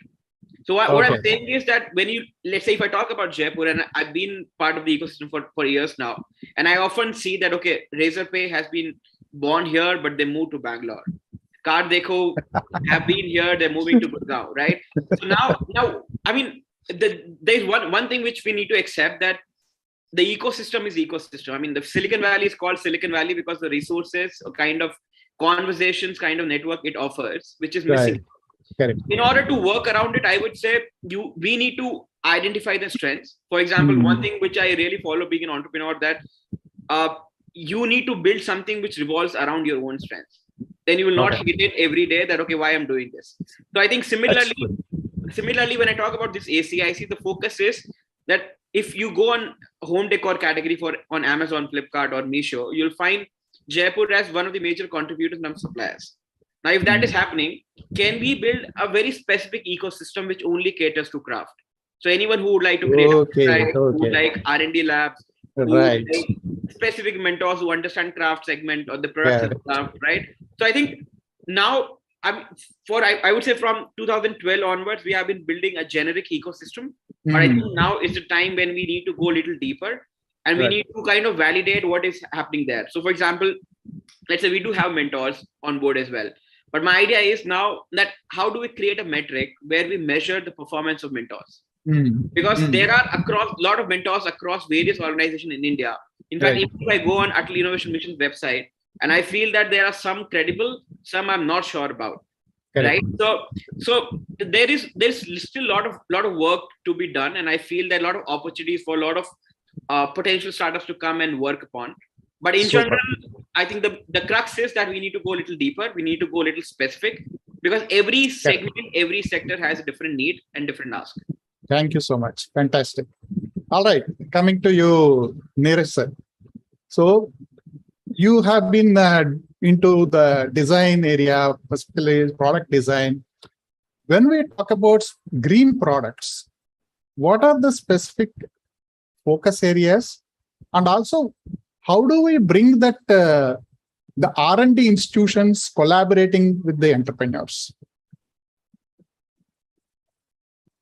Thank you so much. Thank you, Sridhar and Gaurav Sharma. Brilliant points. I think you covered so much, just with those two answers per se.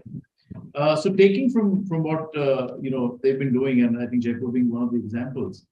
See, there are two types actually. One is that there is industrial design, typically, which means that the need for that particular product already exists in the market.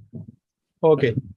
And in which case, the feasibility, and I always keep talking about design connected to financial feasibility, is because there is already a need for that product. Okay. In all cases today, and if you really look at it in terms of waste or overall consumerism, number one is that there are so many products which are actually useless. There are too many of them, and we don't really need them. The aspiration value, creating that kind of an aspiration value at a point where we believe in branding, because we do a lot of branding, we try and create that what we call as WTP, the willingness to pay for a product. But at the same time, I think the first consciousness should come whether the product is really required or not. Okay. So actually, right now, how does that happen? And this I kind of also learned through one of the recent courses pre-COVID, which I worked with the MIT, USA, through an emeritus program. And there, the entire focus was on. So there are two major aspects. One is empathy, and in design, empathy, and the other is prototyping. I imagine both these things being completely hand in hand in order to arrive or achieve a product which is absolutely of use. Correct? Now, where are we talking about green in terms of sustainable materials being used? That still comes much, much later. What is the product required? What about sustaining resources that come into those startups, which actually get wasted because 3 years down the line, the entire project They're gone. They're gone. So I think, the whole idea of focusing only on the greenness or on in terms of products is a myth. Now, second is for, products which already have a high consumption, which are desirable. It's like, for example, one of the best examples is sneakers, like shoes. Right. At one point, there were sneakers, even from the good brands, which are sold at, about $22,000, okay, which is great on bids. Now, at the same time, those same companies have become very conscious, and they are doing a lot of recycling and upcycling. Correct. Where you recall, so Puma did that some time back. So where you recall your, old sneakers, and you upcycle them, recycle them, redo it, and sell it in the market again. Whether it is not, today it is a fad. Today, the desirability is very high. Somebody is paying a large amount of money for it, which is also good, because that's what you need in order to sustain or start something which is a bigger cause, right? Correct.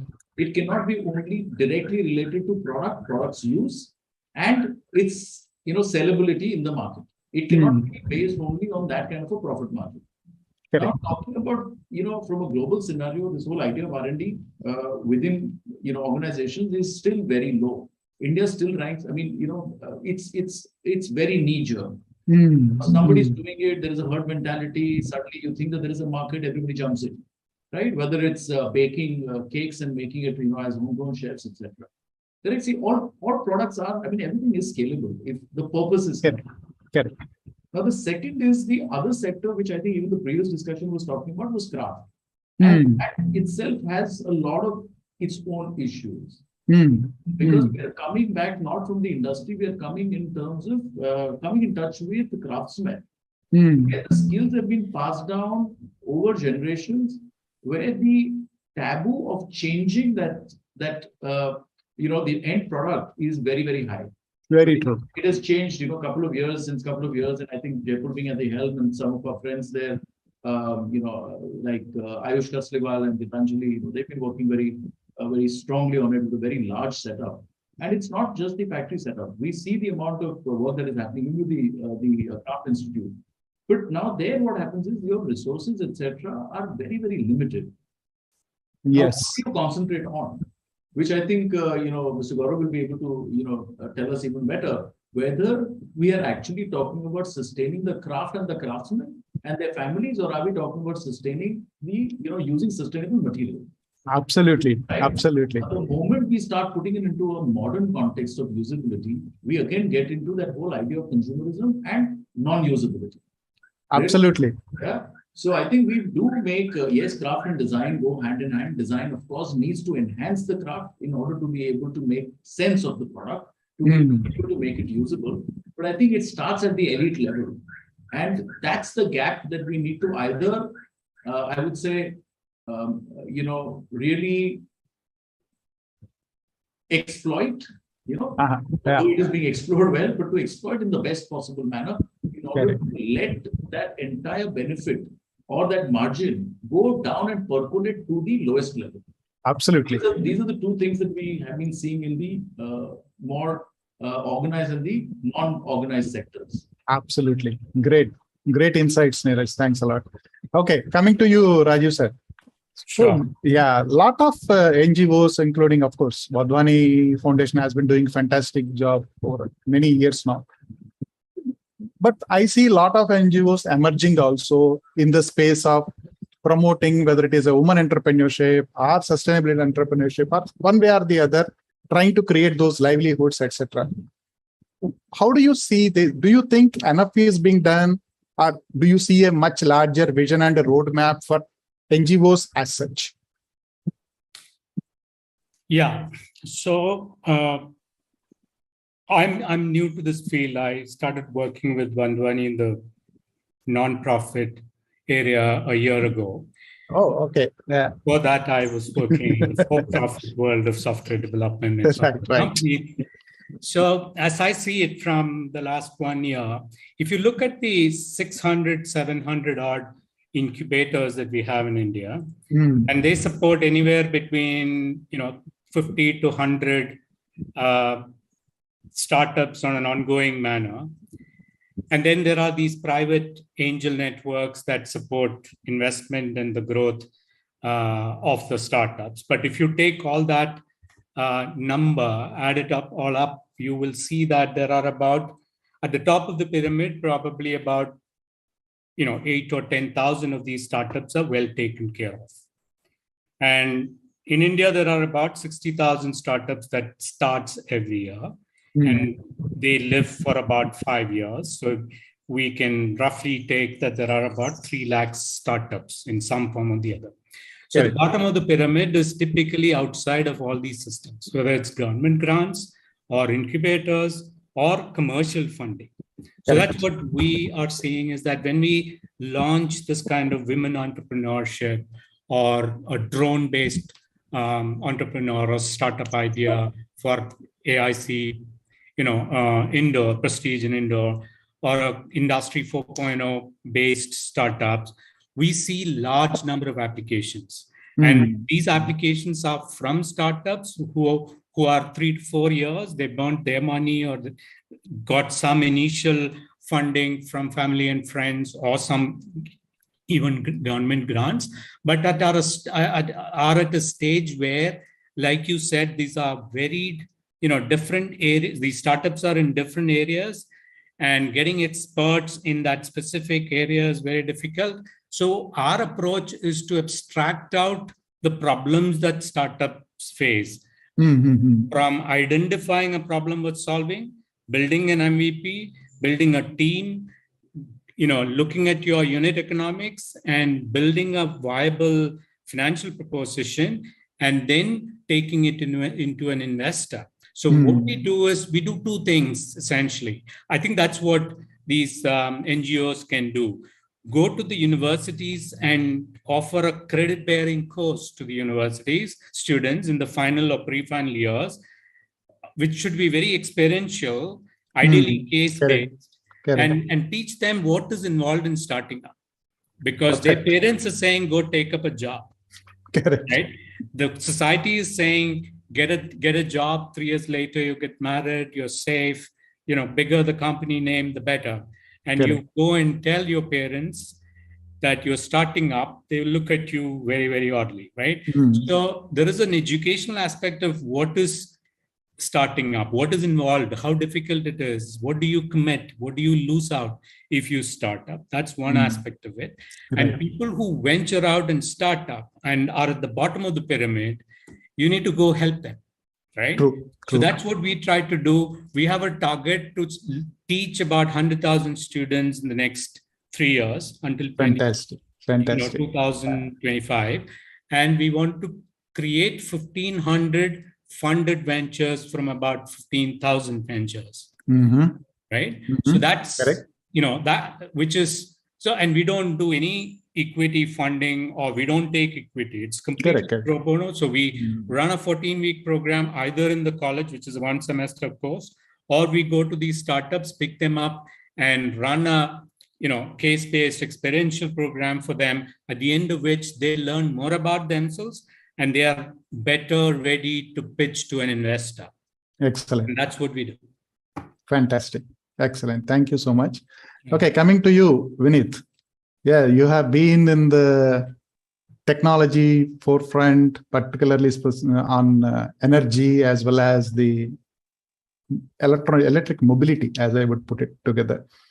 How do you see this evolving? What are the major breakthroughs that are required for us to really move forward here? First of all, thank you for inviting me for this session. I mean, I really feel honored to be a part of the speakers here, the experience they share and the knowledge they have. Really honored to be a part of this. Thank you so much. Regarding the energy and electric mobility ecosystem, last 10 years, I mean, so we started this company Navitas about this is the 10th year now. We come from a textile manufacturing background and ventured out into energy because we saw a huge opportunity coming after 5 years, 7 years. And if we are able to make a base out of this business, and then we can grow with the market, because the market itself will pull us through. And there will be fluctuations, there will be volatility, but the demand will always keep on growing. So that was the premise. The only and obviously initial 4-5 years went a lot into the concept selling or the awareness part of it. Now I think, and obviously with lot of government support and marketing campaigns around, now people are fully aware of the benefits of the green ecosystem, the green energy ecosystem particularly, and now the green mobility, purely from the economic standpoint, because it is environmentally friendly, that is okay, but it is economically viable for the people to embrace solar wherever there is a need for reducing the energy bills. And wherever there is energy shortage, there obviously you don't have any option other than going to solar. So in that sense, the awareness part has been done pretty well, but still I think people are, for whatever reasons, skeptic about the growth of this sector, or maybe the Chinese intervention in terms of dependency on raw materials. So people are not very clear about the next 10 years, how it will shape up. And those are very genuine concerns, but the only point that we are trying to make here is that we have to take smaller steps every day. We can't really change the entire ecosystem which has been developed over the last century, I would say, not just a decade. It's going to take a lot of time to convert from a fossil fuel to a green ecosystem. And there, the role of new age entrepreneurs, I don't think we are into technology business. We are purely into a financial business where people ask us the payback. They don't ask us what is the technology, how is the power going to be generated. There is no such question when we talk to an industrial customer. They're only concerned about the revenue or the profits that they would make. It's good, okay, to be number specific, but at the end of the day, it has a social angle to it. If we are able to give some additional points while deciding whether to put up a solar plant now or 1 year later, if the industry is able to sensitize that apart from the savings they will do or whatever payback calculations, a slight mark going ahead for the environment for the next generation. And it is a pure play fact that it's green energy. There is no doubt in that. So that will really go a long way in just those 5 or 7% IRR addition which they're looking for. If it is getting 15% IRR, which is still a very decent return in the current market scenario of 15 to 17%. If they forego that and they consider it say 20-25% as a notional additional interest they would get because of their payback to the society. Anyways, we do donation and CSR. This is part of it, and we are still earning out of it. So that will go a long way. And then along with not just investing in solar or electric mobility, promoting new entrepreneurs, maybe either investing through them or helping them with their whatever small businesses they are doing in each and every corner of the country. And the whole ecosystem of these two new businesses, the value chain is evolving day by day. There's a lot of IoT being introduced, lot of machine learning is happening to improve the generation, to improve the efficiency of the projects and the products. So now I think the industry owners who are well settled, and if they can spare even a 1 to 3% or 5% of their investment portfolio only into these two sectors, and then make a profitable business. There is no doubt you are doing this for charity. But then if they look at it as a profitable venture, then stick to it for 10 years. Pick up two students or two people who want to get into this sector, and then back up them with your experience and knowledge. The first slide which you showed us, Sridhar sir, about those 15 and 17 odd factors that go into a business startup. I really love that. I really love that because we have almost in each and every stage been impacted by almost all of those points. Exactly. So, and those come by experience, I think. A new startup needs those kind of mentoring. And I think Gaurav told about the mentors who are there on the face of it, but then who are the real mentors. So people who really have those experience are the people who are running businesses. Correct. So if they are able to mentor just, or maybe back up, maybe even financially, 2 or 3 or 5 entrepreneurs in their nearby locality, then I think it can go a long, long way. Very true. Very true. Thank you so much, Vineet. It's a fantastic insight. I'll come back to you again on the battery side of it. Going back to Gaurav again. So we discussed, we talked about mentoring. See, one of the biggest challenges, I have been a mentor myself, predominantly as a volunteer mentor. The uptake in terms of recognizing that I need to have a mentor itself seems to be a challenge. Number one. Number two, is there any need for compensating a mentor, first of all? If so, how? Thank you. I think it is a very interesting question. I'll try to recollect while speaking. The first thought which crosses my mind is that when we say a mentor, we need someone to help us out in some capacity. For that to happen, we need to know that where we really want to go. And in order to go to the destination, and if you really want to be super sure, you need the clarity of why. So at times, a lot of us are not, we lack the clarity of why. And for example, why we are watching this discussion, why we are going for a particular thing, why we are starting the venture. And a lot of time people confuse their why with the money or with fame. Yes. Right? So what I'm highlighting is the purpose. And there's a very popular talk by Simon Sinek on TED. He spoke in 2007, which talks about golden circle. Correct. Golden circle is why, how, and what. Correct. And a lot of big organizations, like ordinary organization or ordinary leaders, they communicate outside in. So they know what they're doing, they know how they're doing, but they hardly knows why they're doing it. And similarly, the extraordinary individuals or organizations know why. Looking at Apple and the communication, Apple may not be the market leader. I mean, may not be the leader in terms of owning the market, but still considered to be a market leader. Right. So I think the first important aspect is to have the clarity that why you are doing it and where exactly you want to go. Post which, I think identifying a mentor is someone you feel a little comfort being vulnerable, because a lot of times I would say being an entrepreneur, it's about the lonely journey. And a lot of times you feel that kind of barrier that why do I need help? I mean, I'm supposed to be the powerful one, right? So I think looking at the combinations, I think it is extremely important that if you have someone who, either relates to your industry, either relates to something which you lack, either you relate to the individual on a personal level, emotional level. So I think it's the combination of what exactly you need and whether this person offers that on the table or not. So I think that is one aspect. In terms of compensating, I would say, see, everything is give and take in general, and it doesn't mean that it has to be monetary give and take.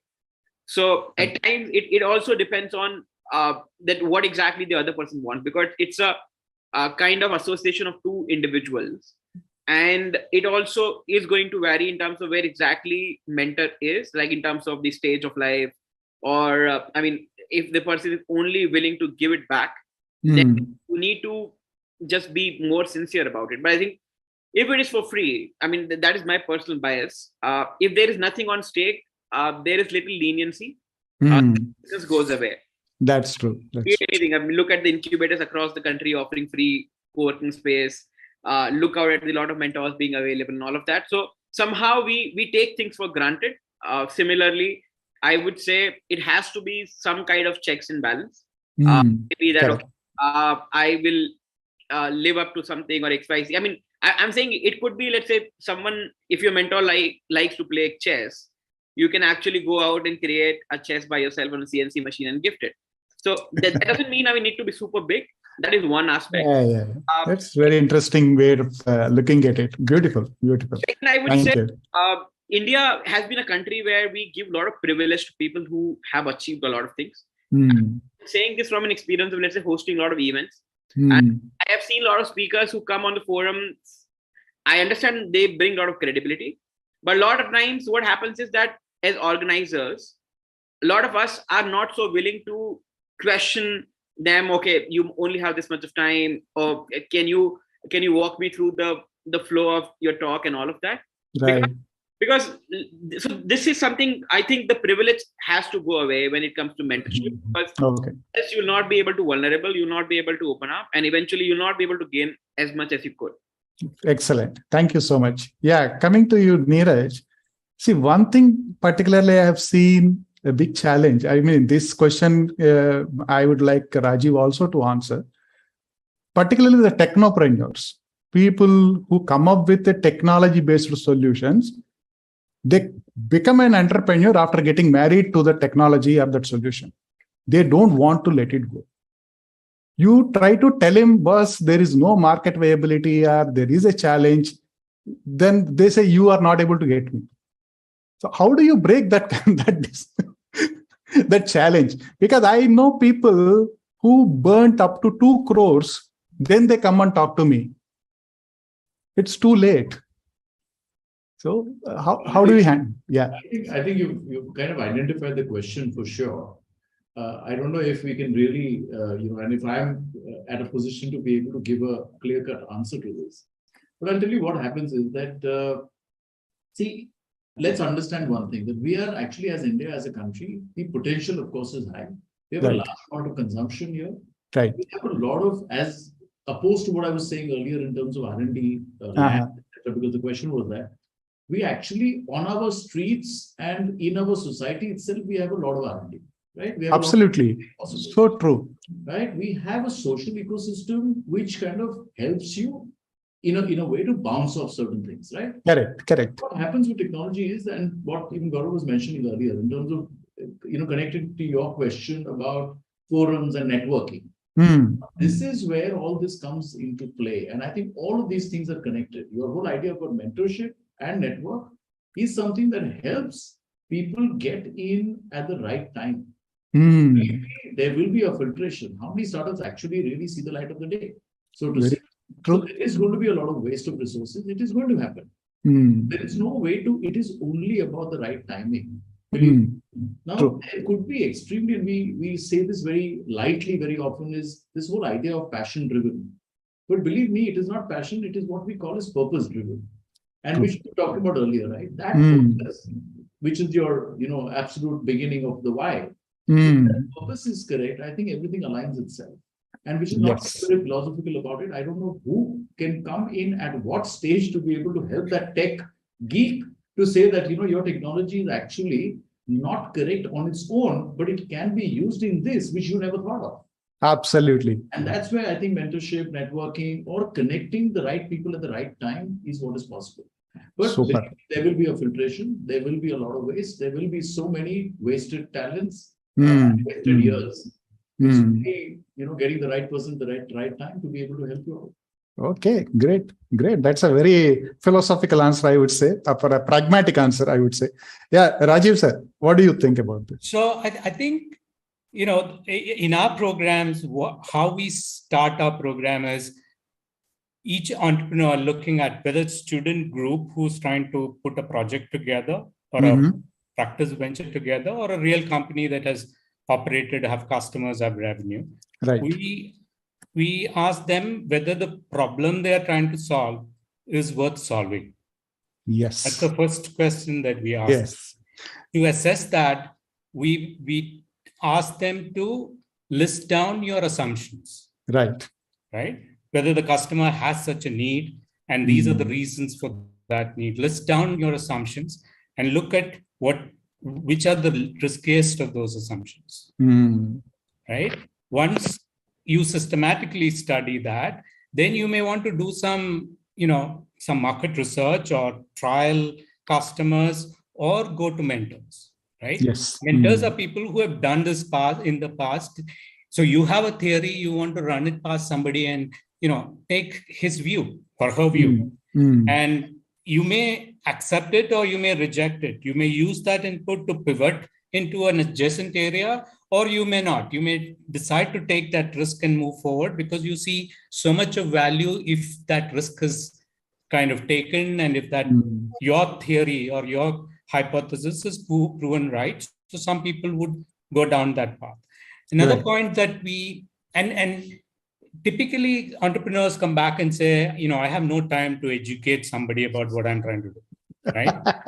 Because it's initial discussions are all about, what is this problem that I'm trying to solve? How do I solve it? It's too much of a time. So get me somebody who has done, for example, who has created Frames kind of a product and made it successful in the Gujarat market, for example, which is a big, fried stuff kind of a market. So give me that kind of a person. So what we are trying to do at the scale that we are trying to operate, what we are trying to do is we are trying to automate this and create a platform of these, mentors, a large number of mentors with their qualifications, LinkedIn profiles, and some kind of 3-star, 4-star based on what other startups have taken help from are saying, and then allow the startups to pick them and ask the questions. And coming back to this monetary or the compensation part of it, we are beginning to believe that if we put money there, it'll become a serious interaction between the startup and the mentors. We are also trying to check if the startups can afford, they would pay 20% and we would subsidize 80%. And these would be, fairly high rates per hour kind of mentoring charges. So we are beginning to trial that model. And then the responsibility to add value or add value from the perspective of the startup saying, this mentor really helped me, lies with the mentor as well. True, absolutely. Right? Makes sense. Yes. These are my views. Thanks so much. Okay, Vineet, one of the biggest challenges seem to be, or continues to be rather, is the life of the battery when we talk about EV.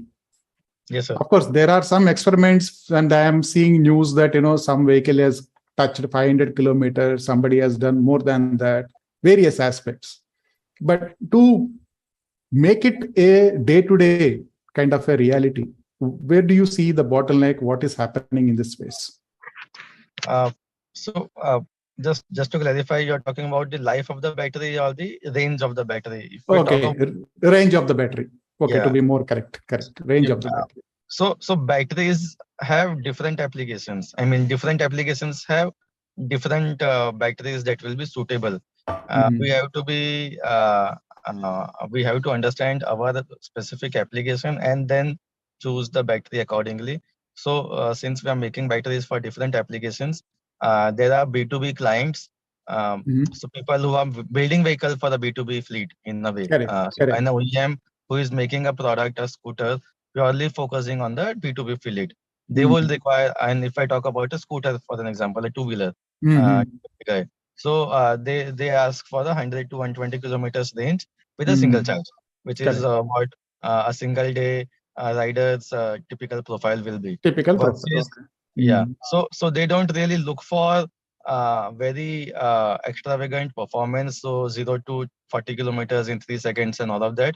But they want a stable performance with a high number of cycle times. So they are more concerned about whether it touches 100, 120 kilometers. And then the second point, does it have a 1,000 cycle life or a 2,000 cycle life? So there comes the different chemistries, NMC, LFP, and then NCA, which is there right now, slowly, gradually. Someone who is looking to build for the commercial application as a B2C client, they look for the additional performance measures. They're happy with the 60-kilometer range because as an end user, typically one doesn't ride so much on a regular day-to-day basis. So in that sense, there are different batteries already available for different applications.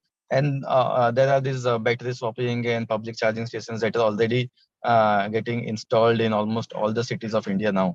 Battery is going to continuously evolve. So if I draw an analogy with the solar market, earlier we used to have about say 14-15% efficiency of solar panels. This was somewhere about 2010-11, and now we are talking about 22%, which is like almost 50% jump in the efficiency. So it will continuously evolve. The battery industry globally is learning a lot, experimenting with different materials first to lower the cost and then reach the additional performance benchmarks.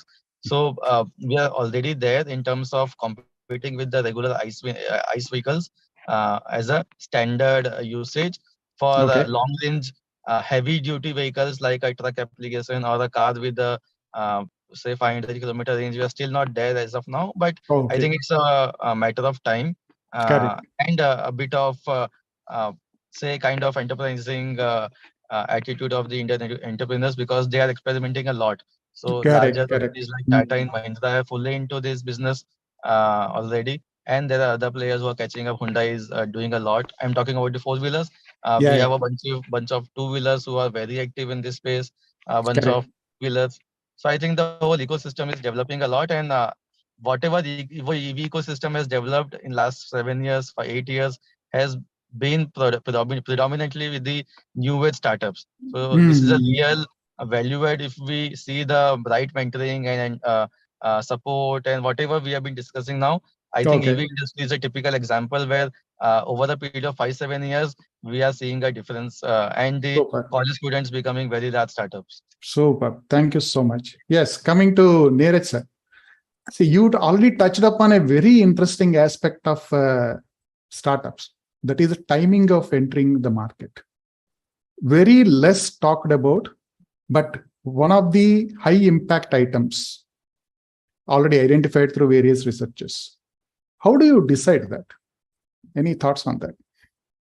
So I'll tell you now, this bit is something that I can say from the other side, in the sense because we dabble into both. I mean, product design is very less. Right.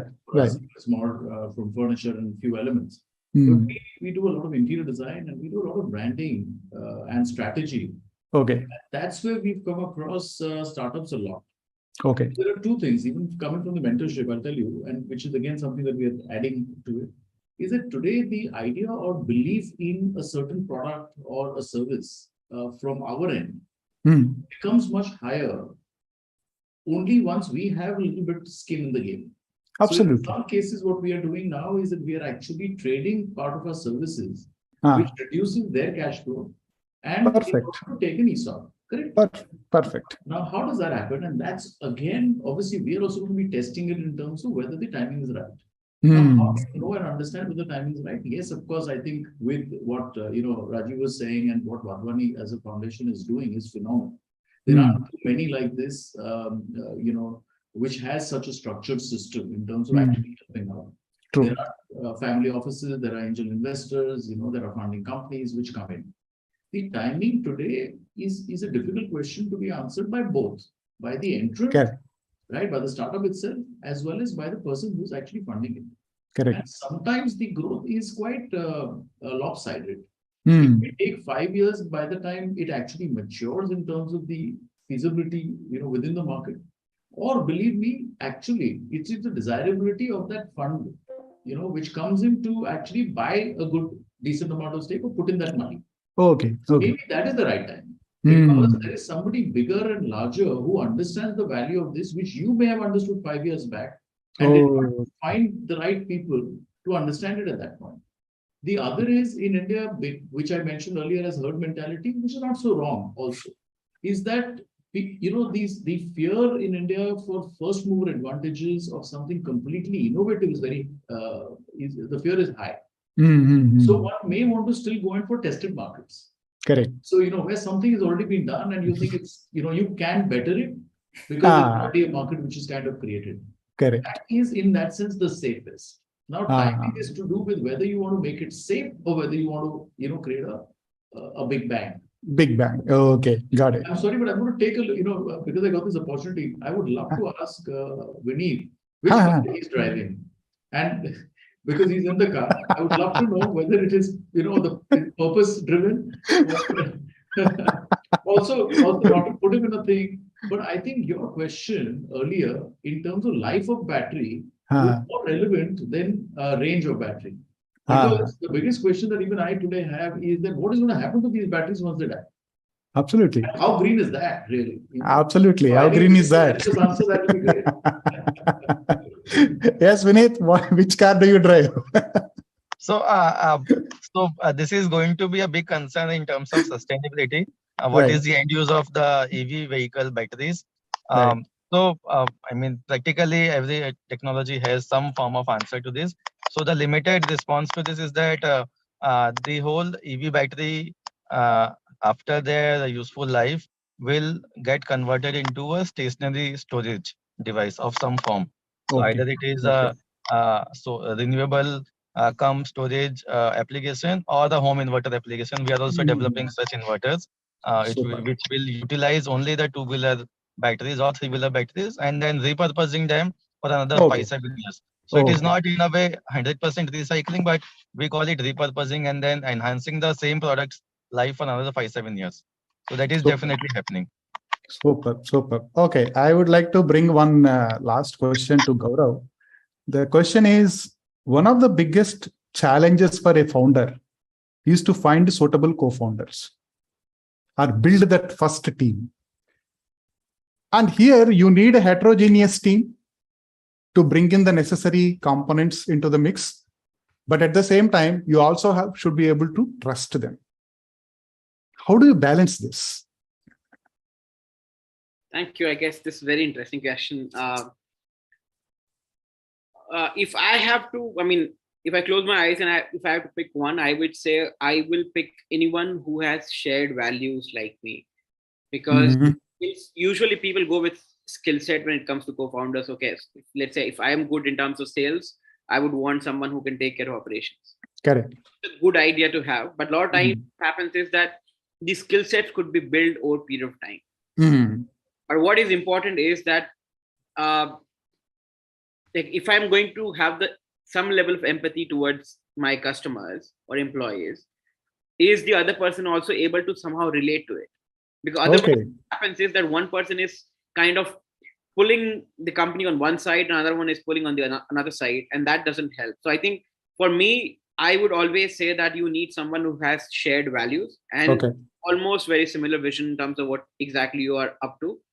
Rest, everything could be figured out, could be built upon. You can actually hire people, you can have expand the team accordingly and all of that. If the values are not shared and if the purpose is somehow a little different for individuals, then I think it's not going to help. So I would go someone who has very similar value system like me. Okay, I think we have just come to our conclusion. So thank you very much for great insights, sharing your experiences and answering some tricky questions also. Thank you so much for that. And yes, over to you, Dr. Praveen and Kavita.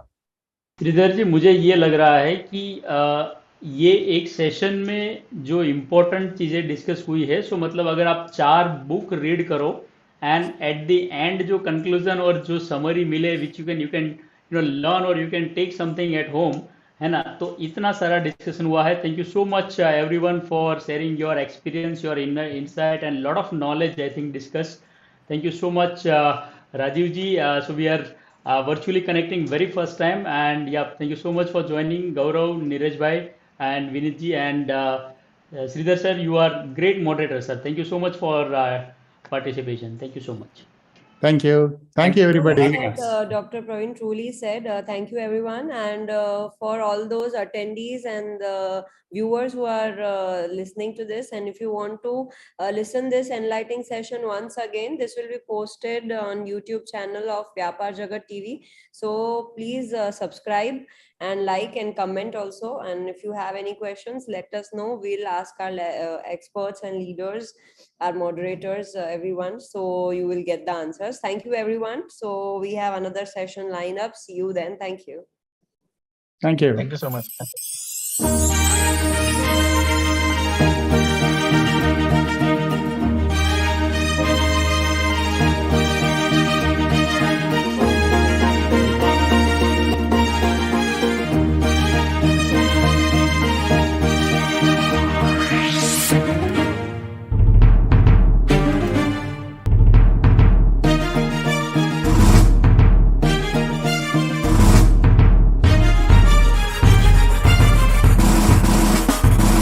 व्यापार को दे पहचान,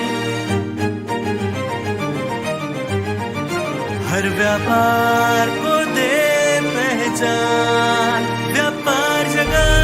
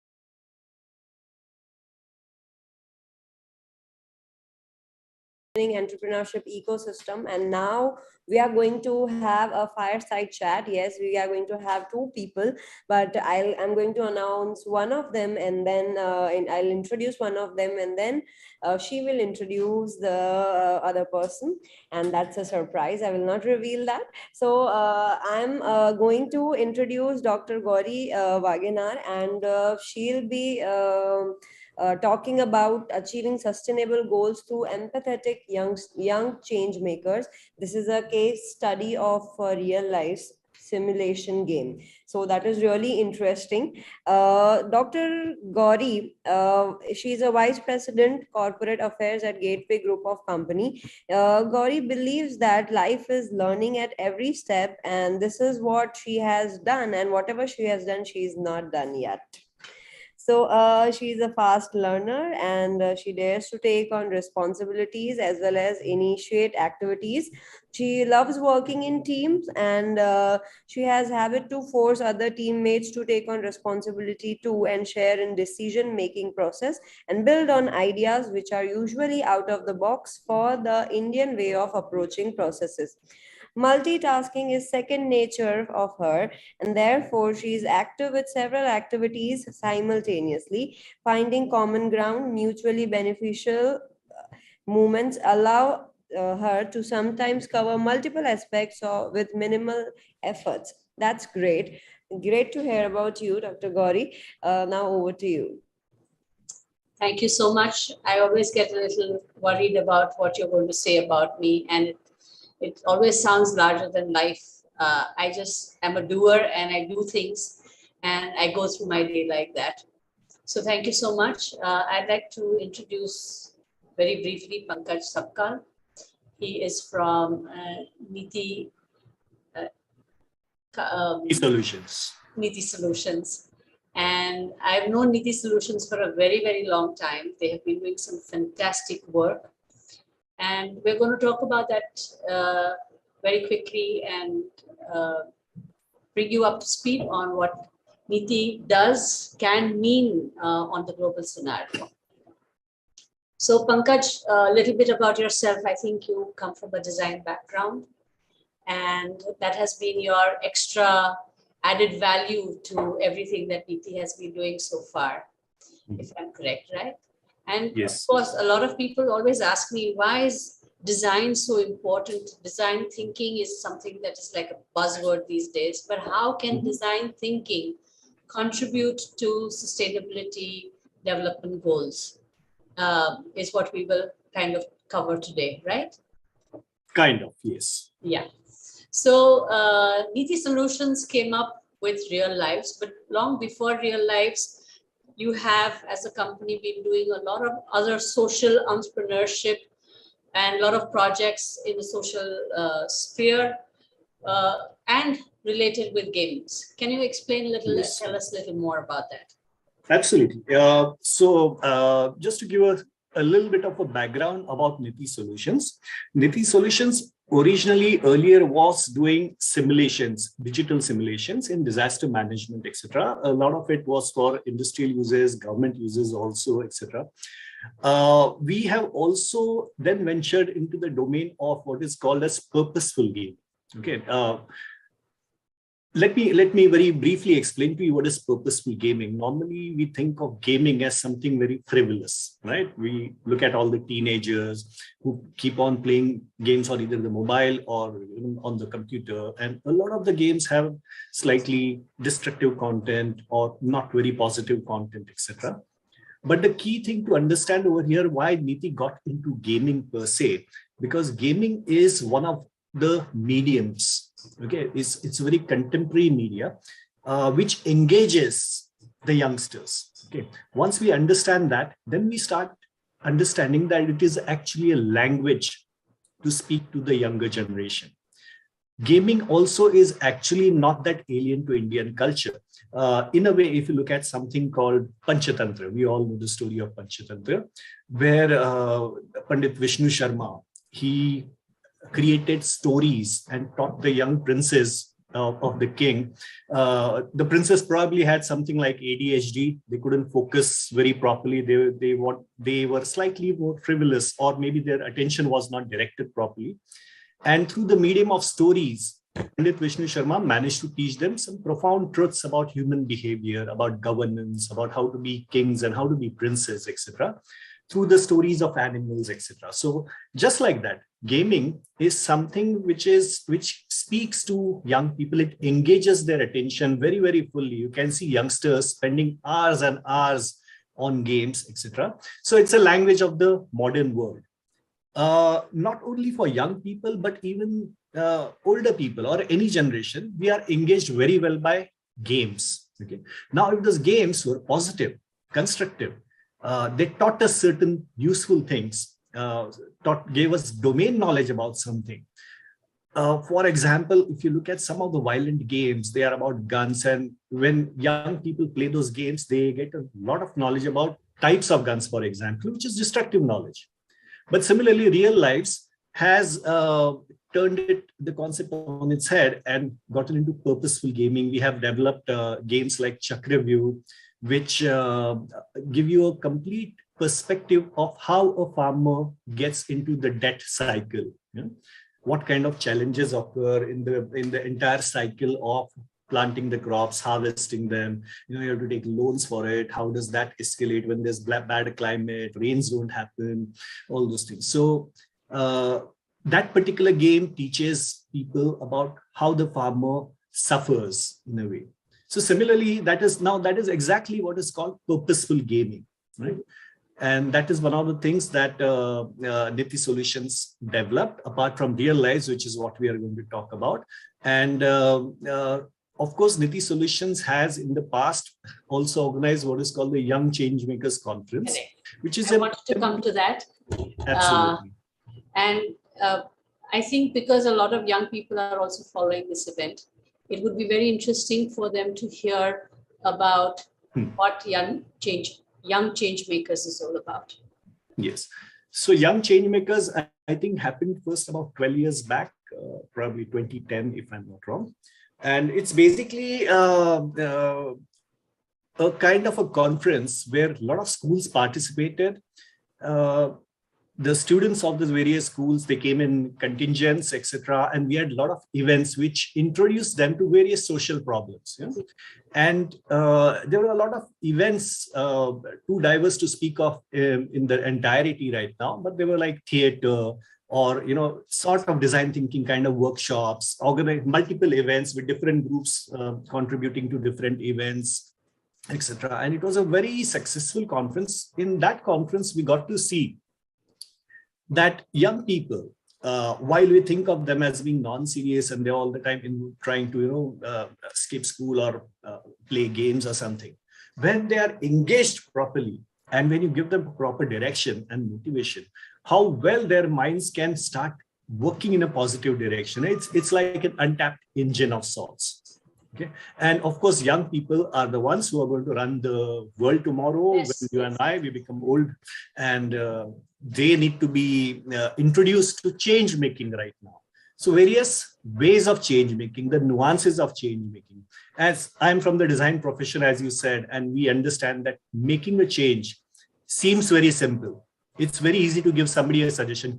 Why don't people do stuff like this? Yes. But to actually create a change, introduce the change, get people to adopt the change, adopt their new behaviors, new patterns of thinking properly, all of which contribute to an entire ecosystem of change. That is something that we managed to see very firsthand with the children. Of course, the teachers were helping, participating also. So in effect, we managed to reach the schools with the teachers and the children. And it was a fantastic event. I mean, I don't have words to describe it fully. So, I mean, an easy way to explain it for everybody here, it's like a World Economic Forum event, but for children. And if I'm correct, it was only 8th graders that participated during this event, right? Yes. So purposely 8th grade is always chosen when you want to make change and bring change, societal change, because that's the one class that is not under pressure of coming into the 10th yet. Yes. And has just crossed out of the primary section and is becoming a little more mature. Absolutely. So I know from my work in the traffic awareness side of things that we also always targeted either very young kids or the 8th standard.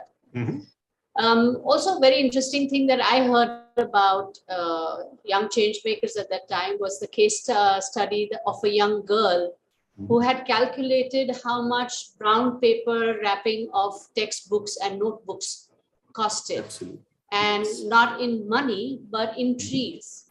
Yes. And that calculation was, I think, spread as news in Pune, and a lot of schools immediately, pledged to do away with these brown paper covers, which is a huge saving, not only in trees, but monetarily for each family as well. Because if you have 2 or 3 kids, on average, a kid has at least 6 textbooks and class books and homework books, etc. So you're talking about a sizable amount of books that would be covered.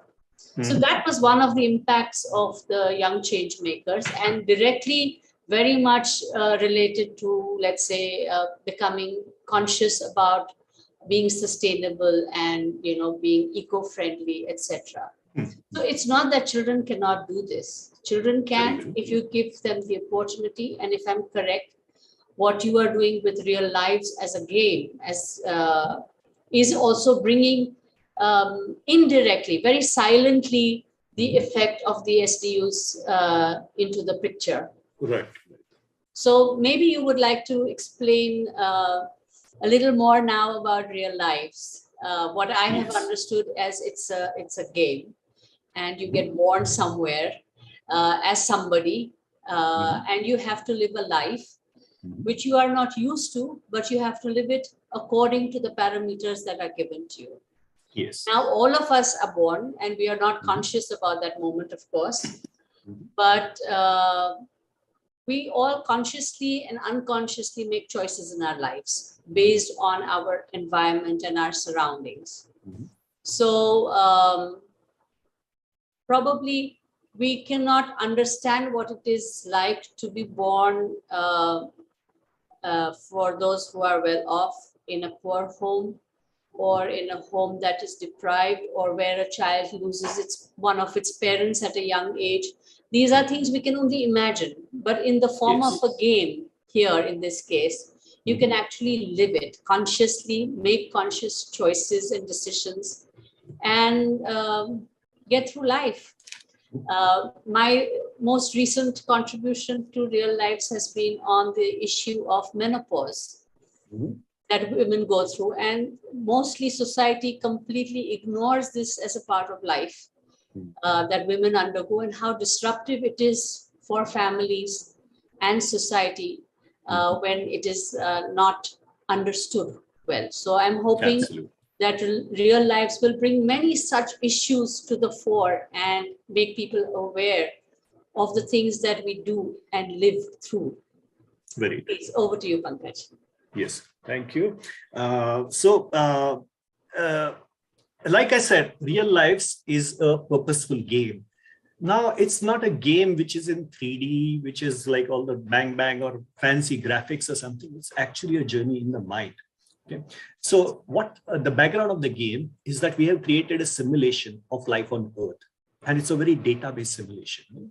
We have data from about 193 countries taken from various credible sources. We have Wikipedia, we have all kinds of fact books of the world, the records of UN, for example. Now, all that data has been taken and coded into this particular simulation. So we have very accurate representations of what are the statistics in every country. Now, in this particular digital simulation, you are born, okay? When you click on the button, when you start playing, you take birth. It can be randomly, or you can even choose where you want to be born. But the random part is much more fun because, you know, when we are born in this body, I did not choose probably to be born as Pankaj. You probably did not choose to be born as Gauri. We were put here, okay? And I could have been born as Gauri. You could have been born as Pankaj. And probably in Timbuktu. In Timbuktu, yes, absolutely. And we have no clue, you know, what life is. And very narrowly, we missed being born in Timbuktu and instead were born here. So in the game, you may be born in a place like Bangladesh, let's say, you know, digitally. And in a matter of about 30 to 45 minutes, you live an entire life from birth to death. Along the way, various life events happen to you. You'll be born, you know, your parents may be poor. Mostly you're bound to be born in a poor family because that's what statistics dictate, you know. Imagine that your mother dies of malaria when you're 4 years old. Now, if that event happens, that means the statistics of that happening has been calculated based on the incidence of malaria happening in that particular nation and the mortality that it causes. Yeah. So in this game, you get a rather realistic perspective of what it is like to be born somewhere else. And for 30 to 45 minutes, you are immersed in that world. You have an alternate name, you have an alternate family. The family may stay together. It may fracture. Your siblings, your parents may go away. They may die. Whatever happens actually in the real world. And, you know, most of us, we over here, at least we come from some sort of a privileged background, even if it's may not be ultra privileged. We have received a good education. We are able to talk. We are on this conference, which means we have computing devices. So we have connectivity, and there are people who don't have water to drink. So there is this disparity, which seems to be inherently be there in the world. And the meaning of civilization is, of course, that you try to be sensitive to those who are born in different conditions. That's the very definition of civilization, you would say. And this game, Real Lives, it attempts to give you that particular perspective of what it is like to be born in somebody else's shoes, and even in a different gender. I have no clue what it is like to be born as let's say, a girl who's blind in a underprivileged country, and how she's treated. Those that can wrench your guts to go through that particular experience. At the end of this particular game, it's not like the other games where there's a happy ending or something like that, because in life everyone dies. So similarly in the game you also die, and it leaves you with that particular sense of having lived a life, and it makes you sensitive to other people. There are studies conducted on this game in the US. In Swiss University, there's also a PhD conducted on this. And one of the takeaways of this game is, of course, that it quantifiably manages to ramp up your empathy. In the previous talk, one of the speakers was talking about empathy. How do you build empathy? So, of course, there are 3 types of empathy. There's cognitive empathy, then comes affective empathy, which is feelings. Cognitive empathy is just an intellectual understanding of the other person's situation. The affective empathy is where you actually start feeling their pain. And the third type, which is cognitive concern, wherein you take steps, actual action to help the other person. So you manage to go through the 3 stages of empathy in this game. That is our aim, at least, because towards the end, you are expected to do something about the problems that hit you emotionally during the game.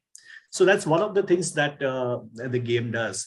And the other part about this game is that because this is live, and because we have a very good perspective of underprivileged life over there, we also have a strong element of sustainability in that. So we have incorporated the UN's framework of sustainable development goals, or SDGs as we call them. So when you're born in any country, you're also introduced to the sustainable development challenges that that country faces and the problems that are being caused because of those particular challenges. So that's one of the things about it. But obviously, if you want to be active and concerned about, let's say, the sustainability issues that are prevalent right now, you can't do that if you're not an empathetic person. Absolutely. So empathy is the core requirement to have any form of action or awareness with regard to sustainability goals, or of becoming, eco warrior, or being eco-conscious, or simple things. If you about not bringing plastic bags home, or not throwing your waste, being very careful about your used cells and batteries, what you do with them. So it can be at a very small and micro level action that you take. Absolutely. But that's purely because you feel for the earth and you feel for the next generation. And therefore, I think Real Lives brings all those values that are required. Very true. To be environmentally conscious, to be active, and be triggered by these kind of issues. Is very necessary to be empathetic. So if you're not empathetic, of course, you don't give a damn for anybody and anything, right? Very true, very true. And the mistake that we grown-ups try to do when we try to talk about sustainability is that we try to sit down the youngsters and lecture them. Yeah. And which means that we are not speaking their language. Anybody is going to get bored if you sit them down and take them through a lecture ki, ऐसे होना चाहिए, ऐसे करना चाहिए, और ये गलत है और ये सही है. We want to communicate to the youngsters. We have to speak their language, and the language that is gaming. And in this particular game, we attempt to create a sense of empathy, and along with that, sustainability concepts are introduced. So they have very deep impact on this. The people, children, without there being any judgmental tone adopted in the game, without there being any preaching in the game, it's almost like the children are experiencing life in its entirety through this particular game. And they automatically become sensitized. They automatically start asking questions about, okay, what can I do? Because when they see that I was born as a child and in this particular poor nation, and my sibling died when I was 5 years old, and that hits them, and they start asking, why did this happen? And they understand that it was a sustainability challenge that ultimately made that happen. And can you imagine the impact that has on a young mind? They are going to grow up to want to do something about it. Yes. So I think we've covered our time as well. Dr. Praveen, thank you so much for having us here. I hope our contribution has been worth it and will effect. I would say that schools, families, I think now they have a family license as well. They have a school license. They have university kids playing with it. So all age groups are covered by this game. It's not necessary that only adults need to play it. But I think in the future, if this continues, then this is the new monopoly that a family would play at home. Yeah. Replace monopoly in the home, which is only talking about buying real estate and investing in real estate and talking money, money, money. But this will bring a whole new avenue into the homes about how you bring your children up with the right ethics and the right understanding of a global scenario, and not be, focused only on my little area, and it doesn't matter if I throw my waste out of the window. Absolutely. Thank you so much, Pankajji and Gauriji, for having this particular session. And it was wonderful talk. And I think there are so many things to learn and take home out of this particular session. So thank you so much. Thank you. Thank you. Thank you so much, Dr. And thank you, Gauriji. Not my pleasure. Absolutely my pleasure. Thank you. Thanks. Are we done?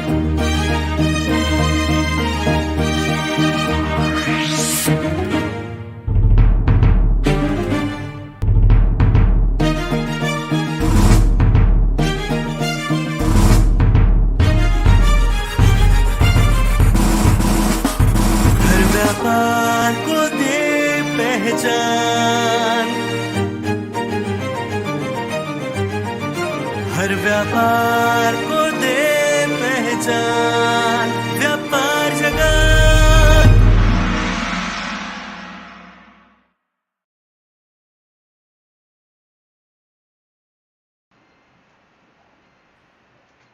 Hello everyone.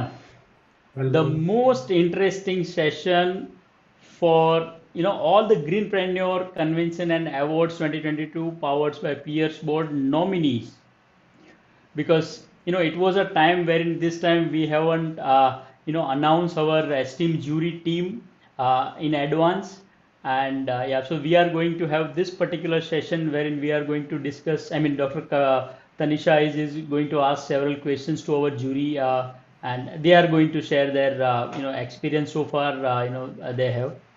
So let me introduce Dr. Tanisha Keswani, and Dr. Tanisha Keswani is a dentist by profession and has been practicing in the same domain for over 10 years now.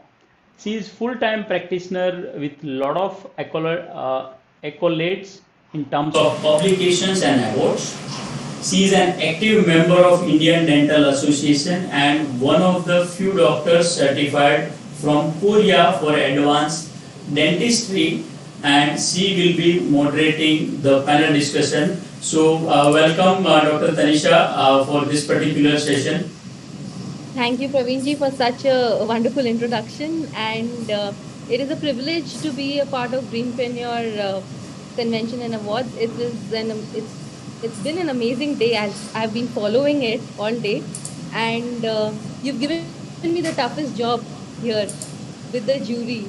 So these are people with such great, we have a great team over here from Neha Modi ma'am, Neeraj Shah sir, Aditya Kumar sir, and Anand sir here. So thank you so much for having me, and let's start with this panel discussion for the day. Please, over to you. Thank you. Okay, so to the jury here, let's begin with someone I know a little bit from the past. And good evening, Anand. Hi, how are you doing? Good evening. So we have a little bit about you. We know that you are you have mastered from NID and you have a specialization in strategic design management, and you are a greenpreneur in the truest sense. So I wanted to know a little bit about, first a little bit about you before we go ahead. Okay. Fine. So if I need to introduce myself, I would say that, okay, we believe into something where experiential design, which are there, and we try to make people experience sustainability, so they start believing into it and start doing things which creates a footprint which is sustainable for Earth, which is there. And if you have not experienced sustainability, it's always something that you are being an activist in a direction. So we believe that we try to create sustainable experience for people around, and that's where we thrive our services and try to predict. So our expertise lies in predictive behavior of a building. So we simulate buildings and look at how the buildings will be there. So our deliverables are simulations into green building, into design of buildings, and that's why we try that. Okay, the simulation is one sort of aspects which we do, and we try to make them experience in our design journey what they would experience, and that's where our expertise lies, and that's what we do. That is superb, and that is something that is commendable what you do. But now the real question for you is, how was it being the jury of the Greenpreneur Award? How does it feel? And have you come across something that is, that stands out? So we have a lot of, I was looking into architectural Green Architects Award solution, which was there. And as I was going through, a lot of detailed questions were asked by the panel, which was there. So how they look at, so at some point of time, you would, as a green architect, would feel, does this question make sense? But then when I had gone through the list of people answering in detail about that questions, it's something which is commendable because their thought process is more important than the work they have done. So we have to create a balance. Of course, certain people would have done elaborate works, which is there, but then the thought process, certainly the outcome is not only the architect's or the designer's viewpoint, but also the client's requirements which comes across. So all the projects will not be suiting to what the architect or the green architect would have perceived. But when we go deeper into their thought process, so we have not only looked at the projects they have done, but we have also tried to look through their thought process, which they have detailedly answered. And that was something good, which VYAPAAR Jagat Awards have done, is people have written, the questions were asked, and we have evaluated on the basis of what their viewpoints is. And of course, the projects also have their own points, which were. Superb. So getting into the thought process, not just the project as per the thing, that is amazing. And I think that would have required a lot of time and a lot of, a lot of studying of the projects. So that is superb, Anand. Thank you so much for your input. So let's move on from the architecture field to someone in a very different field.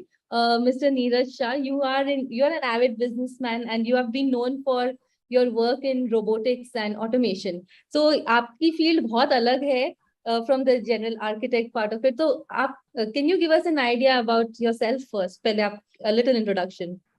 Yeah, I am always saying I am even though double doctorate, I am always engineer Neeraj Shah, because I believe that the engineer has a more power to build something to the nation. My basic introduction: I am industrialist, means entrepreneur, as well as mentor to the many startups, and might be part of a few startups. Also, as academician, I'm working with so many institutes, engineering institutes and IITs. So that is how I'm working. And looking at the startup scenario, plus I myself believe that if we can save, and we can save a little bit of something, that makes full ocean some days. So I had started since 5 years. I am not a single printout taken my company. So that is how we are to the greenpreneurs. Yeah. So excellent, completely digital, and that is an excellent solution to most of the things. And paper definitely can cause a lot of it is taking over, parts of the earth. So now coming to a question to you, Mr. Neeraj, did you come across some as a jury member? कोई ऐसा एक person दिखा which you think stood out, or had a very different thought process completely, or maybe a very similar thought process to yours? Similar तो नहीं बोलूंगा, लेकिन मेरे पास 4 categories आई थी, उसमें चारों में कुछ इनोवेशन ऐसे थे कि वो मेरे को ऐसा लग रहा था कि कुछ नया है. अच्छा. I learned from them. Super. After so many startups that you have already. Yeah, even though because in the innovation categories there are 2 datas or something like that, they have presented innovatively to be having greenpreneurs. That is the most amazing thing. Nice. Because from the technology point of view, they are good, but from the green entrepreneur point of view, they have shown something differently. So नजरिया कुछ अलग था जो हमें जज गया. That is superb. And did you at any point of time feel कि ये startup को मैं और help कर देता हूँ? Let me get into that. Yeah, that is already I had conveyed to Dr. Praveen Parmar ji. Okay. That is superb. So that is the kind of contestants we have, that the jury themselves want to get involved with them. That is excellent, Neeraj ji. Thank you so much for your input. Let's go back to the architects panel. Neha Modi ma'am, good evening and welcome to the first day. And a little bit that I know about, that I found very interesting about you, was that you are trying to achieve a balance between responsible creativity and creative responsibility. Very unique line. And could you just give us a little, an introduction about yourself first? Yes, probably nothing much to say. I graduated from MS University in the 90s.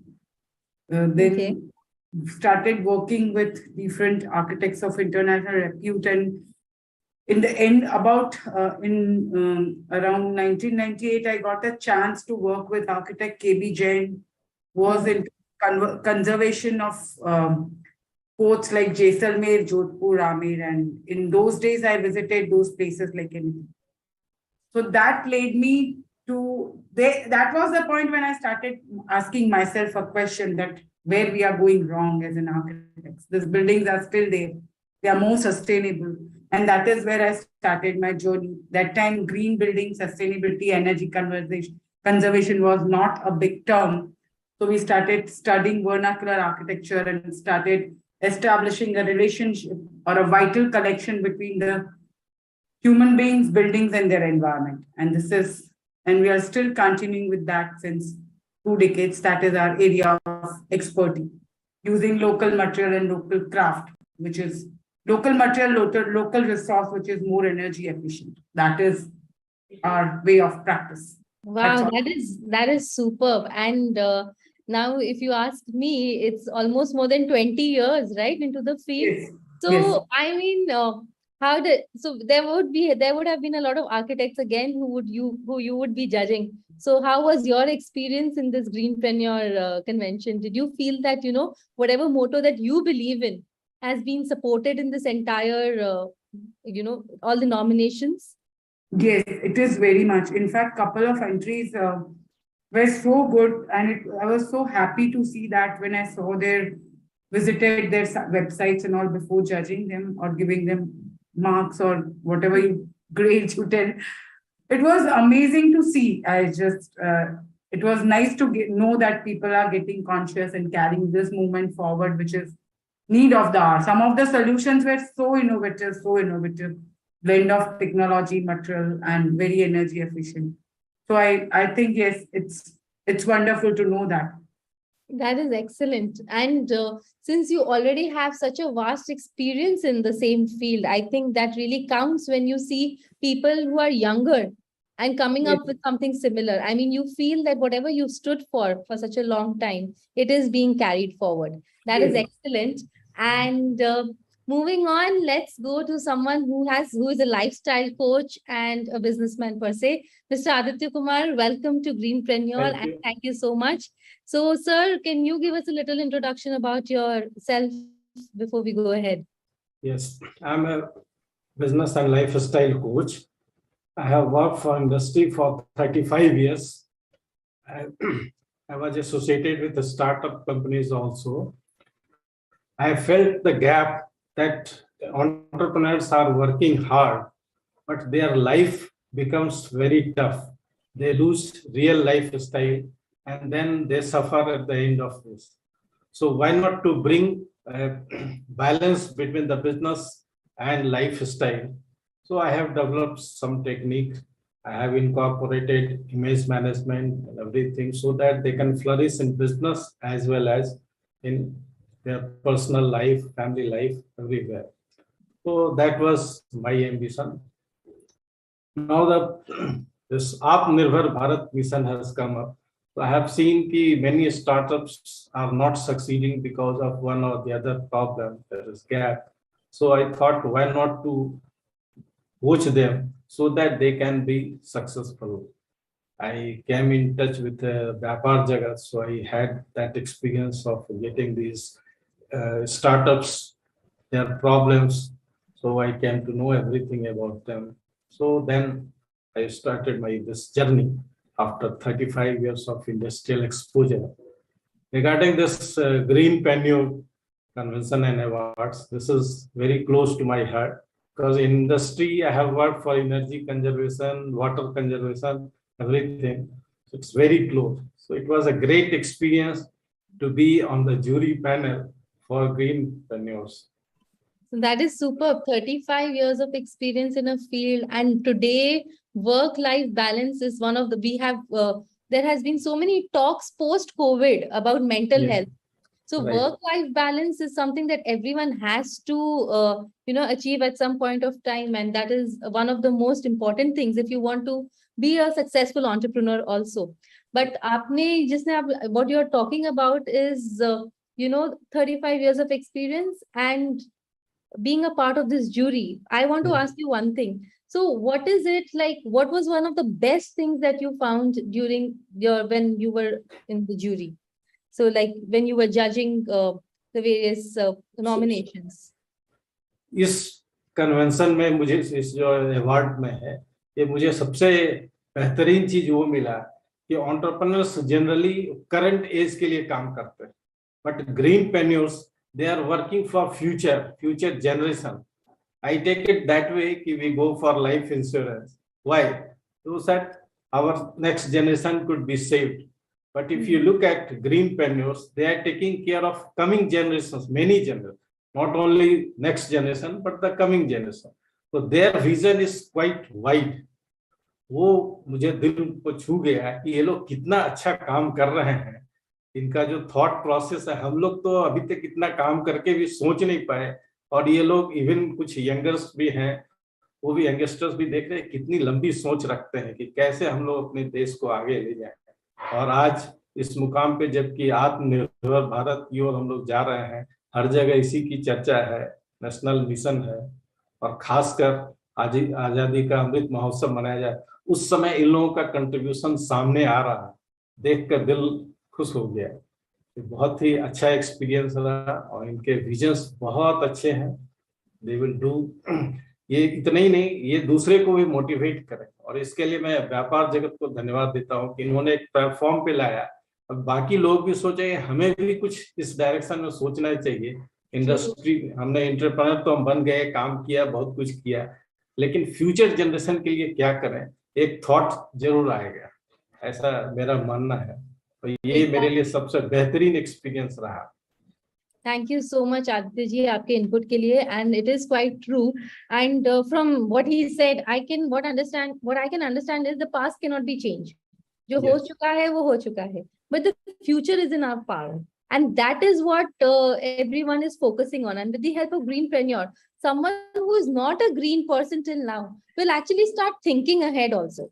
How can I make my business model in a way that supports sustainability, that supports this for the future generation, that helps, that helps preserve things. So that is excellent. Thank you so much for all your inputs, and we cannot thank VYAPAAR JAGAT enough for the same. So does anyone in the panel want to say a little something about one of the most interesting nominations that they came across, or something very different that people can learn from?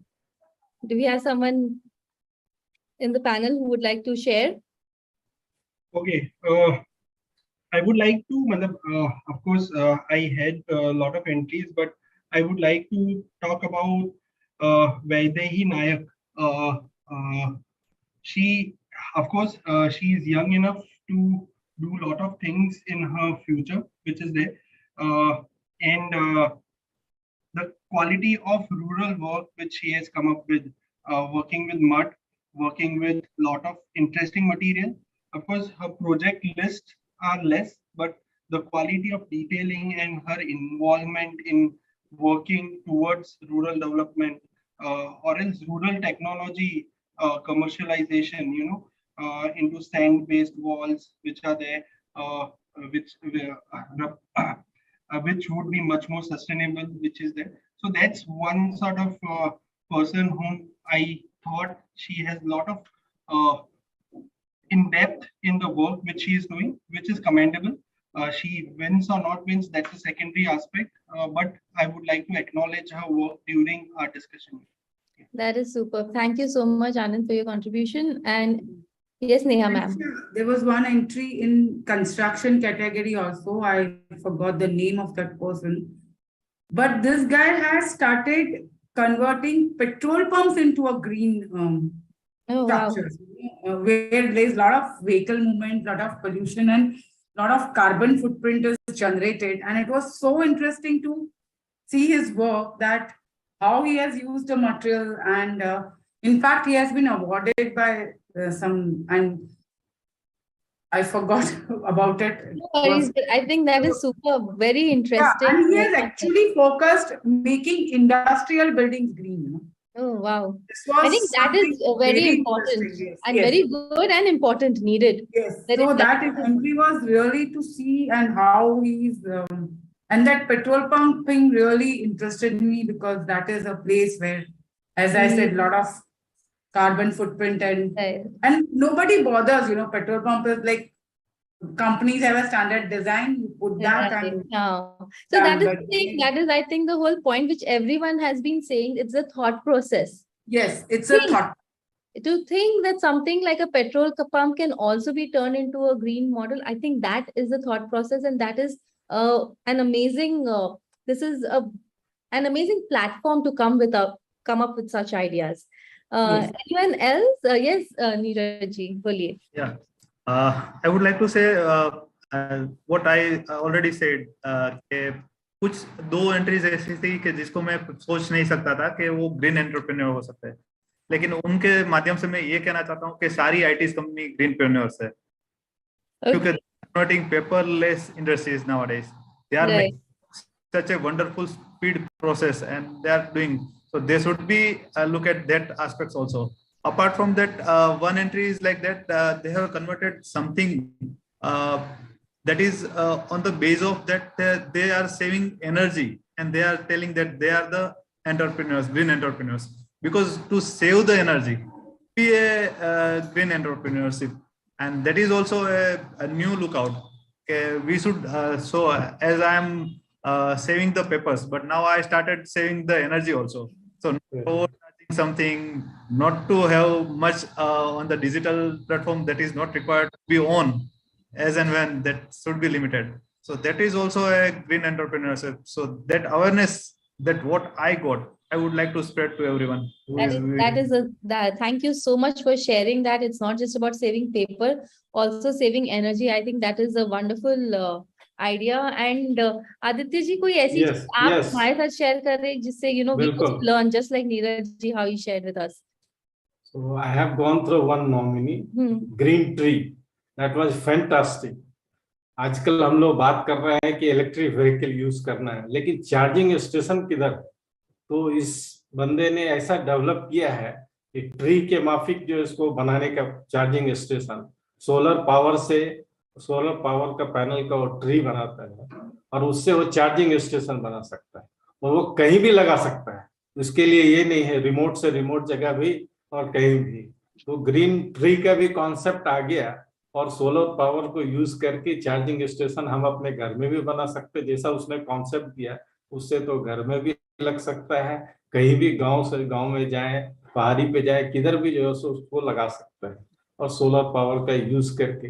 तो जो एक बहुत अभी पूरा drive चल रहा है कि इलेक्ट्रिक व्हीकल यूज करना है और चार्जिंग कैसे होगा. सबके मन में ये है कि ठीक है इलेक्ट्रिक व्हीकल ले भी लेंगे तो चार्जिंग कैसे कर पाएंगे.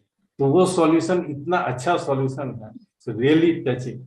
दिल खुश हो गया उनका देख के, इंटरव्यू देख के.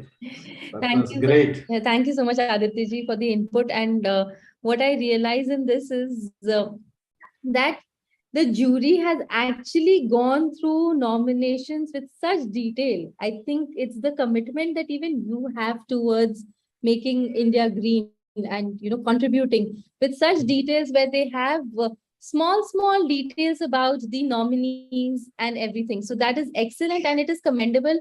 And we are very privileged to have you as the jury for the Greenpreneur.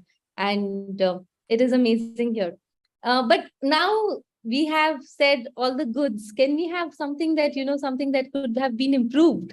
Or maybe some nomination that you thought should have been there, or some category that you think should be added for the next Greenpreneur? Do we have any sort of suggestions for the same?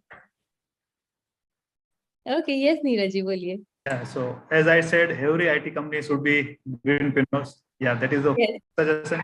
Apart from that, nowadays, lot of energy conversion. Say from kinetic energy to the electric energy, mechanical energy to the electric energy. तो आप gym में भी जाते हो तो gym में भी आप एनर्जी जनरेट कर सकते हो. That is I have look at the other way. So ये यहाँ पे रजिस्टर्ड नहीं हुए हैं, लेकिन I want that they should be on the next award panels. तो एनर्जी कन्वर्जेशन वाला चीज चला है कि आज आप वॉक करते करते एनर्जी जनरेट कर सकते हो. आप जिम कर रहे हो और एनर्जी जनरेट कर सकते हो. Even if you are speaking, जैसे हम लोग बात कर रहे हैं, उसमें भी कुछ एनर्जी जनरेट हो सकते हैं. That is what just day before yesterday I found somewhere on the LinkedIn, and I am amazed for that. We have so many resources because energy always convert from one energy to another energy. That is a basic principle. So we have to look at that, which energy could be converted to the needful energy. And for that, I would like to say we have to aware people, and that awareness make more interesting nominations and more and more nominees over here in the Greenpreneur Awards. Yeah, thank you. Yes. Awareness is definitely important. And I think after this Greenpreneur Convention, the awareness is going to increase to next level. Yes, Neha, ma'am, would you like to contribute something, please? See, doing this awards was fantastic. The nominations were fantastic, as we all found something innovative in every category. So, by giving award, we are just encouraging them, but there should be a medium, a website or something where these innovative ideas, for example, Anand found somebody who was doing mud. As I said, if that can reach to a broader mass. अभी सब लोग बोल रहे हैं green होना है, green building करना है, लेकिन क्या करना है?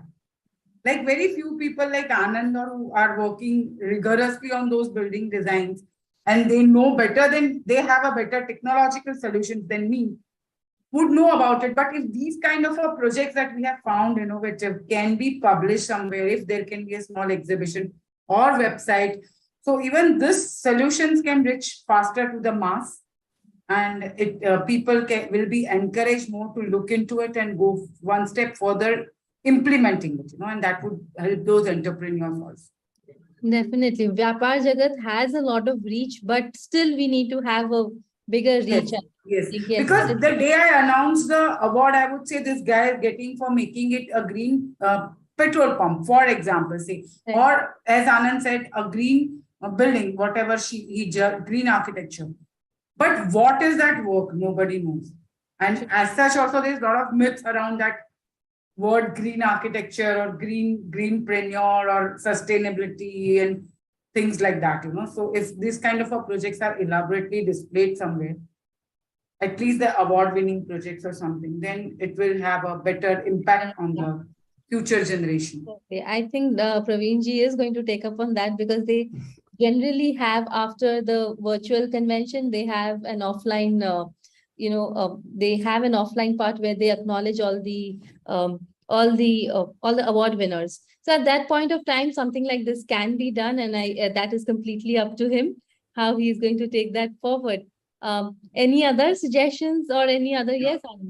So here we were looking at individuals, so something we were also not as Nehaji said, about the projects which they do, because as an individual, you have your individual time, your communication into green journey is something you'll start putting projects together, and that journey is what is telling about you. It's talk more than what you believe in, what you have done.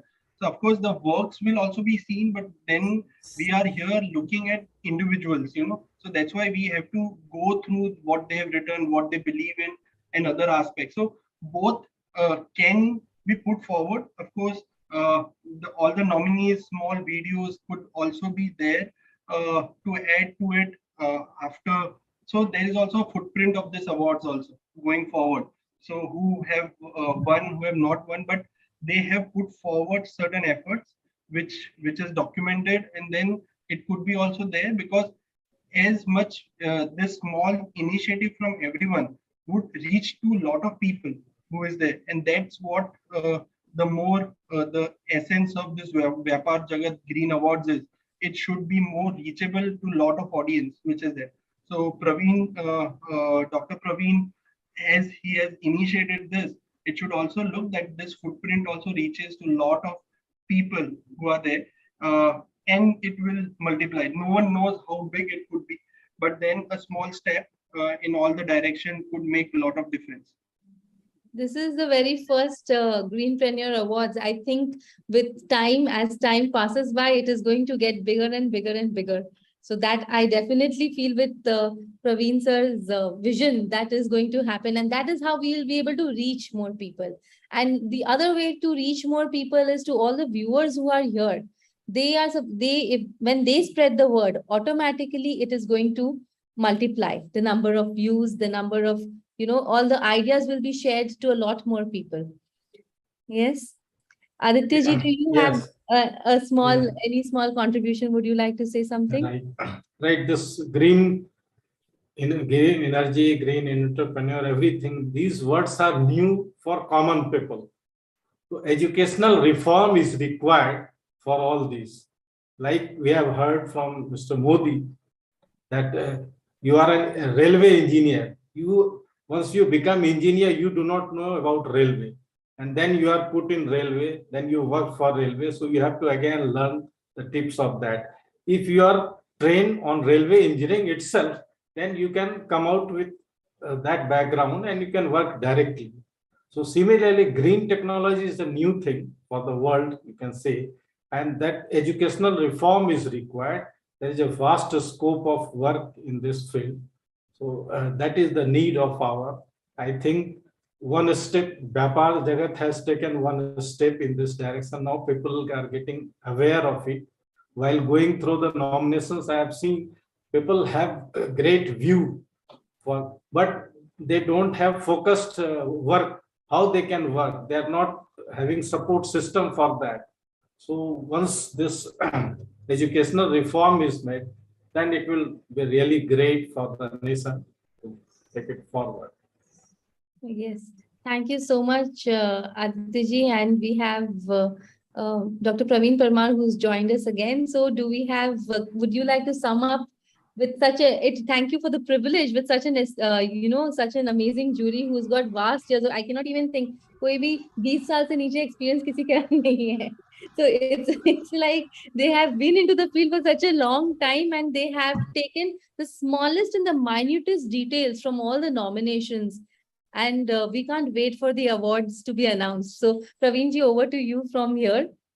Thank you so much. And so Tanisha, you rightly said, I mean, so that is what exactly we want. And when we say, the rated awards, right? So it is, it should be a truly rated awards. And, there are a lot of organizations, those who are organizing awards, but, when I thought of awards, so I were also having, those lot of questions in my mind. And then I thought, the entire country or entire world is organizing, a lot of events, but there is no transparency, right? So that's how we thought, let us have a platform wherein we bring, that particular transparency, wherein, everybody can see that what is the process and how actually, these people are going to rate. And that's how, since day one, we are listing all our nominees on our website also, so that anybody can look at the category and they can even see that how many participants or how many other nominations or other applications are there. So then they can before nominating themselves, they can take a call whether they want to participate or not, right? So that way a very transparent the structure and the format that we are trying to bring. And yeah, so again, as you have said, long way to go. And yeah, so that is something where continuously we want to improve ourselves and we want to bring more results wherein people genuinely get recognition through the platform like VYAPAAR Jagat. And so I think before you asked me, Neeraj Bhai was about to say something. Neeraj Bhai, please.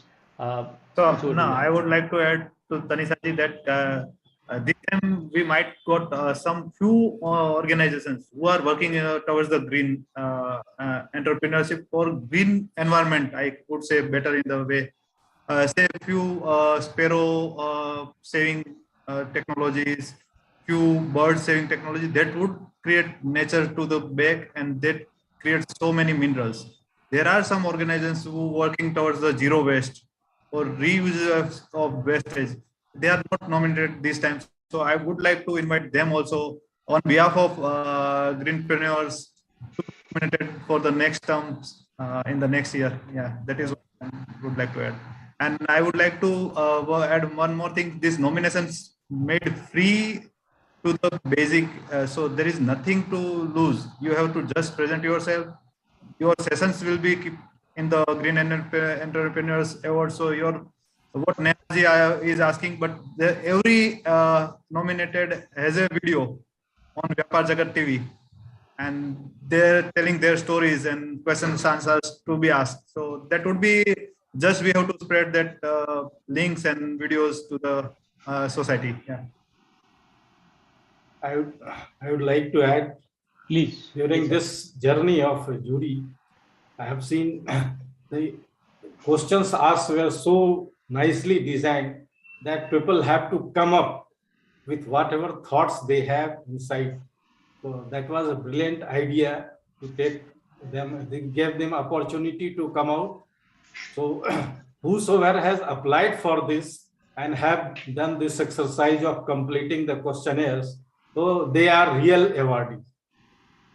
I know only a few people will get the award, but all those nominees who have completed the form, they are awardees in my mind. So I must congratulate all the nominees for their effort and coming forward. Absolutely, sir. Absolutely. And yeah, so definitely, it's a long form, and if suppose somebody is filling out or answering the all the questions, then it is like we are doing your business assessment, right? So we are asking you, such such questions wherein it will genuinely assess your business. I mean, nobody asks such kind of questions for your growth story, for your growth. And so yeah, so you rightly mentioned, I mean, those who have participated and they have, submitted the details and everything. So they definitely, they've learned so many things, and I'm sure, it will also add a lot of value to their goal planning or their future planning. And yeah, so thank you so much, Aditya ji. Yeah, rightly said.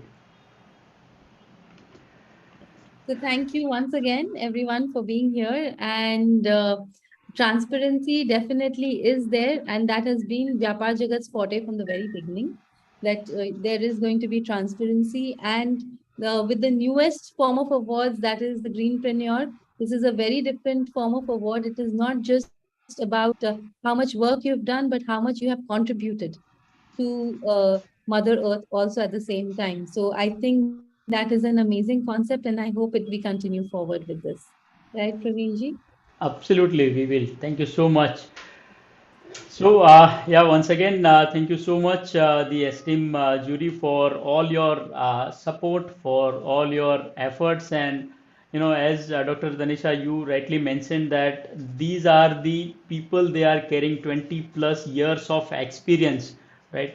अगर किसी को मिलने के लिए जाना हो तो they have to wait outside for like, some time. But, these people have made this possible, wherein they have, contributed their time, their energy, their efforts, experience, and so many things. So I really, from bottom of my heart, I really thank all of you, and those who are not present, and 3 more juries are there. So those who are not present, I'll thank all of you. Thank you so much.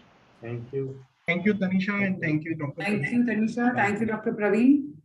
My pleasure, sir. Thank you so much. All the best. Hope this journey will continue. Yeah. And we will be part of it.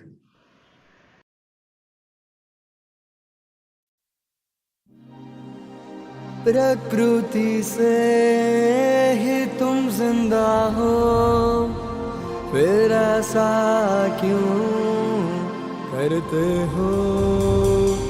एक सांचे में ढाला है सबको, उस सांचे को क्यों तोड़ते हो?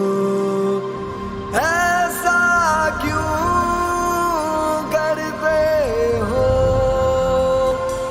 ऐसा क्यों करते हो?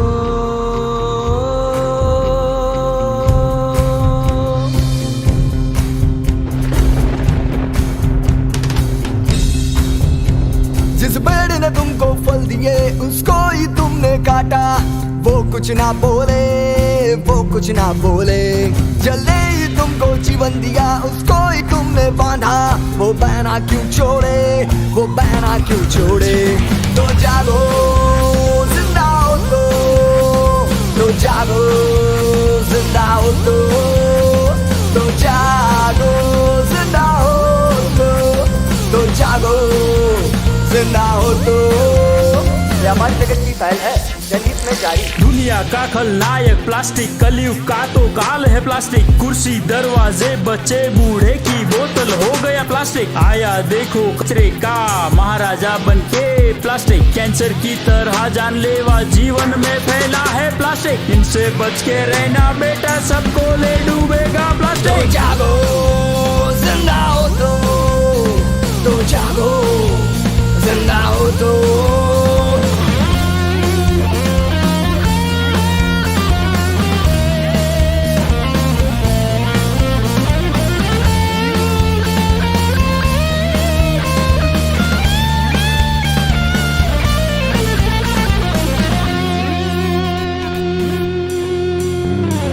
कपड़े जूते जूट की बैग अपनाए, पर्यावरण को भी तो ये भाए। अपने भविष्य को हम हरा भरा बनाए, हमको तुमको सबको यही तो भाए। तो जागो जिंदा हो तो जागो जिंदा हो तो मेरी सुन लो। जिंदा हो तो जागो जिंदा हो तो।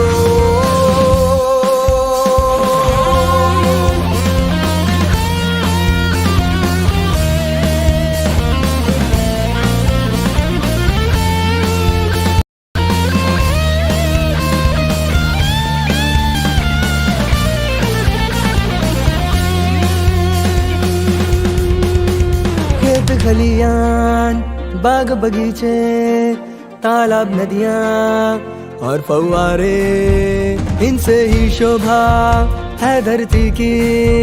क्यों ना तुमको सोचे भाई, मुर्दे को कौन कहेगा, वो ना किसी की सुनेगा। दिल से सोचो कोई ना बचेगा, जो कोई मेरी ना सुनेगा। जागो जिंदा हो तो जागो जिंदा हो तो। व्यापार जगत की बाल है, व्यापार जगत की बाल है, व्यापार जगत की बाल है। तो जागो तो जागो तो जागो।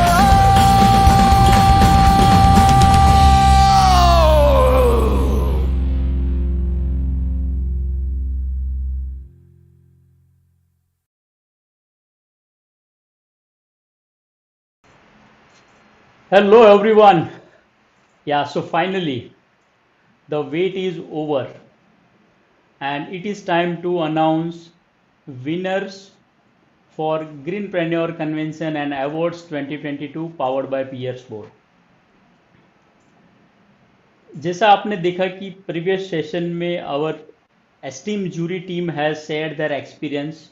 They have gone through lot of things, not only the details which nominees has submitted through the Google form, but they have even went out of the way and discussed several things with Vyapar Jagat team.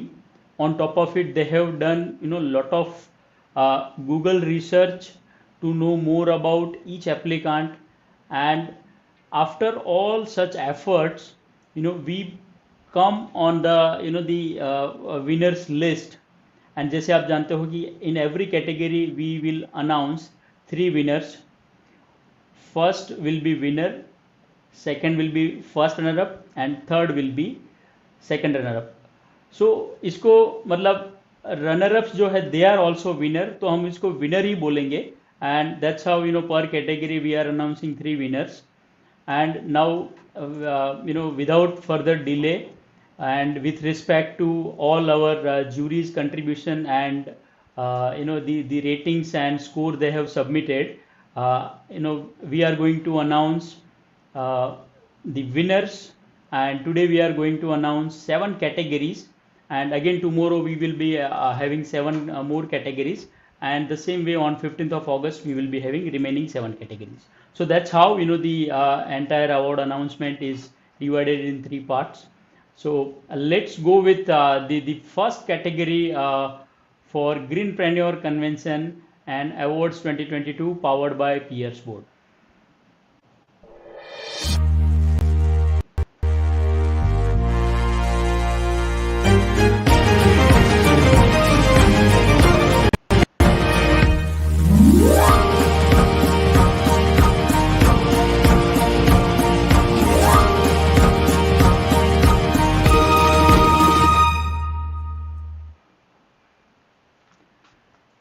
Greenpreneur Convention and Awards 2022 powered by a peers board, and the category is Greenpreneur Award e-vehicle, which is sponsored by Swagger Unit, and the Greenpreneur Convention and Awards 2022 winner of the category Greenpreneur Award e-vehicle is,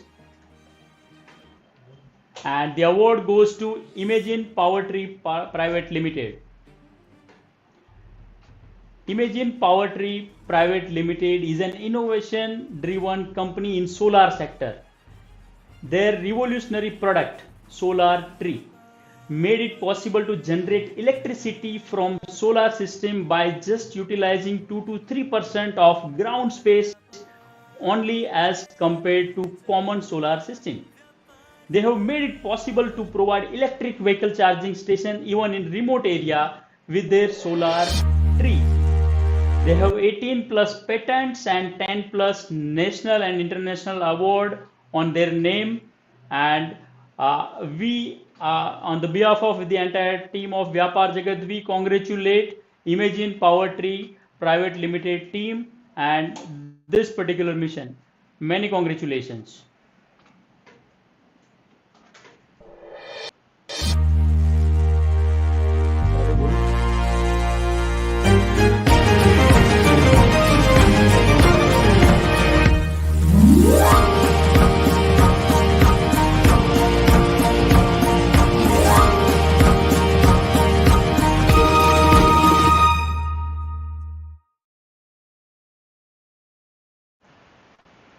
And the next winner for the Greenpreneur Award A-Vehicle, again, this particular category sponsored by Swagger Unit and Greenpreneur Convention and Awards 2022. First runner-up for the category Greenpreneur Award A-Vehicle goes to Rajwadi E-Bikes. First runner-up is Rajwadi E-Bikes. Rajwadi E-Bikes is a dealer for e-bikes, and they are selling different kind of electric vehicles, and as you know that electric vehicles is a need of an hour, and Rajwadi e-bikes is doing fabulous job in this particular domain to provide e-vehicles to retail or to consumers or to the direct customers. So many congratulations, Rajwadi e-bikes.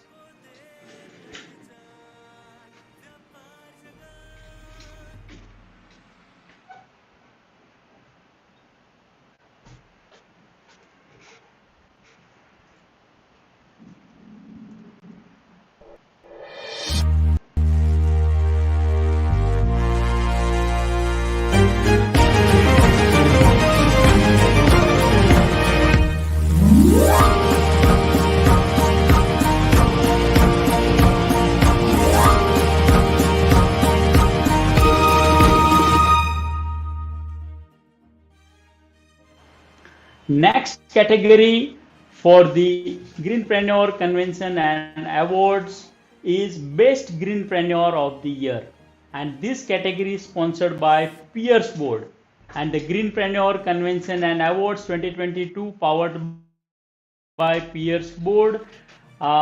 Winner of this particular category, Best Greenpreneur of the Year award, goes to Solaris. Solaris is one of the leading providers of solar technology solutions. Solaris has taken up drive to make solar system a part of our day-to-day life. To make solar system handy, their team takes complete responsibility of planning, execution, operation, and maintenance of solar energy system that they provide. Many congratulations to the entire team of Solaris.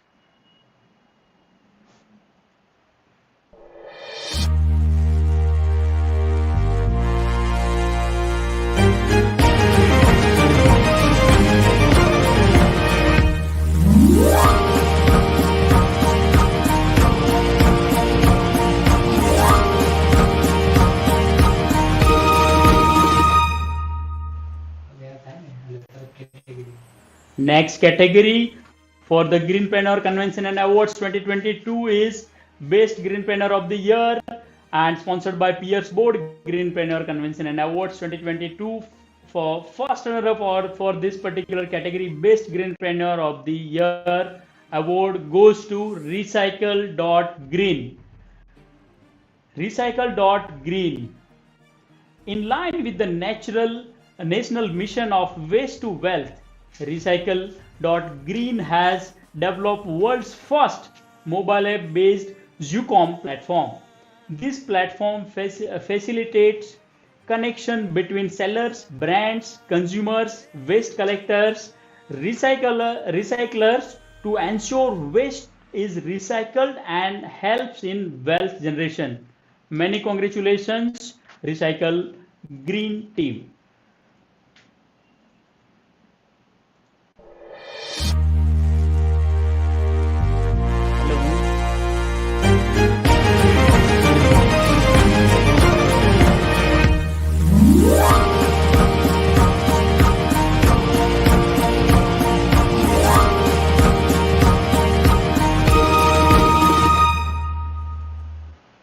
Next award category is Greenpreneur Award Healthcare, which is sponsored by obesitydoctor.in by Dwarika Clinic, and Greenpreneur Convention and Awards 2022 winner for this particular category, which is Greenpreneur Award Healthcare, goes to Janvi Tiwari. Janvi Tiwari founded SOCO with the purpose of bringing revolutionary change to the Indian woman's life. They have developed leak-proof undergarments, which helps used to avoid certain medical issues while having comfort wear. Moreover, materials used for manufacturing are eco-friendly.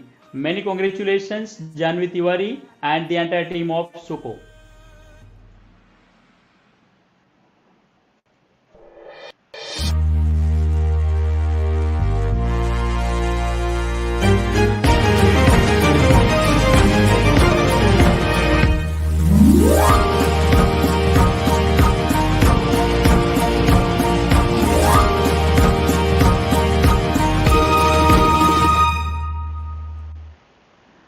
Next category is again the same category, Greenpreneur Award Healthcare, and the award for the first runner-up, and this particular category is sponsored by obesitydoctor.in by Dwarika Clinic, and the award goes to Amanat Kagzi. Amanat Kagzi is an experienced nutritionist with a demonstrated history of working in the health and wellness industry. She is skilled in weight management of PCOS, hypertension management and disciplined management. Her contribution to the society is appreciable. Many congratulations, Amanat Kagzi.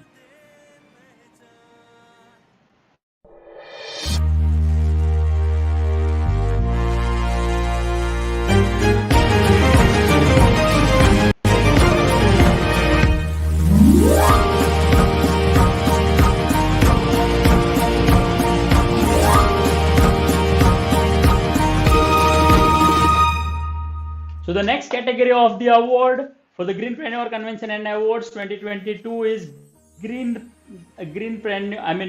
Award Rural Development, which is sponsored by Quirky Writers Media and Greenpreneur Convention and Awards 2022. Winner of this category, Greenpreneur Award Rural Development, goes to Green India Initiative Private Limited. Green India Initiative Private Limited, GIIPL, has developed expertise in rural electrification through renewable energy projects.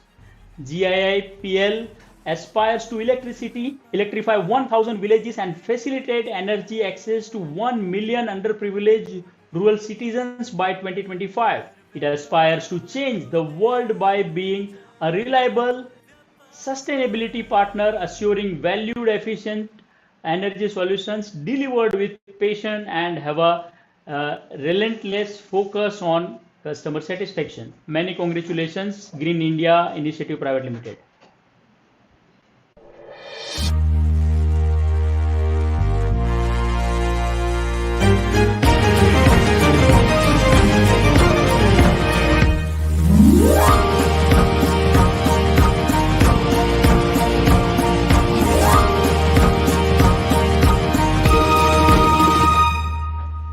Next category for the Greenpreneur Convention and Awards 2022 is Green NGO Award. And Greenpreneur Convention and Awards 2022 winner for this Green NGO Award goes to Manav Jyot Bhuj. Manav Jyot Bhuj, Matrusri Manibai Pragjibai Maheshwari herself was serving food both the times in morning and evening with an affection to lunatics wandering in Bhuj city. They provide nutritious, hygiene and delicious food to these lunatics at their shelters. They set an example of true and healthy services to mankind. Many congratulations, Manav Jyot Bhuj.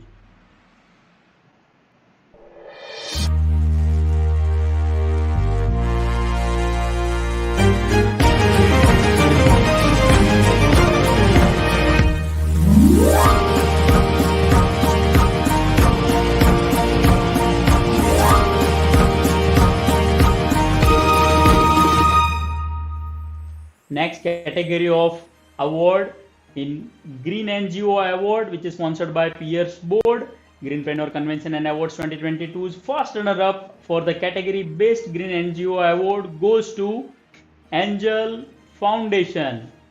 Angel Foundation is an NGO operated from Budwan, had set its foot some years ago to work for the underprivileged children, especially for girl child. Their goals include ensuring children have access to free and quality education, primary health care, and are safe from domestic violence, child abuse, and girl exploitation. Many congratulations, Angel Foundation.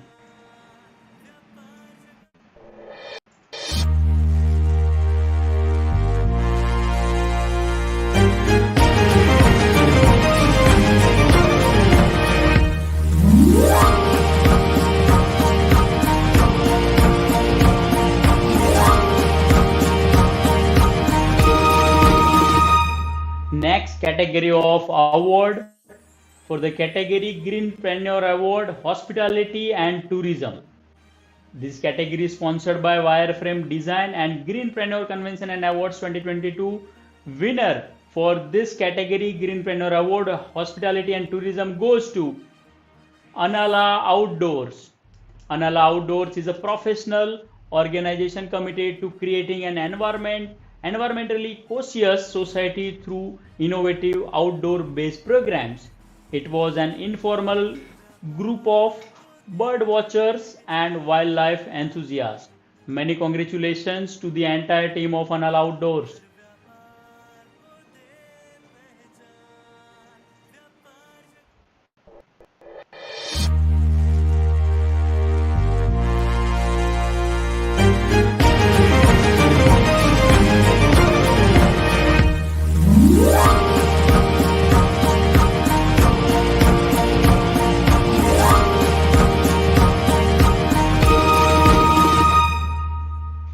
For the category Greenpreneur Award, Hospitality and Tourism, which is sponsored by Wireframe Design, and we are going to announce the first runner-up for this particular category, and the award goes to Suzu Agro Private Limited. Suzu Agro LLP has made an impact in agro-based products marketing. They are having eco-friendly or organic products, and they are doing fabulous job in that particular domain. So many congratulations to the entire team of Suzu Agro Private Limited.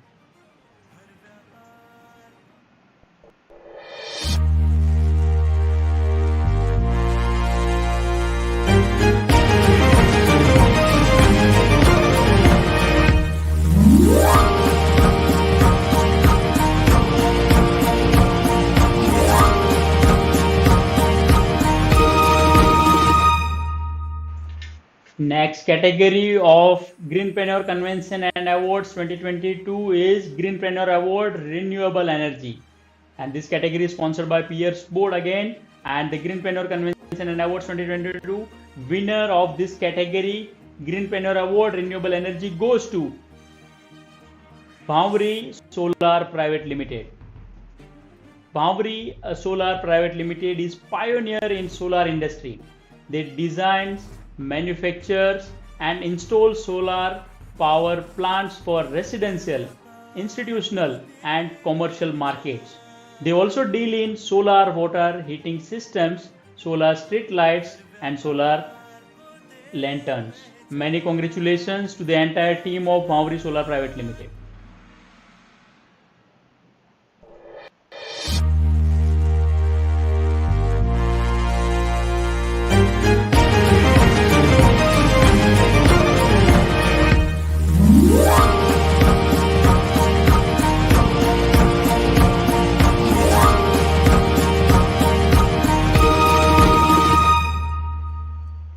First runner-up for the award category Greenpreneur Award Renewable Energy sponsored by Peers Board and the Greenpreneur Convention and Awards 2022. First runner-up of this category Greenpreneur Award Renewable Energy goes to Flame Solrun Private Limited. Flame Solrun has touched lives of people through its core values. They have a team of renewable enthusiasts who provide services in renewable energy. Flame Solrun has executed numerous renewable energy projects, and we are congratulating to the entire team of Flame Solrun Private Limited. Many congratulations.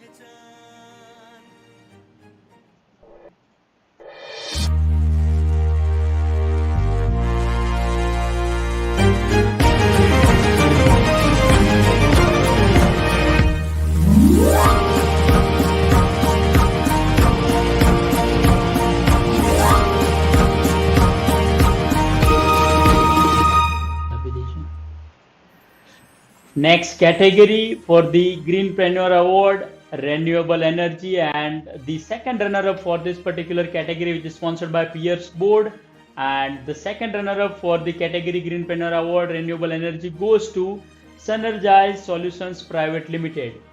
Synergize Solutions Private Limited has expertise in solar technology, electric vehicles and electric vehicles charging infrastructure. They provide training, mentoring, advisory and consulting services, and we wish many congratulations to Synergize Solutions Energy Private Limited and to the entire team of Synergize Solutions Energy Private Limited. Congratulations.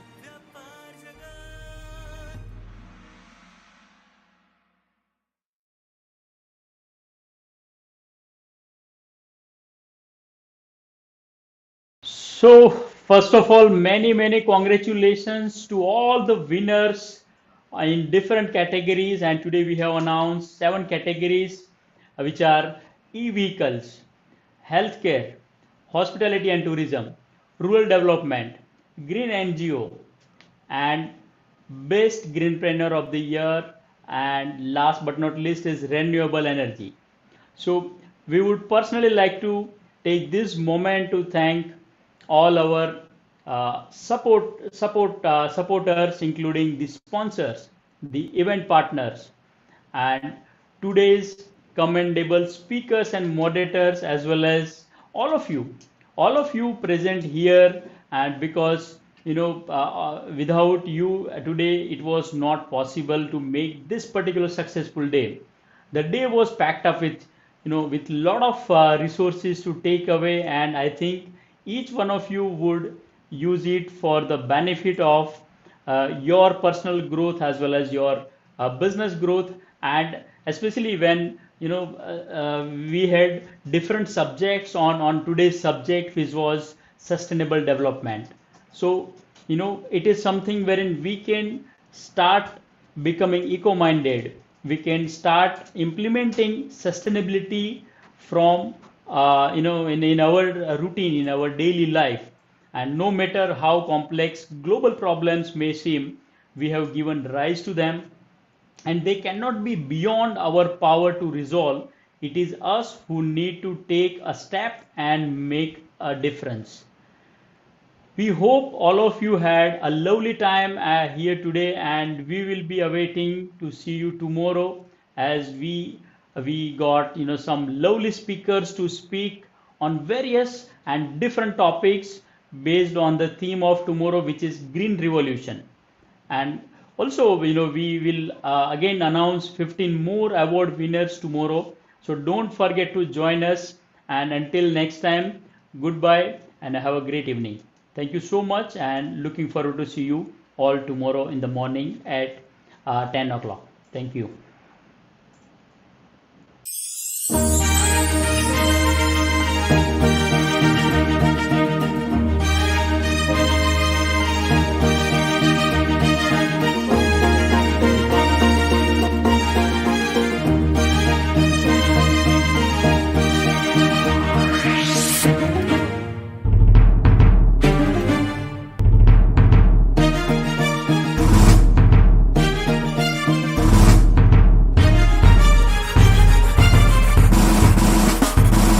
व्यापार को दे पहचान,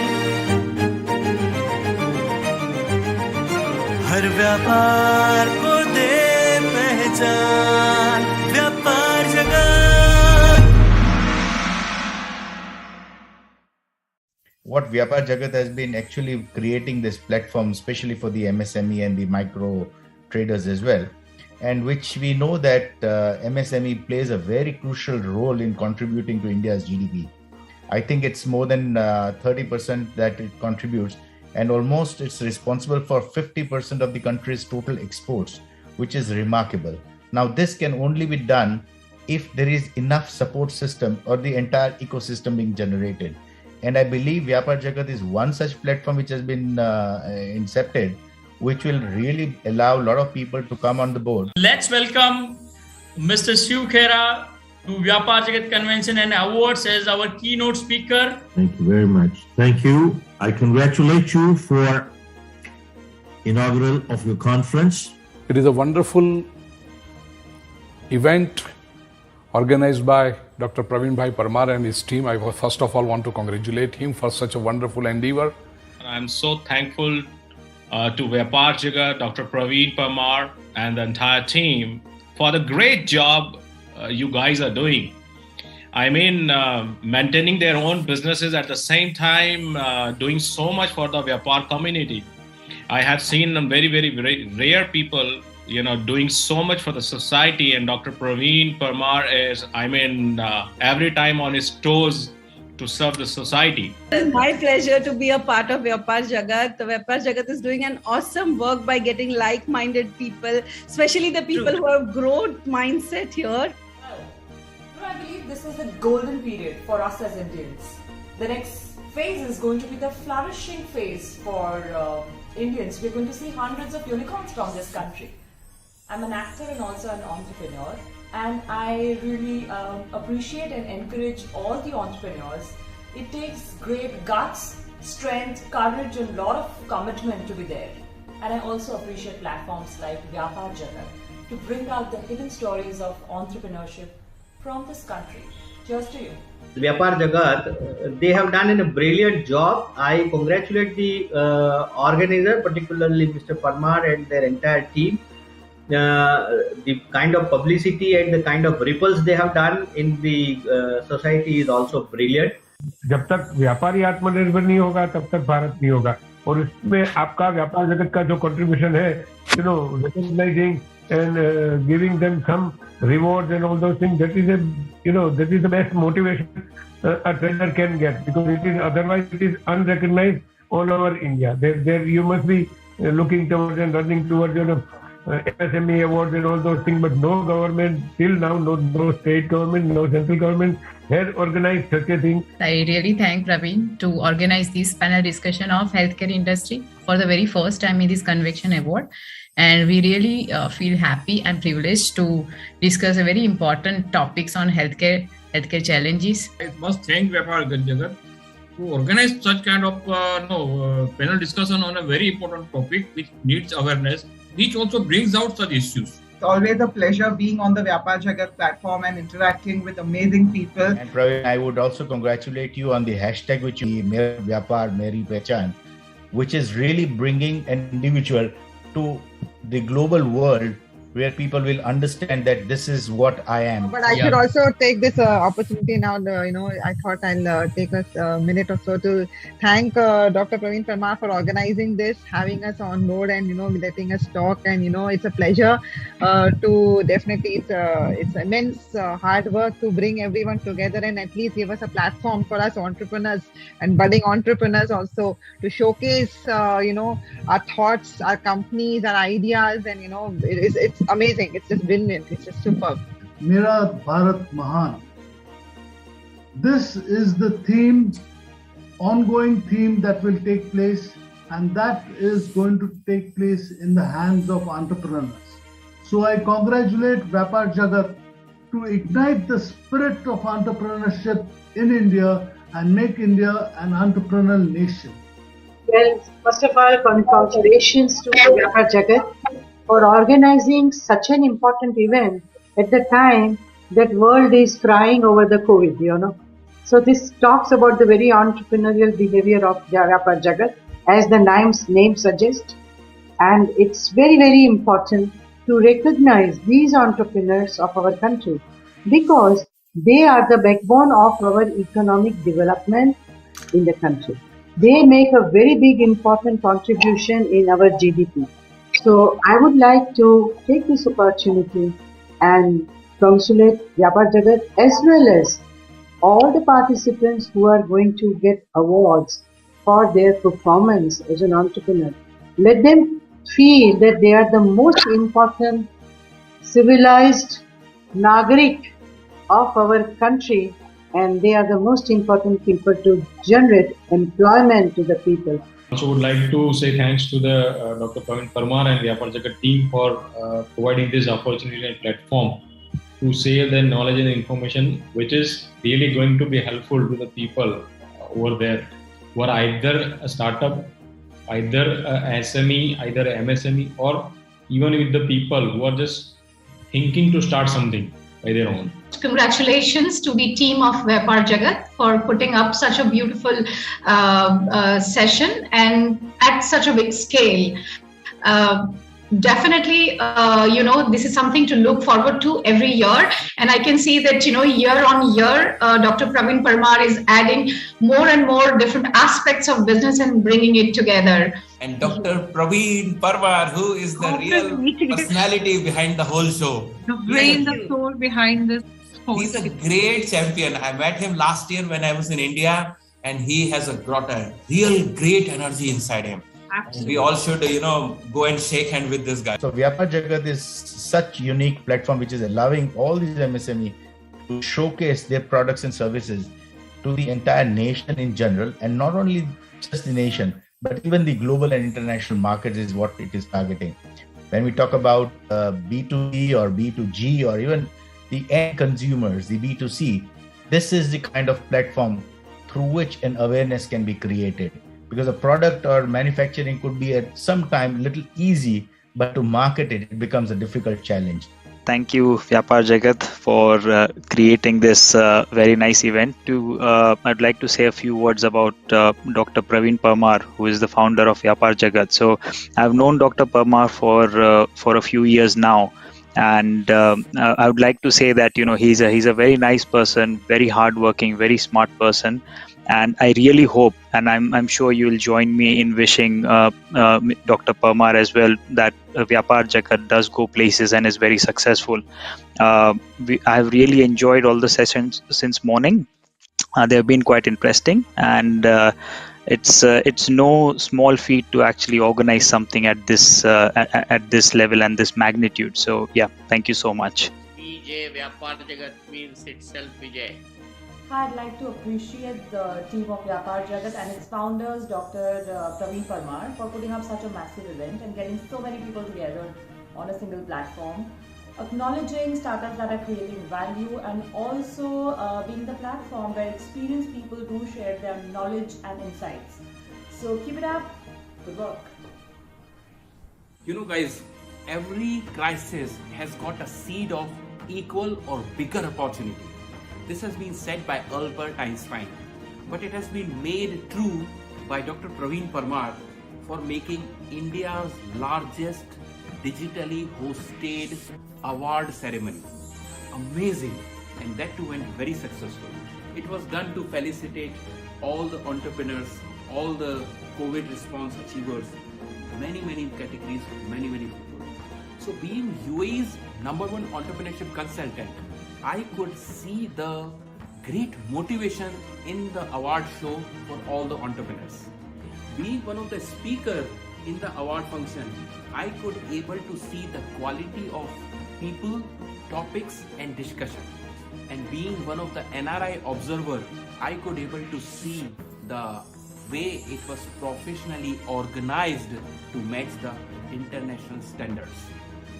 All the credit of success of VYAPAAR JAGAT Convention Award show goes to Dr. Praveen Parmar. A round of applause and thanks to Praveen sir for creating this platform जहाँ पे इतनी vibrancy है. We got to witness a part of the previous session also. It is a very good effort. Any other support that you want from Right to Rise, be assured you already have it. You just have to let us know. You don't even have to ask us. केवल बता देना है आप. Welcome to the VYAPAAR JAGAT Convention Awards. Dr. Praveen, you've done such a fantastic effort to bring all of us together. I feel like in the times that we're in today, this is the kind of stuff that keeps us going. And we're at an age where every 72 hours we feel old. The technology is changing, updates are coming in, and this is the kind of structure that ensures that entrepreneurs, professionals alike, they can come together, learn from each other, and grow. I'm very happy to be here, Dr. Praveen, and I wish the session, you and all the attendees, an incredible time ahead and a great day. At the VYAPAAR JAGAT, we realize that our nation's economic growth is dependent on the brilliance, innovations, and resilience of entrepreneurs as they pave the way to an Aatma Nirbhar Bharat. VYAPAAR JAGAT Convention and Awards aim to encourage and felicitate businesses and startups for remarkable contribution towards the evolution of entrepreneurship in India and the India's government's dream of Make in India and Aatma Nirbhar Bharat. VYAPAARJagat.com is a revolutionary platform. It's a revolutionary digital platform for growing entrepreneurs. And friends, as you know, we are on mission to impact life of 1 million entrepreneurs.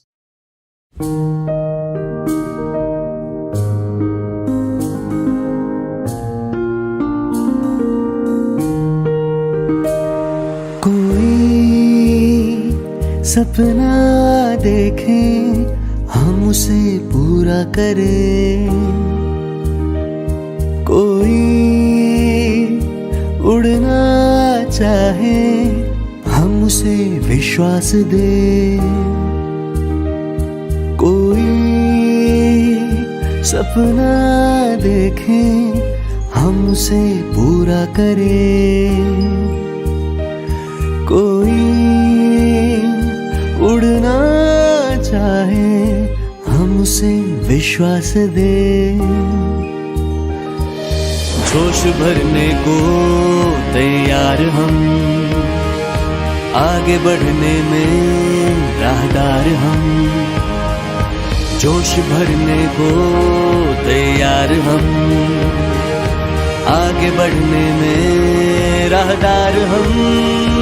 मेरा व्यापार मेरी पहचान, मेरा व्यापार मेरी पहचान, मेरा व्यापार मेरी पहचान, मेरा व्यापार मेरी पहचान, हर व्यापार को दे पहचान।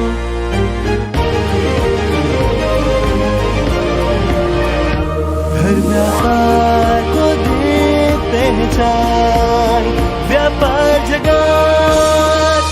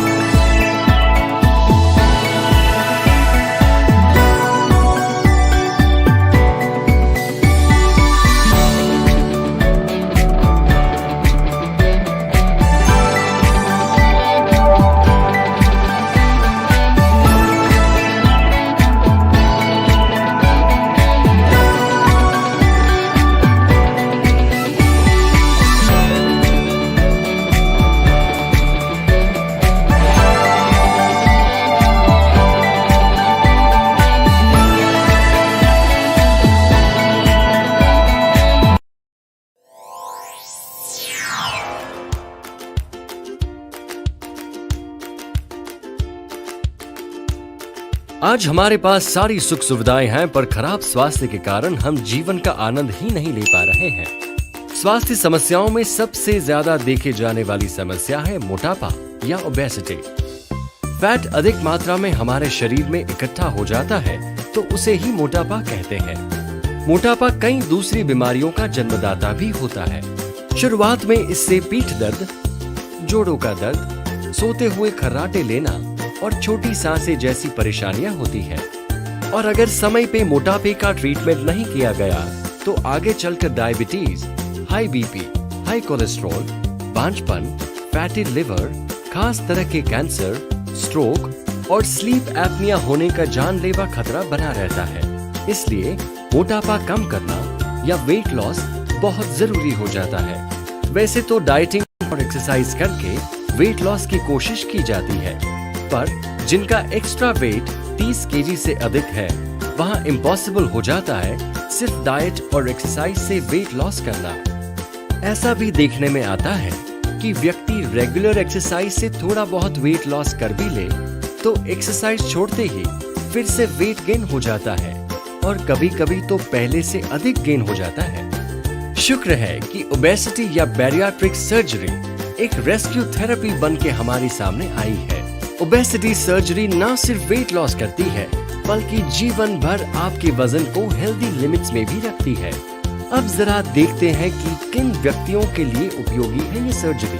अपने शरीर के बीएमआई से हम यह बात आसानी से जान सकते हैं। वो व्यक्ति जिनका बीएमआई 37.6 से ज्यादा है या बीएमआई 32.6 से ज्यादा है और मोटापे की वजह से कॉम्प्लिकेशंस है या एक्सेस वेट 30 किलो से ज्यादा है और डाइट एक्सरसाइज से कोई फायदा नहीं हो रहा, ये सभी ओबेसिटी सर्जरी के लिए सूटेबल है।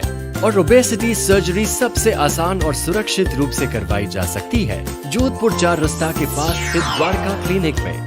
द्वारका क्लिनिक के निदेशक डॉक्टर अविनाश टांग SGPGI से MCH करके आज अहमदाबाद के जाने माने ओबेसिटी और गैस्ट्रो सर्जन है। 10 साल से ज्यादा का अनुभव रखने वाले डॉक्टर अविनाश टांग शैल्बी हॉस्पिटल में liver, gastro and obesity department के फाउंडर हेड रह चुके हैं और एशियन बैरियाट्रिक्स में भी ओबेसिटी सर्जन रह चुके हैं। इंडिया के अलावा जापान और कोरिया में ट्रेंड डॉक्टर टांग कई राष्ट्रीय और अंतर्राष्ट्रीय अवार्ड से सम्मानित हो चुके हैं। अपने करियर में कई ओबेसिटी सर्जरी कर चुके डॉक्टर टांग अब द्वारका क्लिनिक के माध्यम से हर उम्र और लिंग के लोगों को मोटापे से छुटकारा दिला के स्वस्थ, खुशहाल और आत्मविश्वास से भरपूर जीवन जीने में मदद कर रहे हैं। तो अभी विजिट कीजिए द्वारका क्लिनिक या कॉल कीजिए 8866020505 पर और वापस पाइए एक स्वस्थ और खुशहाल जीवन।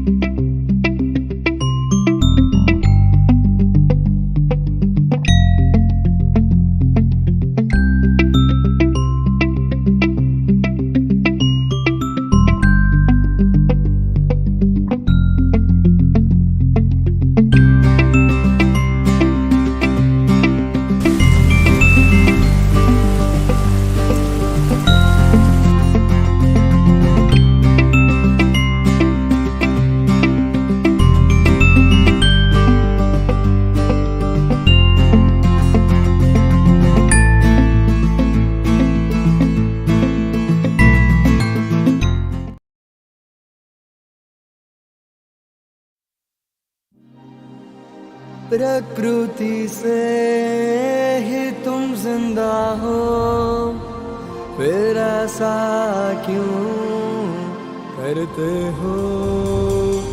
एक सांचे में ढाला है सबको, उस सांचे को क्यों तोड़ते हो? ऐसा क्यों करते हो? ऐसा क्यों करते हो?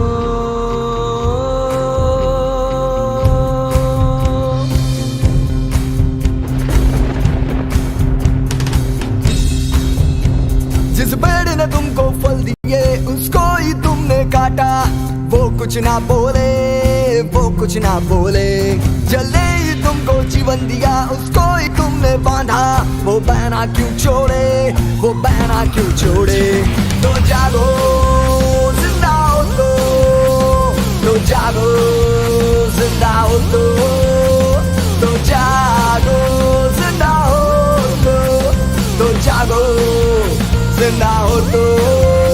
व्यापार जगत की पहल है जनहित में जारी। दुनिया का खलनायक प्लास्टिक, कलयुग का तो काल है प्लास्टिक। कुर्सी दरवाजे बच्चे बूढ़े की बोतल हो गया प्लास्टिक। आया देखो कचरे का महाराजा बनके प्लास्टिक। कैंसर की तरह जानलेवा जीवन में फैला है प्लास्टिक। इनसे बच के रहना बेटा, सबको ले डूबेगा प्लास्टिक। तो जागो जिंदा हो तो जागो जिंदा हो तो।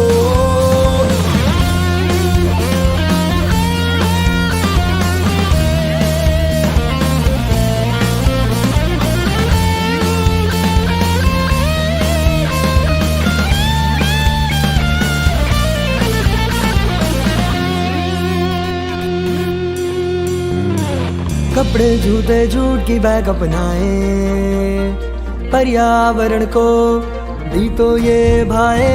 अपने भविष्य को हम हरा भरा बनाए, हमको तुमको सबको यही तो भाए। तो जागो जिंदा हो तो जागो जिंदा हो तो मेरी सुन लो, जिंदा हो तो जागो जिंदा हो तो।